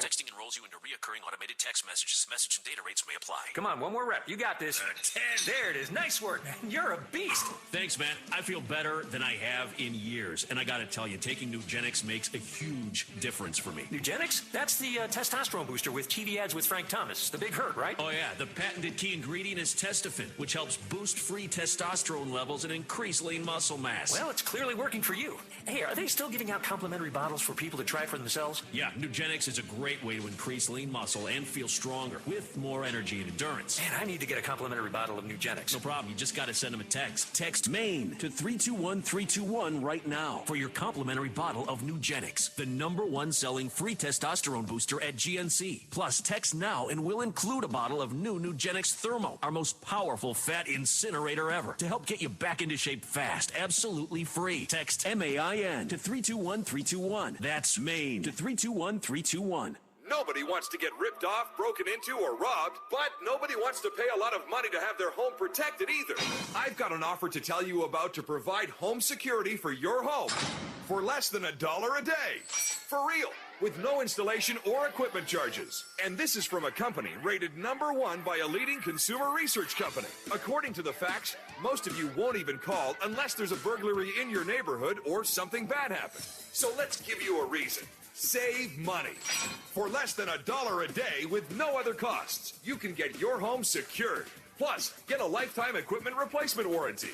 You need protection for your home. Call the Home Security Hotline right now. 800-402-7117. 800-402-7117. 800-402-7117.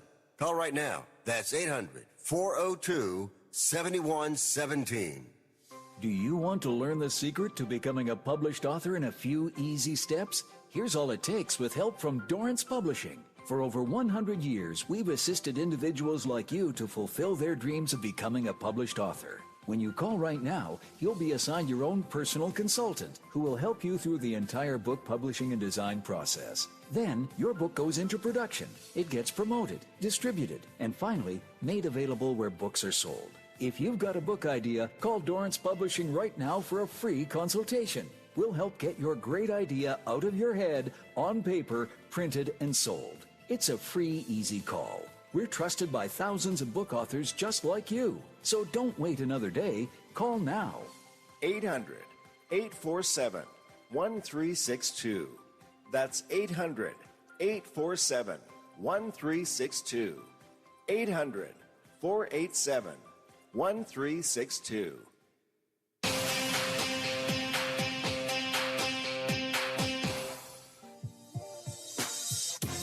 You're listening to The Diehards on the Sports Map Radio Network.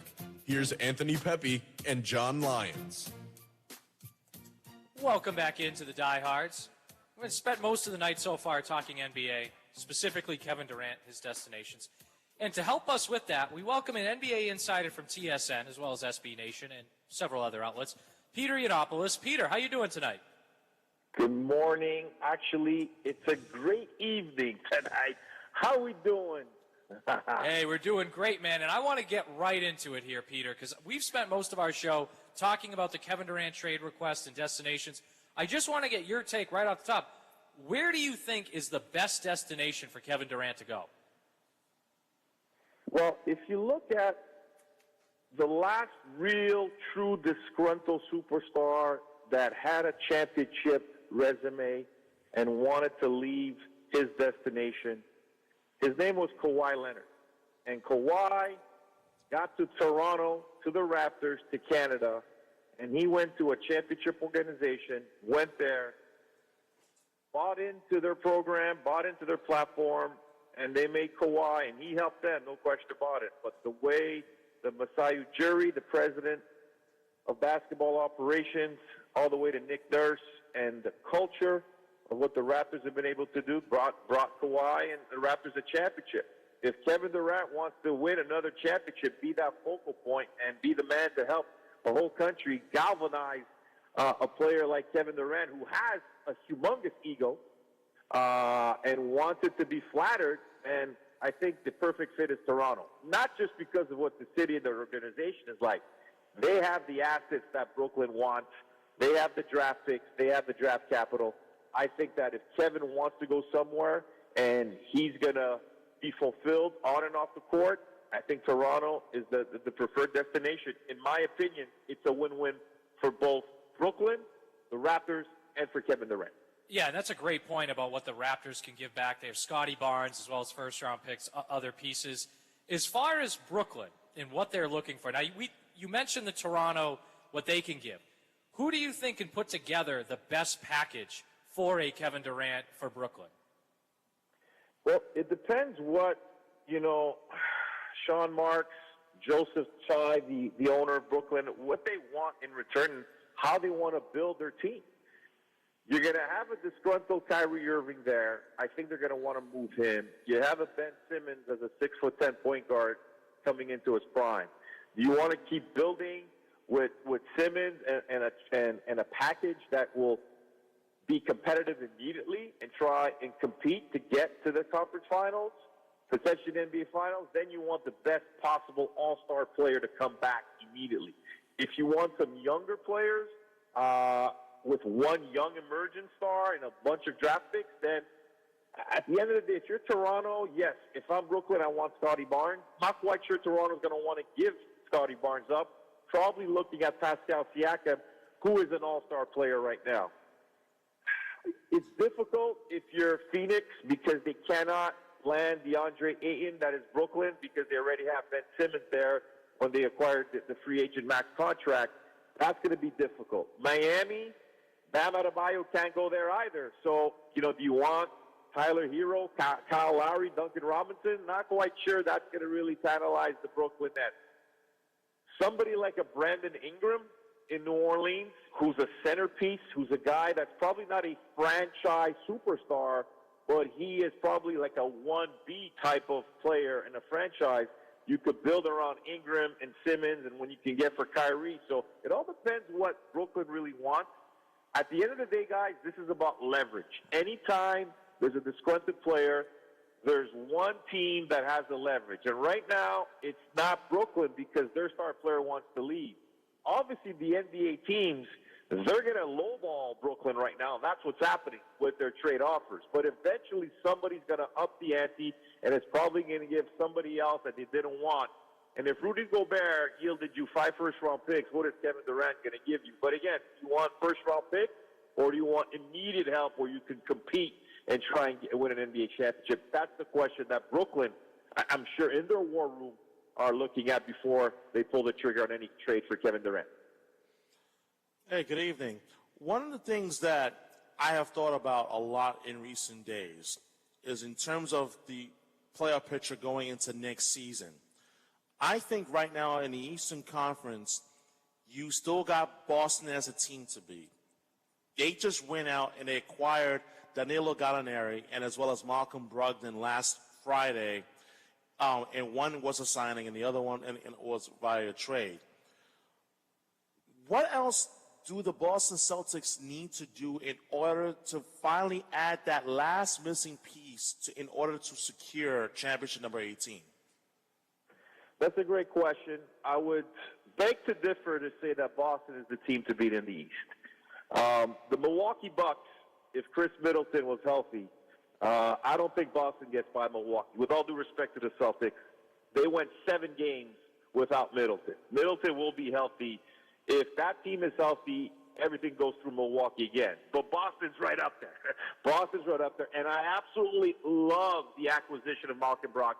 What the Celtics missed in this series was, one, Jason Tatum elevating his play to match Steph Curry in the big stage, in the big moment.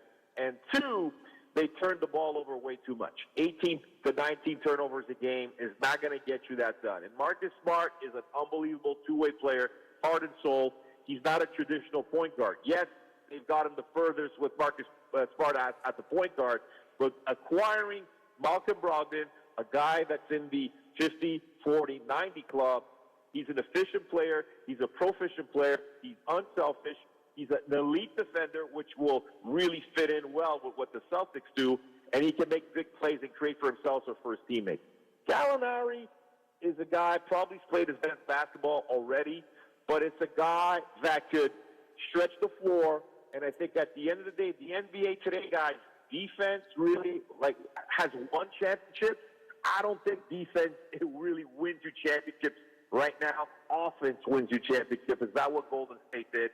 I think that at the end of the day, if you really believe, and I think that Brad Stevens does, that Tatum and Brown are going to bring you a championship, they came really close, then you don't make the move and trade Jaylen Brown and Marcus Smart to picks and try to acquire Kevin Durant.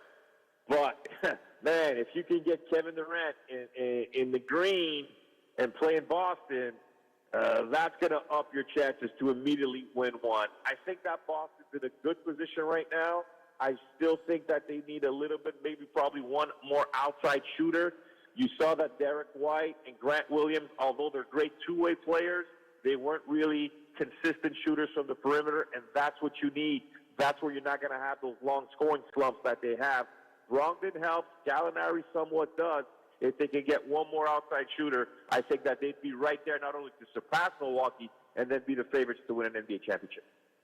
Going back to the NBA draft, which was now almost 2 weeks ago now, I was very surprised that the Orlando Magic took Banchero at number 1 overall, and that Smith fell to number 3 to Houston.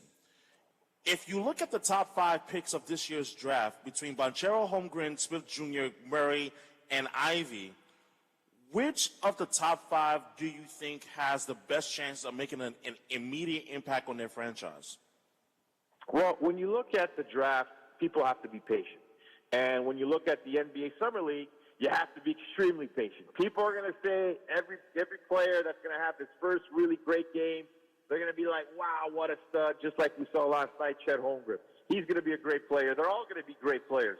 But it's the situation and how they're going to be in their respective franchise. I think when I looked at this draft, I thought that Chet Holmgren was the best talent available, not only on an offensive standpoint, defensive standpoint. He could do it all. I think that he's going to be an immediate impact player. He's going into a team in OKC where they have 2 really star guards in Josh Giddey and Shai Gilgeous-Alexander. So they're not going to ask much from Chet offensively, but he's going to be a force on the defensive end. Paolo is going to bring you immediate offense. Orlando needed that. He's a traditional power forward where he could play with his back to the basket. He could shoot the 3. He's a great offensive player. Defensively, he's going to need some improvement. So points per game, I think that Banchero is going to be up there. I think that Jabari Smith, it's the potential, right? Is he going to be the next potential Kevin Durant type of player, or is he going to be the next Rashard Lewis, right? You just don't know. You're hoping he's somewhere in between and somewhere trending towards that KD production. But I think a guy that's going to immediately put up a lot of numbers is Ivy with Detroit. He's a guy that has the ball in his hands, and you guys have known right now, the NBA is all about guards and wings. When you can have that ball in your hand, you can create for yourself, and you don't need anybody to get you that ball, you're going to be able to put up numbers, as you've seen with Jason Tatum and Jaylen Brown and KD and Luka and Giannis and Kawhi and LeBron. So I think that Ivy is going to put up a lot of points immediately. Keegan Murray is a good selection for Sacramento is because they needed something inside to solidify their front court. Watch out for number 6, Benedict Mathurin from Indiana. I think that Chet Holmgren, Ivy, and Mathurin, who went 6th to Indiana, are going to be, in about 10 years, the 3 best players in this draft. He is Peter Yiannopoulos, NBA analyst for TSN as well as SB Nation. Peter, really appreciate you taking the time tonight. Thank you for joining us. Love being with the diehards, man. Have a great evening, everybody. You too, Peter. And stick with us here on the Diehards, because right on the other side of this break, we are going to dive into the biggest news of the day. Baker Mayfield, no longer a Cleveland Brown. He's now a Carolina Panther. We'll be right back. The Watchdog is FM 98.1, AM 1600 WKKX Wheeling, FM 97.7, AM 1370 WVLY Moundsville. David. So this is what Los Angeles can do. Very similar to what New England was able to do, where they paid for their superstars and then built around with lesser names that they just somehow either added in the draft, added in free agency, off the waiver wire, when it came to undrafted free agents. That was Bill Belichick's niche. Les Snead's niche right now is finding day 3 prospects that turn into starters and being willing to work the salary cap always in his team's favor. You look at a guy like Aaron Donald getting a contract. He's not walking away from the game, which was always the case. He never wanted to walk away from football. He wanted to stay and play. Now he will close out his legacy as arguably the best defensive player of all time. Just saying it. Weekdays from 3 a.m. to 7 a.m. Are you looking for your next favorite content to binge? Look no further. Search for your team at www.believe.com, where you can find sports analysis from former pro athletes, scripted comedy shows, binge-worthy pop culture, health, and much more. That's BLEAV, the #1 content network for professionals. Do you believe? Wake up call! We all know Deshaun Watson took the offense to the Bahamas. Not to be outdone, Myles Garrett is taking his defense to South Beach. All right, so this is going to be a new trend now. Would we do that? Would we say, hey, let's grab Greg Frank and Fred Fowler. They're doing a show after us. Let's grab Pepe. Let's go on a Sports Map Radio bonding trip. And then Cole Thompson is back at the office going, nobody invited me? Is it because I'm on too early? What happened to me? Why am I not on the trip? We're like, oh, go back and get Cole. We got to drive the bus all the way back to pick him up. He's not packed, so we got to take him to the house. And then we leave without him, and leave him at the front door.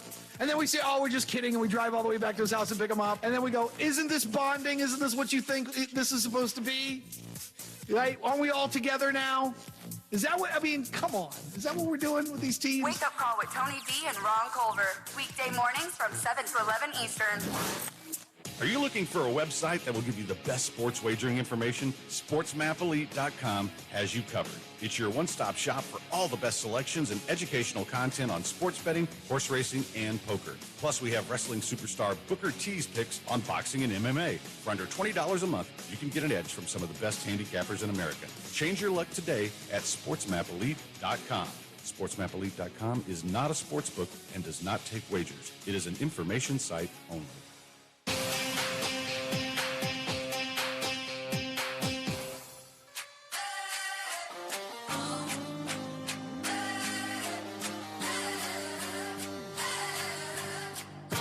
This is the Diehards on the Sports Map Radio Network. Here's Anthony Pepe and John Lyons. Welcome back into the Diehards. And look, we've spent pretty much the entire program talking about the NBA, but we did lead off with some really huge news out of the NFL today. We're going to keep talking about it now. And that's Baker Mayfield has been traded from the Cleveland Browns to the Carolina Panthers for a conditional 5th-round pick. Now, it could convey to a 4th-round pick depending on incentives or how well Baker performs, I should say. But look, this is a guy that 4 years ago was the #1 overall pick in the draft. He's thrown for 3,000 yards every year. He's been inconsistent, and there have been some injury and maturity concerns, but I don't know about you guys. I love this deal for Carolina. You're absolutely right. It's basically a giveaway. We talked about it at the start of the show. The Cleveland Browns tried so hard and got so far with Baker Mayfield. But and even then, Baker had to give away some of his base salary in order to, 1, get out of town, 2, for another team to be interested in taking him. So that's, what a fall from grace from Baker. But, like you said, #1 overall pick, upside is somehow there. So in the end, the Panthers are like, yeah, sure, we'll give it a shot. And then also, he goes to a situation in Carolina in which that he's going to be competing for the starting job alongside fellow top 3 draft pick Sam Darnold in the same draft class in 2018. But overall view of the trade, I look at the Carolina Panthers and I say, okay, you acquire Baker Mayfield. What does he have to offer? Because at this point, this is going to be a battle between 2 men who were drafted just 4 short years ago. They're entering year 5 of their rookie contracts, and you just wonder with the weapons that Carolina does have, because they do have some talent on the offensive side of the ball. Obviously headlined by Christian McCaffrey, who we all hope and expect that he will be healthy for the 2022 season. What can Baker Mayfield do with an offensive line that I think is going to be much improved, and it should be better than Cleveland's, and what does he do with the weapons that he has surrounding him down in Carolina as well? Yeah, and look, if you're the Carolina Panthers, if you can get the 2020 Baker Mayfield, you're in great shape. He had 26 touchdowns and 8 picks that year. Got him to the divisional round of the playoffs. They were 5 points away from beating the Chiefs. Chiefs just had that great 4th down conversion late in the game to win. But Baker Mayfield, and look, 2021, he took a step back. He had 17, and this has been Baker's career. His rookie year, he has 27 touchdowns and 14 picks. Then his second year, he goes 22 and 21. Then his third year, he's 26 and 8, like I mentioned. And then he's 17 and 13 last year. So his issue has been consistency. But he's tough. He's got the talent. And he's a guy that teammates seem like they really want to play with and play for. And we know the Browns' current QB situation with Deshaun Watson. They don't know if they're even going to get to play with him. But if I'm Carolina and I'm looking at this division, okay, Tampa's a big dog, Super Bowl contender. But New Orleans, they're probably not going to be that good. Maybe they'll be okay, but not great. Atlanta's going to be bad again. They just traded Matt Ryan away. Rookie QB probably. So I'm looking at, I could finish second in that division. And with 7 teams in the playoffs, if I'm Carolina, I'm looking, I could get in. Yeah, looking at Baker's point of view, I mean, he's like, okay, I'm in a solid spot here. To your point of we're fighting for second in the division. You know, as long as Tom Brady's upright, you know, that's a winning division, the Tampa Bay Bucks, right there. So yeah, while he was inconsistent, that's a great point, John. Like they were a 4th down conversion away from going to the Super Bowl. The Browns were, you know, against the Chiefs. So, you know, people seem to forget. Obviously, he can be a hothead. You know, we all remember his. Texas Tech. He was in Oklahoma. Yeah, Oklahoma. Yeah. I'm sorry. Apologies. But yeah, you know, grabbing where the region. You know, he's a talker. He's whatever. But it's not like he's a team killer or something like this. You know, they destroyed the Pittsburgh Steelers in the playoffs, a division rival, something to the whole city to cheer about. So that's a situation where like he has that quote unquote dog in him, as they love to throw around on Twitter these days. But I think one thing that's important to point out. He made the Browns respectable again. Like the Browns were a joke for they went 11-5 in 2007 with Derek Anderson. Were a joke pretty much after that. Baker came in and it was like, okay, this is at least a real team and a real opponent now. And I think he goes to Carolina, that respectability comes to them. Also, he's going to be surrounded with stability for the first time in Lord knows how long. Sure. Because remember, for the first 2 years of his career, what did he have to deal with? Turmoil. Yeah. There was turnover in terms of the offensive coordinator, the head coach, and you go to Carolina, you got Matt Rule, who I think if he continues to build what he has down in Carolina, he should be A-okay, given the division that he's in. But I sincerely wonder this one thing that has nagged me about Baker Mayfield the longest, and that is, how bad does he truly want it? Because you've seen the times that when he was good, he's good. He's not great, but he's good. Now, the question is going to become, you're in Carolina, you're competing against Sam Darnold. How bad do you want to take reins as being the number one guy in Carolina? For a team that has a chance to compete for the playoffs, that's going to be the big thing when it comes to Mayfield. And I just feel as if that he doesn't have that bullish dog that people talk about. If he does, it's maybe for a flash in the pan and that's it. It's like the fast candle that's lit, and then the wind comes through and it just snatches it out and all of a sudden everybody's in the darkness again. Well, what's interesting to me is Christian McCaffrey's the best offensive player Baker Mayfield's played with. And no disrespect to Odell Beckham, but it didn't work out there. Jarvis was okay. But yeah, McCaffrey's the best offensive player he's played with. And look at the NFC. So in the NFC East, I think the Cowboys and the Eagles will get in the playoffs. In the NFC South, you could say the Panthers and the Bucks. The West, you have, I think, the 49ers and the Rams, and then just the Packers in the North. That's your 7, including the Panthers. Look, I think if Mayfield comes in, let's not forget how bad Sam Darnold was and how bad Cam Newton was when he went back to Carolina last year. If Baker Mayfield is just pretty good, not even great, like you're saying, if he's just pretty good, I think if they miss the playoffs, they're still battling for that 7th seed all year. They're no longer one of the down laughingstock teams in the NFL. Yeah, and the Panthers are looking at a situation where, yes, Darnold, Newton, They got P.J. Walker. They got the rookie Corral there from Ole Miss. So, yeah, here's another situation where will competition bring out the best in these quarterbacks? And then, obviously, Mayfield is a free agent after this season. Do they want to spend the big money and say, like, okay, we have something here. We have something if Christian McCaffrey, to your point, Shukri, can he stay upright? Robbie Anderson, DJ Moore, one of the better young wide receivers in this league, and they're building a strong defense as well. You know, when Tom Brady retires in the next 10 years, who knows when that will be.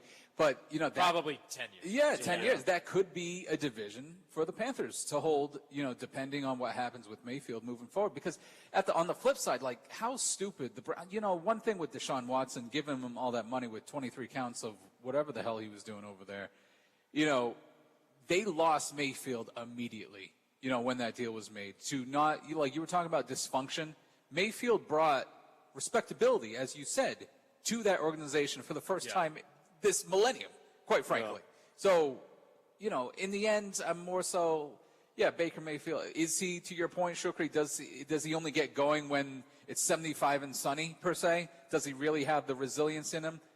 I'm not sure. I'm not ready to totally, dismiss him on that fact. We'll find out in this pivotal year for him how he responds. But it's a situation where, you know, you're revitalized now. You got a new situation. Can you take advantage of it and make the Browns look like fools? And that's something that I do wonder about Baker Mayfield as we get ready to start the 2022 season, in a season in which that there's going to be a whole bevy of headlines across the NFL. But Baker Mayfield, for some reason, and I talked about this nationally before, he seems to be the one quarterback you just have a very hard time making out as to what he really is. Unless if you're Colin Cowherd, in which that he's repeatedly absolutely right. Annihilated Baker Mayfield on his show. But from a pure football standpoint, you're like, what exactly do you make of this guy? Listen, this is someone, you want to talk about who is polarizing, who is a personality? Sure. We all remember him from his Progressive insurance commercials, you know, trying to take care of the stadium in Cleveland or trying to get back into the stadium. I thought it was actually hilarious seeing pictures from that commercial saying, man, you can't even get back into the stadium because you've been traded. That was long-time storytelling. Exactly. He couldn't get into his stadium. He couldn't back in. That's great. We've got a lot more thoughts to get to on this, including what does this look like for the Cleveland Browns now, because they may not have a quarterback at all this year. So stick with us here on the Diehards. Right after this break, we're going to continue to break down the Baker Mayfield trade.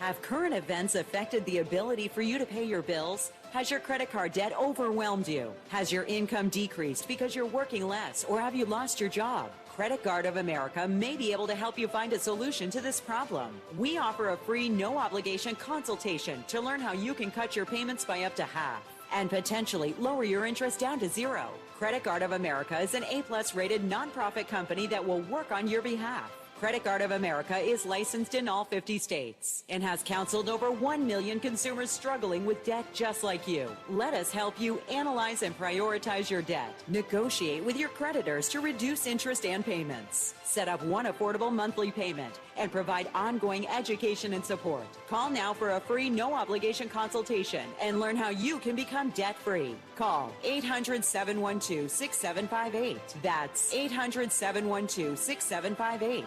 800-712-6758.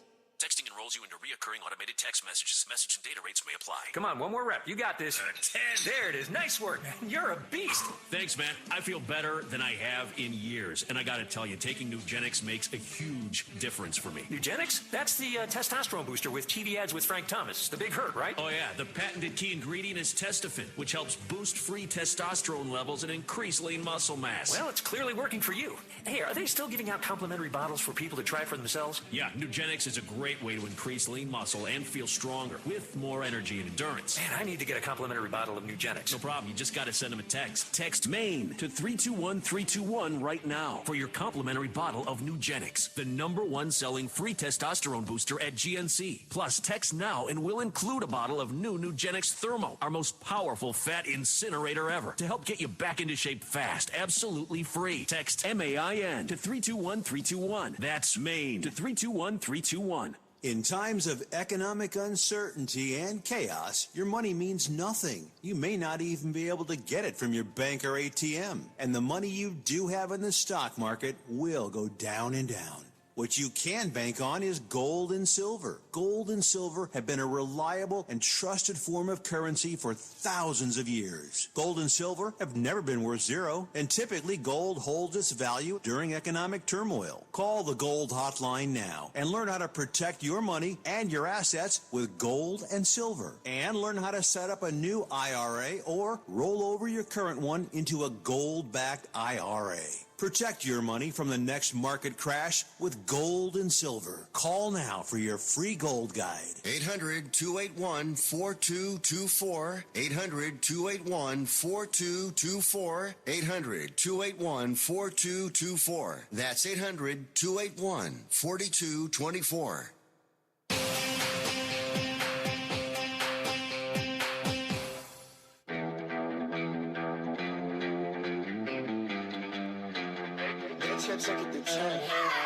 This is the Diehards on the Sports Map Radio Network.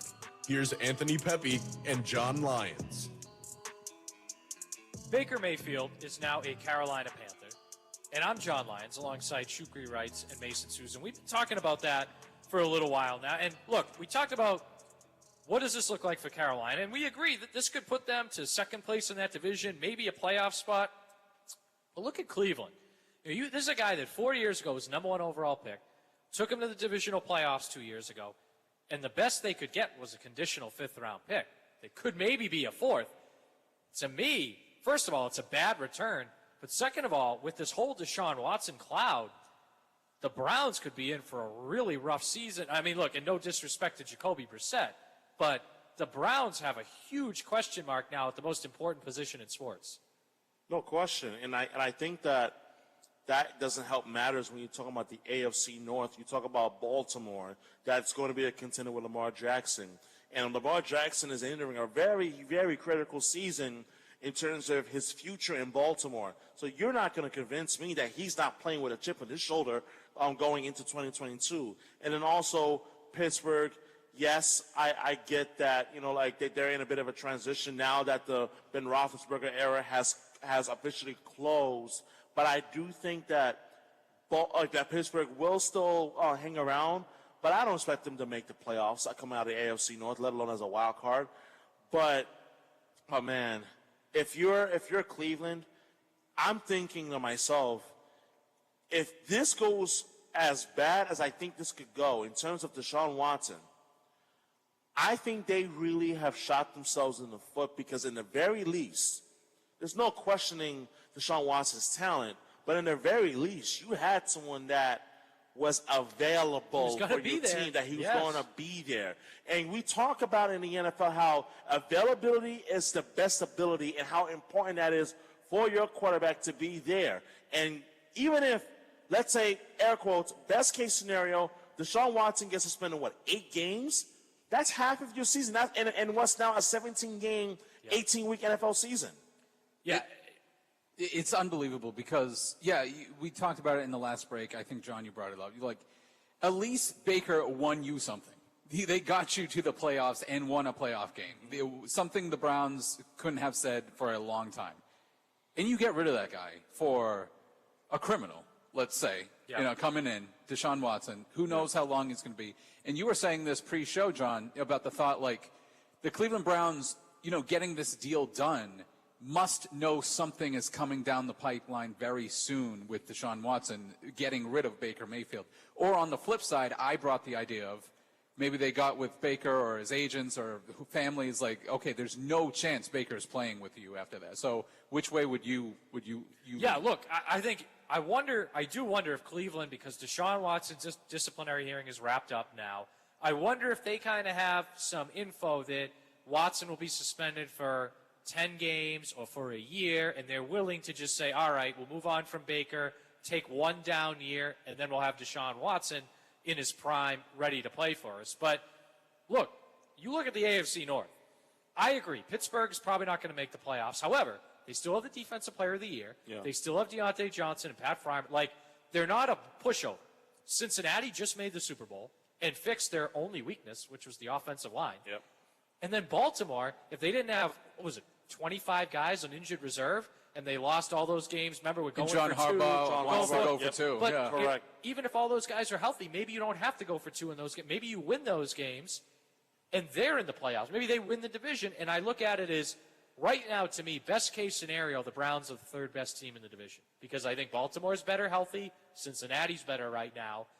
And if Jacoby Brissett, who frankly I think he's a slightly below average quarterback, if that's what he gives you for 17 games, you might finish fourth behind Pittsburgh. So, I mean, this is something where you went from a fourth down away from going to the AFC Championship game 2 years ago. Now you might finish last in your division. And look, even if Deshaun Watson comes back next year, okay, he's suspended all this year, let's just say, and last year he didn't play at all. So it's a guy that hasn't played in 2 years, in a new offensive system, new guys around him, working with new coaches. That might take a half season to get acclimated. So the Browns, look, they're taking a massive risk here, and if it doesn't work out, they're going to be back to square one because then all these other guys in the supporting cast are going to be older, and they're going to have to start over. No, you're absolutely right. I don't know if they got to bring Kevin Costner back in and have a draft day all over again to kind of revitalize that franchise because it was never revitalized. Just don't bring back Hugh Jackson. All right? Yeah, jeez. Obviously that situation. You talk about the Steelers. Yeah, they have the defensive player. They also have a tremendous defensive coach in Brian Flores. So it's not like. And fun fact here, out of all the teams in the NFL, the Pittsburgh Steelers have not been in fourth place in the division longer than anyone else. I think it's been over 30 years since the last time they finished last in their division. So they're not, while they might not be good, I don't think they're going to be terrible because of that history shows and Mike Tomlin is a decent coach. But yeah, back to the whole situation with Baker. It was brewing for a long time ever since this Deshaun Watson trade. And I don't understand what the Browns are looking for. They just an adult, remember? That's right. Yeah, they were looking for an adult and they didn't get one. But the point is, they kind of just followed suit with all this tremendous tidal wave of quarterback changing and significant players and we need to be a part of the mix in the AFC too. But in the end, like Shukri, to use your phrase, they very well could have shot themselves in the foot, maybe both feet, maybe amputated themselves because this is they might be done for the next 20 years. And that is a dangerous proposition to be in because we know that the quarterback is very difficult to draft that guy, the guy. It doesn't happen often. Like every year you look at the draft and say, okay, who's the top quarterback coming out? But that guy is not that transcendent talent that's going to lead the franchise to the promised land. Your last great NFL prospect that turned into that guy was Joe Burrow. Yep. And Joe Burrow is that guy for Cincinnati now, something that they never had. They had Carson Palmer, but he was nowhere near the caliber of quarterback that Joe Burrow is. So if you're Cleveland, that's why when the day that they signed him, it was like, man, this is a big if. It's not based on talent, but it's going to be based on you better hope that, one, he doesn't go to jail, or two, if he does, man, financially, that's a $250 shot to the head that you just self-inflicted upon your own franchise. Now, let's not forget, they gave him a massive contract, but they structured it in a way where they don't really lose much money, and neither does he if he gets suspended all of this year. So you almost think that they're kind of expecting him to be suspended for all of this year. And I just look in their division, Cincinnati, not only are they just went to the Super Bowl, and as I said, they addressed their weakness, they're here to stay. That's a young team. Yeah. Baltimore, Lamar Jackson is still a young player. That's a young team with a good young core and a good head coach. Those teams are not going anywhere. No. And if, let's just say Kenny Pickett's good, then all of a sudden, boom, Pittsburgh's there to stay. I mean, this stuff goes quickly. Look, teams fall fast in Cleveland. Remember, 2 years ago, they were a trendy pick to go to the Super Bowl. Now we're talking about them fourth in their division. So I just wonder, look, it's a massive risk, but I wonder if not only are they going to miss the playoffs, I really wonder if they're going to stay out of last place. I mean, that's a great question. I'm not even sure if they're going to stay out of last place, only because I think of the division, and you look up and down between Cincinnati, Baltimore, and Pittsburgh. Cleveland is that team right now that you look and say, who's your quarterback? Yeah. Well, half the people will say, well, what about Deshaun Watson? He might not even be available. But you talk about Cincinnati, T. Higgins, Jamar Chase. I mean, my gosh, Dixon. Yeah, Joe Mixon, unbelievable trio. Seriously, that trio may be the best trio that we've seen in the NFL since the Dallas Cowboys trio of Irvin, as well as Aikman, and as well as Emmitt Smith as well. You were talking about how it's so difficult to get that quarterback. Look at that 2018 draft real quick. Mm-hmm. Baker Mayfield, Carolina Panther. Pick number 3, Sam Darnold, now a Carolina Panther. The next quarterback, Josh Allen, Buffalo Bills, arguably a top 3 quarterback in the league now. So you're talking about how difficult it is to get that guy. Baker Mayfield, at least, again, to the point, he actually won you something, Cleveland, for the first time in 15 years. And you get rid of this guy for this wildly unknown situation. 100%. It's a wildly unknown situation because you look, Deshaun Watson can be suspended for 8 games. He could get suspended for 2 years. True. There is no idea what's going to happen. And if this guy gets suspended for 2 years, and then so it's 3 years without playing, and then he comes back and he's touching 30, is that guy going to come back and be a top 5 elite QB like he was when he left? You'd be a completely different person. Yeah. You know what this reminds me of? It reminds me of you dump your girlfriend of 3 years. I like this. Here we go. You dump your girlfriend of 3 years for the smoking, gorgeous woman that you meet, let's say 2 months ago on a night out. And little do you know, she comes with domestic violence. She's a stage 5 clinger. She absolutely would rip your brakes out of the car if she didn't get her way. So you go from what's known, someone that's been there for you through thick and thin. Men, listen up. For someone who absolutely will literally turn your life upside down. That's what this is. That's what the Cleveland Browns just did. Literally. They just brought on the crazy boyfriend, if you will. But I mean, yeah. Look, but I think even let's compare just to a football situation. Michael Vick, right? He goes Great he's away. point, yeah. He's in jail for 3 seasons. Mm-hmm. Now he came back and he had a season in 2010 with the Eagles. He was an MVP candidate. Yeah. But he had to kind of remake. He was not the same athlete when he came back. He became more of a passer, and it was an adjustment for a little bit. And it wasn't that long that he was great anymore. He had that 2010 year, and then he kind of fell off after that. Yeah. You wonder, does Deshaun Watson come back and have one good year and fall off, or does he take a year or two to even get back to what he was? He also wasn't paid $200 whatever it was $1 million for and they didn't give up many years. 3 first-round picks to get him. Exactly. And look, that's why I think, if you're the Browns, you got to hope this suspension isn't long, and you got to hope he can come back and play well. And the thing is, you look around the AFC. I mean, the Bills were 13 seconds away from beating the Chiefs, and I think if they had beaten the Chiefs, they would have beat the Bills and gone to the beat the Bengals and gone to the Super Bowl. Yeah. The Bengals did go to the Super Bowl. We already talked about the Ravens.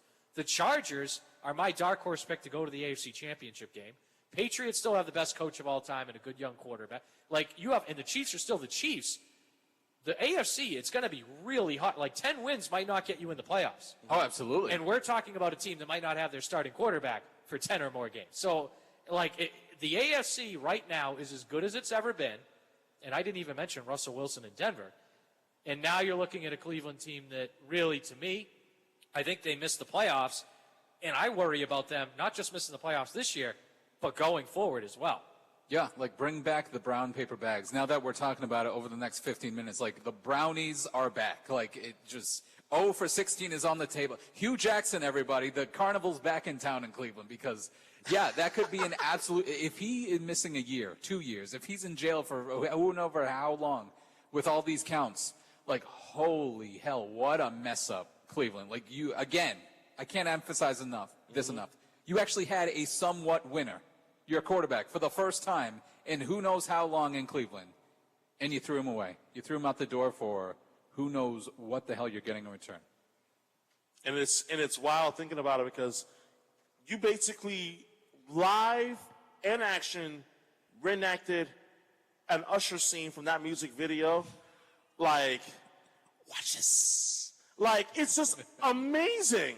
It's amazing to see how you can go from something that is at least somewhat stable, although Baker Mayfield deservedly did deserve like the criticism that he's received. Yeah, sure. So something. Yeah, we're not saying Baker Mayfield was this elite. He was player. elite. He was perfect. No, he was not. But he was available to your point, and he was an above average to pretty good quarterback most of the time he was there. Which right now, a lot of teams would take that, including possibly the Cleveland Browns this year. Stick with us here on the Diehards. We will be right back for our final segment of the show. The Watchdog is FM 98.1, AM 1600 WKKX Wheeling, FM 97.7, AM 1370 WVLY Moundsville. That Joel Embiid was not nearly as skinny as Chet, but he's added weight quite a bit since he came into the NBA. And he had injury problems at Kansas end of the offseason before he got drafted. So this idea that it's bound to happen if you're a 7-footer. It's part of your gamble, right? I mean, that's part of the gamble you're taking when you draft him. Now, and maybe that's the difference. And how long did you how long did you sit out with 2 years. Embiid? Yeah, and then he only played 30 games in his third year. And if you're willing to do that, that's okay. Right, and that's the difference, I guess, between you and me. I'm willing to do it. I want to bet on the elite skill set because I really have something special if the kid fills out and stays healthy. All right. Fred Nation, weekday afternoons from 1 to 4 Eastern. Wake up, Cole! When we were in the 80s, did the people who grew up in the 40s, were they as nostalgic for the 40s as we are for the 80s? I don't remember anyone in the 80s pining for the 60s or 70s. Yeah, like I don't... 50s. Somehow nostalgia is selling our generation, I think, more than any other generation. That is a great point. Wake Up Call with Tony B and Ron Culver. Weekday mornings from 7 to 11 Eastern. Where are jobs in radio given out? They're not given out on a college campus. No, they're given out in the real world, at real radio stations. And to get a job, you need to know people. That's where Radio Connection comes in. Most schools train you on campus. Radio Connection gives you the opportunity to learn from professional mentors in real radio stations. They've put their private classrooms in these places so you can apprentice under professionals. And as you learn, you're making connections and gaining access to the people that are doing the hiring. This is not the promise of a job, no. But it is a promise to get you as close to the action and opportunities as possible.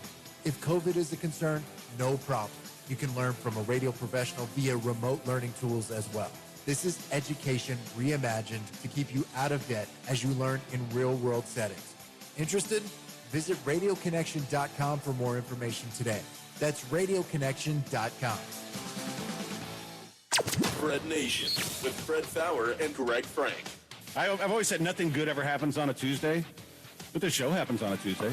So there you go. So that's something good? So we're going to be good. Okay. I don't associate Tuesday as like a bad day either, though, right? Like, it's not Monday. But it is the worst day, though. Because, like, Monday, at least you still have a little bit of a high from the weekend, right? Okay. And there's always fun stuff to talk about. Yeah, Tuesday, we're still going up the hump. Fred Nation, weekday afternoons from 1 to 4 Eastern.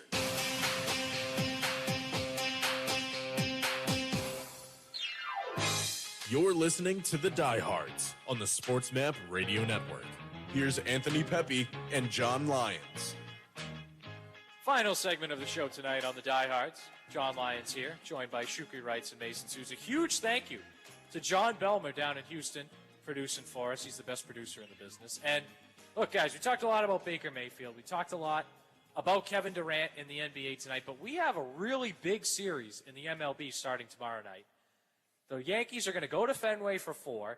And look, the Red Sox are 13 games back of the Yankees in the AL East, so they're not going to catch the Yankees in the AL East. However, that wild card battle between Boston, Tampa Bay, and Toronto, all three teams in the AL East, all within a couple games of each other, I think if you're the Red Sox, at a minimum, you really got to win 2 games of this series, but I think you got to win 3 just to keep the pressure on Toronto and Tampa Bay, because as we talked about, they have Tampa Bay right now The Yankees after this, then coming out of the All-Star break, they have the Blue Jays, more other series against the Yankees and Rays. This is the biggest stretch of the season for the Red Sox.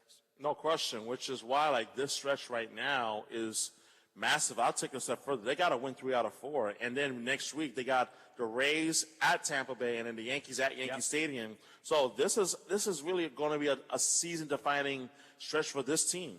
Yeah, and look, and I think the Yankees are the best team in baseball right now. They're cruising. They're playing well. And, by the way, Nestor Cortez, I mean, that guy, that's a real deal Cy Young candidate. Like, he is, awesome. No question. I think he really has been one of the big stories in Major League Baseball during this first half of the season thus far. Yeah, I would agree. And I think if you're, right now, if you're Boston, Toronto, and Tampa Bay, I don't think anybody's catching the Yankees, barring some huge collapse or something. But I don't think anybody's catching the Yankees. So you're looking at those 2 wild card spots. That's really what you got to go after, because if you're not catching the Yankees, and that it's going to be a battle between all 3 of those teams. Thank you very much for joining us tonight on the Diehards. For Mason Souza, for Shukri Wrights, I am John Lyons. Have a great night, and we will talk to you again tomorrow night.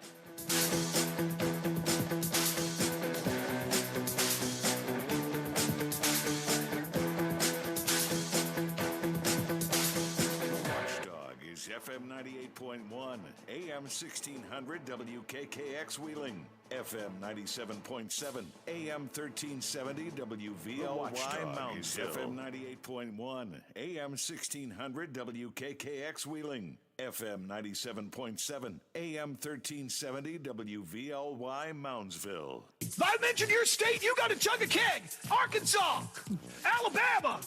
I'd be like, oh God, no. Don't say Tennessee. Don't say Tennessee. Oh, crap. I'd be dead on that Gronk cruise.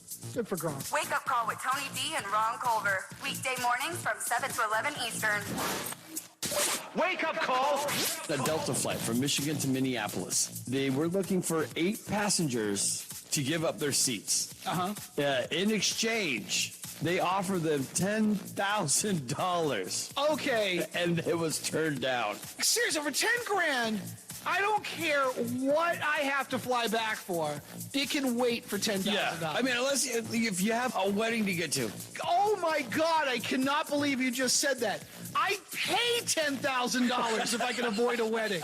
I give the airline $10,000 if I can avoid going to the wedding. Are you crazy? The birth of a child. If I was sitting in that plane on my way to my cousin's wedding and they said $10,000, I would say, thank you, Jesus. There's no wedding I have to go to for 10. My own wedding, I would have given it up for 10 grand. We would have scheduled it for the next day. Wake Up Call with Tony D and Ron Culver. Weekday mornings from 7 to 11 Eastern. Imagine learning about radio and being mentored by true radio professionals in real radio stations. Well, actually, you don't have to imagine, because there's Radio Connection. Radio Connection gives you the opportunity to learn one-on-one and be mentored by radio pros. Plus, you don't have to worry about getting into a crazy amount of debt with school tuition either. Radio Connection keeps their tuition at much lower costs. To find out more info, visit radioconnection.com. Fred Nation with Fred Fowler and Greg Frank. So you like the southern accents, but you don't like our northeast accents. No, yeah, your accent. I mean, I appreciate the New York accent. Oh, the Boston one's better. No, Boston, that is the worst. That is the most annoying accent in the world. Like, you could be, okay, you know our game where she could be a 6, but if she's a 10 and starts speaking Boston to me, 5. You're chopping it in half. Yeah. Oh, yeah. It's that unsexy. Oh, I love the AH. Have it. God. Are you good with the New York one, though? It's less annoying to me, and part of it's kind of funny. ER doesn't exist, right? It's A. The Dodgers. Yeah, you're right. The Lakers. Yeah, that's true. It's true. Having been in Canada, you have that one down, too, because there's a lot of that in Minnesota with the O's. Oh, geez, Yeah. Fred Nation, weekday afternoons from 1 to 4 Eastern. The Diehards. The super agent himself, Lee Steinberg, is on the line. Hey, Lee, you were the inspiration in that movie with Tom Cruise and Cuba Gooding Jr., Jerry Maguire. Does that ever get old talking about that? Well, it's been 25 years, and I don't think I've walked into an airport or gone out to dinner where someone didn't run up to the table and ask me to say, show me the money. The Diehards, weeknights from 8 to 10 Eastern on the Sports Map Radio Network. Wake up, Cole! No, I brought $200. Yeah. That's all I brought. I brought $200. I lost some of the slots, which I shouldn't play anyway. But then I went to a blackjack table, and I started winning. And then, you know, like in that movie, Vegas Vacation, they bring in the new dealer, and he's like, ooh, exciting, got 19. And then he hits to 20. That's what happened to me. She kept saying over and over again, she goes, it's not me, it's the cards. Like she's joking with us. But me and this other guy, we were just like, everything she wants, she gets. She had a 5, flipped it over, had 15. Oh, she's got a hit. 6. Oh, sure, just take it all. You had 20, she'd have 4. You weren't safe. You weren't safe. Widowmaker drew what she wanted. Whatever she wanted, she got. Oh, I think I need a 7 to beat you. Bam, there it was. It was crazy. Wake Up Call with Tony V and Ron Culver. Weekday mornings from 7 to 11 Eastern. Are you looking for a website that will give you the best sports wagering information? SportsMapElite.com has you covered. It's your one-stop shop for all the best selections and educational content on sports betting, horse racing, and poker. Plus, we have wrestling superstar Booker T's picks on boxing and MMA. For under $20 a month, you can get an edge from some of the best handicappers in America. Change your luck today at SportsMapElite.com. SportsMapElite.com is not a sports book and does not take wagers. It is an information site only. Are you looking for a website that will give you the best sports wagering information? SportsMapElite.com has you covered. It's your one-stop shop for all the best selections and educational content on sports betting, horse racing, and poker. Plus, we have wrestling superstar Booker T's picks on boxing and MMA. For under $20 a month, you can get an edge from some of the best handicappers in America. Change your luck today at SportsMapElite.com. SportsMapElite.com is not a sports book and does not take wagers. It is an information site only. You're going on a trip, but where are you going to stay? How much will it cost? Well, it'll cost less by booking on BestHotelRates.com. BestHotelRates.com works with all the top hotels in the country while delivering you great hotel and room choices for the best prices. Why wait? Go to BestHotelRates.com, enter your email address, and start shopping for your next hotel room. BestHotelRates.com, it's in the name. BestHotelRates.com.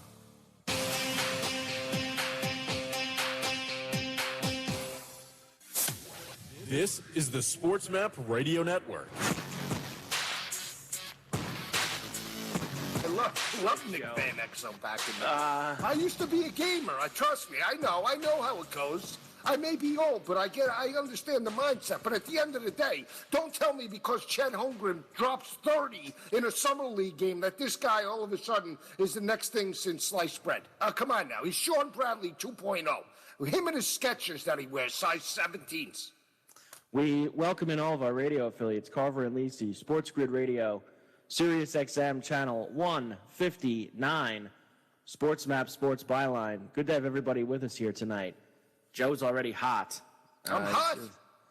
Hot already. He's hot. I know. Because the talking heads now. I understand now. It's, Chet Holmgren. Chet Holmgren, I told you. Chet Holmgren.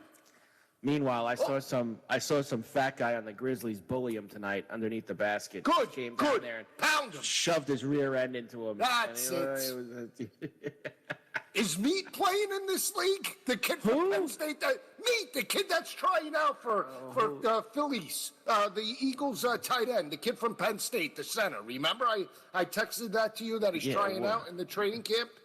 For who, though? Who is he trying out with? The Eagles, tight end. Remember? Okay, well, that means he's not playing the summer league. Well, you never know. He can maybe do duty. You never know. No, Kid's meat.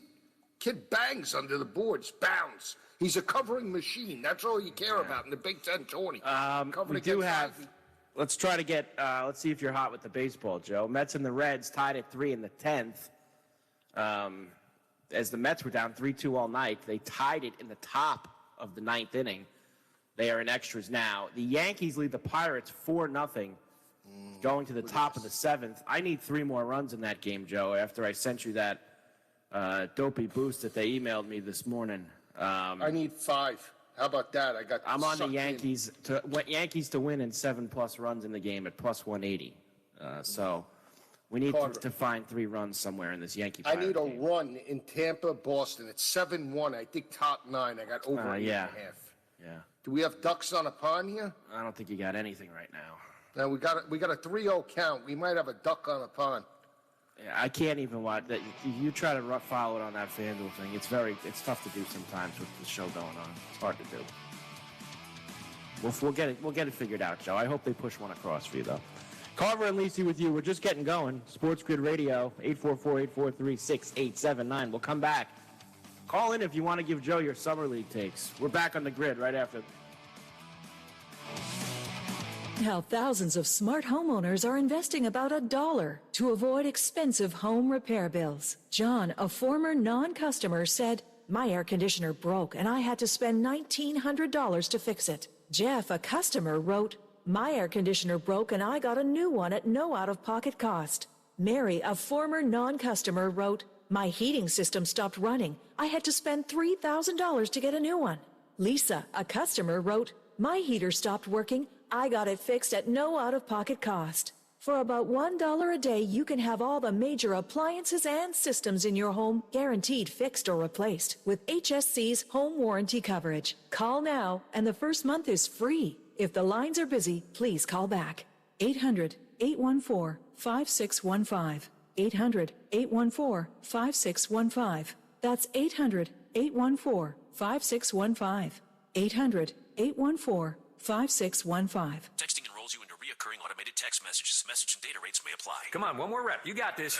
10. There it is. Nice work, man. You're a beast. Thanks, man. I feel better than I have in years. And I gotta tell you, taking Nugenix makes a huge difference for me. Nugenix? That's the testosterone booster with TV ads with Frank Thomas. The big hurt, right? Oh, yeah. The patented key ingredient is Testofen, which helps boost free testosterone levels and increase lean muscle mass. Well, it's clearly working for you. Hey, are they still giving out complimentary bottles for people to try for themselves? Yeah, Nugenix is a great way to increase lean muscle and feel stronger with more energy and endurance. Man, I need to get a complimentary bottle of Nugenix. No problem. You just got to send them a text. Text MAIN to 321-321 right now for your complimentary bottle of Nugenix, the #1 selling free testosterone booster at GNC. Plus, text now and we'll include a bottle of new Nugenix Thermo, our most powerful fat incinerator ever, to help get you back into shape fast, absolutely free. Text MAIN to 321-321. That's MAIN to 321-321. Have current events affected the ability for you to pay your bills? Has your credit card debt overwhelmed you? Has your income decreased because you're working less, or have you lost your job? Credit Card of America may be able to help you find a solution to this problem. We offer a free, no-obligation consultation to learn how you can cut your payments by up to half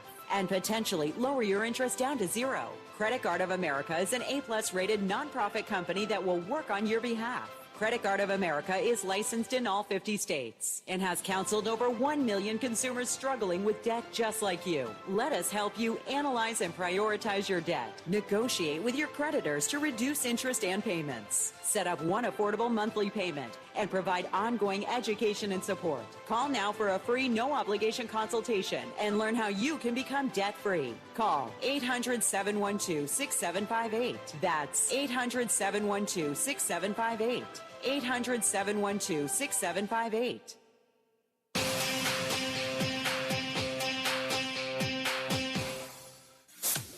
This is the Sports Map Radio Network.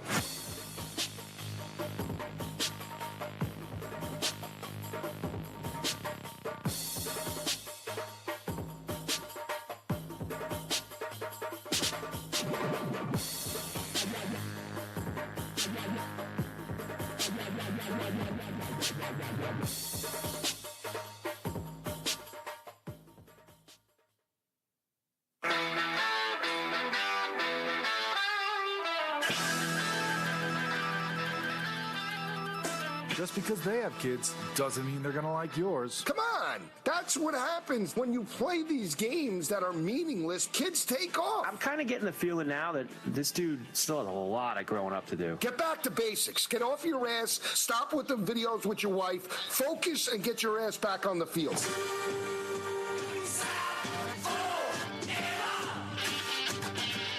It's Carver and Lisi on Sports Grid Radio.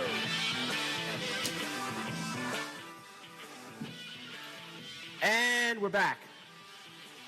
Carver and Lisi with you, Sports Grid Radio. 844-843-6879 is the number to get involved on a wacky Wednesday night. We got a lot going on. Yankees now lead the Pirates 5-0 as Kyle Higashioka hit one way out to center field. I mean, Andrew, I don't know if you're watching this game or not, but did you see the little power on your boy Higgy hitting it out to the Pirates shrubbery over the center field fence? Getting Higgy with it, Andrew. Who needs Gary Sanchez? That's right. That's all I got to say. That's right. Well, here's the thing. And like I said before, I've been waiting until at least the All-Star game, which is this month, to talk about how the Yankees have been performing and how we think they're going to perform in the second half, right? And I have really been impressed with the whole catcher situation because it's really worked. And it takes you back to the days where, the Yankees had two catchers that they could really rely on in Jorge Posada and Joe Girardi, right? Like, depending on certain pitchers have their preferences about who they want to pitch to and stuff like that. But with the same thing, with Trevino and Higashioka, it's the same concept. Both guys are capable defensively. Trevino has obviously his batting average and some of his offensive statistics have been a little bit better this year. But one of the things that you can talk about is the catching. For the most part, has been consistent. And that was the one thing you couldn't say with Gary Sanchez. Yes, he could hit the ball 500 feet, but if he strikes out 9 out of 10 times and only hits a home run once, that doesn't do anything. So, I really like the way that this has been working. I like it, too. Judge is up now. LeMahieu just got on. As Joe knows, there's a magic number in this game for me, and that number is 7. We need the Yankees to win with 7 runs scored at plus 180. Some dopey boost that they sent me today. That, of course, I went right back in on, Joe. Even after last night, getting the Yankee Astro boost down in flames at the hands of the Pirates, we went right back in, Joe. Right back into the boost tonight. We ain't scared. We ain't scared, I went right Joe. back in, too. I went back in on the L.A. Dodger game, so we're hoping for that. We got to get through this first. I know. All right, so Judge walks here, Joe. So we got 2 on and no out. All right, ducks on the pond, baby. Give this to us. Come on, give this to us here. We want this, Joe. The live total, by the way, live total just went to 8.5. Okay, live total goes to 8.5. They just took it off the board. Hopefully that means Carpenter at a 3-run homer. You're right. 5-4 now. Royals lead the Astros. Royals once again had a lead in this game. They've had a lead earlier in the week in Houston, and they blew it. Can they blow it again? Diamondbacks already out to a 1-0 lead on the Giants. Could you believe, Joe, when we got off the air last night that the Diamondbacks scored 5 runs in the 8th inning? And not only ended up winning, but hitting that, speaking of boosts, that those 3 games getting 8+ runs. Somehow Arizona got there with the 5 runs in the 8th inning. Can you believe that? It's incredible. The plus 400. I know. We couldn't get what is this? What is this? Okay, he's safe. No. He's safe. Double steal here. Let's get these runs home, Andrew. Let's get these runs home. Get them home here. 5-3 New York. 5-3. What is Mets? What? Mets. 5-3. I was going to say, how the heck is that? How'd the Pirates get 3 runs when the Yankees are hitting? What are we doing here? I got 6 games I'm watching. Jeez. I'm not just locked in on one here. I multitask. Yeah, Joe's got the This is what I overall like, game. Andrew, the aggressiveness, the double steal up 5-0 here in the 7th. They lost to this team last night. We're going to teach them a lesson tonight. Send them. What is this? Nice. What's Joe watching now? I'm watching the highlight here. Come on, all right. Jeez. Replay-itis for Joe now. He's I got FanDuel. I got everything up here. I'm on a delay on the TV. Boring, huh? Joe's on a heater here. By the way, Joe, final at Fenway, 7-1 Rays beat the Sox. Yeah, that's all right, though. Sweet. That's okay. We need the Yankee over here now. Come on. What's the over for the Yankees? It was 8.5. I got. He's got 7. I have 7 because of I just need 7 flat for the boost, for the boost that they sent me. I think it was. They sent it to you personally, directly. No, I think it was a targeted boost, Joe. Not everybody got it. Because I talked to some people and asked them in New York, they didn't get it, and it wasn't just New York; it was nationwide. But not everybody. I don't know how they decide that, but it was a targeted boost. So probably to the people that just continue to shovel the money in the thing, they just look at this guy. Let's get him again. Not tonight, Joe. We're going after him. Not tonight. 1 out. 1 out. Well, this hump Carpenter hits it straight up in the air. I mean, all we needed was 2 fly balls here, Joe, and we could have got both these runs in. 2 fly balls, all it would have took. All right, come on, be positive. 5-3 Mets. If Stanton hits the ball 125 miles an hour on the ground, it could be a base hit and score 2 runs. I'll take that right now, too. By the way, Joe, I know you're interested in this. The Jazz have closed the gap at the Summer League game. It's 59-57 in the third quarter with 2 minutes Now he's left. going to rifle me with this now every 2 seconds. Well, listen, tomorrow they start in Vegas, and you get like 7 or 8 games a day over at the Summer League in Vegas, including a lot of late-night action, Joe. You're going to be, hey, when you're looking for a little something to jump in the pool with, that could be it here over the next couple of weeks. The 10-day odyssey, the Vegas Summer League. You want to get in on Detroit plus 700 to win it? Win it all? Yeah, why not? Yeah, and they're sending all their best guys. Cunningham, Bay, Jaden Ivey. They're sending all the best guys. Oh, Jaden Ivey's. Yeah, great. Yeah, we're going to Joe have doesn't the want to hear insider there anything with the about the Summer League. He was done with basketball. He's got the big skin out. He doesn't want to hear about the Summer League. Wants nothing to do with it. We're going to have the people, the so-called touts, putting out their 8-star Diamond G League Summer League Player of the Year. I saw Ivy out with the guys at the club until 4 o'clock in the afternoon. Please. What's really bothering Joe right now is that we're 20 minutes in and we haven't talked about the football trade today. So that's the one thing and I promise you, Joe, that we're going to do that after the next break. We'll come back and talk about the football trade today. I know you do it to get a reaction. No, I don't. It's just that we do this show, Joe, where there's a lot of live activity when we come on the air. There's a lot going on. Well, why don't we put on the fishing channel? Maybe we could get, the weekly, the fishing. How many? I know that you just want it to be a football show the entire time. 8-3 New York Mets. 8-3. 3-run shots. How about that? Who hit it? Who hit it? Who hit it? Nemo. I don't know. Nemo? Finding Nemo? There it is. Wow. Correct. Wow. You didn't have that tied to the Red Sox? No, had it over 11 straight plus 100, but we're going to get it. You have got to be kidding me here. I took ball getting the seats. Yeah, of course. Jeez. I'm on the Yankee game, Joe. And I had over 10. I had over 10. Listen, I had it over 10. Second and third, no out here. They better get at least one of these runs. At 9.5 and 11, so I'm all right now. I'm happy. All right, you're in the clubhouse, Joe. Let's get the Yankees home now, all right? I don't know. You're in the clubhouse already. All right, let's get the other one home. Right now? Do we need it now? Okay. I don't know. I'm going to pull a you now. How about that? I don't know. Yeah. See, here's the thing. You've got every game on the board. I got one. No, Just that's one. not true. That is not true. I'm going to, I don't know. All right, I guess. If we have to root it in, I guess we'll root it in. Yeah, root it in. I don't know. This That's bum what you would strikes do, out. Second right? and third, no out, and they're not going to get a run. What losers? See, you're negative already. You're negative already. I guess so. Why? Why are you negative? Because they're not scoring here. Second and third, no out. This one hump hits it straight up in the air. This next guy strikes out. Just brutal. Absolutely brutal. Carver and Lisi, Sports Grid Radio, 844-843-6879. We will come back. NFL trade today, much to Joe's liking. We will talk about Baker to the Panthers next on the Grid.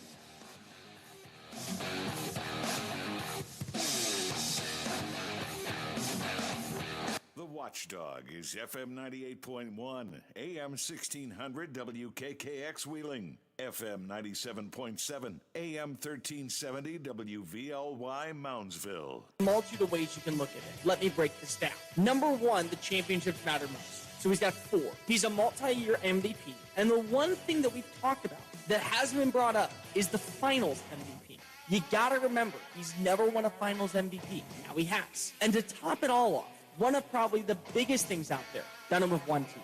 In today's NBA, with all the super teams, all the movements, all the passion, trying to set up for championships, finding this level of consistency with one team, I think also boosts your numbers and boosts your stat line.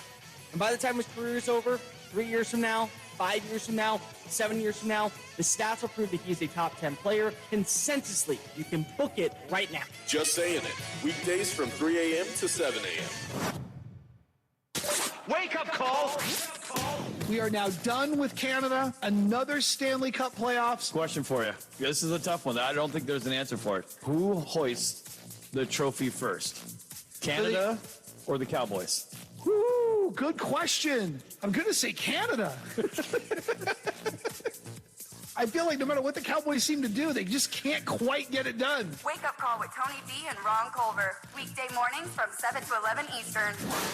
Pharrell. Coast to coast! Lamar Jackson never throws anything clean deep. When does that happen? When does he play? Now look, I don't deny how great he is at running the ball, but I'm telling you, I've watched all those great Randall Cunningham, all of them, Michael Vick. Eventually, every dog has his day. You run the football in the National Football League, and you are going to get lit the F up. Kyler Murray is also looking to get paid. He's the only starting quarterback, Scotty, who did not meet the media these last 2 weeks at mandatory minicamp. And I'll tell you what, he's another one. I gotta tell you, like you can laugh at me all you want. All I know is, that little dude. My daughter's bigger than him. Pharrell Coast to Coast with Scott Pharrell. Weekdays from 4 p.m. to 6 p.m. Eastern. The Rundown with Jeff Michael. My dog's name is Ricky Bobby. We took him to the Houston Texans wiener dog races. He won $5,000 for the Boys and Girls Club. So I got an interview, a microphone shoved in my face, right? They're like, you got anything to say? And I said, if you ain't first, you're last. About 15,000 people screamed as loud as they could. It was awesome. I was like, if you ain't first, you're last. And they erupted, man. And it was a pretty cool moment for me and my little wiener dog. The Rundown, weekdays from 11 a.m. to 1 p.m. Eastern.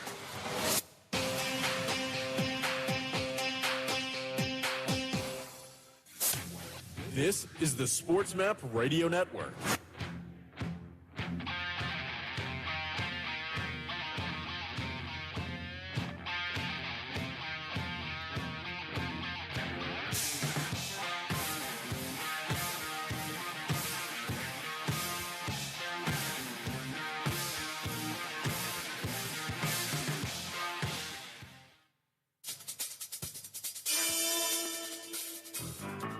There's no reserving judgment here.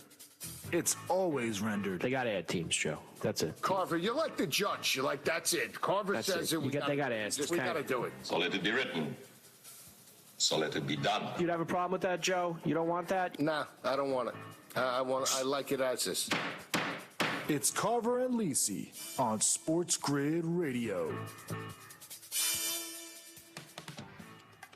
And we're back. Carver and Lisi with you. Sports Grid Radio, 844-843-6879.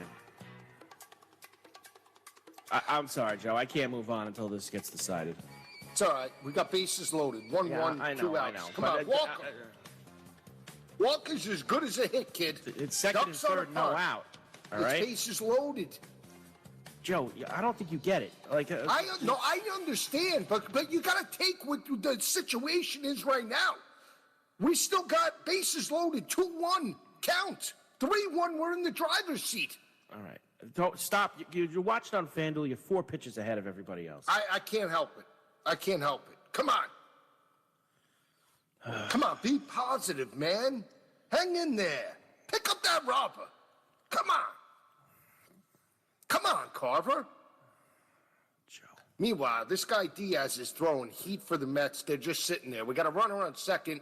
This Cincinnati Red team is just garbage. Could you just slap the ball to the right side? This guy, Beatty's got to walk somebody in here. Come on. Come on, Donaldson. Hey, now, kid. Hey, now, kid. Ducks on a pond there. Come on. So the Mets have sprung for 5 in the top of the 10th, as Joe told you before. They lead the Reds 8-3 right now. The Royals still lead the Astros 5-4 in the 7th. Diamondbacks have extended to a 4-0 lead over the Giants. That is in the 3rd inning. The Giants have just been playing miserably lately. How is that a strike compared to the other ones that he just called a ball? Come on. 3-2. Rockies and the Dodgers are scoreless. That is in the 2nd inning. Come on. Kid. Come on, kid. You know how this is going to end. Stop it, Carver. Hang in there. No negativity, be gone, Carver. Negativity, be gone. Jeez, Joe. I don't like that you're watching on the FanDuel. It just Come on, Donaldson. Hang in there, kid. Hang in When there. we're all on the same game, we should all be on the TV. That's Walks as good as a hit guy.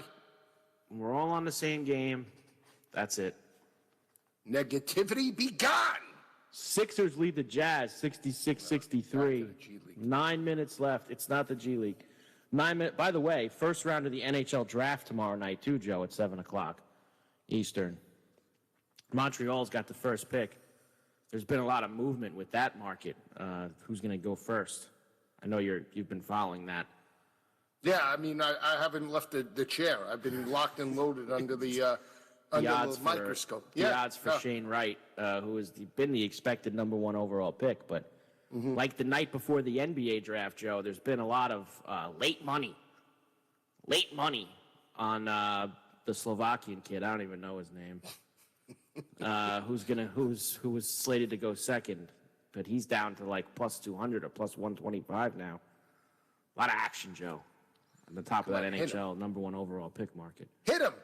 It's still 3-2. I'm watching this guy foul off pitch after pitch. Hang in there, Donaldson. And the misery for us here.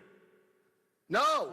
Walk him. Fouling him off. Come on. Fouling him off. That's good. The kid's hanging in. What do you want? Kid's gutty. I want this decided so that we can move on. That's what I want. Negativity be gone. I will not let my partner bring us down like an anchor. The result of this at bat is going to determine like the flow for the next 10 minutes of this show. Okay, so if he walks, Carver, we chip away. We get one more. He's hanging in there. Yeah. Well, we'll see where the show goes. No, just please. I don't like that I don't like when you do this with the FanDuel. You go on there and you watch it on there. Yeah, and what's the problem? Because then you can't even see all the cool stuff on the screen, like me and Andrew, we could see that Yinzer Palooza is coming to PNC on Yinzer Palooza. Okay. On July 29th, featuring the Clarks. Do they have a bobblehead day for Sharapan when he went out there? I bet you, that's right. Sharapan at the game tonight, too. Sharapan hat? Hey, Did you see him out? Sharapan! Did you see him out on the field today? Did you see the picture of him out at second base? I saw him like he knows a guy who knows a guy who knows a guy, and he got on second base. Yeah. He's wearing the Willie Stargell jersey, he's hanging out. It looks fantastic, by the way. All right, it's over. He struck out. You say you brought him down. Thanks. You Thanks happy? a lot, Joe. No, you did that to us. No, I didn't do that to us at all. You did too. You were talking negative. It was 3-1. The kid didn't even have a chance. Talking negative. Joe, they had second and third and nobody out. That's why I was talking negative. They blew it, Joe. Second, third, nobody out. They didn't score any of the runs. I felt like you had the needles in the doll by you were poking the kid in the sternum. Because you weren't paying attention to it whatsoever.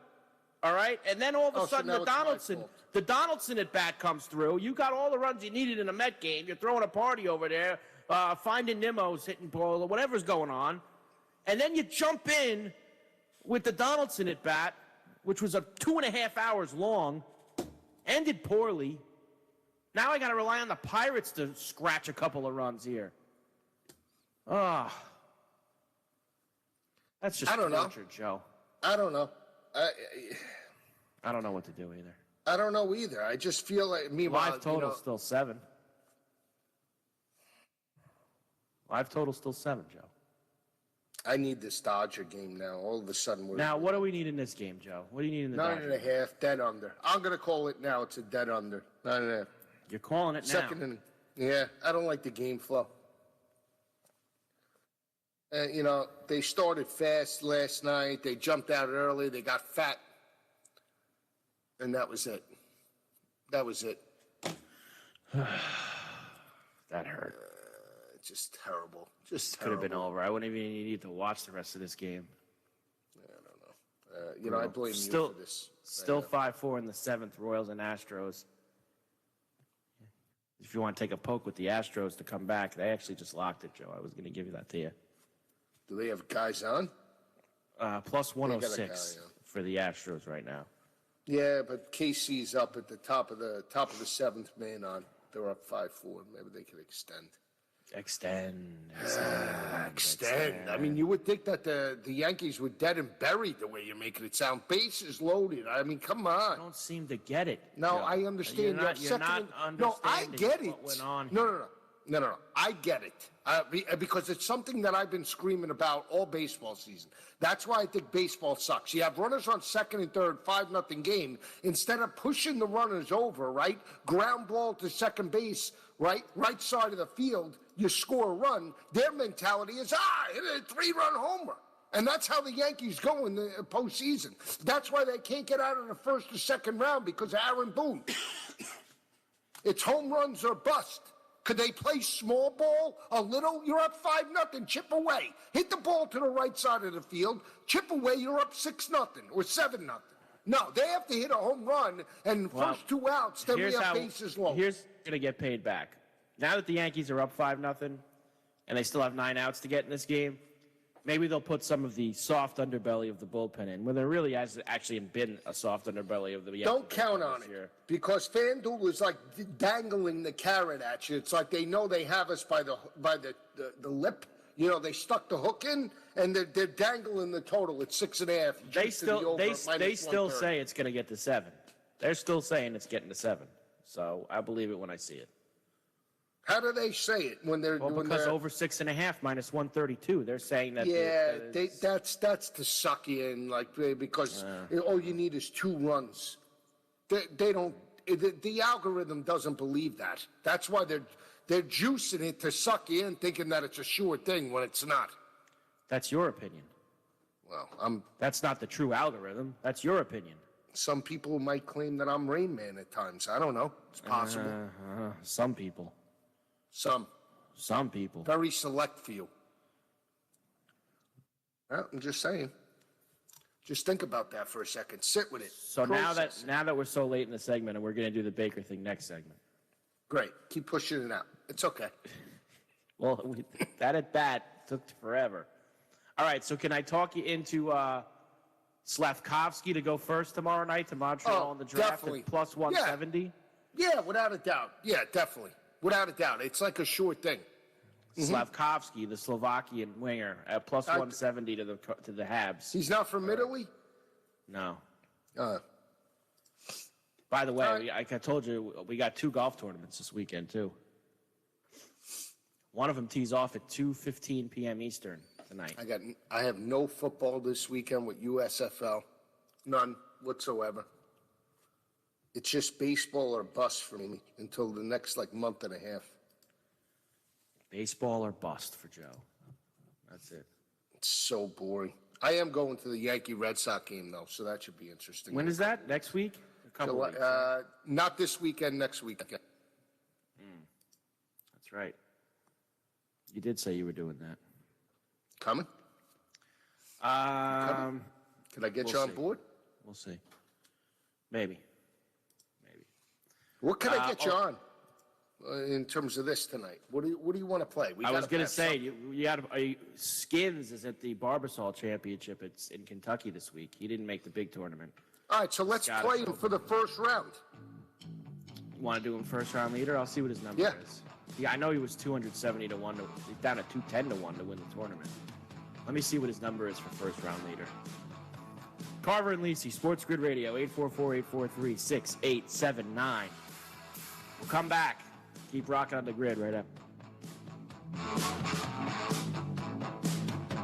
Like me, you've been hearing a lot about burials and cremation lately. It's kind of a sad thought, but thousands of these poor souls have to be stored in these big refrigerator trucks, waiting sometimes weeks before they can be put to rest.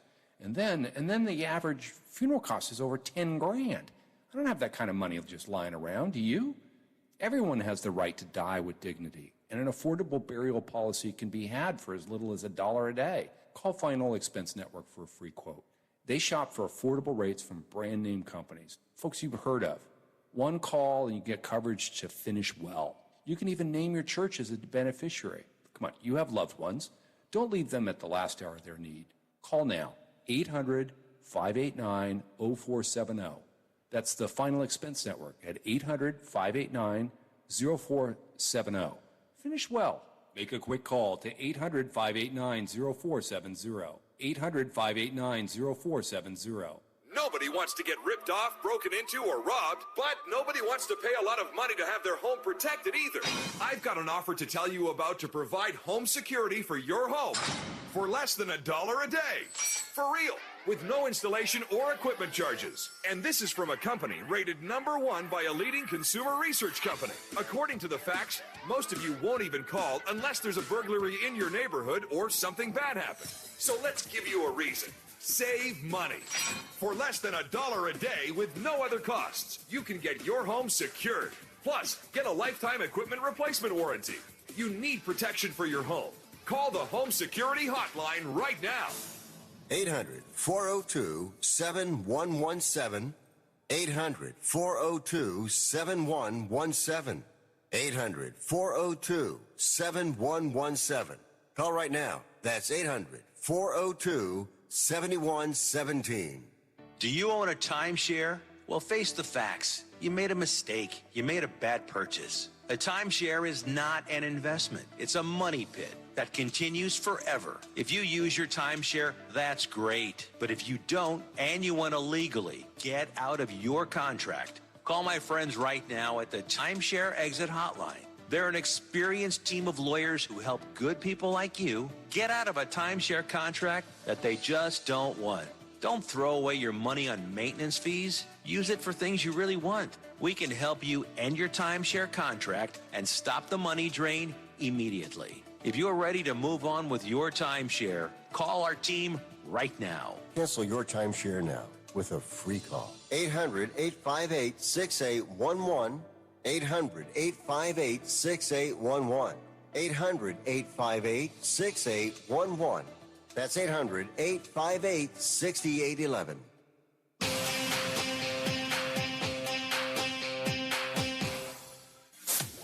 This is the Sports Map Radio Network.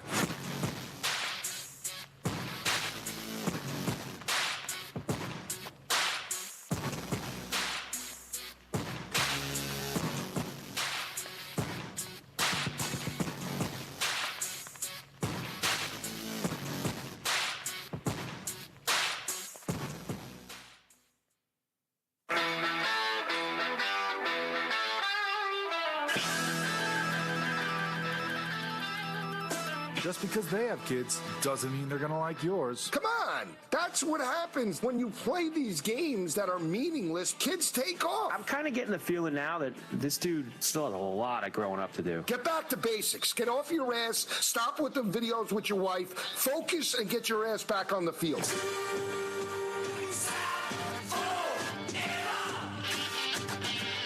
It's Carver and Lisi on Sports Grid Radio.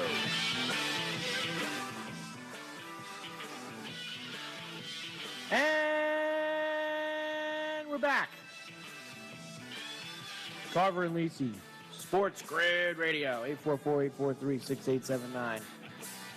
Good to have you aboard here on a wacky Wednesday night. Still 5-0 Yankees. Manny Banuelos, who has been with the Yankees all year, making his first appearance with the Pirates. Hopefully the Yankees will greet him with a couple of long balls or something. And that would be a nice way to say hi to Manny, who was on their team for most of the season. All right, Joe. So I'm not going to let you sit on it any longer. I know how excited you are that there was a football trade today. So we'll keep our eye on the baseball, but we will also mention that after several long months of speculation, finally, today the Browns and the Carolina Panthers came to an agreement on a trade for one Baker Mayfield, a conditional 5th-round pick, which basically, from what I read today, becomes a 4th, like if, basically if he starts. Like if he plays like X amount of snaps and the number's not even that high, that it's actually a 4th-round pick. If not, it's a 5th. Either way, it's a steal. And the Browns are going to pick up $10.5 million of the remaining 18.8 on the tab, and then Baker even took another 3 off the top of that for the Panthers. So the Panthers, all in all, are only paying like $5 million for Baker this year, but that's a good thing, Joe, considering they're paying Sam Darnold like 20. So I guess they had to get a discount somewhere for now having the 2 of the top 3 picks in that draft. It's incredible. Yeah. It's incredible. But we talked about it all offseason. We talked about how Carolina was in need of a quarterback because Matt Rule is on the hot seat. You know, he needs to win immediately. Their preseason win total was 5.5 prior to Baker. It's up to 6.5 now. They went from plus 520 to make the playoffs down to plus 410. If you could get, and I said this before, if you could get 12 games out of Christian McCaffrey, could the guy stay healthy? As long as he could stay healthy for 12 games, they have a realistic shot to make the playoffs as a wild card. I really believe that. That front seven is solid. Matt Rule is a good defensive-minded head coach, predicates physicality, offensive defensive lines. They don't have a world of speed on the outside of DJ Moore, Terrace Marshall, and obviously Robbie Anderson, which I'm not sold on as being an elite wide receiver. They can move the football. The problem has been, obviously, the quarterback situation. And you start 3-0, you fall off a cliff with Darnold. This is definitely an upgrade, and Baker's going to play with a chip on his shoulder, but he needs a running game. Let's not make no mistake about it. I mean, McCaffrey is an intricate piece of them getting over the 6.5 and, more importantly, getting to the playoffs. But I'm with you, Carver. I saw that you jumped on the 6.5. I think they're definitely an upgrade of where they are, and I think Matt Rule is that good of a coach to get them to potentially 8 wins this year. Look, I just think that this is, for a team whose quarterback room was probably one of the 2 or 3 worst going into training camp in the NFL, it's a massive, massive upgrade. And I'm a firm believer, Joe, and I've already heard from people today who tell me that I'm nuts.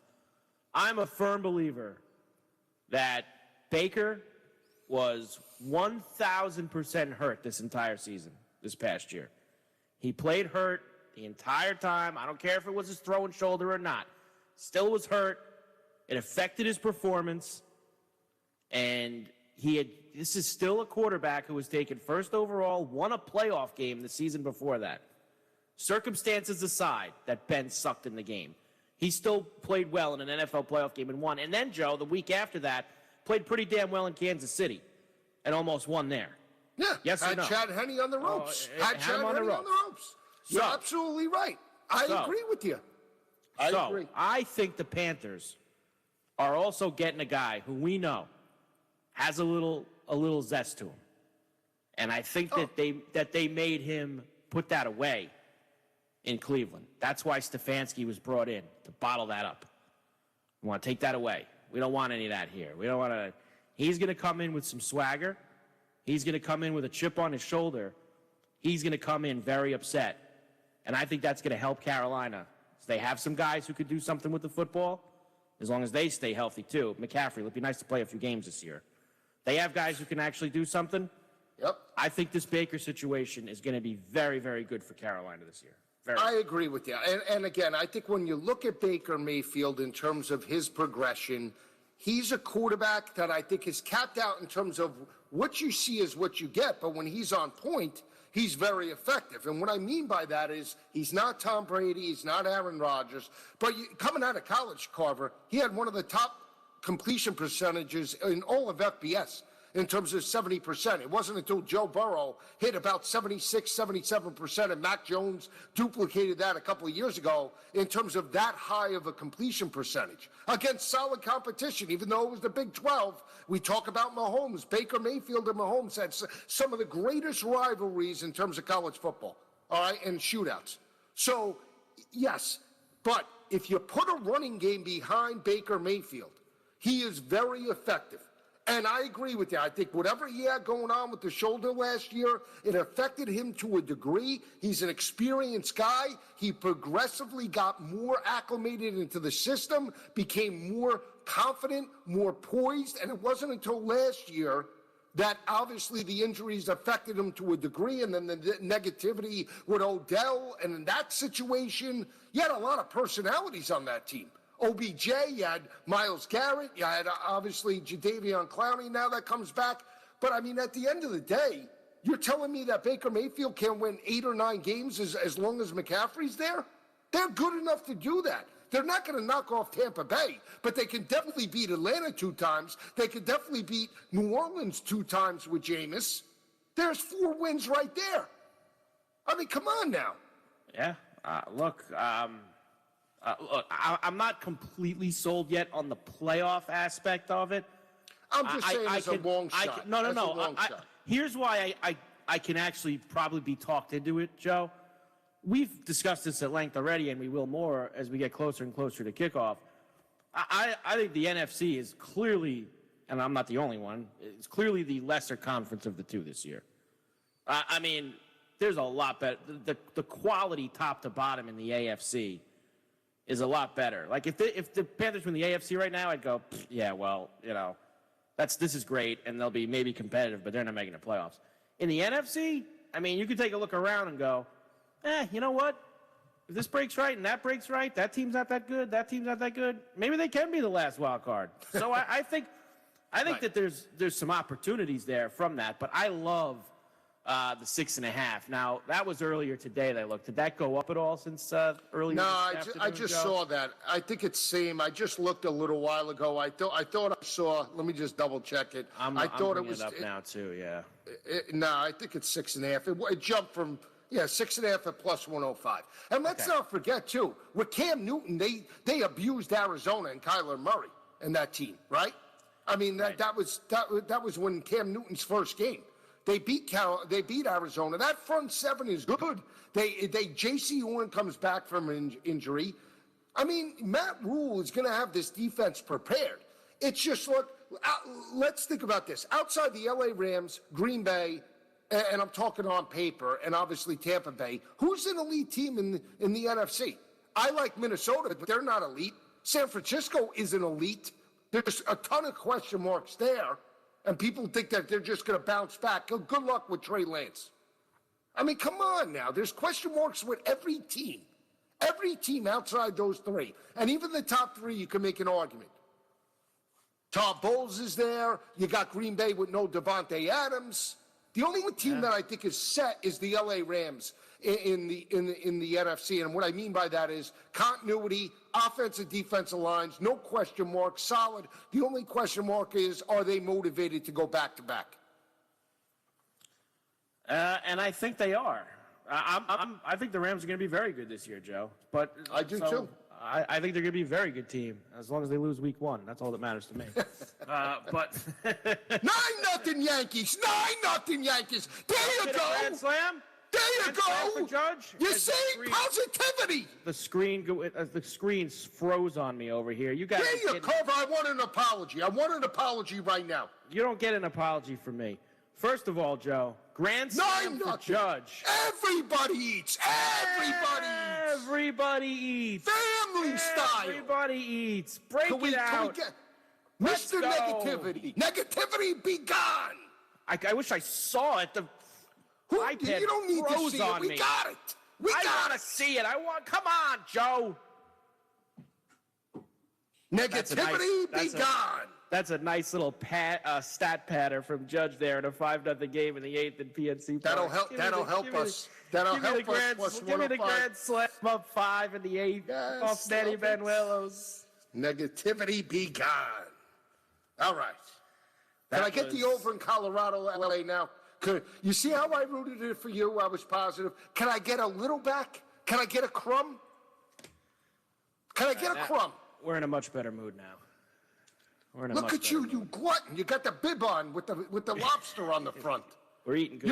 You're cracking the lobster tails. I'm still on the asparagus. Come on. There we go. Nice hit there. I should have maxed that too, Joe. I should have maxed it out. If you were in a Marvel movie, your villain, Dr. Glutton. That would be I've never seen one of those movies. I watched them, with the kids and stuff, but Dr. Glutton, and have a big lobster with a bib on it. 9-0 Yankees. And a syringe. 9-0 Yankees. Let's go, baby. That's good. That was a helper. You know what, Joe? That made up for last night. All the nonsense last night, that just made up for it all. One swing of the bat. Negativity be gone. That's what you're saying. Negativity be gone. We're going to add that. That's the 30th of the year for Judge, by the way. He must have been feeling the heat because did you see Schwarber, Joe? 2 last night and 2 more tonight. Schwarber gets to 27. So Judge, the first to hit the 30 marker in Major League Baseball this year. And he does it on July the 6th with a big grand slam that puts us over the 7. Oh, everybody eats tonight, Joe. Good job. Everybody eats. Are you excited? Yeah, I'm happy now. Now what do you want to do in the Dodger game, Joe? Let's go. Let's go. Double down. Carver and Lisi with you. Sports Grid Radio, 844-843-6879. Come back. You can rock it on the grid right after this.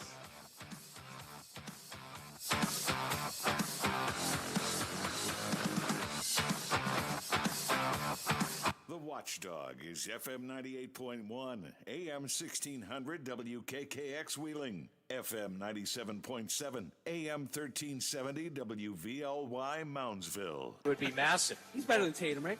No. You're out of your mind. Luka shows up out of shape every year. Oh, my goodness. Every year. Every year. It's the second year in the league. You say it like he's been in the league for 5 years. Right.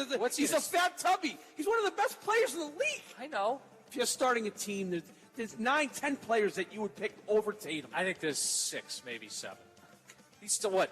I put him at 8 and Tatum at 7. You are out of your mind. He's oh my goodness. Probably not quite as good a scorer, better passer. Luka dodges doesn't 10 show up times out of 10. shape every year. Oh, please. By the way, he played in Game 1 too, unlike Luka. Okay. Now Luka's just all he's all about is eating donuts and winning Rookie of the Year. Come on. The Diehards, weeknights from 8 to 10 Eastern on the Sports Map Radio Network. Ready for your next content binge? Check out www.believe.com. That's BLEAV for sports analysis, pop culture, health and wellness, and much more. Our network includes current and former pro athletes, Olympic gold medalists, award-winning actors and actresses, and many more. Find your next binge on Believe.com today. Do you believe? The Rundown with Jeff Michael. Talking with Sean Alexander, former Seattle Seahawk 2005 NFL MVP. Between college and pro, do you have a favorite game or a favorite moment? I don't think that there'll be a greater moment than when we won the NFC Championship, and I'm carrying the trophy around knowing that the Seahawks are about to go to the Super Bowl for the first time. You know, when I got there in 2000, they had 3 winning seasons in 25 years, 3 winning seasons. And I come from a high school that's nationally ranked, being the ESPN #1 high school player, #1 recruit. Then I go to Alabama, and every year we get a shot at it. SEC, lost in the Orange Bowl my senior year to Michigan and Tom Brady. Then I got to Seattle. I was like, ugh. I don't even understand how to feel like we're losing this game. I didn't know how to. And so to turn that around was a great feeling, and then to it all really capped off by going to the Super Bowl. The Rundown, weekdays from 11 a.m. to 1 p.m. Eastern. Imagine learning about radio and being mentored by true radio professionals in real radio stations. Well, actually, you don't have to imagine, because there's Radio Connection. Radio Connection gives you the opportunity to learn one-on-one and be mentored by radio pros. Plus, you don't have to worry about getting into a crazy amount of debt with school tuition either. Radio Connection keeps their tuition at much lower costs. To find out more info, visit radioconnection.com.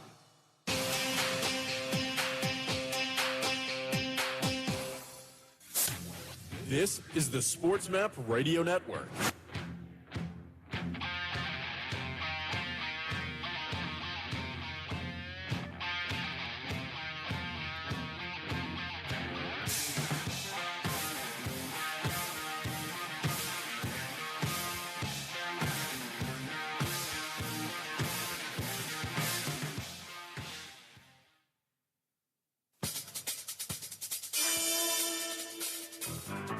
There's no reserving judgment here. It's always rendered. They got to add teams, Joe. That's it. Carver, you're like the judge. You're like, that's it. Carver That's says it. it. They got to add. We got to do it. So let it be written. So let it be done. You'd have a problem with that, Joe? You don't want that? Nah, I don't want it. I like it as is. It's Carver and Lisi on Sports Grid Radio. And we're back. Carver and Lisi with you. Sports Grid Radio, 844-843-6879. Yankees are actually still hitting, Joe, after the Judge Grand Slam. They got two more guys on. Yes. Torres is up now. But guess what, Joe? I don't care anymore. Neither do you. 9-0. Yankees lead the Pirates in the top of the 8th inning. Royals clinging to the 5-4 lead on the Astros in the 8th down in Houston. Thinking about jumping on Houston. They got second and third here. In the bottom of the 8th? Oh, KC, top 8? Yeah, but 2 outs. Should we jump on them plus 180? 3-0, nothing. They might have bases loaded. You want to take a shot plus 180? I'd wait for them to load the bases. That way you might get plus 2. Yeah, 3-0, right? No, you're right. You might be right. But then you got to hope they get out of the bases loaded without any more runs. Yeah, well, that's always...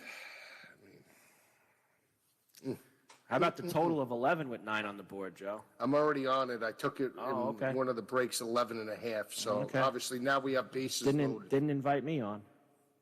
Well, yeah, trust me. You said I had every game. I did basically, but when the so I was right. So wait a second. You got on me. You got on me. But at the end of the day, I was right. No, you weren't right, because when the Met over came in, then I jumped on the KC game. Oh, okay. We probably got to start looking at something in the Rocky Dodger game as well. All right. As that's scoreless in the third. Watchdog is FM 98.1, AM 1600 WKKX Wheeling, FM 97.7, AM 1370 WVLY Moundsville, FM 98.1, AM 1600 WKKX Wheeling, FM 97.7, AM 1370 WVLY Moundsville. Oh my God! If I heard this in a dark house, I'd run. This is an Independence Day haunted film. If you had like red, white, and blood, this could be the opening music. Wake Up Call with Tony B and Ron Culver. Weekday mornings from 7 to 11 Eastern. Just saying it with Cole Thompson. So, Arch Manning commits to Texas, and now we're looking at the Longhorns slowly surging up the recruiting trails. Going into the week, they ranked as low as number 20 on most big boards. After yesterday, with the commitments of multiple players, and they're a number 5 team in the country when it comes to recruiting, all because of one player there. When you look at what Arch Manning has done in just a few short hours after committing to Texas for the program's future, he's building a repertoire and a pipeline of potential talent to make Texas great again by the time they get to the SEC. All it takes is one player to come into your building and change your culture. In the great words of Ray Liotta, who played Shoeless Joe Jackson in the movie Field of Dreams, build it and they will come. Arch Manning is the it, and they're coming left and right to play at Texas. Just saying it. Weekdays from 3 a.m. to 7 a.m. The Rundown with Jeff Michael. We were talking about the home run derby. It's in LA. And you said bring back some old school players. What if you brought back Bonds, McGuire, light-skinned Sosa? That would be bigger ratings than the actual home run derby. 1,000%. Have you seen the 30 for 30 with him about the steroid era and the home run race? Wow, Sosa, man. You take those Michael Jackson pills. Right? The Rundown. Weekdays from 11 a.m. to 1 p.m. Eastern. Fred Nation with Fred Fowler and Greg Frank. I don't think this is all that weird. I think he has in his head what he thinks will work out for him, and he's willing to bet that he can lead him to a Super Bowl. I'm not going to bet against him. The reason I think it's weird is because normally we see quarterbacks prioritize the security the quickest they can get it. Tiny Kyler's been whining all off season because he just wants the money. He wants to get that locked up, guaranteed contract. But don't you respect Jackson more for his confidence? I don't have a problem with it. I'm just answering why I think it is a little weird. Like, it's a different approach that usually you get the quarterback after year 3 or year 4, he's paid. Boom, you're a guy. Now Lamar's going into year 5. Yeah, but I mean, like I said, everything I've read from the Ravens is they want to do a deal. Fred Nation, weekday afternoons from 1 to 4 Eastern. Are you looking for your next favorite content to binge? Look no further. Search for your team at www.believe.com, where you can find sports analysis from former pro athletes, scripted comedy shows, binge-worthy pop culture, health, and much more. That's BLEAV, the #1 content network for professionals. Do you believe? Wake up, Cole! Tom Cruise made a series of movies in the 1980s where no matter what it was, he was the best at it. Whether it was pool player, cocktail bartender, NASCAR driver, fighter pilot, he was the best. And there was always a line in the movie where they told him that. They said, "You are the best." Days of Thunder, he was like a cocky California guy, open wheel driver, gonna learn to drive stock cars. But he could drive the wheels off that like nobody else. Same thing with Top Gun. Kelly McGillis, she couldn't help herself. She never gets involved with pilots. She sees a million of them all the time.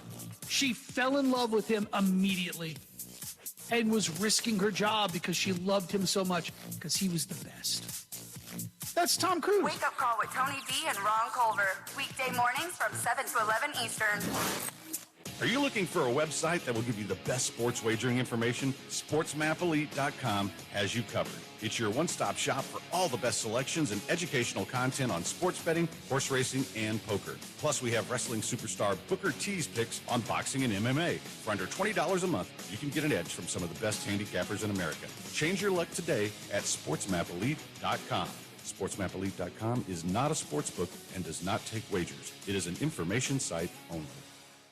Are you looking for a website that will give you the best sports wagering information? SportsMapElite.com has you covered. It's your one-stop shop for all the best selections and educational content on sports betting, horse racing, and poker. Plus, we have wrestling superstar Booker T's picks on boxing and MMA. For under $20 a month, you can get an edge from some of the best handicappers in America. Change your luck today at SportsMapElite.com. SportsMapElite.com is not a sports book and does not take wagers. It is an information site only. You're going on a trip, but where are you going to stay? How much will it cost? Well, it'll cost less by booking on BestHotelRates.com. BestHotelRates.com works with all the top hotels in the country while delivering you great hotel and room choices for the best prices. Why wait? Go to BestHotelRates.com, enter your email address, and start shopping for your next hotel room. BestHotelRates.com, it's in the name. BestHotelRates.com.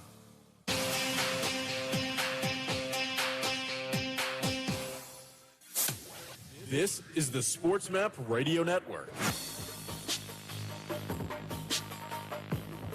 I need plus money for that at this point in the game. It's not enough for me. It's minus 128 right now. I need more than that. Want to take 8 in the San Fran game? No, I don't want to be involved in that game.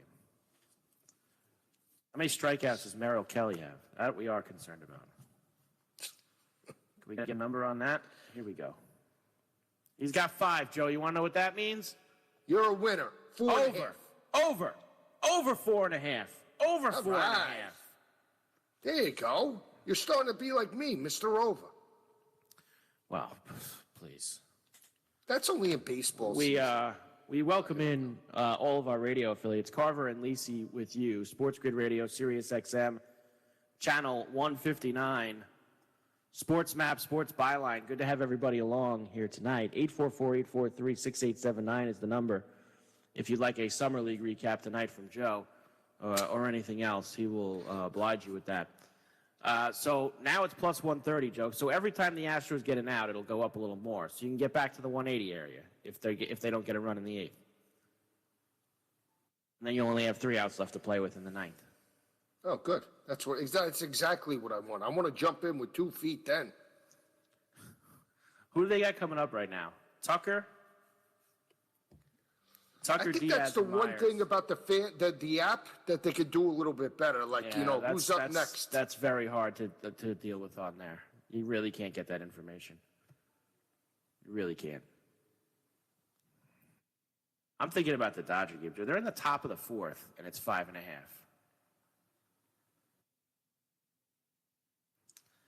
I kind of like it, Joe. I want to jump in. I'm going to probably be greedy and wait a little too long. 140 now on the Stros. You want to do Stros and the over in the Dodger game? You want to put them together? Since I know that All right, let's do it. That usually gets you excited. Yeah, it does. When we do things like that. 4-3 now. You see this? The Giants cut the lead 4-3. Wow, that was who hit the 3-run homer? I don't know, but I knew I saw. Carver and Lacey, Sports Grid Radio, 844-843-6879. We'll find out who hit the homer for the Giants and more. We're back after this on the grid.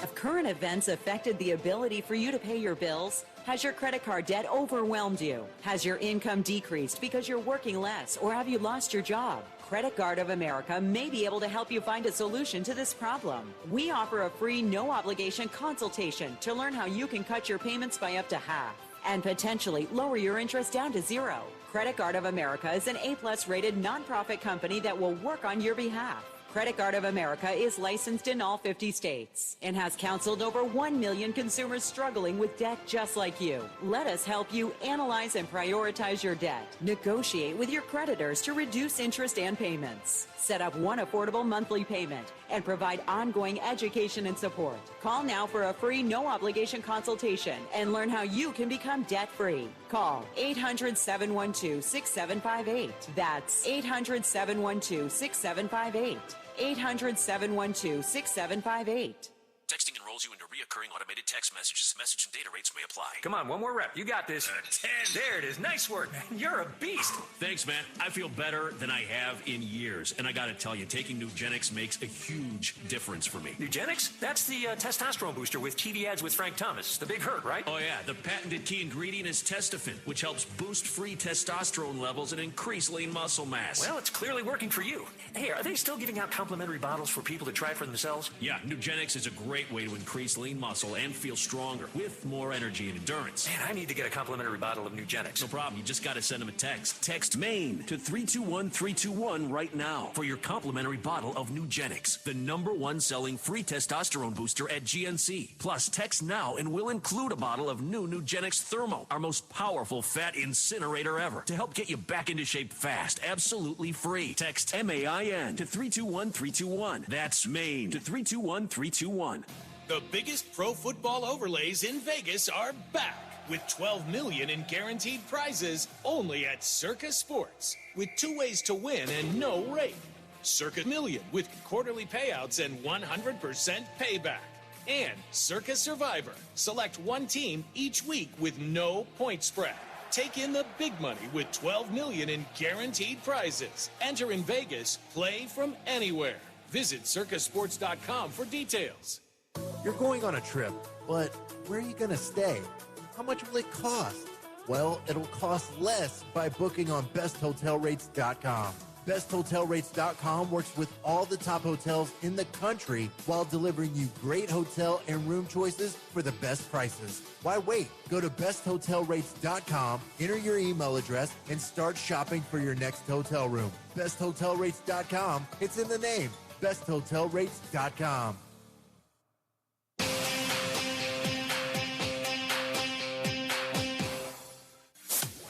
This is the Sports Map Radio Network.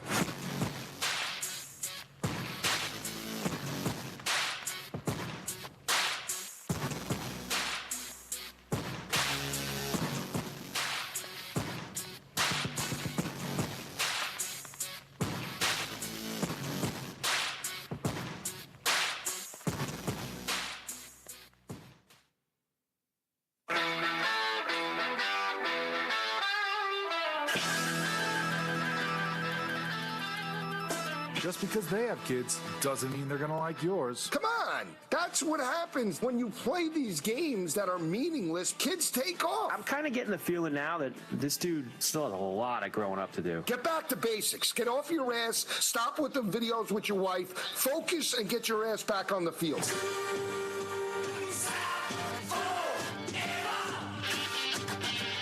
It's Carver and Lisi on Sports Grid Radio.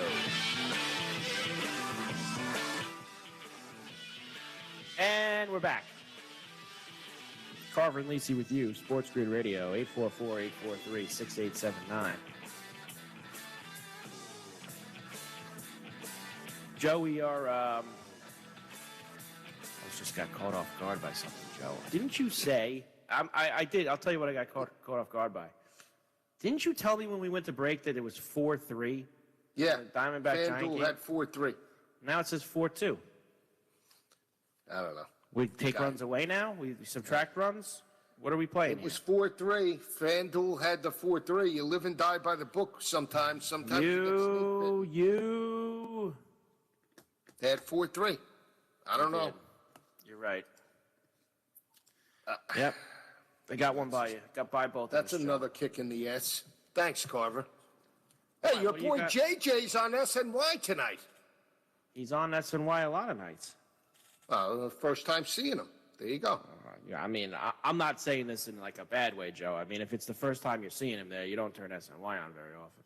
I don't go to Geico Sports Night. I don't. Yeah, he's on. I'd say if I had to guess, he's probably on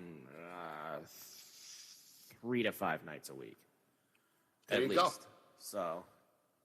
I mean, this is deep into the post game here. I'm like, looking like, I haven't changed the channel because I can't get, for some reason, this Colorado LA Dodger game. I don't even know where it is. It's not on MLB. I'm trying to locate this game. Can't find it. They have the Arizona game on. Not good. Not good. Toast. We're toasting this game. At least I'm toast. Wait. What? Why are you toasting the Arizona game again? No, not the Arizona. I said the Arizona game is on. Oh, okay. I need the Dodger game, which I said I'm toasting that. Well, and that was 8.5 pregame? No, it's a little bit higher than that. Was it higher than that? 9.5. Jeez. After missing it last night, you went back to it? I figured they owed us.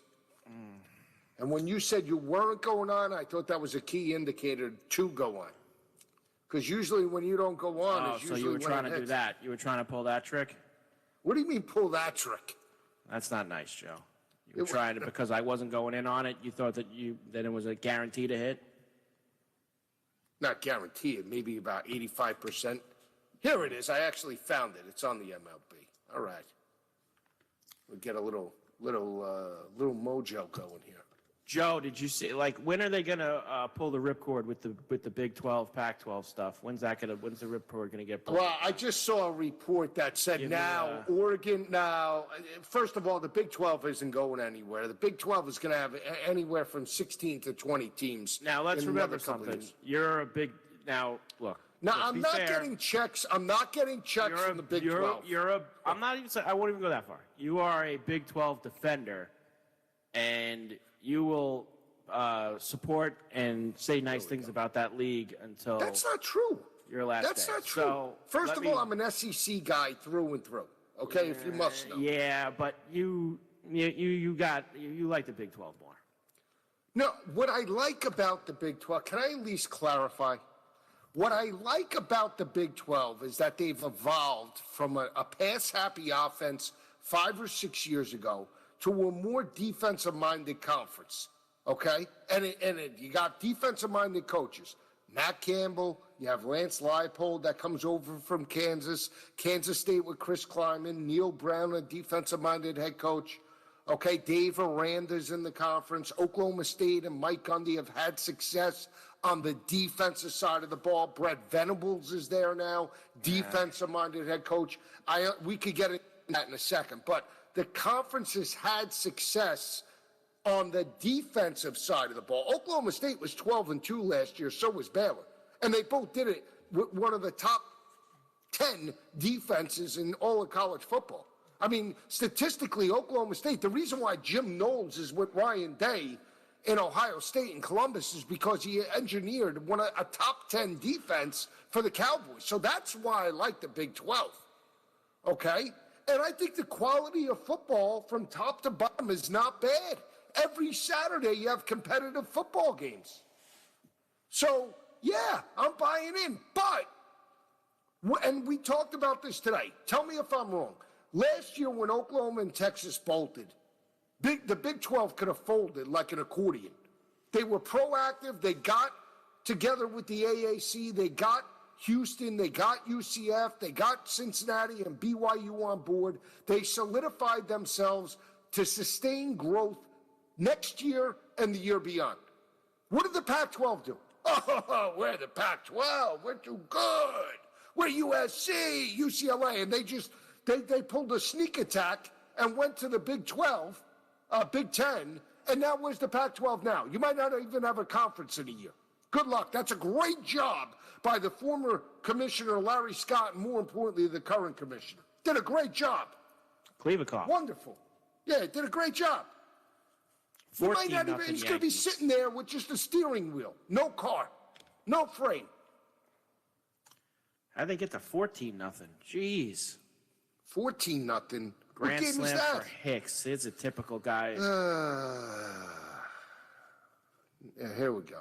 Garbage time grand slam. 15-0. 15. Seriously? The FanDuel's got 15. It's probably wrong right now. It's the way this is probably going. right. Wouldn't surprise me. I don't know. They're right at the Yankee game, but the one game Actually, that would be huge if Stanton hit a homer. Did Stanton come up after him and homer, Andrew? Stanton up after Hicks? I'm checking. I'm a little bit behind. I'm not sure why.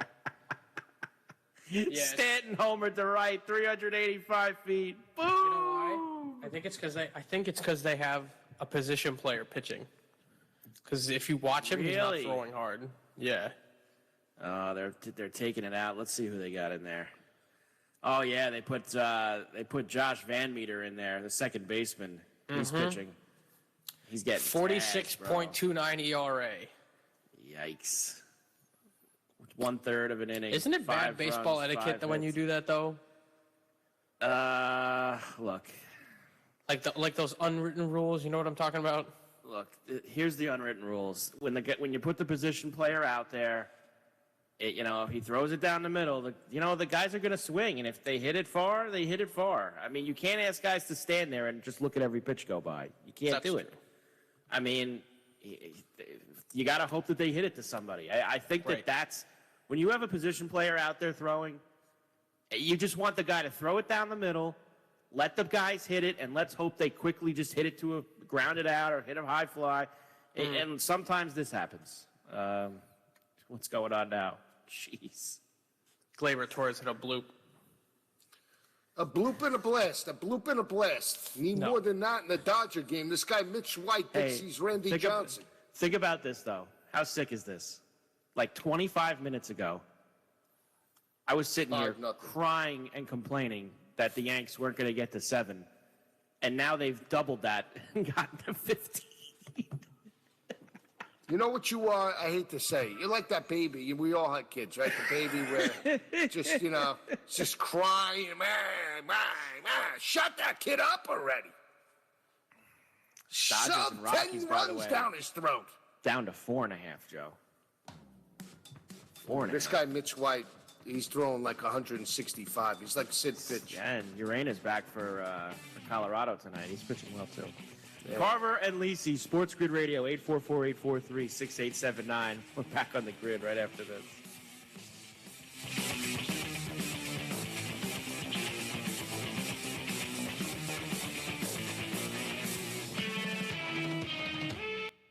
The Watchdog is FM 98.1, AM 1600 WKKX Wheeling, FM 97.7, AM 1370 WVLY Moundsville. Discovering the perfect paint for your home has never been easier with Zinsser Smart Coat from Menards. Plan smart with interactive tools at smartcoat.com. Buy smart in-store or online. And paint smart with this advanced paint and primer in one. Right now, get a gallon of interior flat paint for only $26.68 after 11% off. Good through July 10th. Savings are a mail-in rebate. Some exclusions apply. See store for details. Which Fox has done, and before that, CBS did as well. I'll do that too. So at 66, I still feel like I've got a lot of wood to chop, and that my fastball is still in the 90s, and it's good to go. The Diehards, weeknights from 8 to 10 Eastern on the Sports Map Radio Network. Wake up call! When we were in the 80s, did the people who grew up in the 40s, were they as nostalgic for the 40s as we are for the 80s? I don't remember anyone in the 80s pining for the 60s or 70s. Yeah, like I don't... 50s. Somehow nostalgia is selling our generation, I think, more than any other generation. That is a great point. Wake up call with Tony B and Ron Culver. Weekday mornings from 7 to 11 Eastern. Just Saying It with Cole Thompson. So Aaron Donald, arguably the best defensive player in today's NFL, gets paid and is worth every single penny of it. So this is what Los Angeles can do. Very similar to what New England was able to do, where they paid for their superstars and then built around with lesser names that they just somehow either added in the draft, added in free agency, off the waiver wire, when it came to undrafted free agents. That was Bill Belichick's niche. Les Snead's niche right now is finding day 3 prospects that turn into starters and being willing to work the salary cap always in his team's favor. You look at a guy like Aaron Donald getting a contract. He's not walking away from the game, which was always the case. He never wanted to walk away from football. He wanted to stay and play. Now he will close out his legacy as arguably the best defensive player of all time. Just Saying It. Weekdays from 3 a.m. to 7 a.m. Fred Nation with Fred Fowler and Greg Frank. I've always said nothing good ever happens on a Tuesday, but the show happens on a Tuesday. So there you go. So that's something good? So we're going to be good. Okay. I don't associate Tuesday as like a bad day either, though, right? Like it's not Monday. But it is the worst day, though. Because like Monday, at least you still have a little bit of a high from the weekend, right? Okay. And there's always fun stuff to talk about. Yeah, Tuesday we're still going up the hump. Fred Nation, weekday afternoons from 1 to 4 Eastern.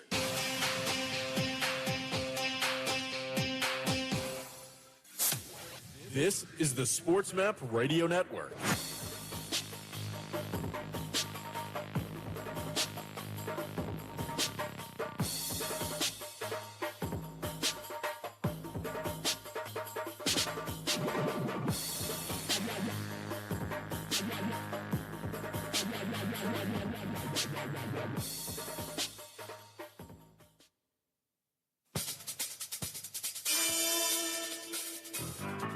There's no reserving judgment here. It's always rendered. They got to add teams, Joe. That's it. Carver, you're like the judge. You're like, that's it. Carver That's says it. it. They got to add. We got to do it. So let it be written. So let it be done. You'd have a problem with that, Joe? You don't want that? Nah, I don't want it. I like it as is. It's Carver and Lisi on Sports Grid Radio. And we're back. Carver and Lisi with you. Sports Grid Radio, 844-843-6879. I was just looking, Joe. I finally saw what went on in the Giant Dodger game. The Giant Diamondback game. For when you saw it go from 4-3 to 4-2. So it was a 4-0 game. Joey Bart, the catcher for the Giants, hit a ball over the wall in left field for what looked like a 3-run homer. Hence why they put 4-3 up on the board so quick. After umpire review, a fan reached over for interference. So the hump cost you that run, Joe. I don't know. It's really close. You know, on those plays, Joe, you never really know if it's actually going to go out or not because it's almost – some are very obvious, but some aren't.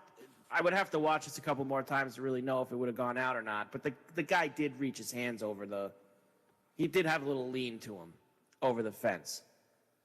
So that's why that Probably run got on the taken under. down. He's probably on the under. You're right about that. But at least Merrill Kelly got over the 4.5 strikeouts. That's really all that matters. That's all you care about. Dr. Glutton strikes again. It's Glutton. That's it. It's about myself. Dr. Glutton. I mean, I want. How often do I sit here every night and say I want everybody to eat, Joe? What are you talking about? You don't say that. Every time you get one under your belt and I say I need this, you go the other way or you say it's got no shot. You know you've been doing that lately. No, it's all I right. don't think so. Football That's not season's fair, coming Joe. around. It's all right. It's not fair. It's okay. It is. That's not fair. I'm not going to let you do that to me, Joe. I speak facts. Look at this. Not right. What? Foul. Ripped it down the left field line. Still watching the Yankee game?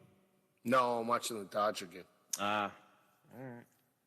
Nah, I mean, I gotta maybe could have a 10-run explosion by the Dodgers here. Any interest in you for the Scottish Open this weekend, Joe? Tons. Tons. Well, this is the lead up for the Open Championship next week, the final major on the calendar, which around here, like we said with Haro the other night, we still call it the British Open, whether you like it or not. The British Open. I can't think of anything else I'd rather do than to watch all 4 rounds of the Scottish Open this weekend. Seriously, I would want to sit down. If you want to take shots, you can take shots. I want to have a filet mignon. I want to have a nice glass of wine, and I want to watch literally, what is it? Let's see, 48 hours of golf over the next 4 days. I can't, seriously, I can't think of anything else I would rather do in life than to do that. You're not right, Joe. It's just not cool. Not cool. Not right. I'm trying to think of something else I would like to do. What would I do? I'm trying to think about what it's comparable to. Watching 48 hours of golf. It also depends, too, who's announcing. Is it Nance for 48 hours? I actually do think CBS does have the Scott, even though they don't have the Open Championship. I think they do have the Scottish, which... there's always a story bizarre. with Nance. Let me see here. There's always, you're right about that. Well, like I was telling you, there is 2 tournaments this weekend. There's the Scottish Open, and then there's the Barbasol Championship out in Kentucky. That's great shaving cream. I love it. Well, foams right up. Foams right up. The field is not very good over at the Barbasol, as there's not a lot of no household names. Let's just say it there. Here's what we're going to try at the Scottish this weekend, Joe.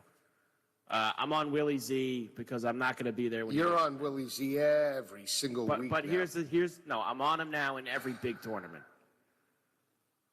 because I need to be there now. I've lost enough with him, Joe, that he needs to now eventually take me and everybody else across the finish line. It's eventually going to happen for us.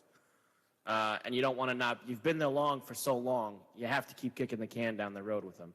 Spieth at 31-1. Bobby Mack, Robert McIntyre, the pride of Scotland, trying to win his home tournament, 60-1, Joe, on Bobby Mack. We're going to take our shot there. I'll tell you who plays really good here, and you're on him a lot, is Fleetwood. Fleetwood plays well in this tournament. What's he valued at? 37-1. He's come up short here the last couple years. He plays well in this tournament. Corv, I got to be honest with you. I can't even find this. You said it's the Scottish, right? Right. Where is it on the Gulf? You got to go to PGA Tour. Yeah. And then, are you on the phone or the desktop? Phone. All right. On the phone, you probably got to scroll over to all tournaments.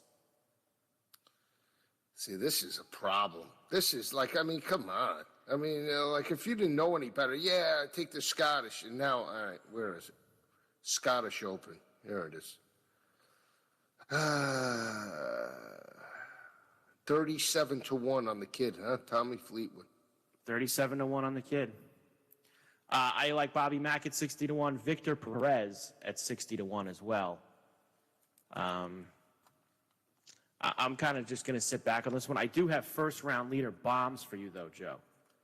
Okay, what do you have? I just tweeted out before. This tees off at in 3 hours, 2:15 a.m. Eastern is when this starts because they're obviously 5 hours ahead from where we are. First round leader bombs for the Scottish Open. Bobby Mack, 60-1. Adrian Meronk, 75-1. Keith Mitchell, who I saw at the Travelers a couple weeks ago, 75-1. Victor Perez, 85-1. Brandon Grace, who just won the LIV tournament in Portland last week, Joe, 85-1. Min Woo Lee, the defending champion, 95-1. Another Scottish guy, Russell Knox, 100-1. Thorbjorn Olsen, 110-1. Callum Tarrant, 140-1. And finally, Joe, Matty Southgate at 160-1. And we're only going to do one. We're only going to do one first-round leader for the Barbasol for the shaving cream tournament, and you know who it's going to be, right? No, but I felt like I just listened to 48 hours worth of golf. Fine, I'll end it with this. Who's going to be the only first-round leader play we make at the shaving cream tournament in Kentucky? Skins. David Skins. So, all right. So here's the one guy that stood out to me in the Scottish. Tell me if you like him. Justin Rose, 55-1. I'll tell you this, Joe.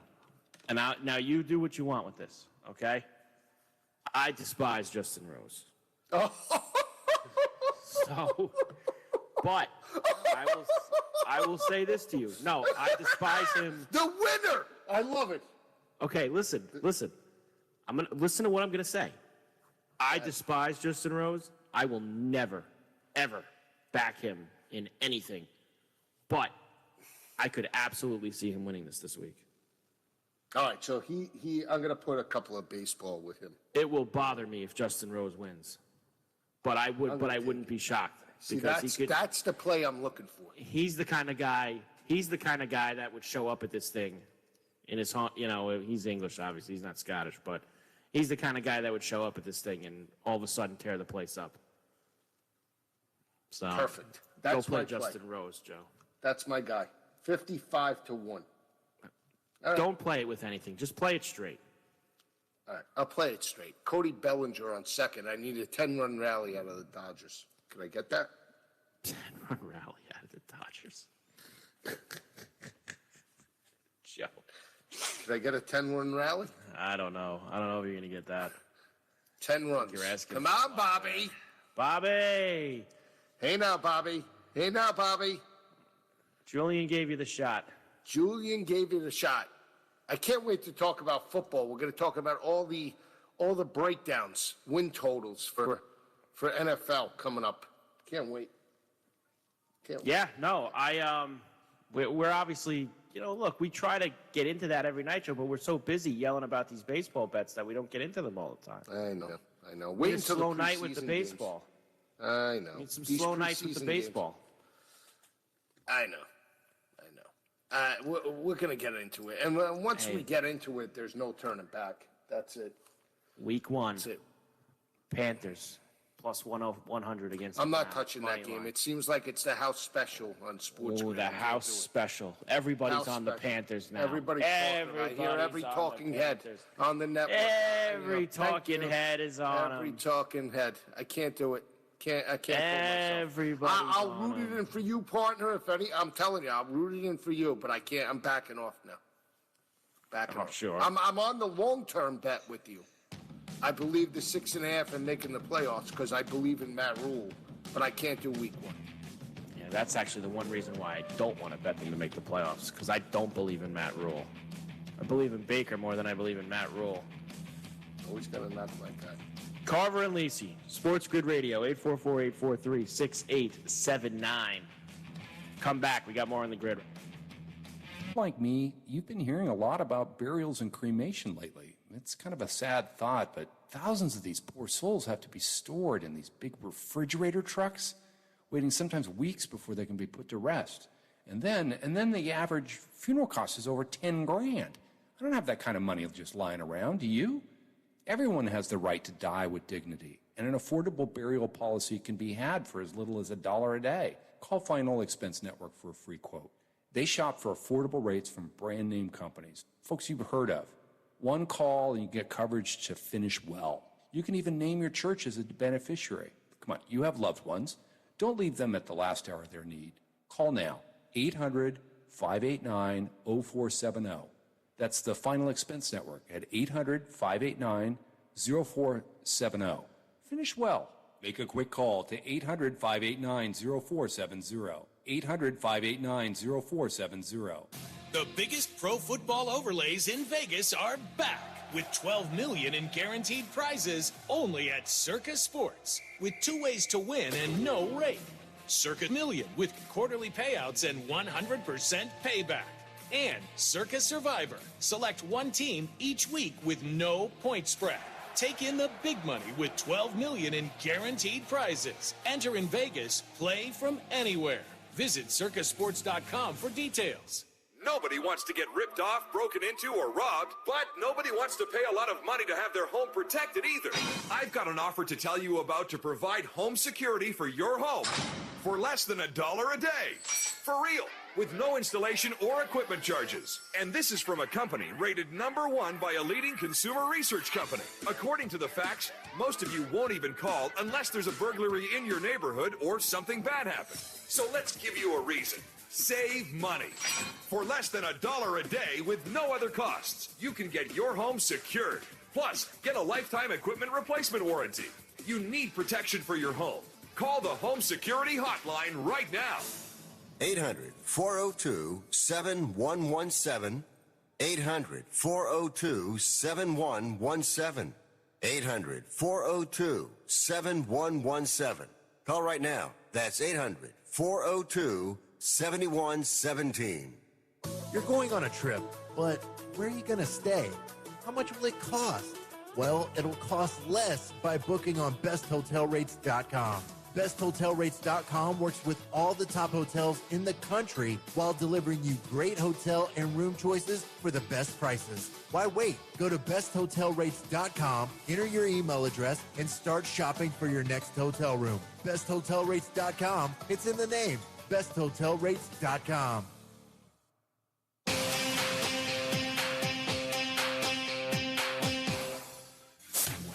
This is the Sports Map Radio Network.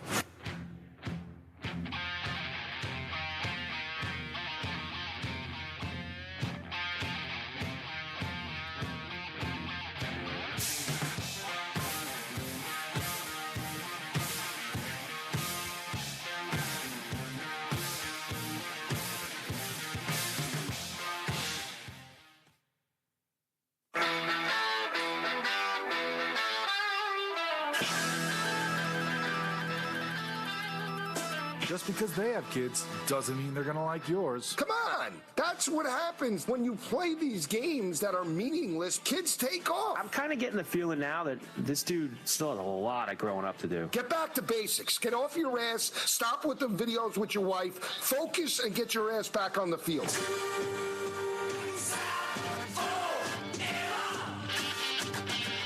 It's Carver and Lisi on Sports Grid Radio.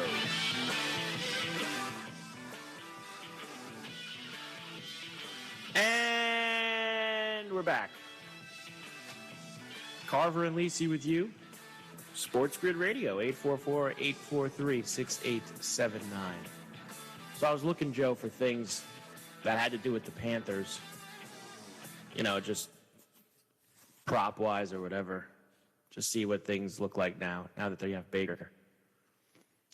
So do you think that they're going to try to take the Brown model of you need to have a running game all the time around Baker? That's going to be they're going to take that mindset with him now there in Carolina?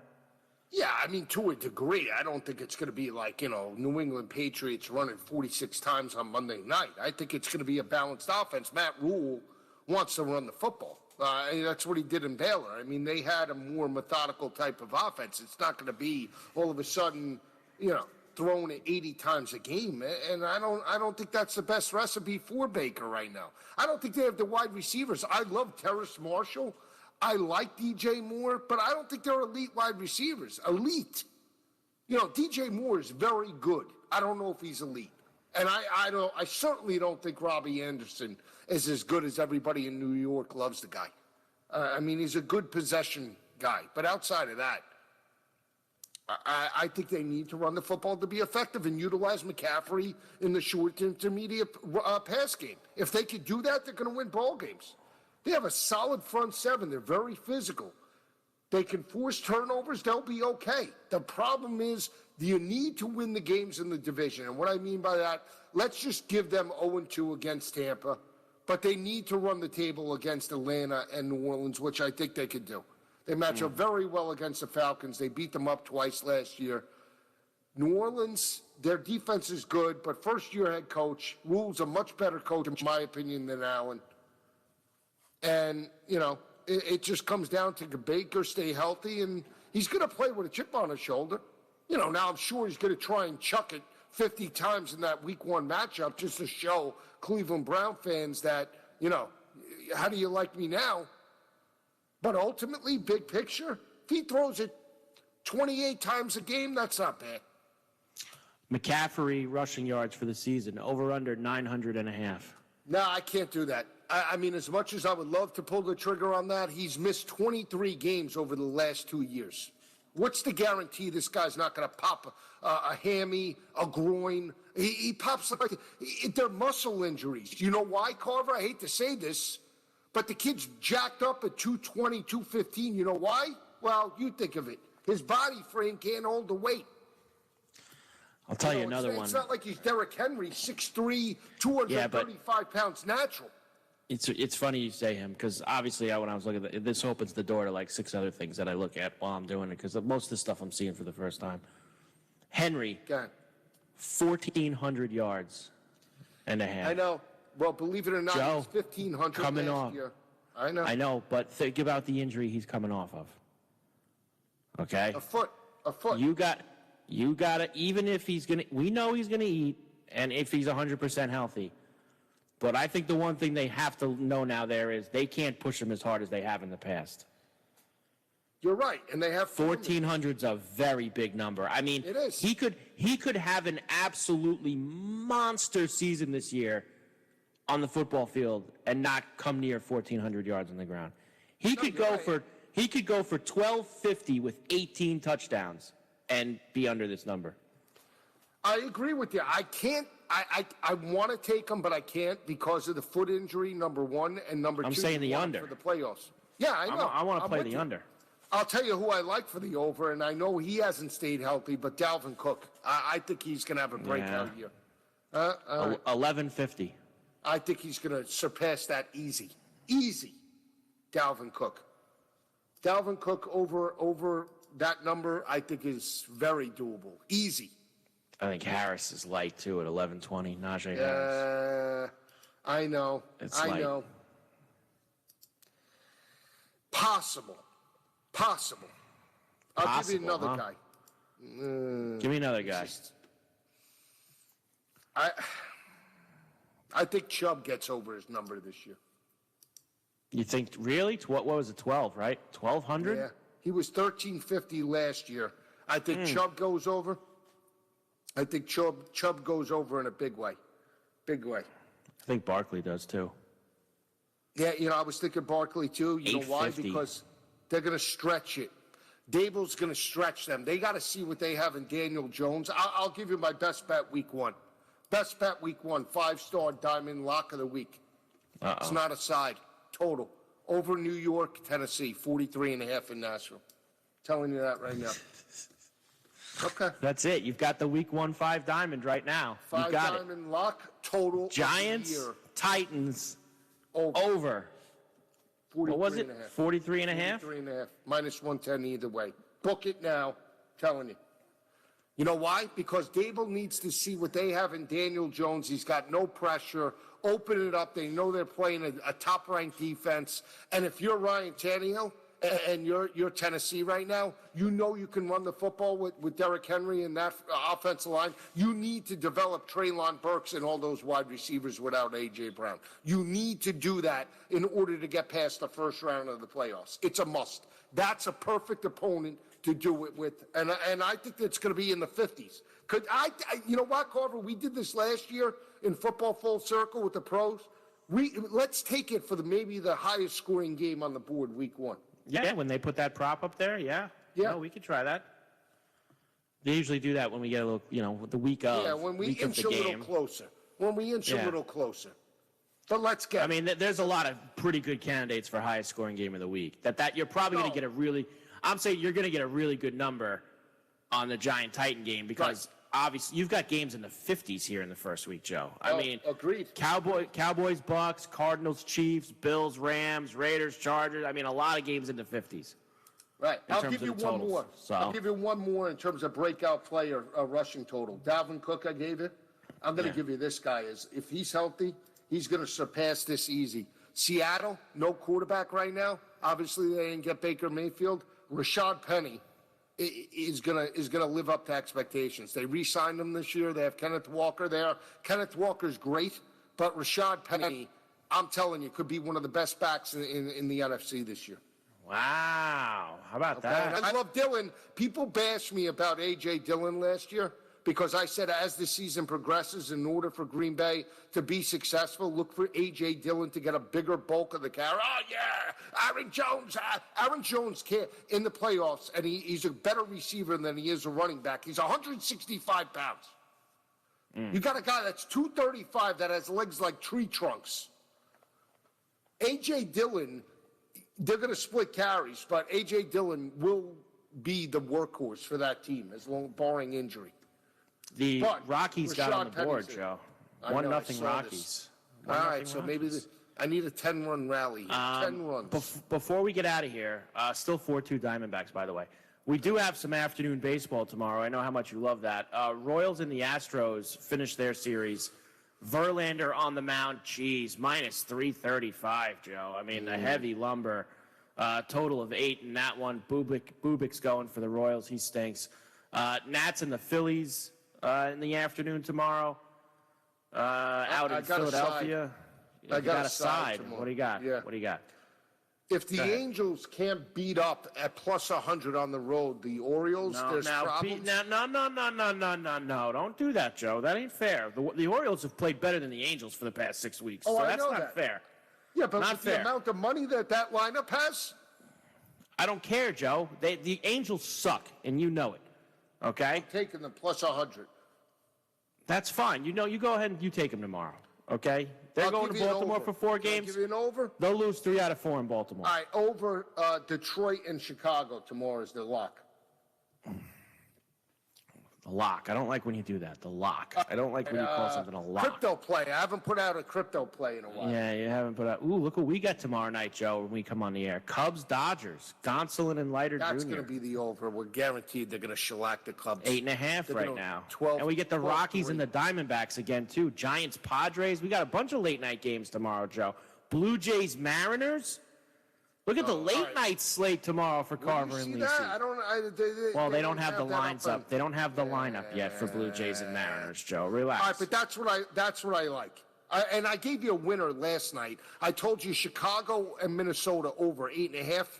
They smoked that today. They smoked that. I know. Smoked it.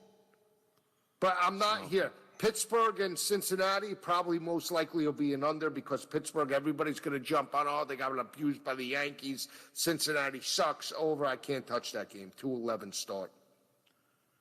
Wow. So I like the Angels plus 100, and I like the over Detroit and Chicago. I think that's going to be the 13-run special tomorrow night. Yankees start a 4-game series in Boston with the Red Sox. Garrett Cole's on the mound against Winchowski. The Marlins start a 4-game series in New York against the Mets.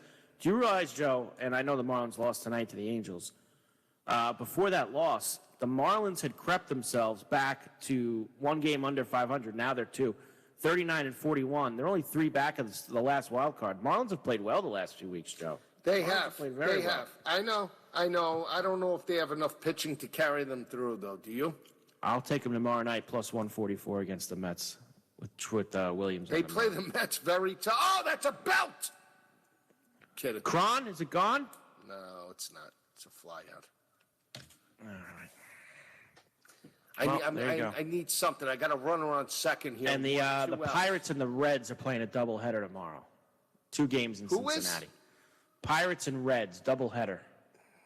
This is where we started the rally. Remember when we were banking on the Reds? I know, Remember but the Pirates are a gutty team. I know they lost 16-0 tonight. It's hard to look into that. But you want to lay a 1.5 with the Pirates at plus 142 in the day game? Yeah. I can't Off of that game tonight, I do. They're getting right back out there after getting embarrassed. So the Reds coming off a loss tonight in extra. I got a bet for us. How about this? How about the Nationals plus 154 over the Phillies tomorrow? Nah. No. Everything I say. It's not everything you say. What are you talking about? It's everything you say. You just said the Pirates minus 150, minus No, 1.5. I said you want to take the Pirates. No, I said you want to take the Pirates minus 1.5 runs. Let me ask you something. Pirates? Did I take the over in the Rocky Dodger game with you last night? Yeah. Yeah, I did. Did I take what was it in game that I took with you last night in that as well? Oh, the Jays. Did we take the Jays with you last night? No, that was your play. The Jays. Yeah. Plus 134. I still remember it. Yeah, I do too. Dr. Glutton, the syringe. Carver and Lacey, Sports Grid Radio, 844-843-6879. We wrap this puppy up right after this.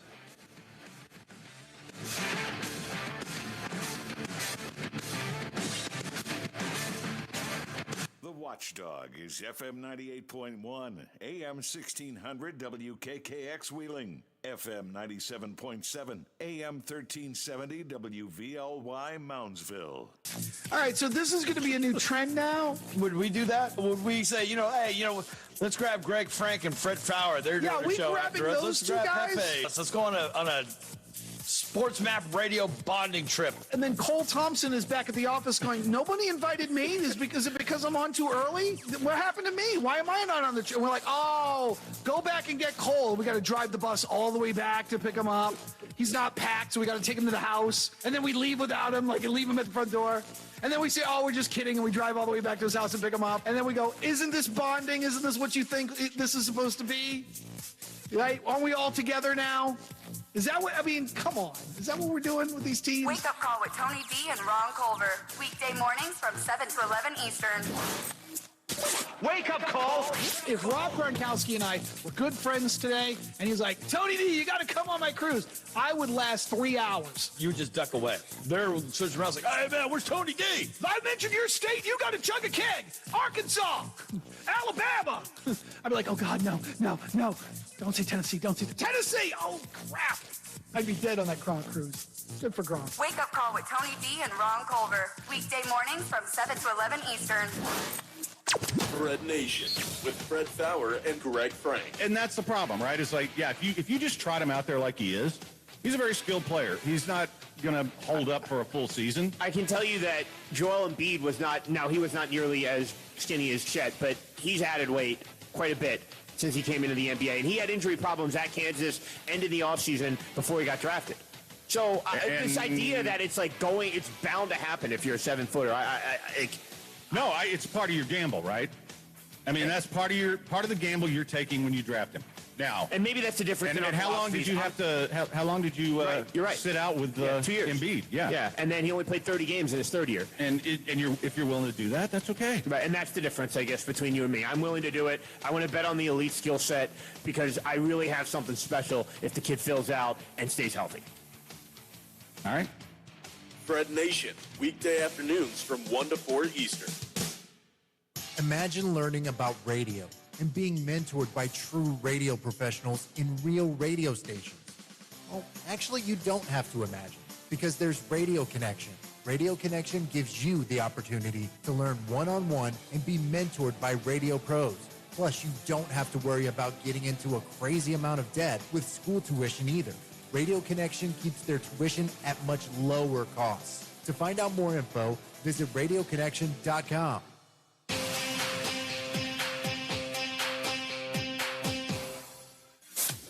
This is the Sports Map Radio Network.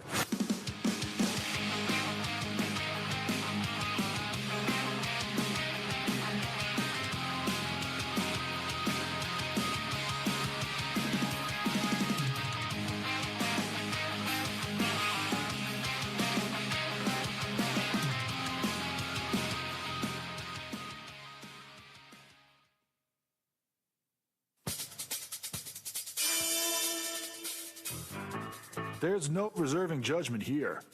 It's always rendered. They got to add teams, Joe. That's it. Carver, you're like the judge. You're like, that's it. Carver says it. They got to add. We got to do it. So let it be written. So let it be done. You'd have a problem with that, Joe? You don't want that? Nah, I don't want it.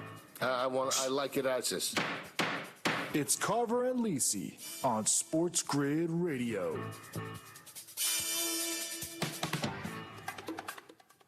And we're back. Carver and Lisi with you. Sports Grid Radio, 844-843-6879 is the number.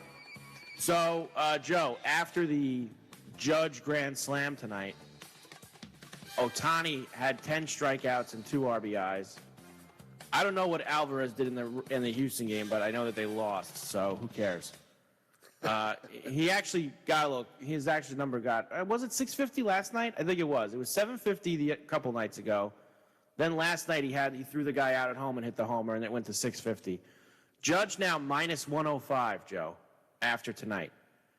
Ohtani plus 220. Alvarez plus 650. Stop, you see, this is what you're doing. I'm on Judge, you were on Judge, and you're trying to talk... Wait a second. This has nothing to do with you. I know who you're on. I'm giving you the update. I'm letting you and the people know. I'm letting the people know where we're at here. Maybe somebody got tickets on Judge and all these other guys. Why is it always about you, Joe? I'm taking a page out of your book. I need to eat too here. I think it's Judge or bust. There's no way you could give it to Ohtani 2 years in a row. Come on. This team sucks. You could give it to a guy 2 years in a row if he deserves it. Yeah, but the team sucks, Carver. They're not winning ball games. Joe, yeah, come on, Joe, stop. I am the absolute biggest poster boy for Ohtani shouldn't win the MVP in the entire country. So I'm well aware that he should not win. But we got a long way to go, my man.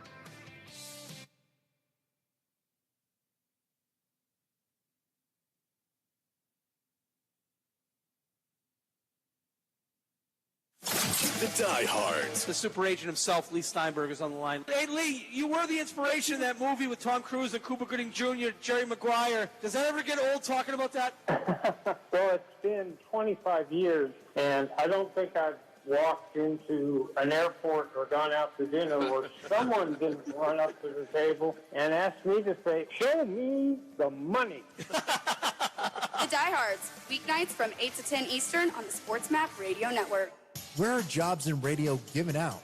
They're not given out on a college campus. No, they're given out in the real world, at real radio stations. And to get a job, you need to know people. That's where Radio Connection comes in. Most schools train you on campus. Radio Connection gives you the opportunity to learn from professional mentors in real radio stations. They've put their private classrooms in these places so you can apprentice under professionals. And as you learn, you're making connections and gaining access to the people that are doing the hiring. This is not the promise of a job, no. But it is a promise to get you as close to the action and opportunities as possible. If COVID is a concern, no problem. You can learn from a radio professional via remote learning tools as well. This is education reimagined to keep you out of debt as you learn in real-world settings. Interested? Visit radioconnection.com for more information today. That's radioconnection.com. Are you looking for a website that will give you the best sports wagering information? SportsMapElite.com has you covered. It's your one-stop shop for all the best selections and educational content on sports betting, horse racing, and poker. Plus, we have wrestling superstar Booker T's picks on boxing and MMA. For under $20 a month, you can get an edge from some of the best handicappers in America. Change your luck today at SportsMapElite.com. SportsMapElite.com is not a sports book and does not take wagers. It is an information site only. Wake up call! The Delta flight from Michigan to Minneapolis. They were looking for 8 passengers to give up their seats. In exchange, they offered them $10,000. Okay. And it was turned down. Seriously, over 10 grand, I don't care what I have to fly back for. It can wait for $10,000. Yeah, I mean, unless if you have a wedding to get to. Oh my God! I cannot believe you just said that. I pay $10,000 if I can avoid a wedding. I give the airline $10,000 if I can avoid going to the wedding. Are you crazy? The birth of a If I child. was sitting in that plane on my way to my cousin's wedding and they said $10,000, I would say, thank you, Jesus. There's no wedding I have to go to for 10. My own wedding, I would have given it up for 10 grand. Would have scheduled it for the next day. Wake Up Call with Tony V and Ron Culver. Weekday mornings from 7 to 11 Eastern. Wake up call. We are now done with Canada. Another Stanley Cup playoffs. Question for you. This is a tough one. I don't think there's an answer for it. Who hoists the trophy first? Canada or the Cowboys? Woo, good question. I'm going to say Canada. I feel like no matter what the Cowboys seem to do, they just can't quite get it done. Wake Up Call with Tony V and Ron Culver. Weekday mornings from 7 to 11 Eastern. Fred Nation with Fred Fowler and Greg Frank. You like the Southern accents, but you don't like our Northeast accents. No, yeah, your accent. I mean, I appreciate the New York accent. Oh, the Boston one's better.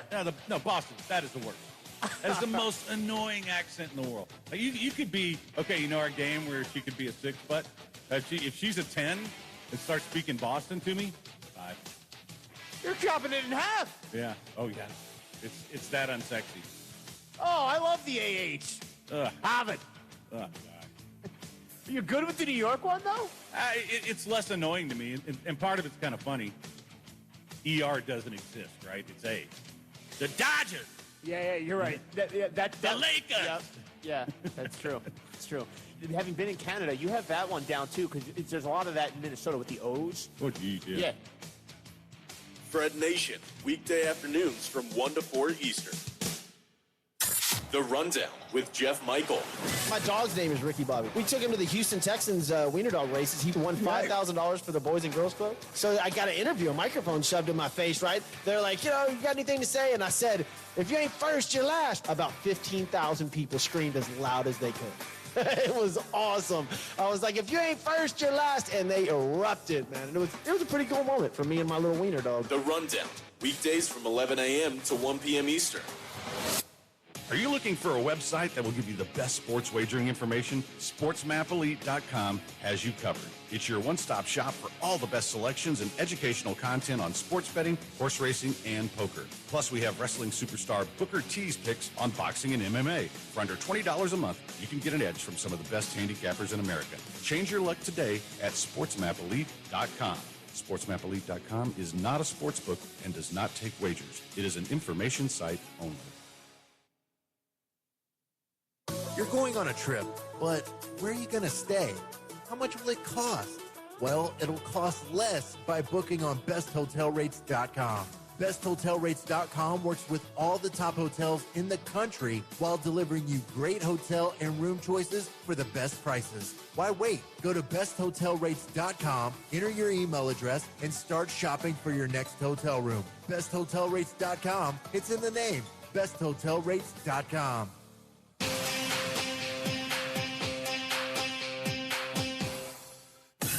So let's rage. And now? Yeah, let's rage. Oh, okay, fair enough. Yeah, rage it up. Rage all you want. This is Sports Rage Late Night on the Sports Map Radio Network. Here's Gabe Morency.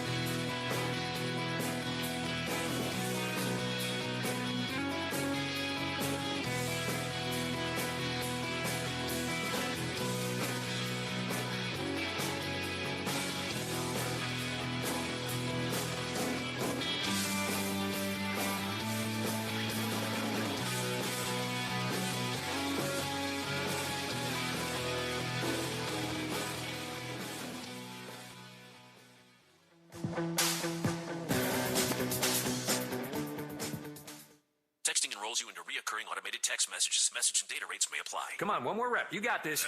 10. There it is. Nice work, man. You're a beast. Thanks, man. I feel better than I have in years. And I got to tell you, taking Nugenix makes a huge difference for me. Nugenix? That's the testosterone booster with TV ads with Frank Thomas. The big hurt, right? Oh, yeah. The patented key ingredient is Testofen, which helps boost free testosterone levels and increase lean muscle mass. Well, it's clearly working for you. Hey, are they still giving out complimentary bottles for people to try for themselves? Yeah, Nugenix is a great way to increase lean muscle and feel stronger with more energy and endurance. Man, I need to get a complimentary bottle of Nugenix. No problem. You just got to send them a text. Text MAIN to 321-321 right now for your complimentary bottle of Nugenix, the #1 selling free testosterone booster at GNC. Plus, text now and we'll include a bottle of new Nugenix Thermo, our most powerful fat incinerator ever, to help get you back into shape fast, absolutely free. Text MAIN to 321-321. That's MAIN to 321-321. If you're like me, you've been hearing a lot about burials and cremation lately. It's kind of a sad thought, but thousands of these poor souls have to be stored in these big refrigerator trucks, waiting sometimes weeks before they can be put to rest. And then the average funeral cost is over 10 grand. I don't have that kind of money just lying around, do you? Everyone has the right to die with dignity, and an affordable burial policy can be had for as little as $1 a day. Call Final Expense Network for a free quote. They shop for affordable rates from brand name companies, folks you've heard of. One call and you get coverage to finish well. You can even name your church as a beneficiary. Come on, you have loved ones. Don't leave them at the last hour of their need. Call now, 800-589-0470. That's the Final Expense Network at 800-589-0470. Finish well. Make a quick call to 800-589-0470. 800-589-0470. Do you want to learn the secret to becoming a published author in a few easy steps? Here's all it takes with help from Dorrance Publishing. For over 100 years, we've assisted individuals like you to fulfill their dreams of becoming a published author. When you call right now, you'll be assigned your own personal consultant who will help you through the entire book publishing and design process. Then, your book goes into production. It gets promoted, distributed, and finally, made available where books are sold. If you've got a book idea, call Dorrance Publishing right now for a free consultation. We'll help get your great idea out of your head, on paper, printed, and sold. It's a free, easy call. We're trusted by thousands of book authors just like you. So don't wait another day. Call now. 800-847-1362. That's 800-847-1362. 800-487-1362.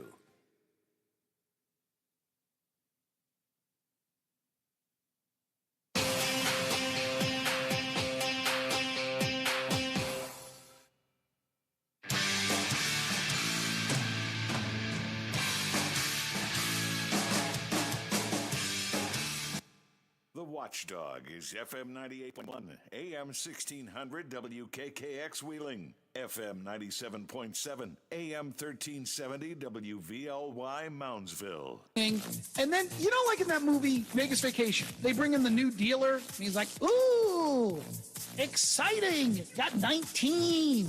And then he hits the 20. That's what happened to me.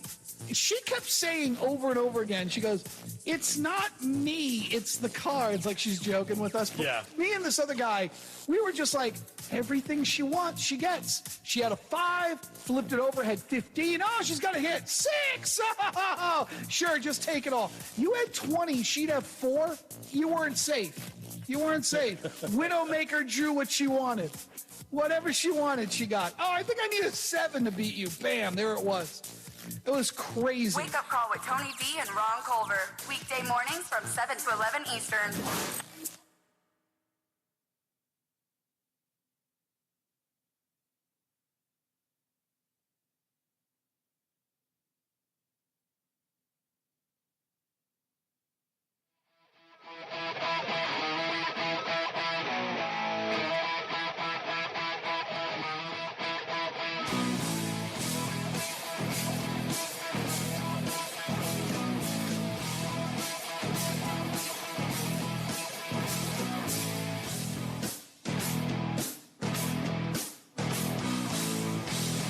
You're listening to Sports Rage Late Night on the Sports Map Radio Network.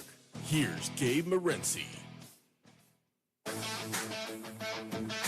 I'm Alex Fasano with your Sports Grid News Update. A tradition like no other. Joey Chestnut claims his 15th Nathan's Famous Hot Dog Eating Contest title. He completed the competition wearing a surgical boot because of a leg injury, but that didn't stop the champ, as the 38-year-old consumed 63 hot dogs, 13 less than his record from last year. The total was set at 74.5 hot dogs. The under hits, but some sports books offered refunds thanks to interference from multiple protesters.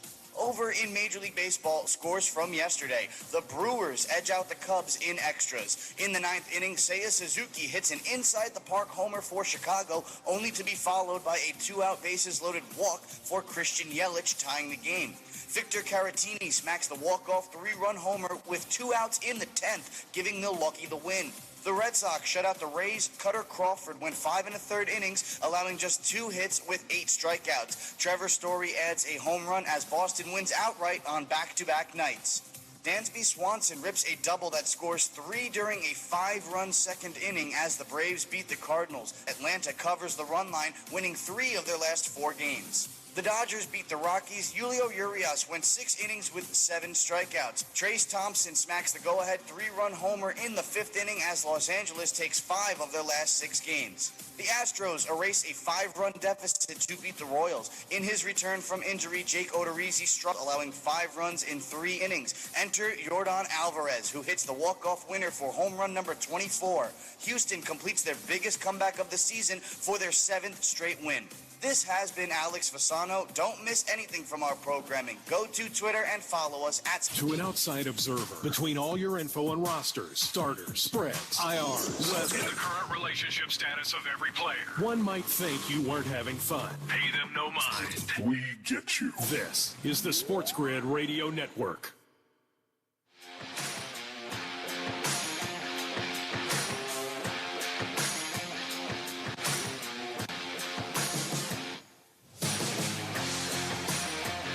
Welcome in. It is the early line on Sports Grid. We are live right here on a Tuesday morning on the heels of the 4th of July. I'm Kevin Walsh, joined, of course, by Donnie Rightside. DRS, how you feeling?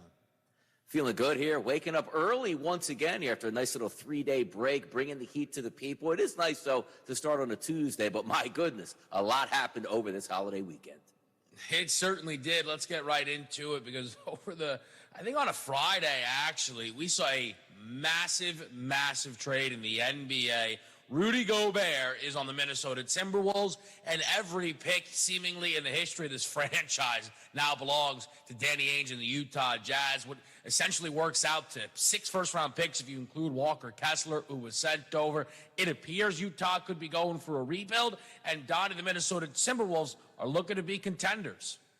Yeah, interesting trade here overall because we said at the end of the year something had to change in Utah. Now one of the major pieces is gone, the head coach is gone, and away they go into the rebuilding process. But also an interesting move from the Minnesota Timberwolves perspective here to get an elite, dominant defensive center that maybe frees up Cat a little bit down low. We'll see how that works out. But it's not for both franchises, Kevin. I actually think it worked out very well.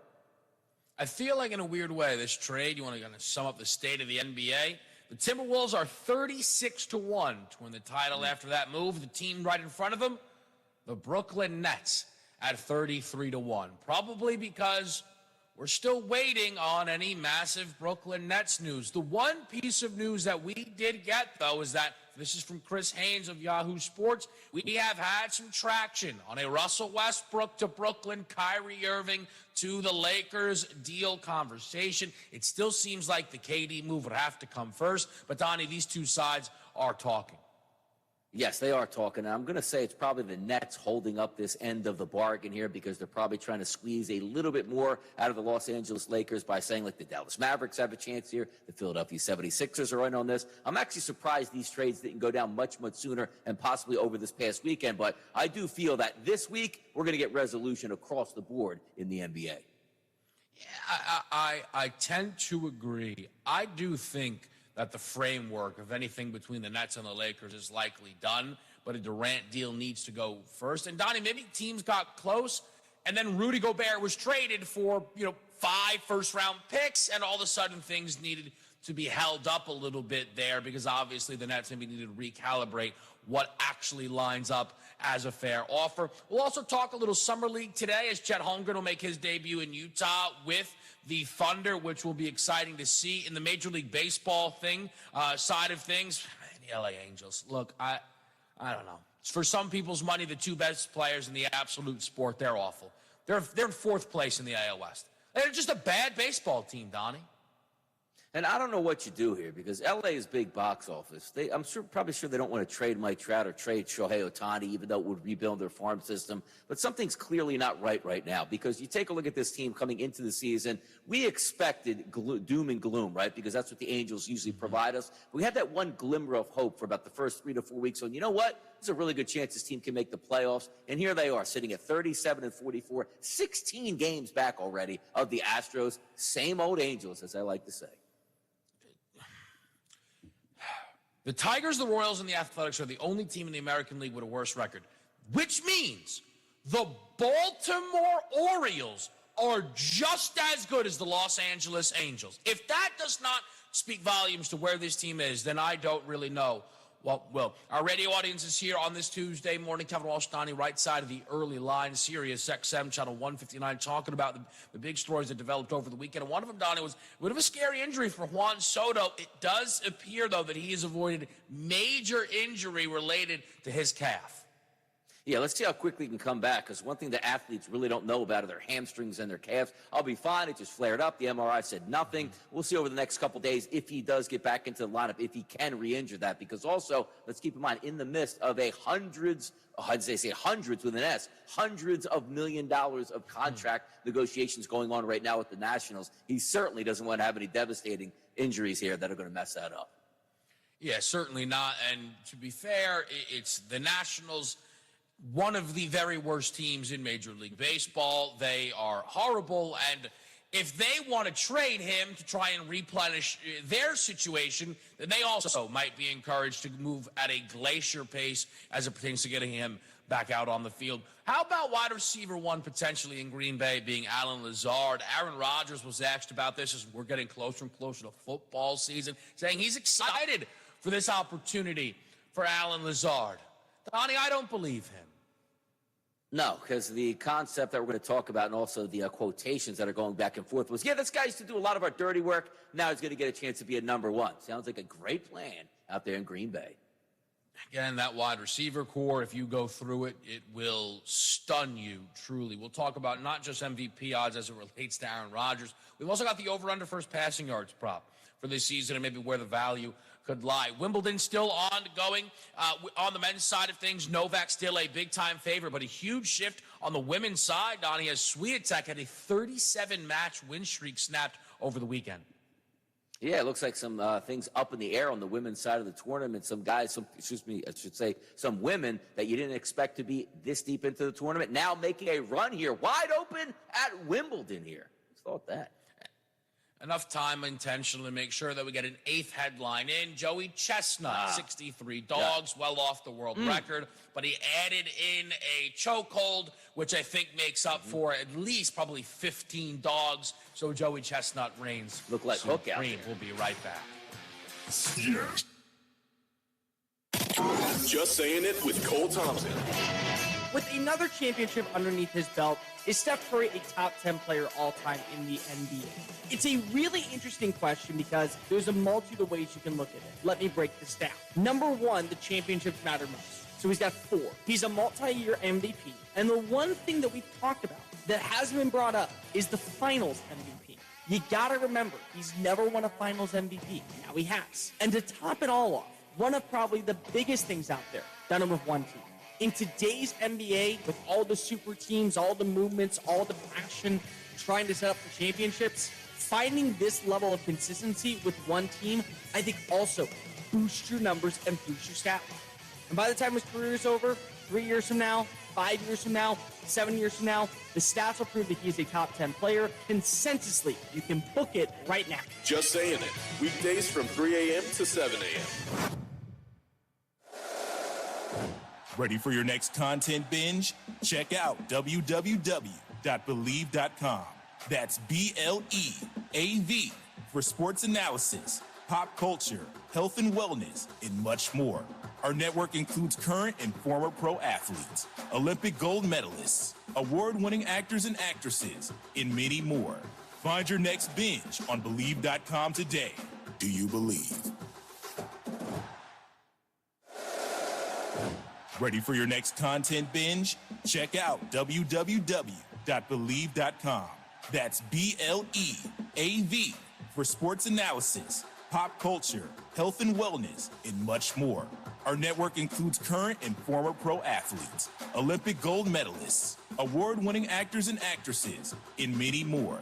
Find your next binge on Believe.com today. Do you believe? Pharrell. Coast to coast! Lamar Jackson never throws anything clean deep. When does that happen? When does he play? Now look, I don't deny how great he is at running the ball, but I'm telling you, I've watched all those great Randall Cunningham, all of them, Michael Vick.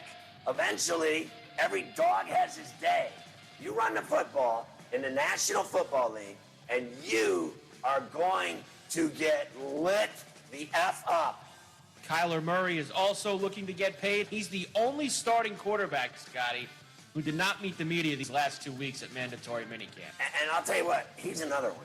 I gotta tell you, like you can laugh at me all you want. All I know is, that little dude. My daughter's bigger than him. Pharrell Coast to Coast with Scott Pharrell. Weekdays from 4 p.m. to 6 p.m. Eastern.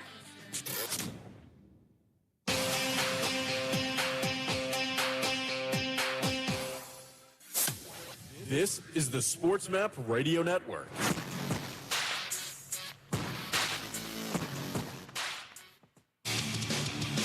And you know what? It'll be nice having a little extra cash to bet on college football. Yeah, I'd like to bet $100. You want to pick a team? No, just take it.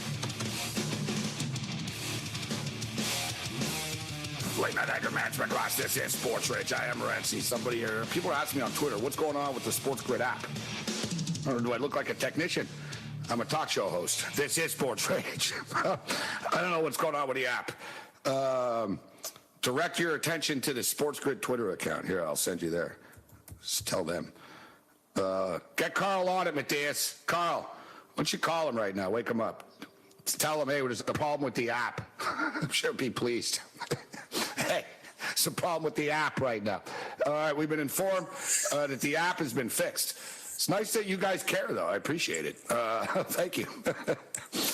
I appreciate it. And I also got a Twitter here. Yeah, Matisse, why are you guys all ripping the Utah Jazz Summer League jerseys for? It's a Summer League. What the hell you want them to do? You guys got to complain about everything nowadays, huh? I got no problem with their Summer League jerseys. People are complaining, Cam, about the Utah Summer League jerseys. Yeah. I don't really care. Yeah, Summer League. I remember that time, though. Me and you disagreed on the jerseys. I said they sucked. Yeah, you're wrong on that ripped jersey. Off the Suns. Yeah, that jersey's it's not cool. But anyway, no, it's a nice jersey. It's just fish to fry. It's just it doesn't suit Utah. It's just weird with a Utah team, but it's a nice jersey. I think that's. But as far as the Summer League, no. Guys, people are like, it looks like a pickup team. It is a pickup team. It's sort of like college football, guys. Like when they play the spring practice games and stuff, like a lot of college coaches, they'll take the logo off the helmet. They're like, you don't play for Michigan yet. You wear a blue helmet until we'll put the stripes on when you earn it. Like, you don't get an NBA jersey because you're playing in the summer league. You're playing in a summer league. You're getting a jersey. Yeah, it's like, here's your jersey. Shut up. I actually like the black one, actually. So I don't know. This is what we're doing in life now. We're bitching about summer league jerseys. I blame you, Matthias, for this. Hey, Matthias, are you the one? You don't like this jersey? You got a problem with it? I'm not down with the highlighter, Gabe. Utah highlighter colors. No. But it is what they look like. Summer League. They look like traffic. They look like construction worker. Like they glow in the dark. That yellow. Yeah. I don't mind the black one. There's a black one. It just says Utah in yellow. Whatever. It is what it is. All I know is the Oklahoma City Thunder covered for us again tonight. That's I don't care what they wear. They can wear. They can not wear shirts at all. Just go shirts versus skins for all I care. Just win for us. Dodgers tied the game 1-1.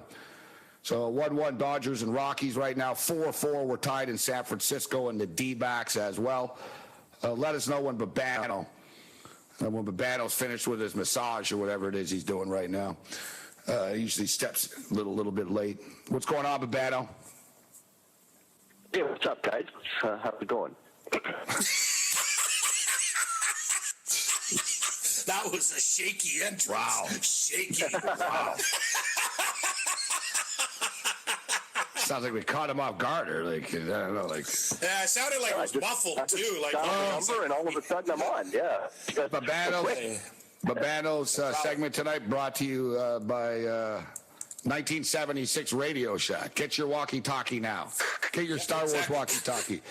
Keep talking. What do you want, Babano? What do you want? You got a Star Wars phone or something? No, the phone that never seems to work with you guys. It's the same phone I always use. Cam sounds fine. Everyone else sounds. I like how Babano takes a shot at us. Cam, it's just you guys yet. We don't have a problem with anyone else. So for people that bet on Babano's phones suck, you won your bet tonight in the first inning. You won right away. No sweat job tonight. See if you can reconnect with Babano, because it really is bad. So let's see what happens there. Let's get to Cam's Scottish Open picks. He hasn't started shuffling his papers yet, but all right. So yeah, congratulations to everybody. Congratulations to everybody that bet on will Babano have a phone problem. That was an easy winner, Cam. It was like the aces. I'm gonna be honest with you. I wish betting was like that, Morency. I'd already be living on a golf course. But hey guys, how you doing? About Babano. No, the thing was, it was like static. It was like that's the good thing when Babano has that clean feed. He comes in as the creeper, but this one was shaky. It was back. Yeah, it was just it wasn't his usual work. Very bad. Bad. Wow. Wow. It was almost like Gabe, was like, we caught him doing something. Like maybe he is the dead man strangler. No, he was like, hey, guys, how's it going?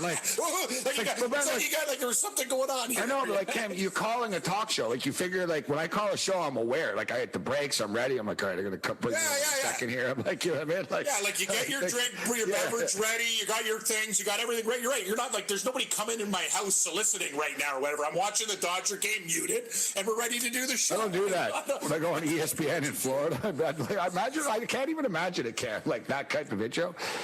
Yeah. Right. NFL season. Gabriel, thank you for joining us. Week 1 of the NFL. Yeah. Hey, guys. You know what I mean? Like, so what are you guys doing? Like, I love this guy.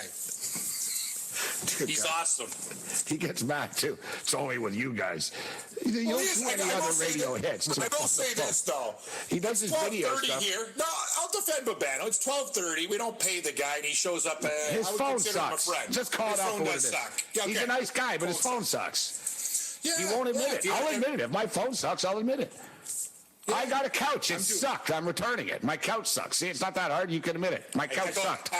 I warned you. You don't get couches at IKEA. I'm not. You buy meatballs. Yeah, exactly. Yeah. If you want a box of meatballs or some candles, just go to IKEA. Don't buy couches from them. I got my shelf from these guys. As you see, Morency, people don't notice the little things. Even in the shot, the wood is so cheap. You notice in the thing that I have a perfect stripe down the middle of the thing. It's because they could even use the same wood. That's how cheap that company is. One's black and the other one's like gray. It's like striped. Like, don't buy anything from IKEA. They stink. How about this? I ordered a couch from IKEA online, people, which is a bad idea. Like, I don't know. I was kind of hungover, and I just sort of woke up. I was like, I need a new couch, and I want to do this fast. And I sort of was like, and I know IKEA delivers stuff fast, so I was like, whatever. So I order a couch. I don't know. It looks like a couch. I'm like, all right, I'll get this couch. I'm not wasting my time and getting frustrated trying to put together an IKEA couch. So then I got to pay a guy $50 for the hour to come in here to put the couch together. This guy, like, puts a hole in my wall, like, accidentally. He's the guy who gets his van towed from outside my condo and then starts bitching. And now he's sending me angry text messages. I told him I would pay him half. I didn't want to pay him after. He goes, I work for free for you. I even gave him a $30 tip, which I didn't have to do. And then after I realized, I'm like, this guy put like 3 holes in my wall. I got a hole in the wall here. I got a hole in the wall there. Like, he's bumping, crashing things everywhere. He gets into my condo. Now the lady has attitude with me because this guy told him he was coming from my place and he freaked out at her. And I told him, yeah, I'll pay half to whatever for your towing. Then right away, Cam, because I didn't send it to him immediately. He starts sending me like sort of like snippy text messages and stuff. Oh, you know, I knew you weren't gonna whatever. So finally I was like, you know what I didn't like though? It was 100. He asked me for $75.56. You know what it was, Cam? That 56-cent part pissed me off. I was like, I was like, bro, like if it's 100, like what do you mean? Like, why don't you just say $75, bro? Like, oh, I want a half, $75.63. What's my dad, Morency? I was like, what? Write a bill? He goes, you owe me $32.27. I go, what? He goes, you're 27 cents short. I go, are you kidding me? Like, I was the only time I'm like, man, you really are Scottish. That's unbelievable. Here's your stupid 27 cents. Like, I'm like, come on. I know from a different generation, but I hate that stuff too. And another thing is when these guys, turkeys come to your home and stuff, that's why I hire drunk friends. A lot of the time they'll do that stuff, Morency. You got to go to the store and no, I got a new guy. Plugs. Yeah, okay. I got a new guy, and this new guy, smartly enough, I didn't have to hold his hand. He parked on his own down the street and just showed up on his own. I have to hold his hand and worry about where he parked his truck and stuff. It's like, dude, like after I was going to think, I was like, dude, I didn't tell you to park the truck there. Like, there's signs everywhere saying don't park here. Like, you know your what I mean? job is to install. That's like what I got you there for. I know. You come up into my place to install a couch. Where you park isn't really my problem. I was being nice, right? But now, whatever. I got a new dude. So now, though, IKEA, they act all nice, like, oh, we have a 365-day return policy. All right? So I'm like, all right, good. Thing is, Cam, it's a freaking couch. It's big. And they don't come and pick it up. I got to bring it to them. Well, good luck with that. What you got going in the morning? You got a buddy with a van? No, I got to stick it in like I got to order a taxi. That's going to go over well. I got to stick a couch in the back of a taxi. It's all like in million pieces. I'm going to try to stuff it in a hockey bag. I'm thinking about filming my adventure tomorrow when I go there in the morning.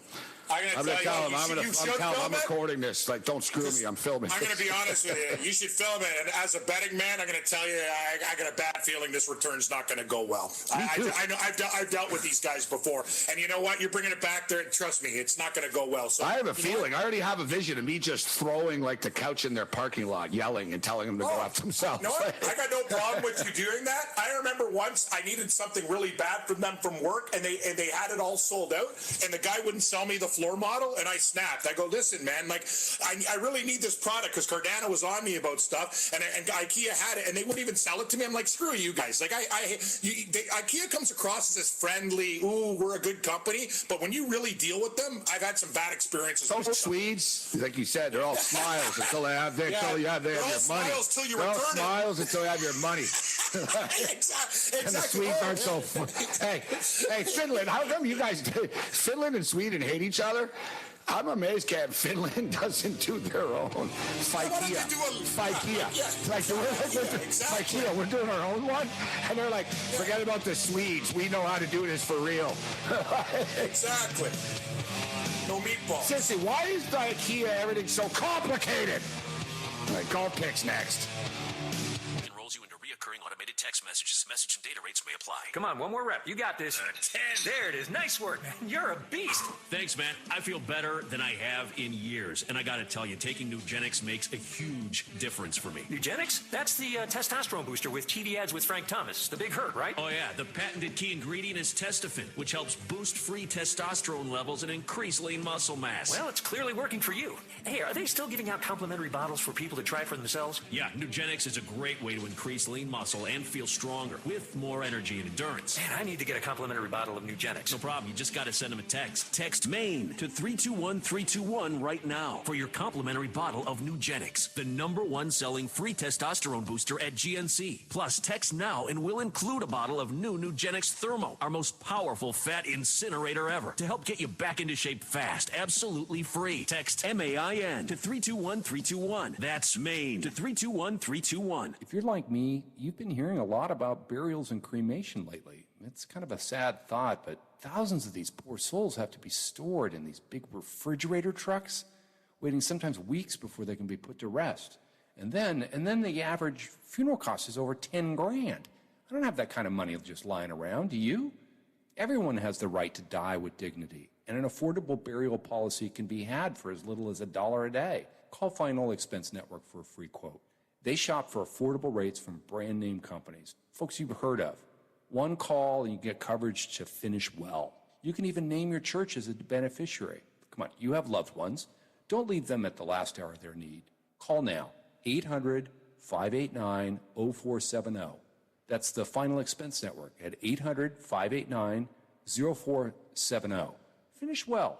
Make a quick call to 800-589-0470. 800-589-0470. In times of economic uncertainty and chaos, your money means nothing. You may not even be able to get it from your bank or ATM. And the money you do have in the stock market will go down and down. What you can bank on is gold and silver. Gold and silver have been a reliable and trusted form of currency for thousands of years. Gold and silver have never been worth zero, and typically gold holds its value during economic turmoil. Call the Gold Hotline now and learn how to protect your money and your assets with gold and silver. And learn how to set up a new IRA or roll over your current one into a gold-backed IRA.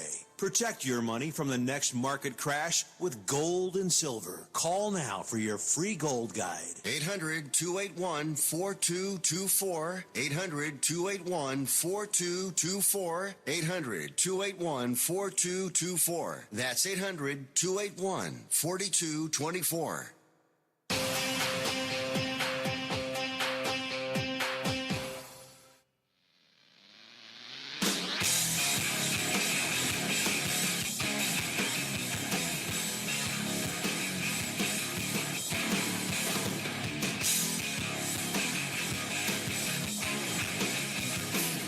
You're listening to Sports Rage Late Night on the SportsNap Radio Network.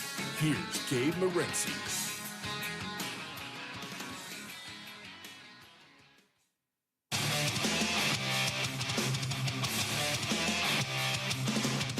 What we thought they were. We played them in preseason. Who the hell takes a third game in a preseason like it's boom? We played them in the third game. Everybody played three quarters. The Bears are who we thought they were. And that's why we took the damn field. Now, if you want to crown them, then crown their ass. But they are who we thought they were. And we let them off the hook. Manager Dave Roberts talking about the Colorado Rockies. I am Gabriel Morency. Coach Dennis Green, 7-4 Giants right now. Over the D-backs, that game was 4-4. Giants have opened things up 1-1 at Chavez Ravine. And Babano is down for the count. It's the problem, actually. Like, it's actually, it went from a joke cam to Babano. You hear him, he's getting worse. We can't make communication with Babano. Babano's like down for the count for real. Yeah, I was trying to help out. Me and Mateus were doing a sound check with him, and it just got a little bit robotic and stuff. We thought we can get through it, but nah, I know you were going to be raging, so it didn't get any better. So he gone. Babano, wow. I don't know. Babano has shares in IKEA. He wasn't happy that we were bashing the Swedes like that. He's an IKEA shareholder. All right, so we'll get Babano on in a couple of minutes. We're gonna get on this, Matthias. Figure this out. Go global satellite style, whatever. Because Babano's phone is down for the count. And like I said, buy a new phone, Babano. Seriously, like he's admitted, he's had his phone for 4 years. Like that's a long time to have a cell phone. Yeah, it is.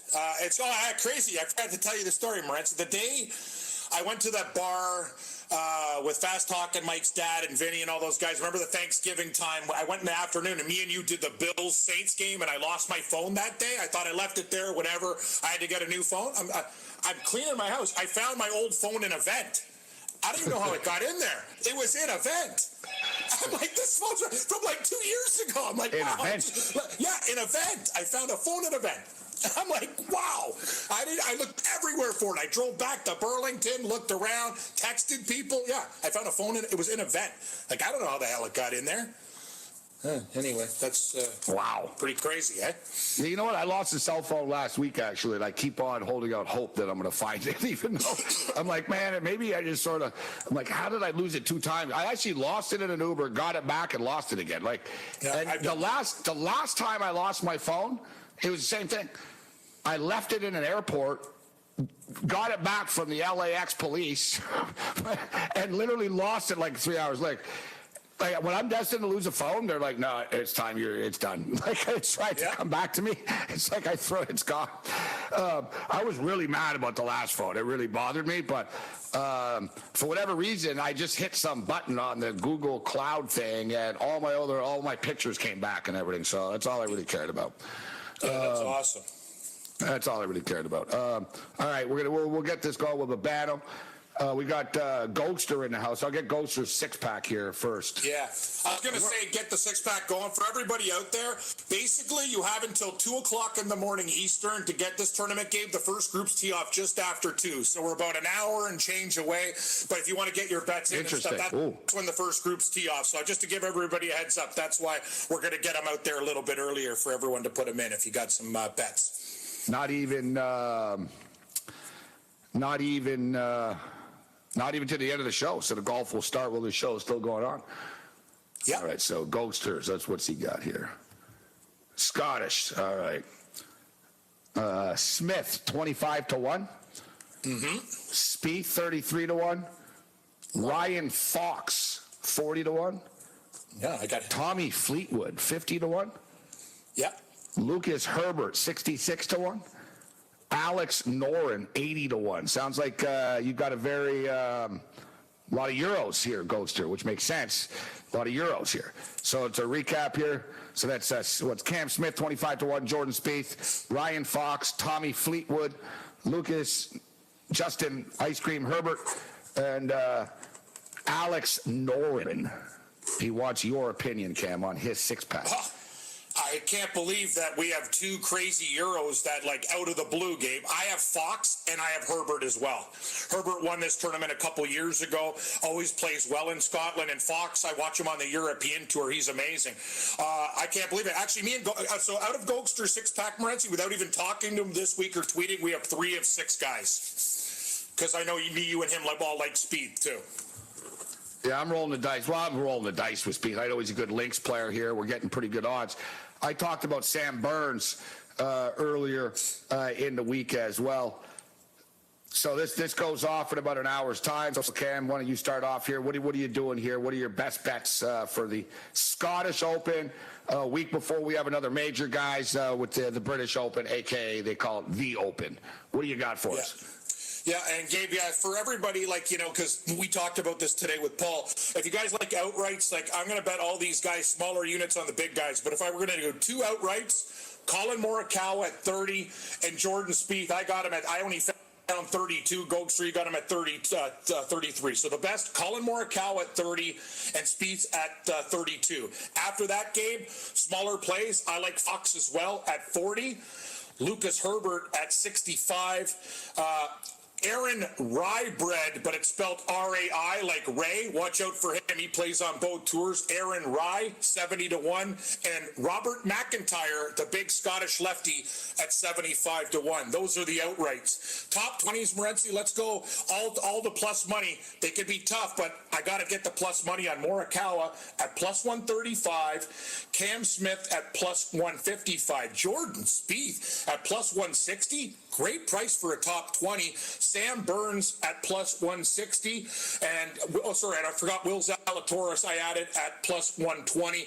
And I also did Colin Morikawa top 10, Morency, at plus 310. Great price. If I think he's my top guy in the tournament, I'll take him top 10 at plus 310.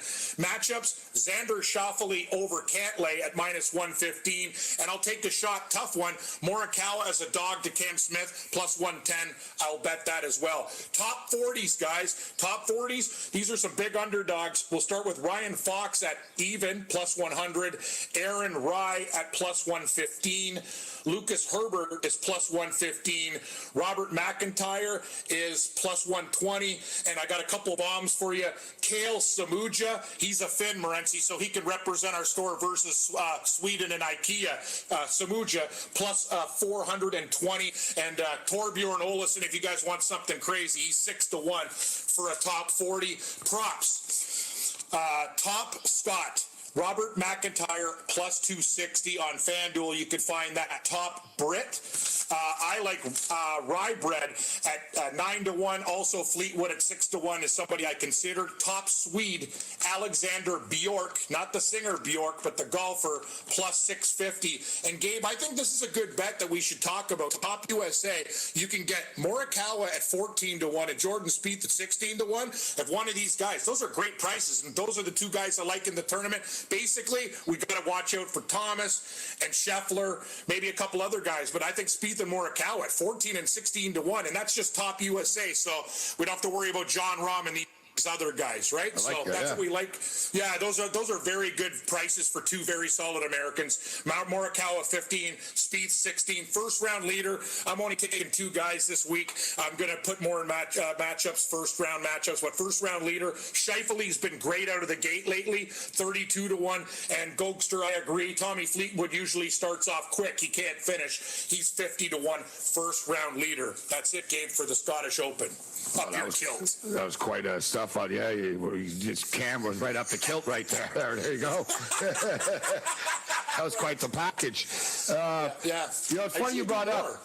I was just thinking, looking ahead here a little bit to the Open, and I'm betting him, Cam. I don't know if it's a gut feel or if it's just I'm going to keep taking this guy. Now, we're talking about Willie Z. I do think Willie Z is going to win a major in his career, but I'm taking Xander Schauffele in the British Open, bro. 25-1. That's the guy that's going to be my guy going into this, Cam. I'll take more than one guy, but that's my guy. And I think that's great odds at 25-1, bro. Let me tell you something about Schauffele. Everything's changed over the last 3 weeks, Morency. He won a tournament. You know, I admit my guy kind of choked at the end when I had, who was that guy? So he's never won a major, right? But he won the Olympic gold medal. Yeah. He played well in international play, bro. Remember? He played well in the international play. Yeah. He won last week. He won last week, so it's just a major. And he's been in the top 5 in majors, like, I don't know, 6 times or something stupid. Like, he's right there. He's going to win. I think he wins the Open next week, guys. I'm just throwing it out there. 25-1. And there's a tournament called the J.P. McManus Cup. It's just for fun, Gabe. It's a program. Schauffele won that this week. So in his last 2 events, he won in America. He just won in Ireland. Even though it was a fun event with Tiger and Rory and all those guys, he still won it with his partner. So he's got a taste of winning right now. And you know what? If he plays well this week, you're not going to get 25-1. I'll guarantee it'll be something around 15-1. So it's probably a good investment. So the Barbasol kind of takes a hit this week, guys, because all the big time players are already in Europe because they're getting ready for the Open next week. So you know you got a thin field when Christopher Gotterup is the favorite. Yes. He at 16-1. Gotterup is 16-1. Gotterup. What a name. Yeah. That's great. Yeah, Gotterup. Yes, Gotterup. Christopher Gotterup. Yeah, I'm sure you did, Chris. I gotta tell you, actually, like, I don't want to get my mind out of the gutter, but you can. Yeah, it's very adult movie theme here. Yeah, Christopher Gotterup and Kevin Streelman. Take the R out. Kevin Steelman. Gotterup and Steelman. Yeah. PGA Tour porn. Yeah, okay. Thanks. Yeah. So, Gotterup is 16-1. Streelman is 16-1. You were talking earlier, Cam, about Adam Svensson, and you weren't the only one. Canadian Adam Svensson at 21-1. Hubbard in the cupboard is 22-1. Taylor Pendrith is 22-1. Isn't he Canadian too, Pendrith? Yes, he is. He's Canadian. Patton Kazire is 28-1. What do you think about the Barbasol, which I actually endorse as a shaving cream? I do too. Fine product. What do you think about the Barbasol? Yeah, I like Barbasol shaving cream, and we both agree we like foam better than gel. I like Svensson at 21, and I also maybe take a shot. A couple other guys, Austin Smotherman in this field. I think he has a chance. He's 45 to 1, but Gabe Svensson will be played. He's probably going to be. I'm going to put like $40 on him at 21 to 1, and hope for the best with the Canadian. But Svensson has a chance in this field. Goddard will do well, but that price is horrible. Just because he played well last week, I can't take a guy that just got on the scene at 16 to 1. I need at least like 25 or 30. So the guy that catches my eye is Hadley. Oh, Chesson Hadley. Yes, he played. Yeah, I just think it was 30 to 1. I'm like, now you got to bet him. He played great last week. I had Chesson Hadley last week, like 100 to 1 or whatever. Gabe, he finished like top 15. Like he played great last week. Watch out for Hadley. It's actually he was on my short list. I have him ranked number 5 in that tournament. Love that pick. You know what? What about a nice smooth Marlboro with a Grayson Sig? Oh yeah, Sig. 50 to 1, smooth. Yeah, that's a smooth smoke. Gee, Fred, this Winston is smooth. Love that. This is Sports Rage.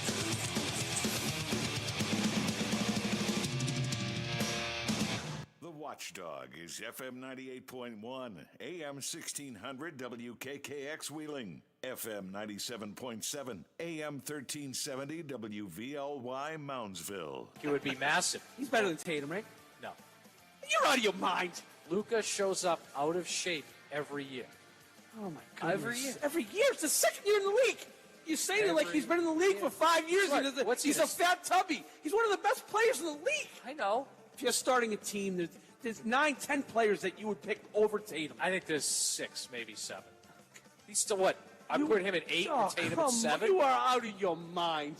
He's oh my goodness. Probably not quite as good a scorer, better passer. Look at Dodge, doesn't 10 show up times out of 10. shape every year. Oh, please. By the way, he played in Game 1 too, unlike Luka. Okay, now Luka's just all he's all about is eating donuts and winning Rookie of the Year. Come on. The Diehards, weeknights from 8 to 10 Eastern on the Sports Map Radio Network. Imagine learning about radio and being mentored by true radio professionals in real radio stations. Well, actually, you don't have to imagine, because there's Radio Connection. Radio Connection gives you the opportunity to learn one-on-one and be mentored by radio pros. Plus, you don't have to worry about getting into a crazy amount of debt with school tuition either. Radio Connection keeps their tuition at much lower costs. To find out more info, visit radioconnection.com.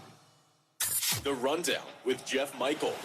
Talking with Sean Alexander, former Seattle Seahawk 2005 NFL MVP. Between college and pro, do you have a favorite game or a favorite moment? I don't think that there'll be a greater moment than when we won the NFC Championship, and I'm carrying the trophy around knowing that the Seahawks are about to go to the Super Bowl for the first time. You know, when I got there in 2000, they had 3 winning seasons in 25 years, 3 winning seasons. And I come from a high school that's nationally ranked, being the ESPN #1 high school player, #1 recruit. Then I go to Alabama, and every year we got a shot at it. SEC, lost in the Orange Bowl my senior year to Michigan and Tom Brady. Then I got to Seattle. I was like, ugh. I don't even understand how to feel like we're losing this game. I didn't know how to. And so to turn that around was a great feeling, and then to it all really capped off by going to the Super Bowl. The Rundown, weekdays from 11 a.m. to 1 p.m. Eastern. Wake up call! This has got to be hands down the creepiest version of the national anthem.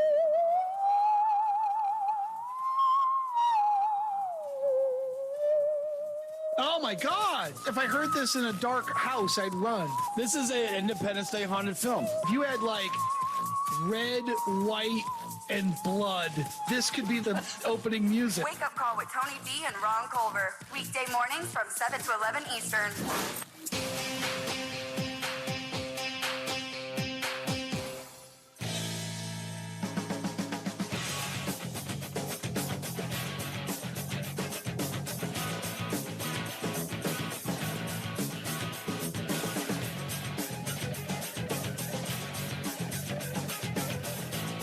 You're listening to Sports Rage Late Night on the Sports Map Radio Network. Here's Gabe Morency.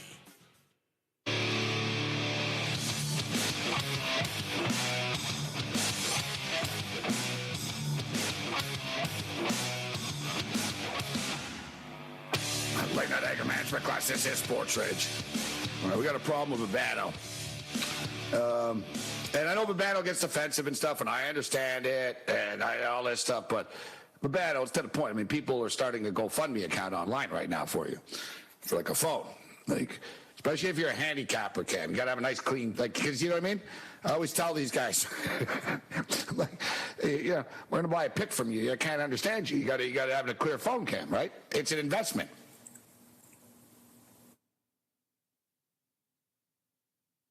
Did we lose Cam now, too? No. You just you're back. Oh, my God. That was, yeah, like, here we go right after. Bam, my program. No, literally, you were like, I heard like dead air for like 6 seconds. I'm like, I don't know, buddy. It sounds like we're walking a thin wire tonight. Yes, it does. It's a fragile operation, evidently. It really is. Wow. House of cards. I got another 2 hours to go, Cam. Like, I'm sorry. Good luck, man. I'm having a good laugh about things, but I'm very close to like getting mad any second. Yeah, like, I change fast. Like, I'm all laughs until I'm not. And then suddenly I'm going to be like, what the hell's going on here? Exactly. So now I understand, like, so when Babano went to an alternate program, and now, like, he's got an echo or something. I'm like, for the love of God, guys. But nevertheless, it is what it is. Why I get the big bucks. Being a talk show host, man, it's not easy, people. You think it's all fun and games. All right, Cam. I was going to say, I'm mad about we didn't take the money line with the Liberty. What I'm mad about, too, is we should have hammered the over this game. 116-107 final score. They got to 223 points. All right, Cam, 30 seconds. Best bet. What do you got for people on the way out? Golf again, 30 seconds. Okay, I'll stay on if you want me to hang in there until Babano, but Morikawa and Spieth. All right, well, hold on. We're going on the other side. Yeah, I know you want to get your plays in because we're about an hour from tee-off. Yeah, I'll stay for the... Dog is FM 98.1, AM 1600 WKKX Wheeling, FM 97.7, AM 1370 WVLY Moundsville, FM 98.1, AM 1600 WKKX Wheeling, FM 97.7, AM 1370 WVLY Moundsville. The actual home run derby. 1,000%. Have you seen the 30 for 30 with him about the steroid era and the home run race? What? Sosa, man. He took those Michael Jackson pills. Right? The Rundown, weekdays from 11 a.m. to 1 p.m. Eastern. Just saying it with Cole Thompson. So, Arch Manning commits to Texas, and now we're looking at the Longhorns slowly surging up the recruiting trails. Going into the week, they ranked as low as number 20 on most big boards. After yesterday, with the commitments of multiple players, and they're a number 5 team in the country when it comes to recruiting, all because of one player there. When you look at what Arch Manning has done in just a few short hours after committing to Texas for the program's future, he's building a repertoire and a pipeline of potential talent to make Texas great again by the time they get to the SEC.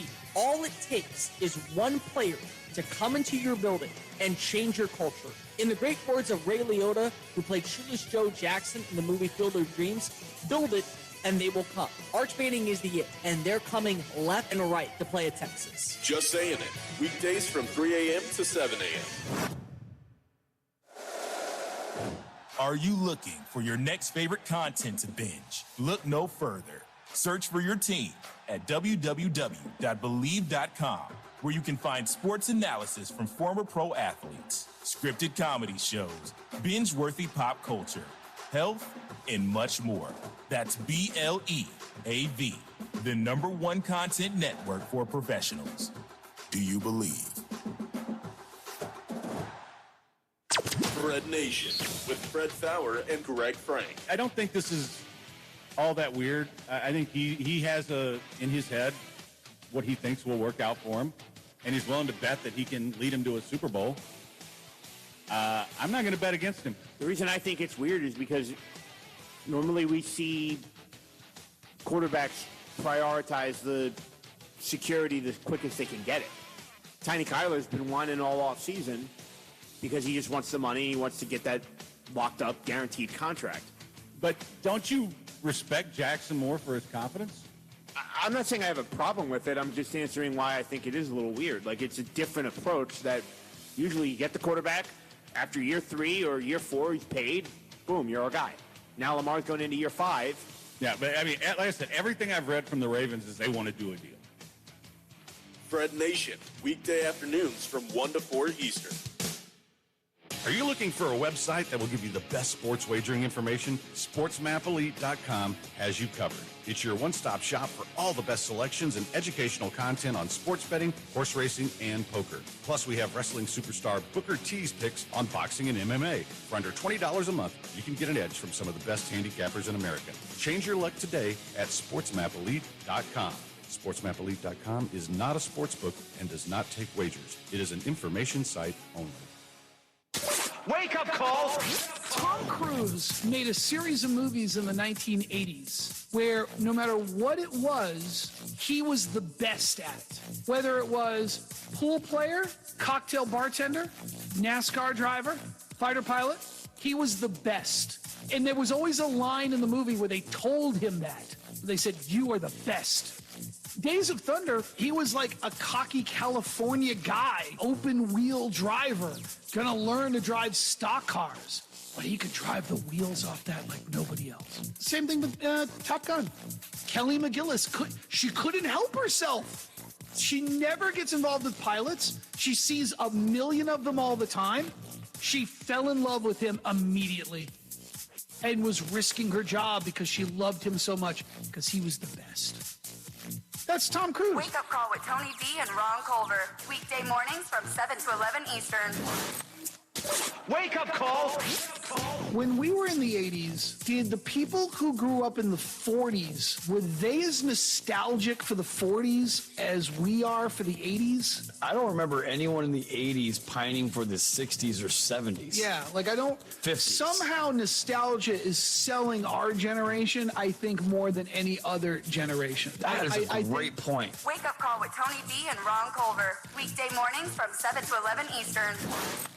Are you looking for a website that will give you the best sports wagering information? SportsMapElite.com has you covered. It's your one-stop shop for all the best selections and educational content on sports betting, horse racing, and poker. Plus, we have wrestling superstar Booker T's picks on boxing and MMA. For under $20 a month, you can get an edge from some of the best handicappers in America. Change your luck today at SportsMapElite.com. SportsMapElite.com is not a sports book and does not take wagers. It is an information site only. You're going on a trip, but where are you going to stay? How much will it cost? Well, it'll cost less by booking on BestHotelRates.com. BestHotelRates.com works with all the top hotels in the country while delivering you great hotel and room choices for the best prices. Why wait? Go to BestHotelRates.com, enter your email address, and start shopping for your next hotel room. BestHotelRates.com, it's in the name. BestHotelRates.com.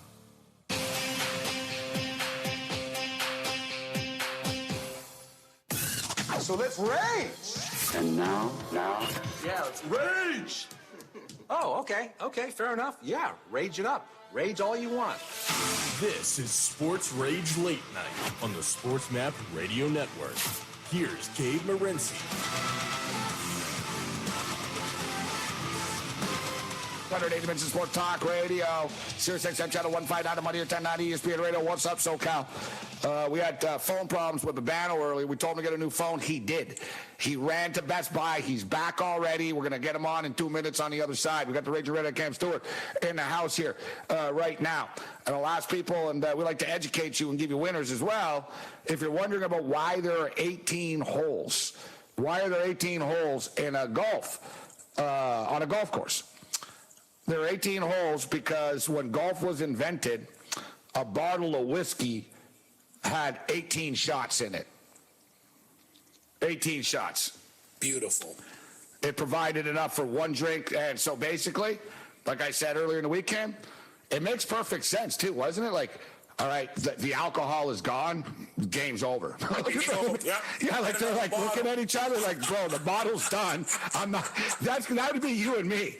We're like, bro, the bottle's done. It's over. It's done. Like, yeah, the game's over. Like, we're out of booze. We're going to the clubhouse to drink now. There's no more booze. Exactly. Like, we're leaving.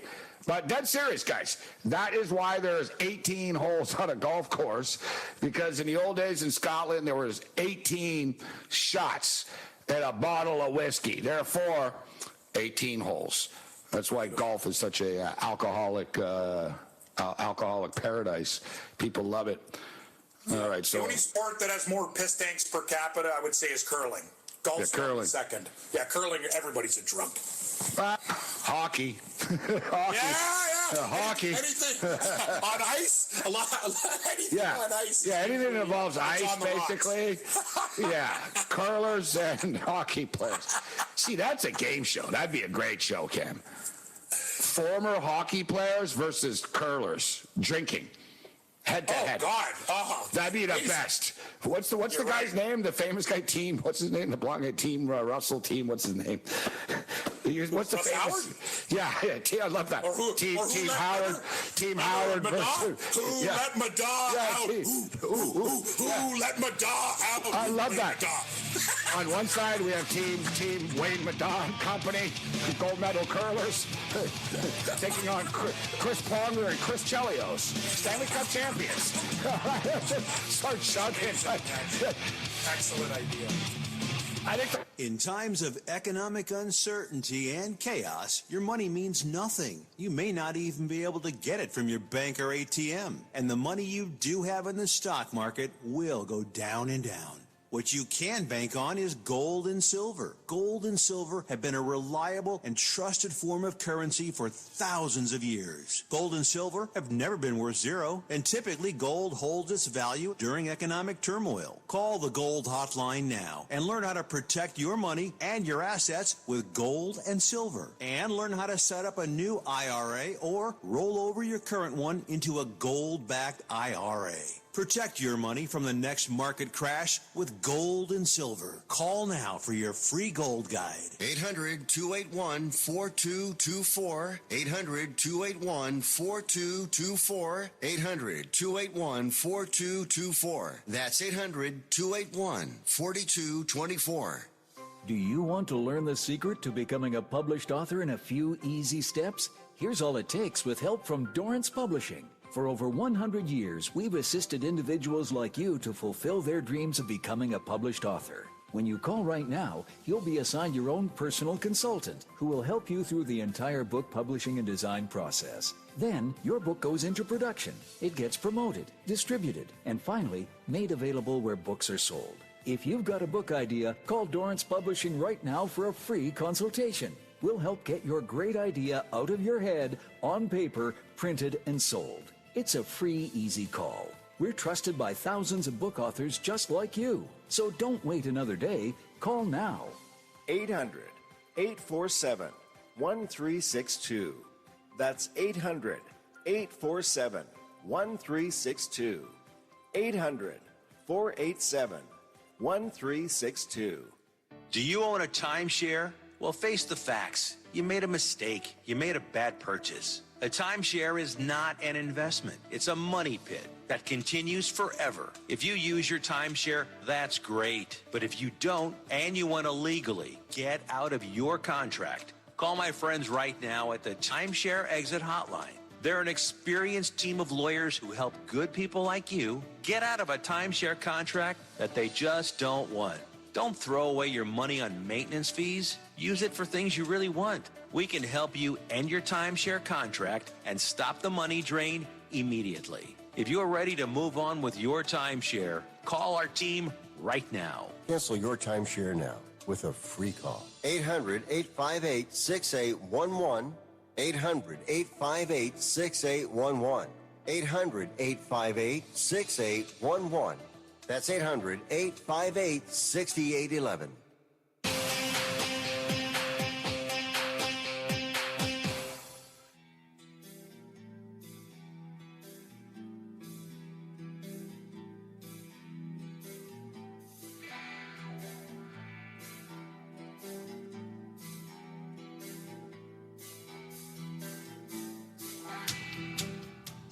You're listening to Sports Rage Late Night on the Sports Map Radio Network. Here's Gabe Morency.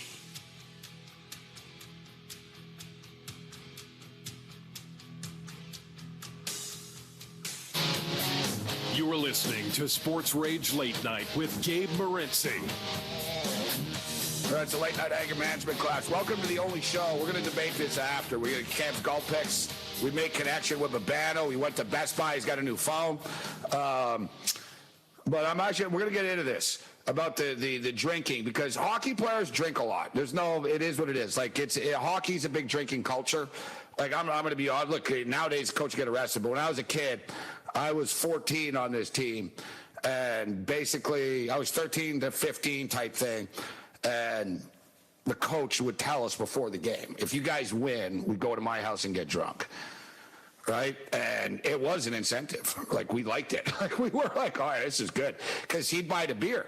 Right? We didn't have a lot of money as kids. So, right? And nowadays, Ken, that'd be you're under arrest and stuff. Like, people would flip. They'd be like, you're giving 14-year-old kids beer in your basement? Like, this guy used to play in the NHL. He was an NHL hockey player. And if we lost, though, there was no party at his house. Like, there was just, so it was very like, and we knew, but to us, it was like a bonus party.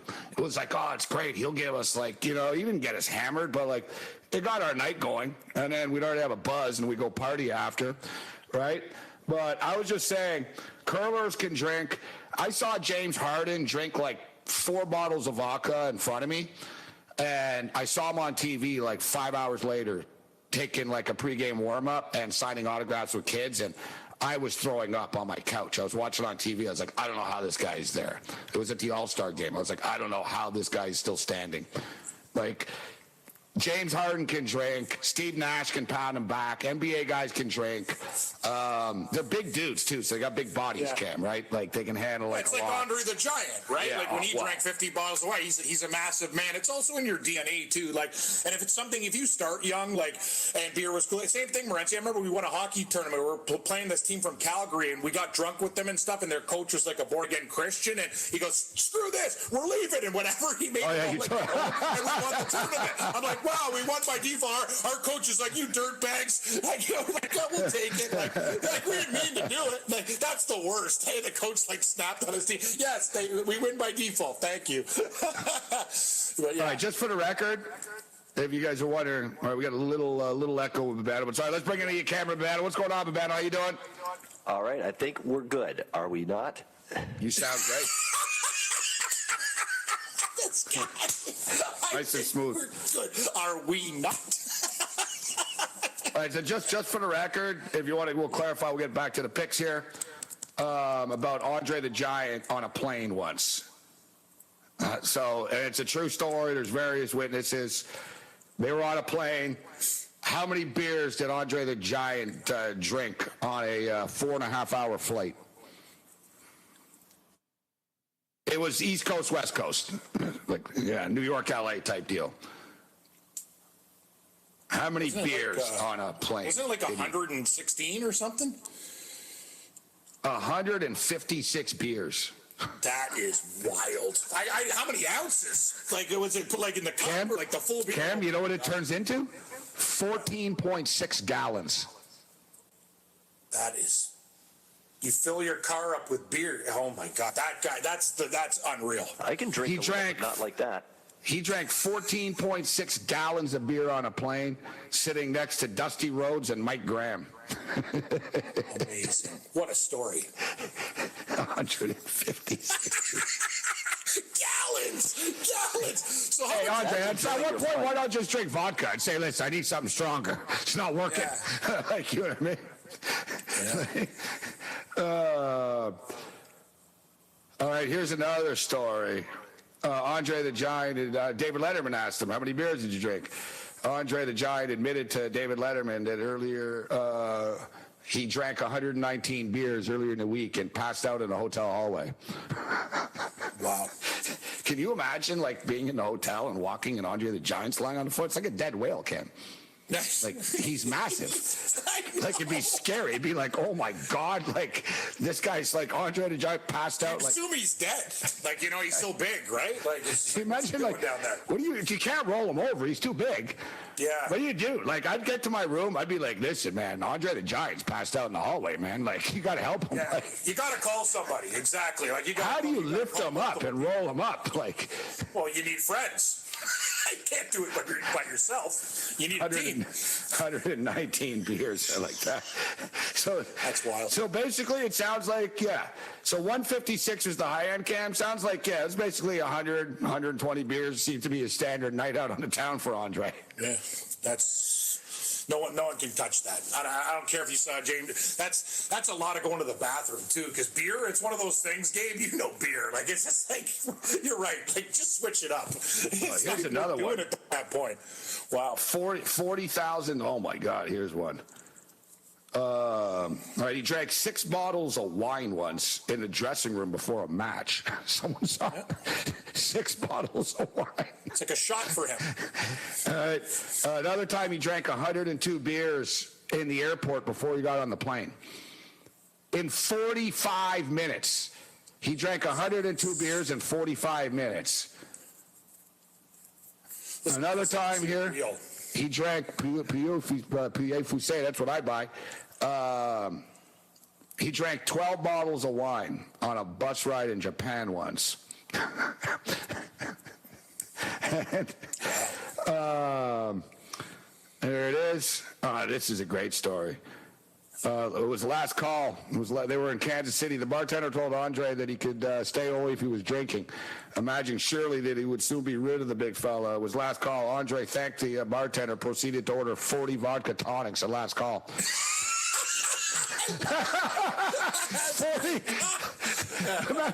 40, but imagine he ordered 40 at last call, 40 vodka tonics. He sat there drinking them one after another, finishing to the last. He lasted until 5 in the morning. Wow. There's another story here. 102 beers in 45 minutes. That's a 2.2 beers per minute average. That's insane. It's actually to Guinness Book of World Records. He's on, like, the only thing is, like, it's not documented because it's wrestlers, right, on planes and stuff. All right, here, how long did it take him? I wanted to see this one, Cam. Like, I've wrapped up pretty big bar tabs, Cam, so you got to think. All right, so this was the biggest bar tab that he racked up once on the road. How much do you think he spent? Thinking about 20. Booze is cheaper then. Grand? Yeah. He had a 40K bar tab.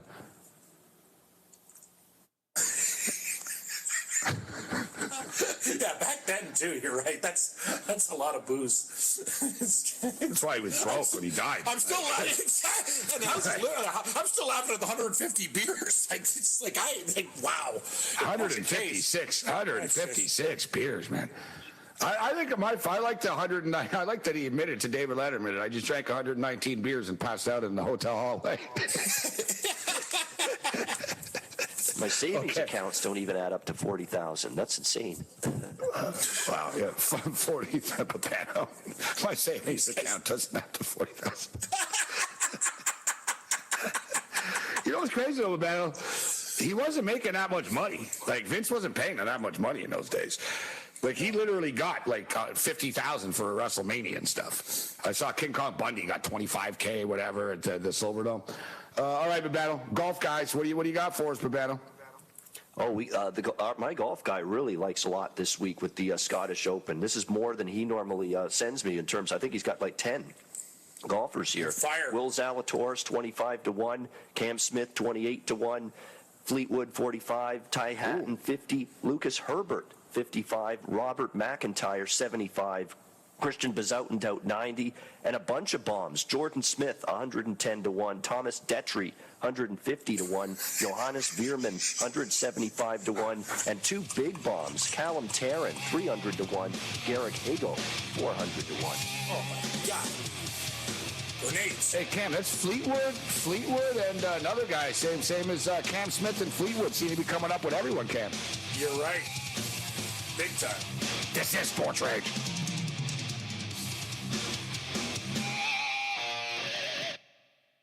The Watchdog is FM 98.1, AM 1600 WKKX Wheeling, FM 97.7, AM 1370 WVLY Moundsville. I'm here at the Chateau. I see what you did there. Thank you. We're going to use that as a promo. Hey, Tim, how long have you been doing this? Oh, my God. Since birth, maybe? My whole life, I've watched Tim Brando cover sports. Yeah. And, man, this is a privilege for me. I love it. Do you still love it? Oh, gosh, yes. I love everything about the business of live sports television. I don't work around the calendar the way I used to, but if they ever call me out of the bullpen to do some NFL games, which Fox has done, and before that CBS did as well, I'll do that too. So at 66, I still feel like I've got a lot of wood to chop, and that my fastball is still in the 90s, and it's good to go. The Diehards, weeknights from 8 to 10 Eastern on the Sports Map Radio Network. Fred Nation with Fred Fowler and Greg Frank. I've always said nothing good ever happens on a Tuesday, but this show happens on a Tuesday. So there you go. So that's something good. So we're going to be good. Okay. I don't associate Tuesday as like a bad day either, though, right? Like, it's not Monday. But it is the worst day, though. Because, like, Monday, at least you still have a little bit of a high from the weekend, right? Okay. And there's always fun stuff to talk about. Yeah, Tuesday, we're still going up the hump. Fred Nation, weekday afternoons from 1 to 4 Eastern. Just saying it with Cole Thompson. So Aaron Donald, arguably the best defensive player in today's NFL, gets paid and is worth every single penny of it. So this is what Los Angeles can do.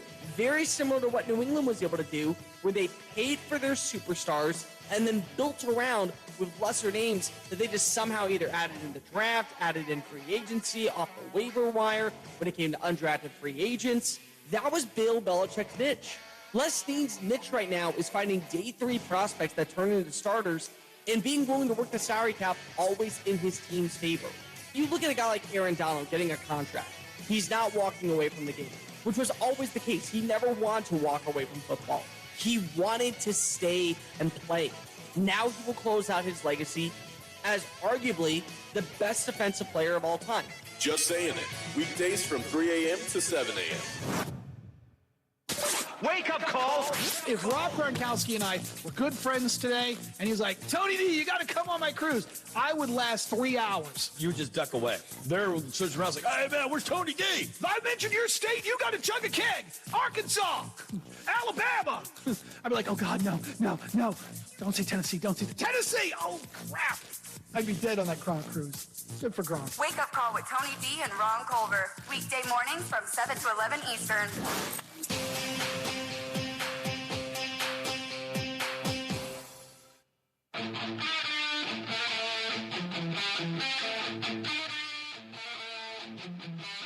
This is Sports Rage Late Night on the Sports Map Radio Network. Here's Gabe Morency.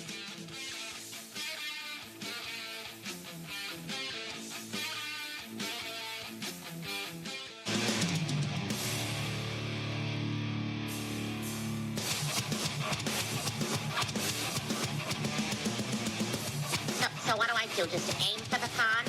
No, you're not supposed to hit it into the water. But you hit it into the water. I know I hit it into the water. Well, why do they even have water if you're not supposed to hit it there? Because it's fun. We're having fun.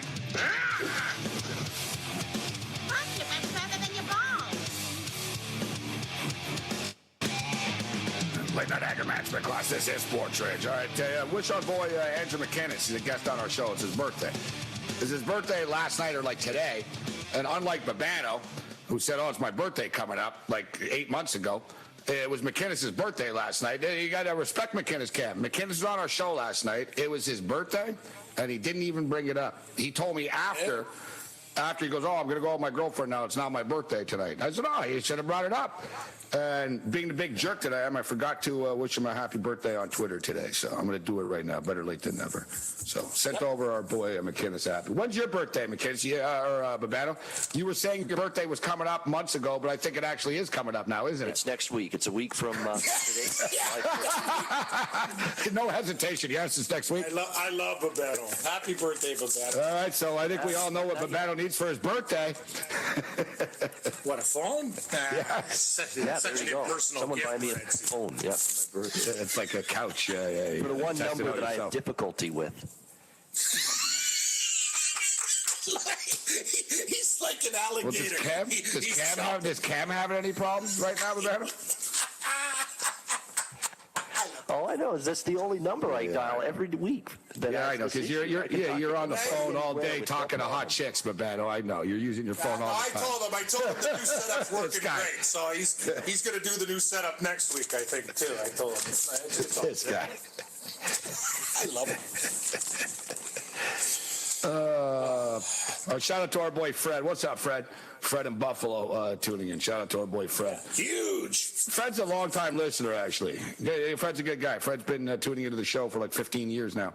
So shout out to Fred in Buffalo. Huge. Yeah, facility. It's huge. Huge. Yeah, look at Babano. There's people on you got like Twitter polls going on. Should Babano get a new phone, GoFundMe's and everything like that? But you're sounding good now. So as I was saying, if you notice, Cam, our boy Goatster said Cam Smith and Tommy Fleetwood, and Babano's golf guy in Europe is saying Fleetwood and Smith. Seems to be a pattern with Tom Fleetwood coming into this tournament.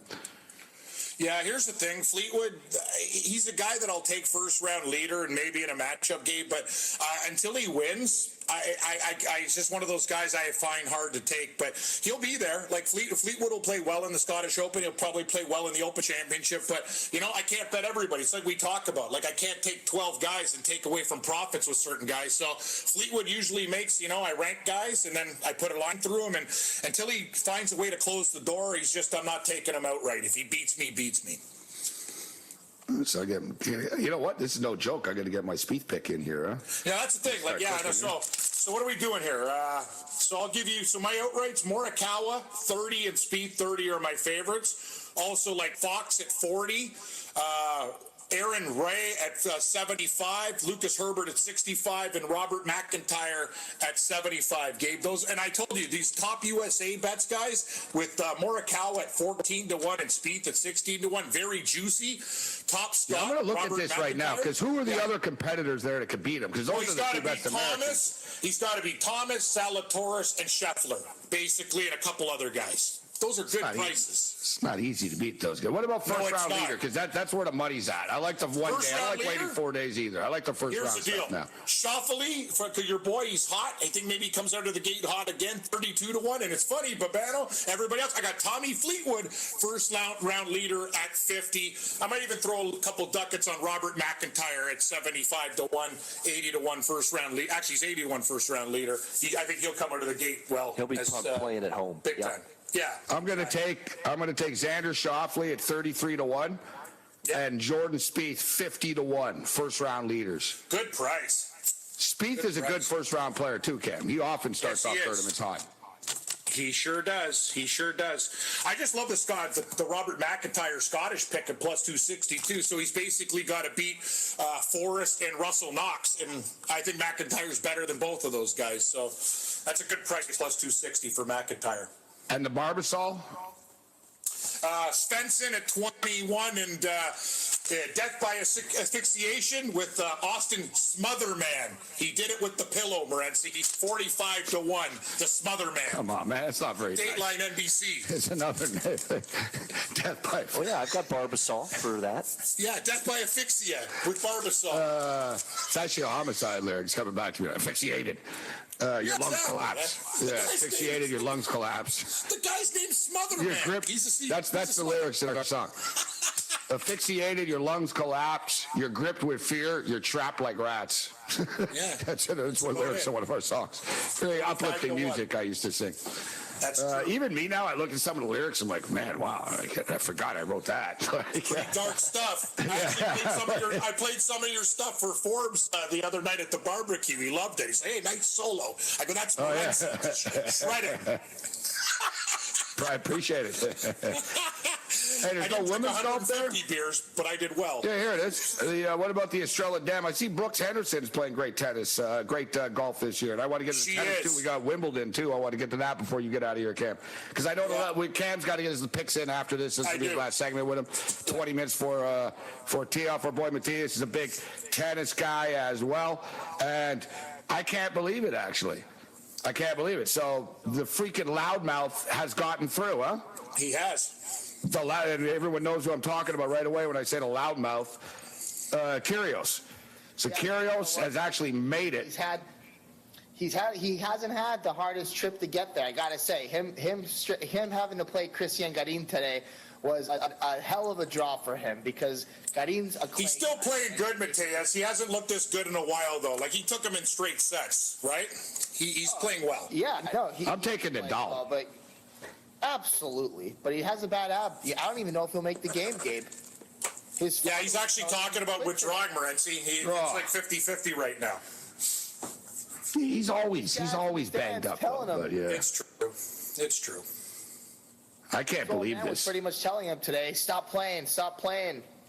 Every single time he serves, it feels like his abdomen's about to pop. Actually, I bet on Fritz when he was a huge dog, and he almost got it done. I don't know how he got through the last tournament. You're right. Nadal's gonna fall apart out here. Yeah, he's amazing.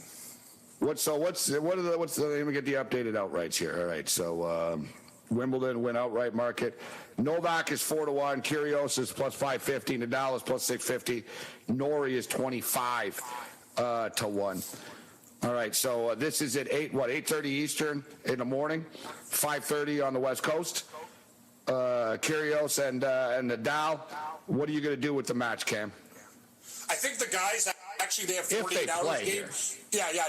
With that, I can't bet on Kyrgios. It's Nadal or nothing if he decides to play. But with the women, I don't even know what to do. But I like Ons Jabeur to win the women's side. In my opinion, I don't think there's any girl who's even in her league right now who's left. Simona Halep's on a nice run right now, former champion. But I'll take Jabeur any day of the week. She's no jabroni. Halep is minus 105. Ons Jabeur is plus 120. Rybakina is plus 650. Tatiana Maria, I like that name. Tatiana Maria, 33 to 1. What do you think, Matthias? Who's winning the women's side of things? You gonna go with Jabeur as well at plus 120 or Simona Halep? No, I think it's Halep. I think Halep takes it. She's playing good tennis right now, but she's on a revenge tour right now, Gabe. She's coming back from injury right now, and this is her surface. And Jabeur, she's consistent at times, but she's not, Iga Swiatek. She's known to slip up at times. She'll give away the first set. And if she gives away anything to Halep, I think Halep and her momentum will take her over the top, especially at Wimbledon where she's won before. It's true. Good point. Supposed to open up. There was a lot of disrespect coming into this tournament because she was supposed to get the main court draw, and they gave it to Iga Swiatek. But a lot People were saying. But Swiatek won 36 matches in a row. She earned the right. Swiatek's thing too. But the last time that Halep won was at Wimbledon, and the rules are the former champion is supposed to. That's a good point. And because of COVID, you're right. Halep didn't get to do that, and it's legendary. It's a legendary thing to be able to open up at Wimbledon. And Halep was disappointed that she wasn't able to be that girl. So I think. What is she? A 16 seed? Anger takes her there. Is she a 16 seed? She's deep. She's having. So we all agree. Right now, Morency. We all agree that Jabeur and Halep are going to play each other, though, right? We do. Absolutely, yeah. The parlay is minus 200. Yeah, I know. Throw Shane Wright in there, Cam. Yeah, exactly. Yeah, we'll deal with that one tomorrow, right? Shane Wright in there tonight. Yeah, women's tennis and an NHL first overall pick parlay. All right, throw this. Ooh, he's down to 250 now. And the return of Peter Maguire to television tomorrow night. Those first words after and the return of Pierre Maguire. That was excellent. I know Pierre, so for the record, throwing Shane Wright in the parlay. Ons Jabeur, Simona Halep, and Shane Wright to be the number one pick in the NHL draft tomorrow night is plus 109. Sold. It's not bad, actually. It's not very bad. Good. All right, Cam, how many how many picks do you have currently in your account now with the tournament coming up? And you're going to put more in now? I'm going to guess 47. See right now? Yeah, I'll tell you tomorrow on the show. We'll play the game. I'm thinking I'm going to be after tonight close to Wayne Gretzky, in the 99 range. I'm thinking might get over 100. My account is naked. I only have 17 current bets right now. I got to start betting. Football season. Click. I did put in 5 NHL props. Thanks, Cam. See you tomorrow. You got it.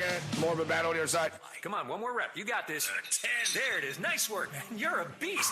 Thanks, man. I feel better than I have in years. And I got to tell you, taking Nugenix makes a huge difference for me. Nugenix? That's the testosterone booster with TV ads with Frank Thomas. The big hurt, right? Oh, yeah. The patented key ingredient is Testofen, which helps boost free testosterone levels and increase lean muscle mass. Well, it's clearly working for you. Hey, are they still giving out complimentary bottles for people to try for themselves? Yeah, Nugenix is a great way to increase lean muscle and feel stronger with more energy and endurance. endurance. Man, I need to get a complimentary bottle of Nugenix. No problem. You just got to send them a text. Text MAIN to 321-321 right now for your complimentary bottle of Nugenix, the #1 selling free testosterone booster at GNC. Plus, text now and we'll include a bottle of new Nugenix Thermo, our most powerful fat incinerator ever, to help get you back into shape fast, absolutely free. Text MAIN to 321-321. That's MAIN to 321-321. In times of economic uncertainty and chaos, your money means nothing. You may not even be able to get it from your bank or ATM. And the money you do have in the stock market will go down and down.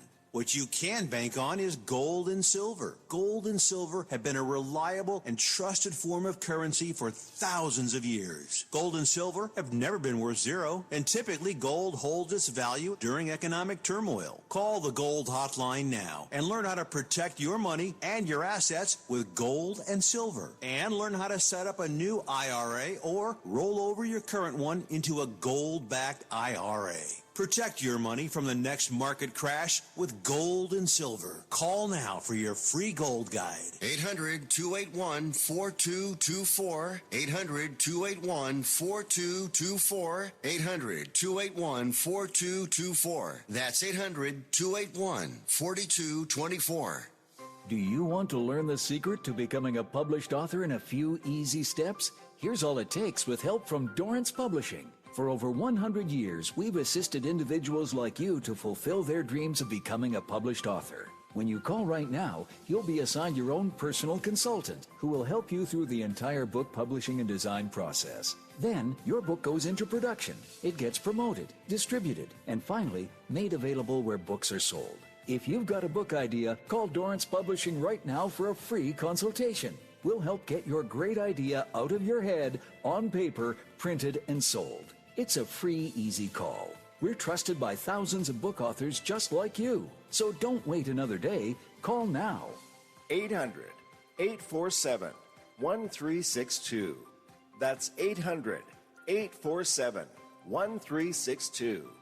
800-487-1362.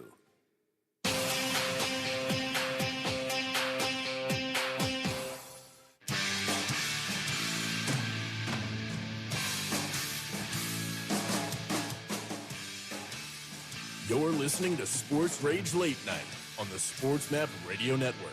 Here's Gabe Morency.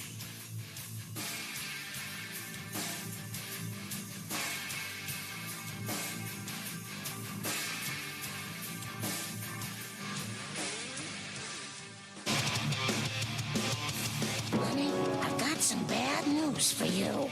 Now, Marge, I'm waiting for the new XFL season. Who will win this year's $1 million game? Who? Who? Honey. The X is for extreme. There is no XFL this year. The league folded. Who told you? Last year's MVP. He sweeps up toenails at the beauty parlor. Late Night Anger Management Class. This is Sports Rage. I am Morency. Ian Cameron kicking with us. A.K. Babano. All right, a lot of stuff to get to. So the NHL draft is tomorrow. We're throwing it down Sirius XM Channel 159. Shout out to everybody in San Diego, Los Angeles, SoCal, the Mighty 1090, ESPN Radio. We're going to get back talking more baseball. We've been a little hockey heavy, and it's crazy that we're in July and we're hockey heavy this week. But I am all into this NHL draft, Babano. With the influx of sports books everywhere in every state, almost every state, of course, except California for whatever stupid reason. With the influx of the all these books, Babano, you see it. In your market, you see it, bro. There's like 17 of them, right? They're spending so much money advertising and stuff, they need action in the summer. So like in the past, they wouldn't have like all this stuff that they have now. Like they never had NBA Summer League futures before. Right? There's NBA Summer League futures. They didn't, you know what I mean? Like tonight I bet on like WNBA assist props and stuff. Like there's so much more, and if the future with 5G coming and stuff, people wonder about the internet. What do you care about the 4G, 5G? I don't ever think about this stuff. I don't care personally either, but it does matter from a betting perspective. Because think about it, Babano. Think of in-game betting now, Babano, and it's pretty fast, right? You know what I mean? All right, I'm going to get in here after all the change after this pitch and play and stuff, but imagine, Babano, what if the internet is even faster, which it can be, which it will be. So imagine how super fast it is that you could get to the point of battle where you could bet, like he missed the first free throw, you could get in quick enough about the second free throw. You know what I mean? You could remember the game in the bar there, the QB1, like you could actually bet, they're going to run on this play. Like now, will they score on this drive they have? In the future, in the near future, guys, it'll be, are they going to pass the ball on this play or not? Like the internet connection, guys, is going to be so super fast. It's going to help in-game betting a lot. But anyways, the NHL draft, every book has all these props up, and there's been the player positions. So it's like the NBA and the NFL draft now, Babano. The NHL draft never got this type of coverage before. I personally have 5 NHL draft prop bets. Are you playing the NHL draft? What do you have for us, Babano? Well, that's 5 more than I have. So you're the big hockey guy. Like, how do you not like? Because really, how do you not have like NHL draft props? Guys in our chat have them. You host a hockey show every day. Hey, hockey's on vacation for as far as I'm concerned right now, at least for me hosting shows or talking about it. But I will say this, if you want to. So you're just admitting you don't know anything about the draft then. That's what you're telling us. You're not following the draft. You know nothing about it. No, I'm following it. I'm not interested in betting it. It's just not for me. Do you bet the NFL draft? The NBA drafts? Like, either. You don't bet drafts? The NFL draft, I do. Drafts are where the money's at, like honestly, because they don't have an advantage, Babano. Like they're at the like there's no computer like to save their ass. You know what I mean? Like if you're betting in game, right Slafkovsky, Cooley, or Slafkovsky, right Cooley, top 3 draft order. You put a bigger bet on -150, a little smaller bet on +240. If the +240 hits, you're profitable. If the -150 hits, you're profitable. I think it's going to be one of those 2 combinations for the top 3 order. It'll be Shane Wright first. Shane Wright will be first. Yeah, people in our chat are disappointed in you, Babano. Like, boy McKinnis last night coming out firing hockey props for the draft. Come on, Babano. Hockey season's over. Hockey season's never over, Babano. What about the summer league? You bet in the summer league? Not yet, but I'm watching some of it, and I'm going to get into it more as the tournament goes. The first games, I'm sitting it out. I want to see how everyone looks. And then I'll get into it when they play their second game. What do you want, a summer vacation, Babano? A little bit. Like a summer vacation? I got to tell you, we're crushing the summer league. 2-0, baby. Oklahoma City Thunder once again tonight. And for the record, we'll get into the NBA Summer League futures. All right, so Babano's got no draft picks, no summer league talk. It's all good because we only have about 8, 9, 10 minutes with him left anyways, and he does watch the CFL. So you're focused in on the CFL right now. It's only 3 games though. Like, to me, that's the whole thing though. I got to say, I'm not taking a shot at you. A lot of people are going, I don't do that, I don't do this, I don't do that. And for me, I love the summertime. And it's also like very profitable. Like, I love the international basketball stuff, the international soccer, Wimbledon, drafts, like all this, the USFL, CFL. This is where the money's at, man, right? Like, the other sports, the mainstream sports are tougher because the books care about those sports. They don't know about the USFL. Like, it's a new league. They're coolest. Like, they put a lineup. They're going to hope for the best, right? And similar with the CFL, they don't really know, right? They sort of put a lineup and they kind of hope for the best. We're into week 5 of the CFL now. We've absolutely crushed and killed it so far, except this past week. It was our first little stumble in week 4. We look to get back on track. So tomorrow night, ESPN Plus, 9 o'clock Eastern time. The Calgary Stampeders lay 3.5 points against the Edmonton Elks in Edmonton. The total, it's the highest total of the CFL season so far at 52. What's your take on the game, Babano? Yeah, Edmonton coming off I don't know what that was, shocking comeback against Hamilton last week, and short week for them, although they played Friday to Thursday, and Calgary rested off a bye. Yet I'm wondering why Calgary's only laying 3.5 here. It feels like they should be favored by a little bit more, considering they were laying 9 in the first matchup. I will say this, he didn't play great in the win against Hamilton. It was more Hamilton shooting themselves in the foot, but Trey Ford at quarterback for Edmonton gave them a dual threat element. He was able to run the football, escape the pocket, keep plays alive. He's got to improve his accuracy. He's got to improve the completion rate. And I think he only had 150-some yards passing. But, it was his first start. It was on the road. I saw some good signs from him, though. So I think in this game, he also threw a bad interception. So the way I see it as far as the total is concerned, Trey Ford's capable of creating big plays with his feet. I think with a game under his belt, he can be a little bit more accurate throwing the ball. And he can also create points maybe for Calgary, if he makes a bad decision or two, which it's probably going to happen a couple more times. He's a very young quarterback with only a few CFL snaps under his belt. So I do agree with the move up in the total. As far as the side goes, look, Edmonton don't look now, they've covered twice in a row, after getting absolutely pummeled in their first two games, especially the BC game. So, it's a tricky call from a side perspective. I'm actually leaning Elks a little bit, but I like the total a bit more. All right, so you like the over in the game? You could have just sort of said you like the over there. Papano takes us to the Ian Cameron quarterback camp. I know you were a QB technician. Ottawa Red Blacks and the Saskatchewan Roughriders. Red Blacks are getting 6.5 points. This is the only East-West matchup in the CFL this week, guys. And for new people that are betting on the CFL, and I know there's a lot of people, one thing about the CFL, the West always kicks the crap out of the East. Like, it's just the West, the teams in the East don't spend as much money on players. It's like a different, they take it more seriously in the West. They just do. Like all their stronger franchises, they spend more money on players. They're more into it. And so anyways, they played 12 times this year. The West is 11-1 straight up. The only win was Montreal beat Saskatchewan. So they're 11-1 straight up, but 8-4 against the spread, Babano. So it's not quite as one-sided with the spread, but it's still 8-4. Everybody loves Ottawa this week. Ottawa's going to cover. Ottawa's going to cover. Are you one of the people who loves Ottawa this week? I am. I am actually. I got it at 7.5, even at 6. I think they could win this game outright. Saskatchewan, to me, I still don't love this offense. It's pedestrian. Montreal's maybe knocking on the door of coming all the way back before Trevor Harris throws the pick 6, which ended their chances last week.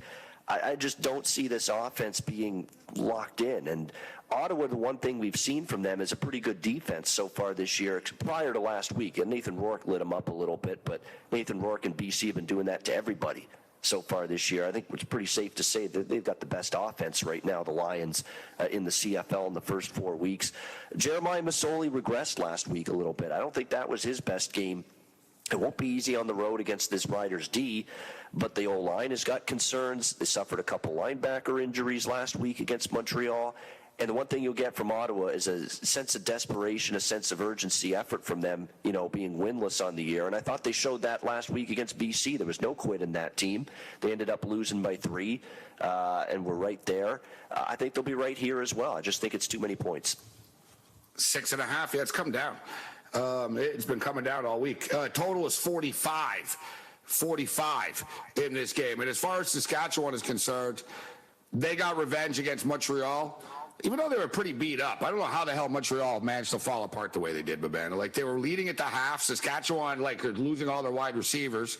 It's like, wow, they're going to have to run the ball in the second half, and it's going to be hard to come back. And Montreal just completely fell apart, enough so that they actually fired everybody today. So, it was Kahari Jones. I think it's a little rash to do that.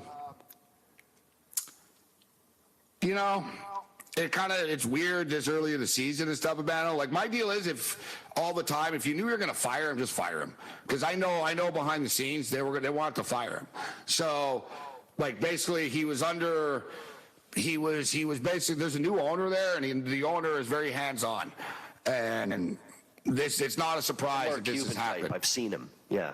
Yeah, and, he bought the team, he saved the team, he thinks, hey, I can do what I want. Like you said, he's going to the games, he's guaranteeing wins and stuff. It's like, bro, just chill out, bro. You've owned the team for 2 weeks. But honestly, look at the lack of discipline, Babana, with that football team, bro. It was out of control. Dude, the Alouettes stop Saskatchewan, and hold them on third down, on the goal line, and Buddy on Montreal slapped someone in the head. Right? It's like, dude, you know what I mean? And the thing is, and then after, they did it again. Like they have no discipline. That was the thing, man. I think Machocha, who's more of a strict type guy, who's won before as a coach, and you know what I mean. They just didn't like the discipline stuff. I think the owner was getting tired of the quarterback carousel, like makeup, you know what I mean? I think they want Vernon Adams to be the quarterback, and Kahari Jones didn't. I mean, there's just sort of a lot of stuff going on, but I think they're a good football team. I just think they have chaos, and I think that new owner has something to do with it. But no doubt. I'll say this, though. They did this a couple of years ago. Jim Pop fired a coach, and Jim Pop took over as the GM and became the head coach. How did that work out for them? Not well. Yeah, but you know what the difference is? Jim Pop was never a coach before. That's the massive difference. Jim Pop was not a coach. Jim Pop was a scout, right? He was a general manager. Coach too. He was an NFL. No, he's an NFL scout. He wasn't a CSS guy. He was an NFL scout, and he was a general manager. And he just thought he was I like Jim Pop, but he thought he really knew everything. He was like, I'll just coach the team. And it was a disaster. Danny Machocha has been a lifelong coach. Like you're talking about Machocha. Machocha's been a CIS coach, Edmonton Eskimo coach, Team Canada. He's, you know what I mean? He's been a general manager. He's a football lifer and stuff. I like Kahari Jones, but I'm not surprised he got fired. But all right, we got a couple more minutes down. Winnipeg and BC on ESPN News on Saturday night. This is the game of the week in the CFL. If you're watching one game this week, make it this one. Bombers Lions. We'll get the battle thoughts on the other side.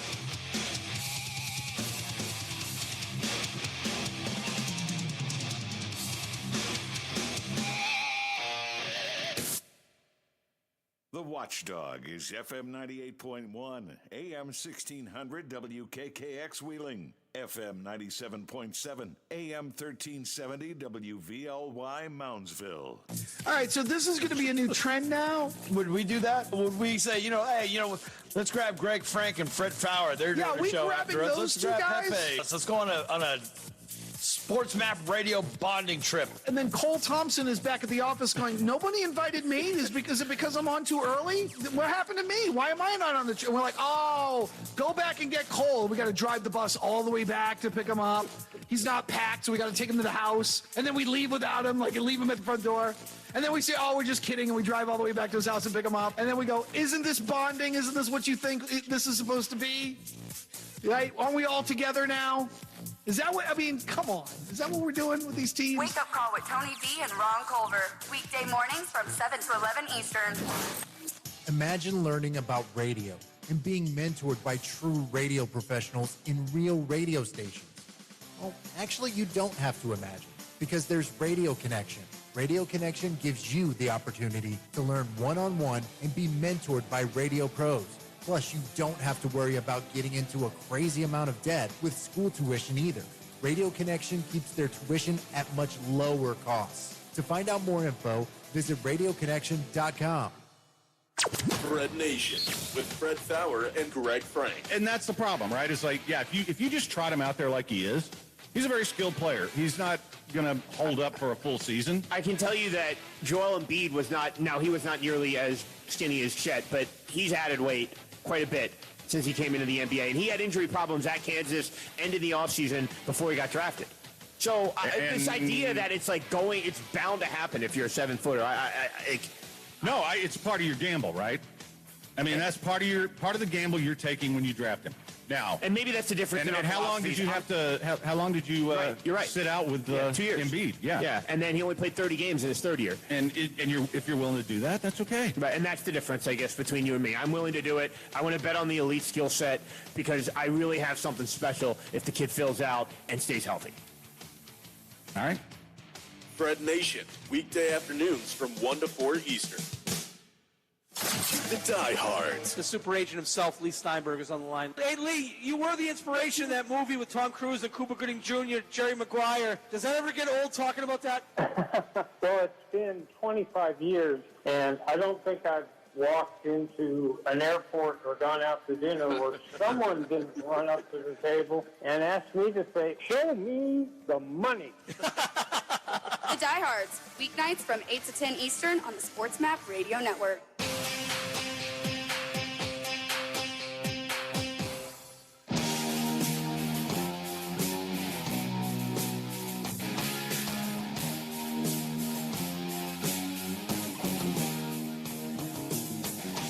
This is Sports Rage Late Night on the Sports Map Radio Network. Here's Gabe Morency.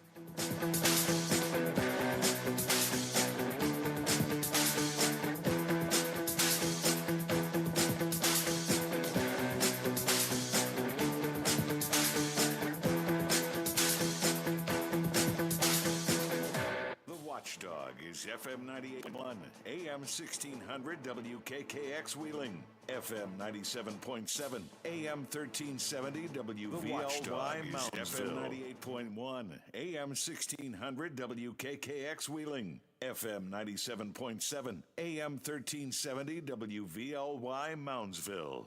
Plus, we have wrestling superstar Booker T's picks on boxing and MMA. For under $20 a month, you can get an edge from some of the best handicappers in America. Change your luck today at SportsMapElite.com. SportsMapElite.com is not a sports book and does not take wagers. It is an information site only. Are you looking for a website that will give you the best sports wagering information? SportsMapElite.com has you covered. It's your one-stop shop for all the best selections and educational content on sports betting, horse racing, and poker. Plus, we have wrestling superstar Booker T's picks on boxing and MMA. For under $20 a month, you can get an edge from some of the best handicappers in America. Change your luck today at SportsMapElite.com. SportsMapElite.com is not a sports book and does not take wagers. It is an information site only. Where are jobs in radio given out? They're not given out on a college campus. No, they're given out in the real world, at real radio stations. And to get a job, you need to know people. That's where Radio Connection comes in. Most schools train you on campus. Radio Connection gives you the opportunity to learn from professional mentors in real radio stations. They've put their private classrooms in these places so you can apprentice under professionals. And as you learn, you're making connections and gaining access to the people that are doing the hiring. This is not the promise of a job, no. But it is a promise to get you as close to the action and opportunities as possible. If COVID is a concern, no problem. You can learn from a radio professional via remote learning tools as well. This is education reimagined to keep you out of debt as you learn in real-world settings. Interested? Visit radioconnection.com for more information today. That's radioconnection.com. Wake up call! We are now done with Canada. Another Stanley Cup playoffs. Question for you. This is a tough one. I don't think there's an answer for it. Who hoists the trophy first? Canada or the Cowboys? Woo, good question. I'm going to say Canada. I feel like no matter what the Cowboys seem to do, they just can't quite get it done. Wake Up Call with Tony D and Ron Culver. Weekday mornings from 7 to 11 Eastern. Wake up call! A Delta flight from Michigan to Minneapolis. They were looking for 8 passengers to give up their seats. In exchange, they offered them $10,000. Okay. And it was turned down. Seriously, for 10 grand, I don't care what I have to fly back for. It can wait for $10,000. Yeah. I mean, unless if you have a wedding to get to. Oh my God, I cannot believe you just said that. I pay $10,000 if I can avoid a wedding. I give the airline $10,000 if I can avoid going to the wedding. Are you crazy? The birth of a If I was child. sitting in that plane on my way to my cousin's wedding and they said $10,000, I would say, thank you, Jesus. There's no wedding I have to go to for 10. My own wedding, I would have given it up for 10 grand. Would have scheduled it for the next day. Wake Up Call with Tony D and Ron Culver. Weekday mornings from 7 to 11 Eastern. The Rundown with Jeff Michael. My dog's name is Ricky Bobby. We took him to the Houston Texans wiener dog races. He won $5,000 for the Boys and Girls Club. So I got an interview, a microphone shoved in my face, right? They're like, you got anything to say? And I said, if you ain't first, you're last. About 15,000 people screamed as loud as they could. It was awesome. I was like, if you ain't first, you're last. And they erupted, man. And it was a pretty cool moment for me and my little wiener dog. The Rundown, weekdays from 11 a.m. to 1 p.m. Eastern. Fred Nation with Fred Fowler and Greg Frank. You like the southern accents, but you don't like our northeast accents. No, yeah, your accent. I mean, I appreciate the New York accent. Oh, the Boston one's better. No, Boston, that is the worst. That is the most annoying accent in the world. You could be, okay, you know our game where she could be a 6, but if she's a 10 and starts speaking Boston to me, 5. You're chopping it in half. Yeah, oh yeah. It's that unsexy. Oh, I love the AH. Harvard. Oh, God. Are you good with the New York one, though? It's less annoying.